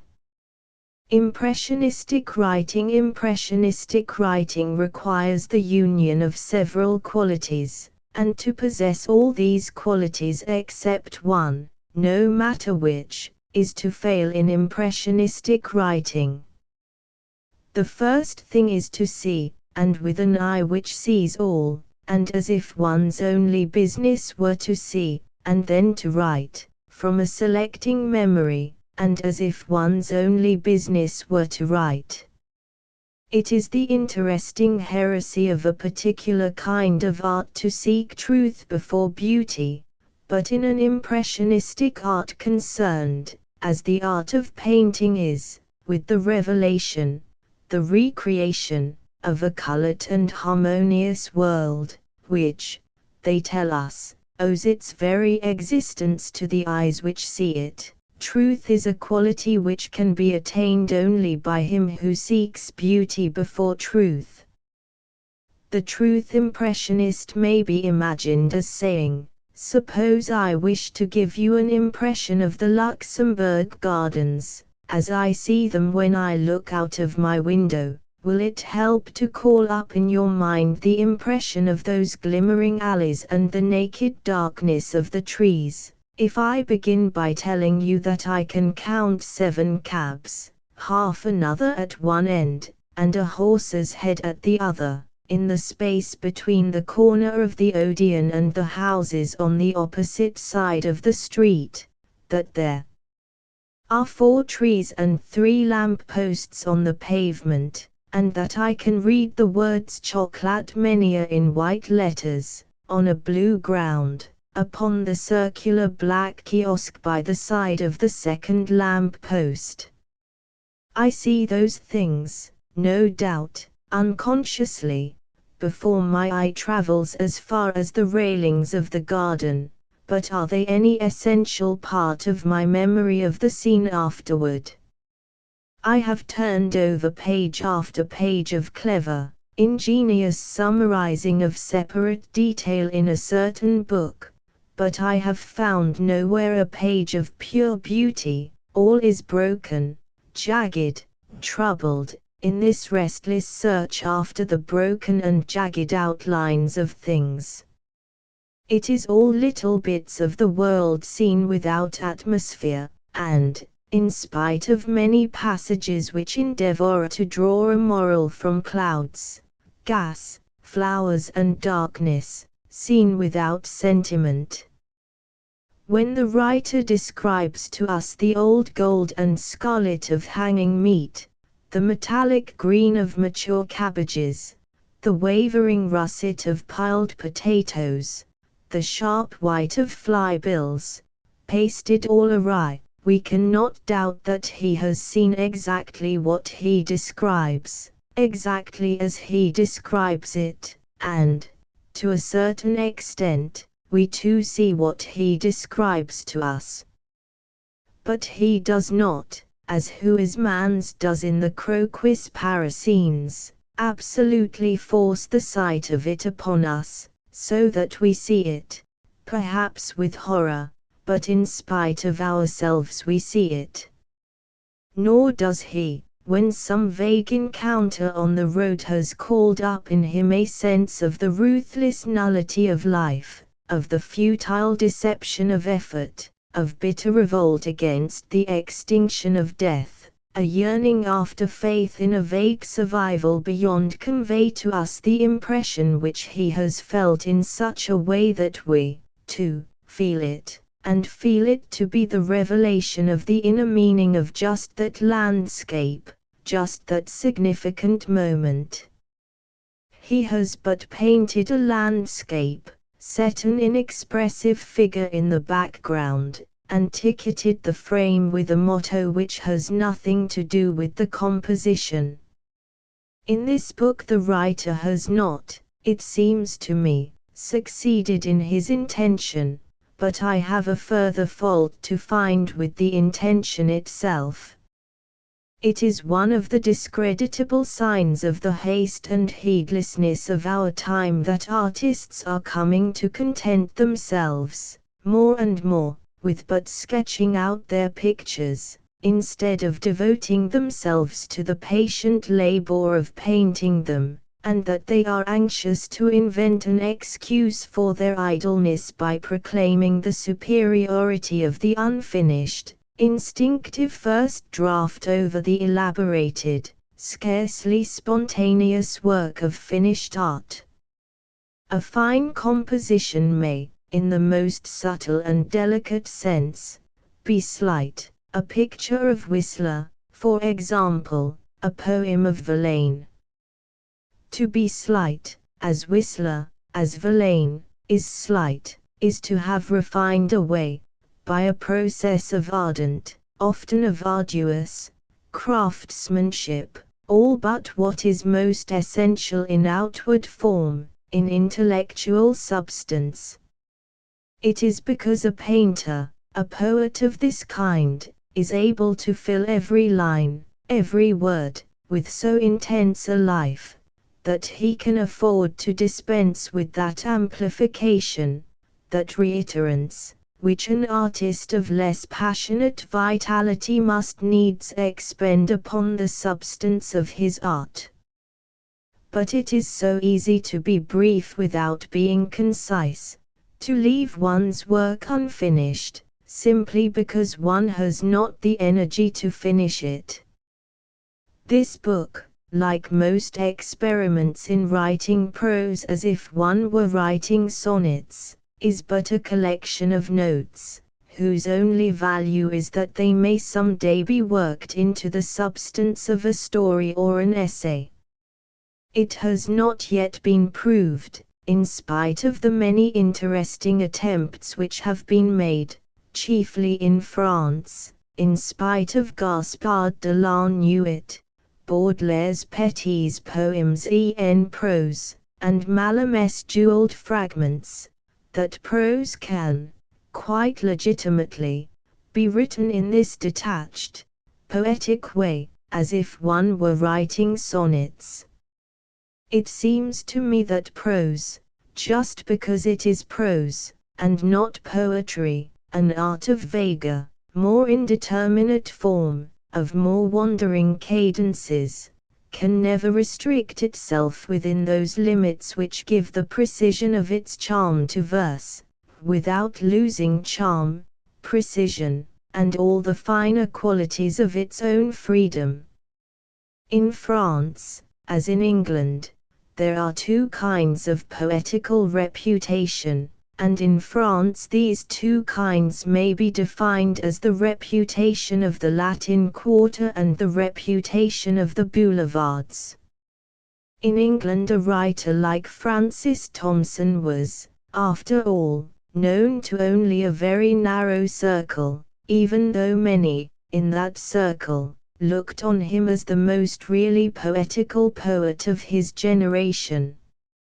In France, Villegriffin is greatly admired by the younger men, quite as much, perhaps, as de Regnier, but he is not read by the larger outside public which has, at all events, heard of de Regnier. These fine shades of reputation are not easily recognized by the foreigner.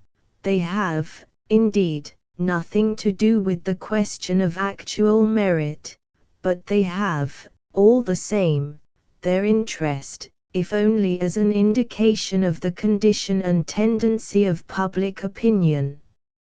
If we go further, and try to compare the actual merit of the younger French and English poets, we shall find some difficulty in coming to any very definite conclusion.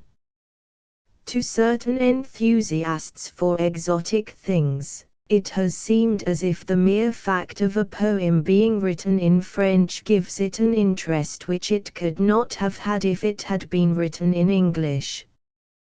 When the poem was written by Verlaine or by Mallam, yes, but now that Verlaine and Mallam are gone, well, there is still something which gives, or seems to give, French verse an advantage over English. The movement which began with Baudelaire, and culminated in Verlaine, has provided, for every young man who is now writing French verse, a very helpful kind of tradition, which leaves him singularly free within certain definite artistic limits. It shows him, not a fixed model, but the suggestion of innumerable ways in which to be himself. All modern French verse is an attempt to speak straight, and at the same time to speak beautifully. L'art, mis en forme, c'est d'être absolument soi-même, said Verlaine, and all these poets who are writing vers libre, and even those who are not writing vers libre, are content to be absolutely themselves, and to leave externalities perhaps even too much alone. What we see in England is exactly the contrary. We have had our traditions, and we have worn them out, without discovering a new form for ourselves. When we try to be personal in verse, the personal emotion has to mold anew every means of expression, every time, and it is rarely that we succeed in so difficult a task. For the most part we write poems for the sake of writing poems, choosing something outside ourselves to write about, and bringing it into permanent relation with ourselves. Our English verse writers offer us a ballad, a sonnet, an eclogue, and it is a flower without a root, springing from no deep soil in the soul. The verse is sometimes excellent verse, but it is not a personal utterance. It is not a mood of a temperament, but something outside a temperament. In France, it is true, we often get the temperament and nothing else. And, in France, all these temperaments seem stationary, they neither change nor develop, they remain self-centered. And in time we become weary of seeing their pale reflections of themselves. Here, we become weary of poets who see everything in the world but themselves, and who have no personal hold upon the universe without. Between the too narrowly personal and a too generalized impersonality, there remains, in France and in England, a little exquisite work, which is poetry. Is it important, or even possible, to decide whether there is a little more of it to be found in the books of English or of French poets? Paradoxes on Poets. The great period of English poetry begins halfway through the 16th century, and lasts halfway into the 17th. In the poetry strictly of the 16th century, before the drama had absorbed poetry into the substance of its many energies, verse is used as speech, and becomes song by way of speech. It was the age of youth, and rejoiced, as youth does, in scarcely tried strength and in the choice of adventure. And it was an adventure to write.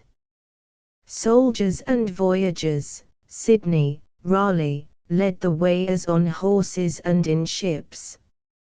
It is Raleigh, in the preface to a deeply meditated history of the world, who speaks gallantly of leisure to have made myself a fool in print. New worlds had been found beyond the sea, and were to be had for the finding in all the regions of the mind. There were buried worlds of the mind which had lately been dug up, lands had been newly colonized, in Italy and in France, a kind of second nature, it seemed to men in those days, which might be used not less freely than nature itself. And, just as the Renaissance in Italy was a new discovery of the mind, through a return to what had been found out in antiquity and buried during the Middle Ages, so, in England, poetry came to a consciousness of itself by way of what had already been discovered by poets like Petrarch and Ronsard, and even their later apes and mimics, Serafino or Desportes, among those spoils. Poetry had to be reawakened, and these were the messengers of dawn. Once awakened, the English tongue could but sing, for a while, to borrowed tunes, yet it sang with its own voice, and the personal accent brought a new quality into the song. Songwriters and sonnet writers, when they happened to be poets, found out themselves by the way, and not least when they thought they were doing honor to a foreign ideal. And it was an age of music. Music, too, had come from Italy, and had found for once a home there. Music, singing and dancing made then, and then only, the merry England of the phrase. And the words, growing out of the same soil as the tunes, took equal root. Campion sums up for us a whole period, and the songbooks have preserved for us names, but for them unknown, of perfect craftsmen in the two arts. Every man, by the mere feeling and fashion of the time, took care to write worthy the reading and the world's delight. It was an age of personal utterance, and men spoke frankly, without restraint, too nice choosing, or any of the timidities or exaggerations of self-consciousness. The personal utterance might take any form, whether Fulk Greville wrote treatises on the mind of man, or Drayton pried into the family affairs of the fairies, or Samuel Daniel thought out sonnets to Delia, or Lodge wantoned in cadences and caprices of the senses. It might seem but to pass on an alien message, in as literal a translation as it could compass of a French or Italian poem. In the hand of a poet two things came into the version, magic, and the personal utterance, if in no other way, through the medium of style.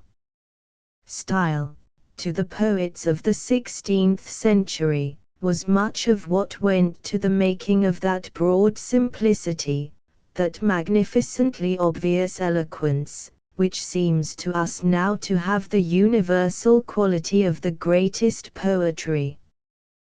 The poets of the 19th century are no nearer to nature, though they seem more individual because they have made an art of extracting rare emotions, and because they take themselves to pieces more cunningly. Drayton's great sonnet is the epilogue, and Spenser's great poem the epithalamium, for all lovers, but it needs another Shelley to find out love in the labyrinth of Epipsychidion. All that is greatest in the poetry of the 16th century is open to all the world, like a wood, or Arcadia, in which no road is fenced with prohibitions, and the flowers are all for the picking. And when, in the 19th century, poetry began again, it was to the poets of the 16th century that the new poets looked back, finding the pattern there for what they were making over again for themselves. A few snatches from Elizabethan songbooks were enough to direct the first awakenings of song in Blake. Wordsworth found his gnomic and rational style, as of a lofty prose, in Samuel Daniel. Keats rifled the best sweets of Lodge's orchard, and Shelley found in the elegies of Michael Drayton the model of his incomparable style of familiar speech in verse, the style of the letter to Maurice Gisborne. Every reader of modern verse will find something contemporary in even the oldest of these poems, partly because modern verse is directly founded on this verse of the 16th century, and partly because the greatest poetry is contemporary with all ages. Byron is to be judged by the whole mountainous mass of his world and not by any fragment of colored or glittering spar which one's pick may have extricated from the precipitous hillside. His world is a kind of natural formation, high enough to climb, and wide enough to walk on. There is hard climbing and heavy walking, but, once there, the air braces and the view is wide.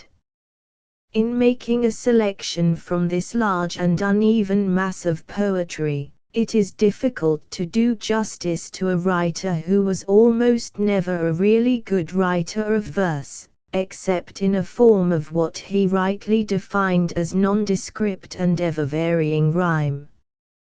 The Seria Comicota, the Rima of Don Juan and the Vision of Judgment is the only meter which Byron ever completely mastered, and it is only in those unique poems, in which Goethe detected, for the first time in modern poetry, a classically elegant comic style that Byron is wholly able to express the new quality which he brought into English literature in a wholly personal, or at all satisfying, way. From the first he was a new force, but a force unconscious of direction, with all the uncouthness of nature in convulsions. He had a strong, direct, and passionate personality, but we find him, even in the better parts of Childe Harold, putting rhetoric in the place of that simplicity which he was afterward to discover by accident, as in jest, we find him, throughout almost the whole of the poetical romances, a mere masquerader in Eastern frippery, which is scarcely the better because it happened to have been bought on the spot.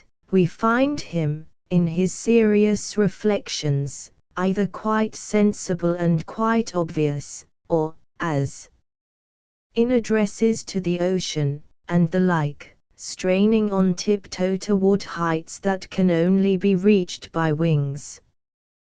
His lyric verse was always without magic, and only now and then, and chiefly in the lines beginning when we two parted was he able to turn speech into a kind of emphatic and intense chant, into which poetry comes as a kind of momentary suspension of the emphasis.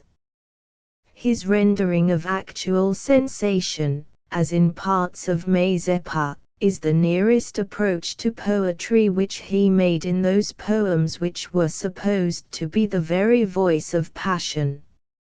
Everything that he wrote in blank verse, and consequently the whole of the plays, is vitiated by his incapacity to handle that meter, or indeed to distinguish it, in any vital or audible way, from prose.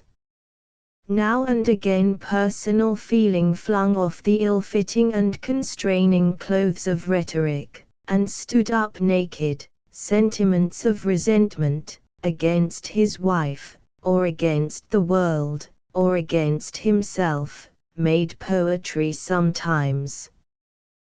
Then, as it was to be under other conditions in the later work, his flame is the burning of much dross, excellent food for flames.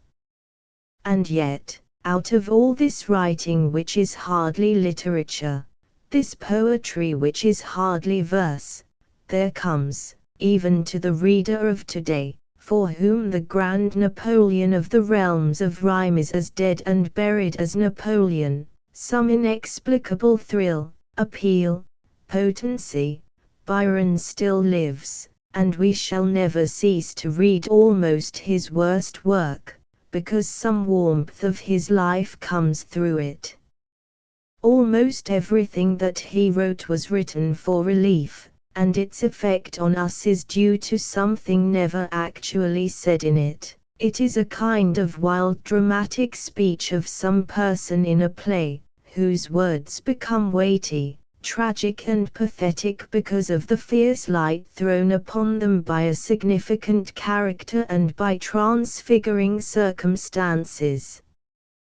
When Byron wrote to Murray, "You might as well want a midnight all stats as rhyme all perfect," he was theorizing over his own failure to achieve sustained excellence on any one level. Luckily he carried the theory, in his own downright way, into practice, and, in the versified aurora borealis of the great comic poems, the defect turns into a quality, and creates what is really a new poetical form.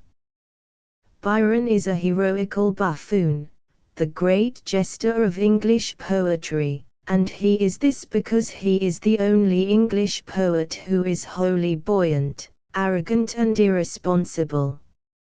"I never know the word which will come next," he boasts, in Don Juan, and for once, improvisation becomes a means to an end, almost an end in itself. It is in the comic verse, strangely enough, that the first real mastery over form shows itself, a genius for rhyme which becomes a new music and decoration, as of cap and bells on the head of sober marching verse, and a genius for plain statement which leaves prose behind in mere fighting force, and glorifies fighting force with a divine natural illumination. The end. End of the Project Gutenberg ebook Dramatis Personae Updated editions will replace the previous one, the old editions will be renamed. Creating the works from print editions not protected by U.S. copyright law means that no one owns a United States copyright in these works, so the Foundation, and you, can copy and distribute it in the United States without permission and without paying copyright royalties. Special rules, set forth in the general terms of use part of this license, apply to copying and distributing Project Gutenberg trademark symbol electronic works to protect the Project Gutenberg trademark symbol concept and trademark. Project Gutenberg is a registered trademark, and may not be used if you charge for an ebook, except by following the terms of the trademark license, including paying royalties for use of the Project Gutenberg trademark. If you do not charge anything for copies of this ebook, complying with the trademark license is very easy. You may use this ebook for nearly any purpose such as creation of derivative works, reports, performances and research. Project Gutenberg ebooks may be modified and printed and given away, You may do practically anything in the United States with ebooks not protected by U.S. copyright law. Redistribution is subject to the trademark license, especially commercial redistribution. Start. Full license. The full Project Gutenberg license. Please read this before you distribute or use this work to protect the Project Gutenberg trademark symbol mission of promoting the free distribution of electronic works. By using or distributing this work, or any other work associated in any way with the phrase Project Gutenberg, you agree to comply with all the terms of the full Project Gutenberg trademark symbol license available with this file or online at www.gutenberg.org/license. Section 1.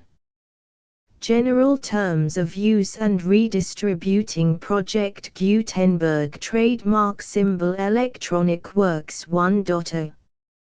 By reading or using any part of this Project Gutenberg trademark symbol electronic work, you indicate that you have read, understand, agree to and accept all the terms of this license and intellectual property, trademark/copyright, agreement. If you do not agree to abide by all the terms of this agreement, you must cease using and return or destroy all copies of Project Gutenberg trademark symbol electronic works in your possession. If you paid a fee for obtaining a copy of or access to a Project Gutenberg trademark symbol electronic work and you do not agree to be bound by the terms of this agreement, you may obtain a refund from the person or entity to whom you paid the fee as set forth in paragraph 1.e.8. 1.b Project Gutenberg is a registered trademark. It may only be used on or associated in any way with an electronic work by people who agree to be bound by the terms of this agreement. There are a few things that you can do with most Project Gutenberg trademark symbol electronic works even without complying with the full terms of this agreement. See paragraph 1.c below. There are a lot of things you can do with Project Gutenberg trademark symbol electronic works if you follow the terms of this agreement and help preserve free future access to Project Gutenberg trademark symbol electronic works. See paragraph 1.e below. 1.c. The Project Gutenberg Literary Archive Foundation, the Foundation or PGLAF, owns a compilation copyright in the collection of Project Gutenberg trademark symbol electronic works. Nearly all the individual works in the collection are in the public domain in the United States. If an individual work is unprotected by copyright law in the United States and you are located in the United States, we do not claim a right to prevent you from copying, distributing, performing, displaying or creating derivative works based on the work as long as all references to Project Gutenberg are removed.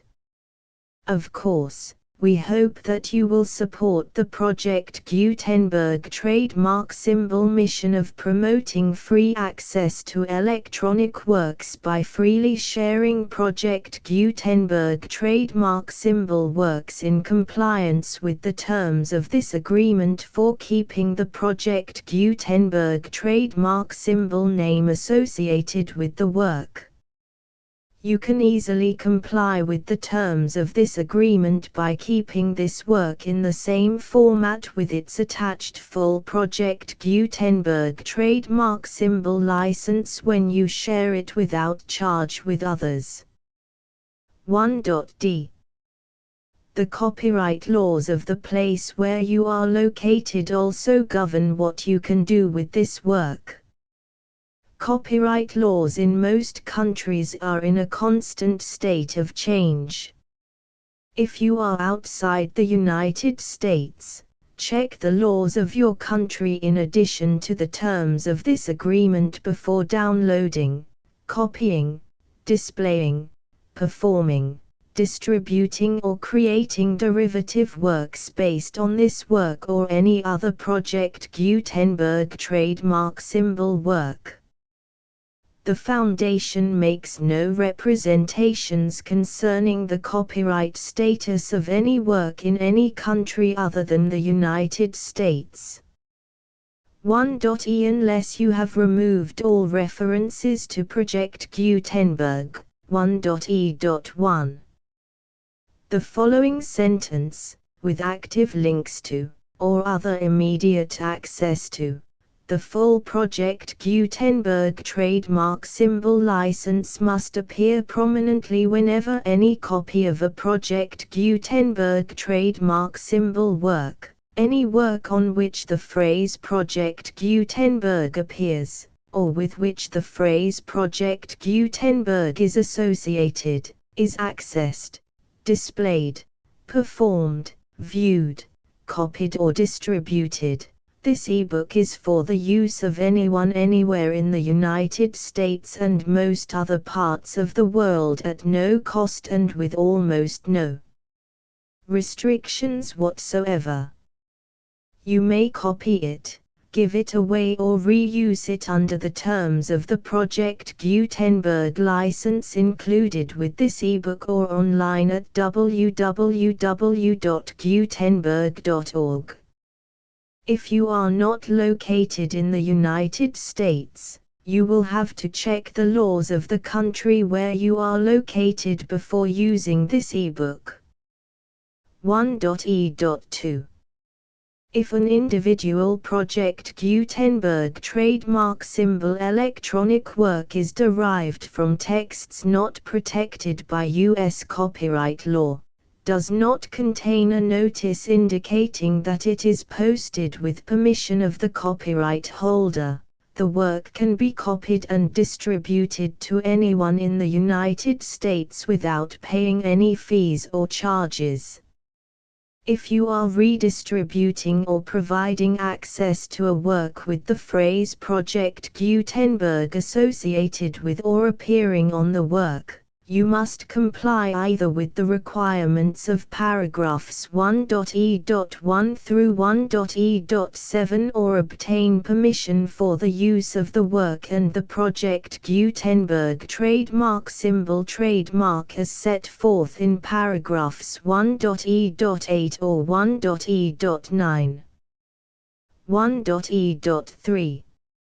If an individual Project Gutenberg trademark symbol electronic work is posted with the permission of the copyright holder, your use and distribution must comply with both paragraphs 1.e.1 through 1.e.7 and any additional terms imposed by the copyright holder. Additional terms will be linked to the Project Gutenberg trademark symbol license for all works posted with the permission of the copyright holder found at the beginning of this work. 1.e.4. Do not unlink or detach or remove the full Project Gutenberg trademark symbol license terms from this work, or any files containing a part of this work or any other work associated with Project Gutenberg trademark symbol. 1.e.5. Do not copy, display, perform, distribute or redistribute this electronic work, or any part of this electronic work, without prominently displaying the sentence set forth in paragraph 1.e.1 with active links or immediate access to the full terms of the Project Gutenberg trademark symbol license. 1.e.6. You may convert to and distribute this work in any binary, compressed, marked up, non-proprietary or proprietary form, including any word processing or hypertext form.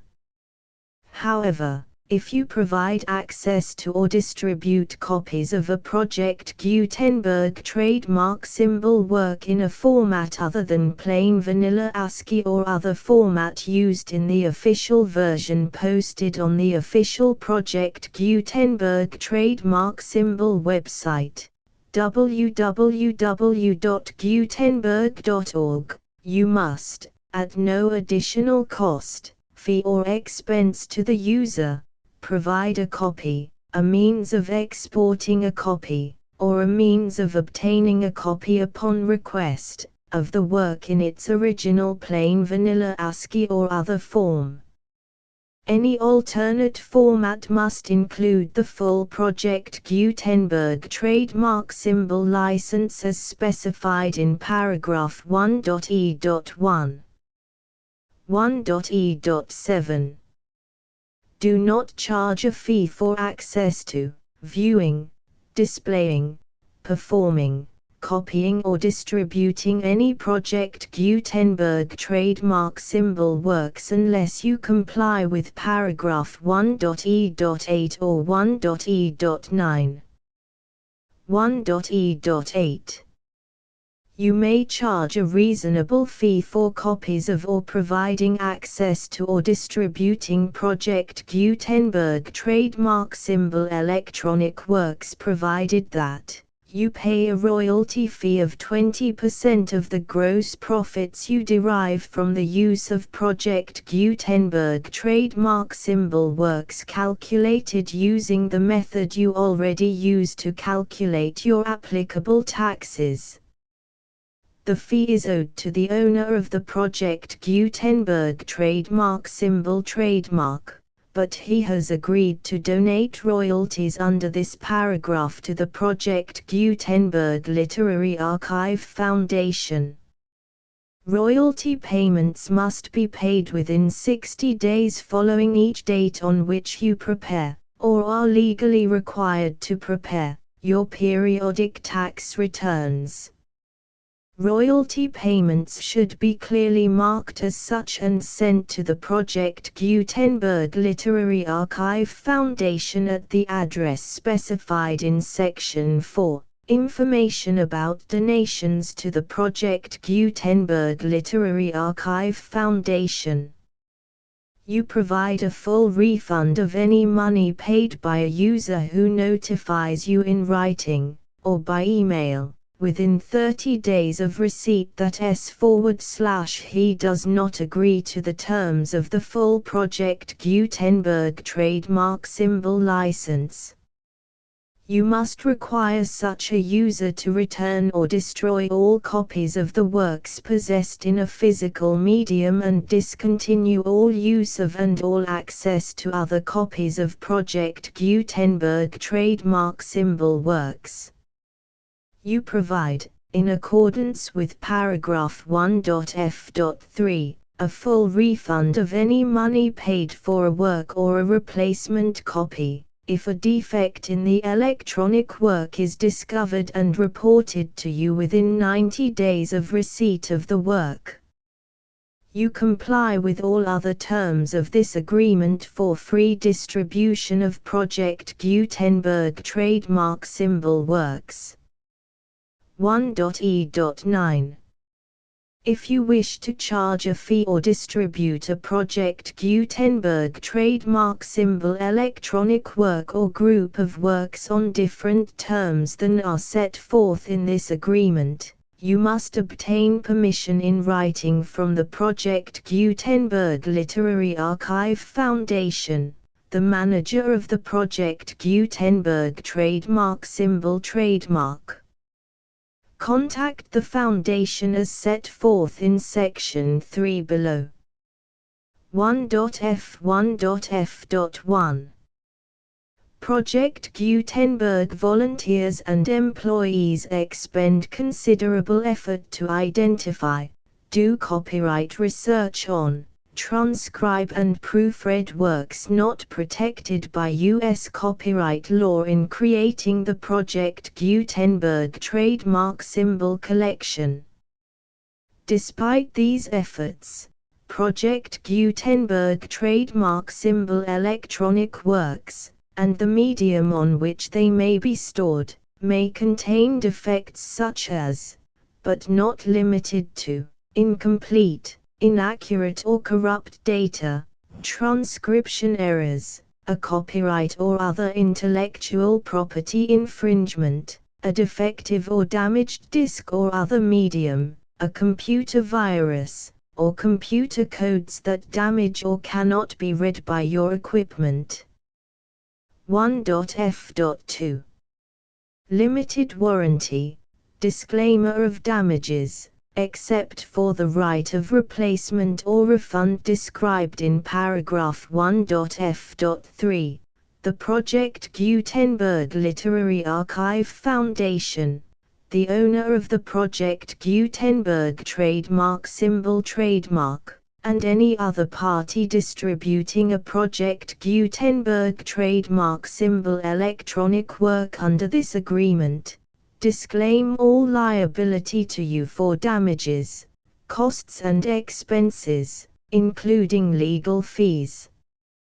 You agree that you have no remedies for negligence, strict liability, breach of warranty or breach of contract except those provided in paragraph 1.f.3. You agree that the Foundation, the trademark owner, and any distributor under this agreement will not be liable to you for actual, direct, indirect, consequential, punitive or incidental damages even if you give notice of the possibility of such damage.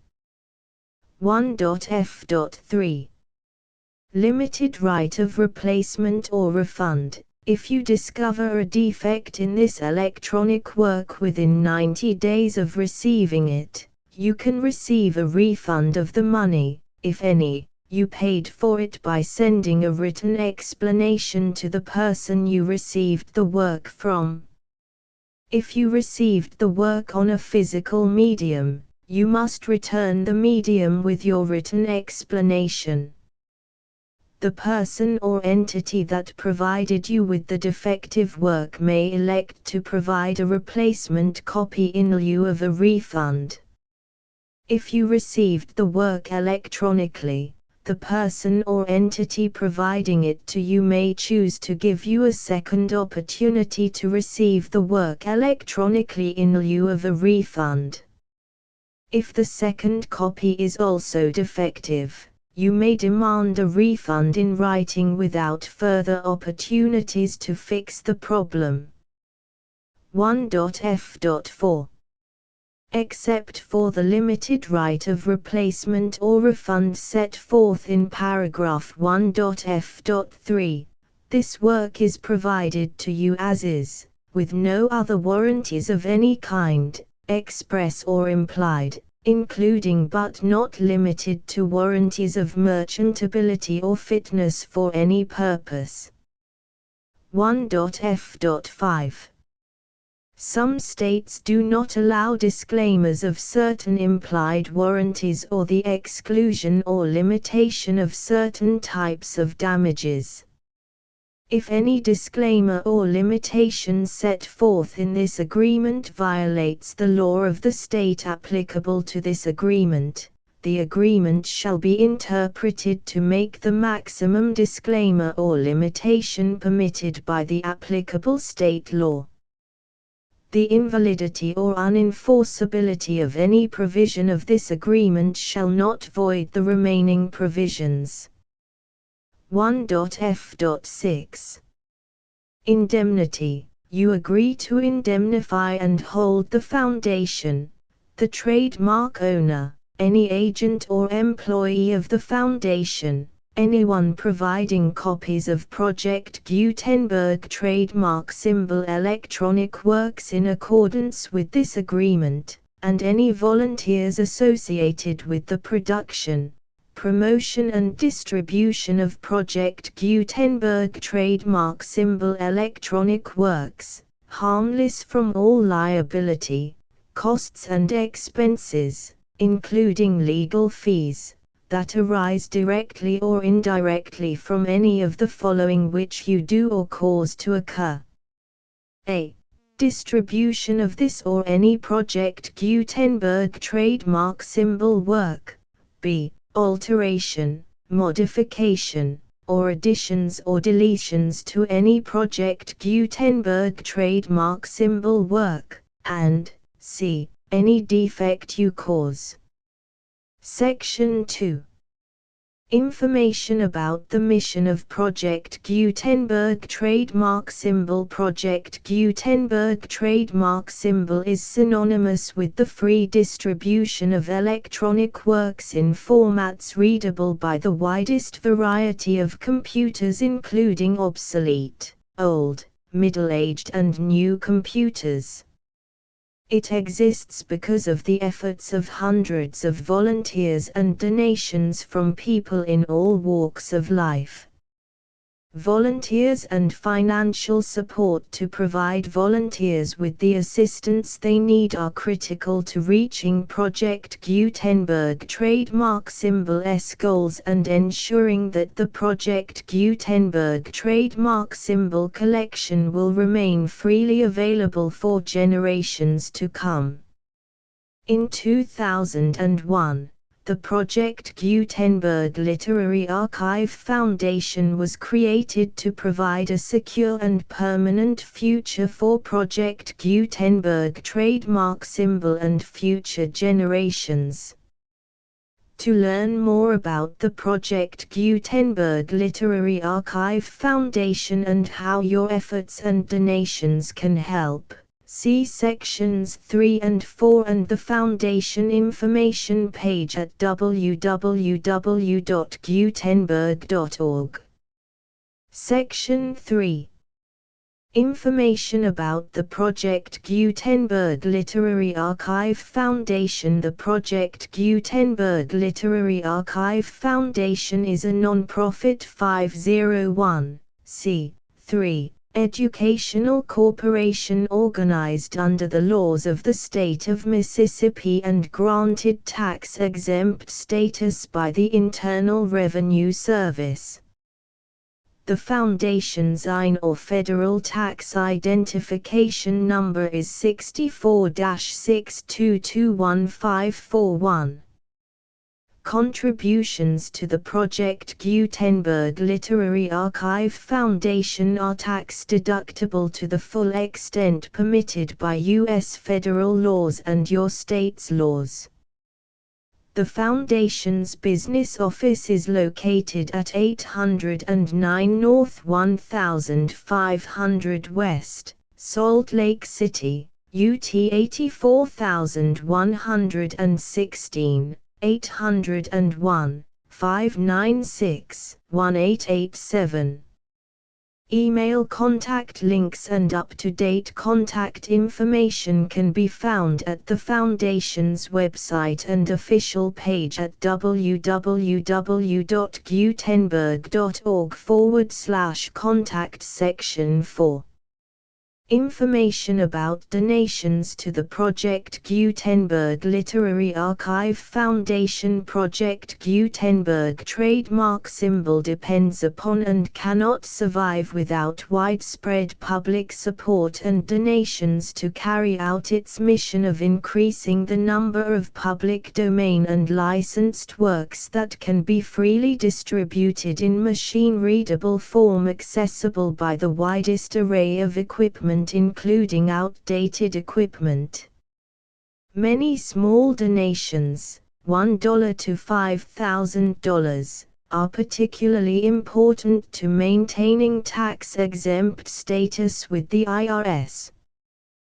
The Foundation is committed to complying with the laws regulating charities and charitable donations in all 50 states of the United States.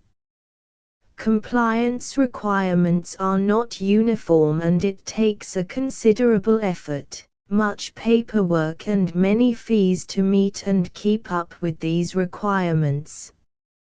We do not solicit donations in locations where we have not received written confirmation of compliance. To send donations or determine the status of compliance for any particular state, visit www.gutenberg.org/donate. While we cannot and do not solicit contributions from states where we have not met the solicitation requirements, we know of no prohibition against accepting unsolicited donations from donors in such states who approach us with offers to donate.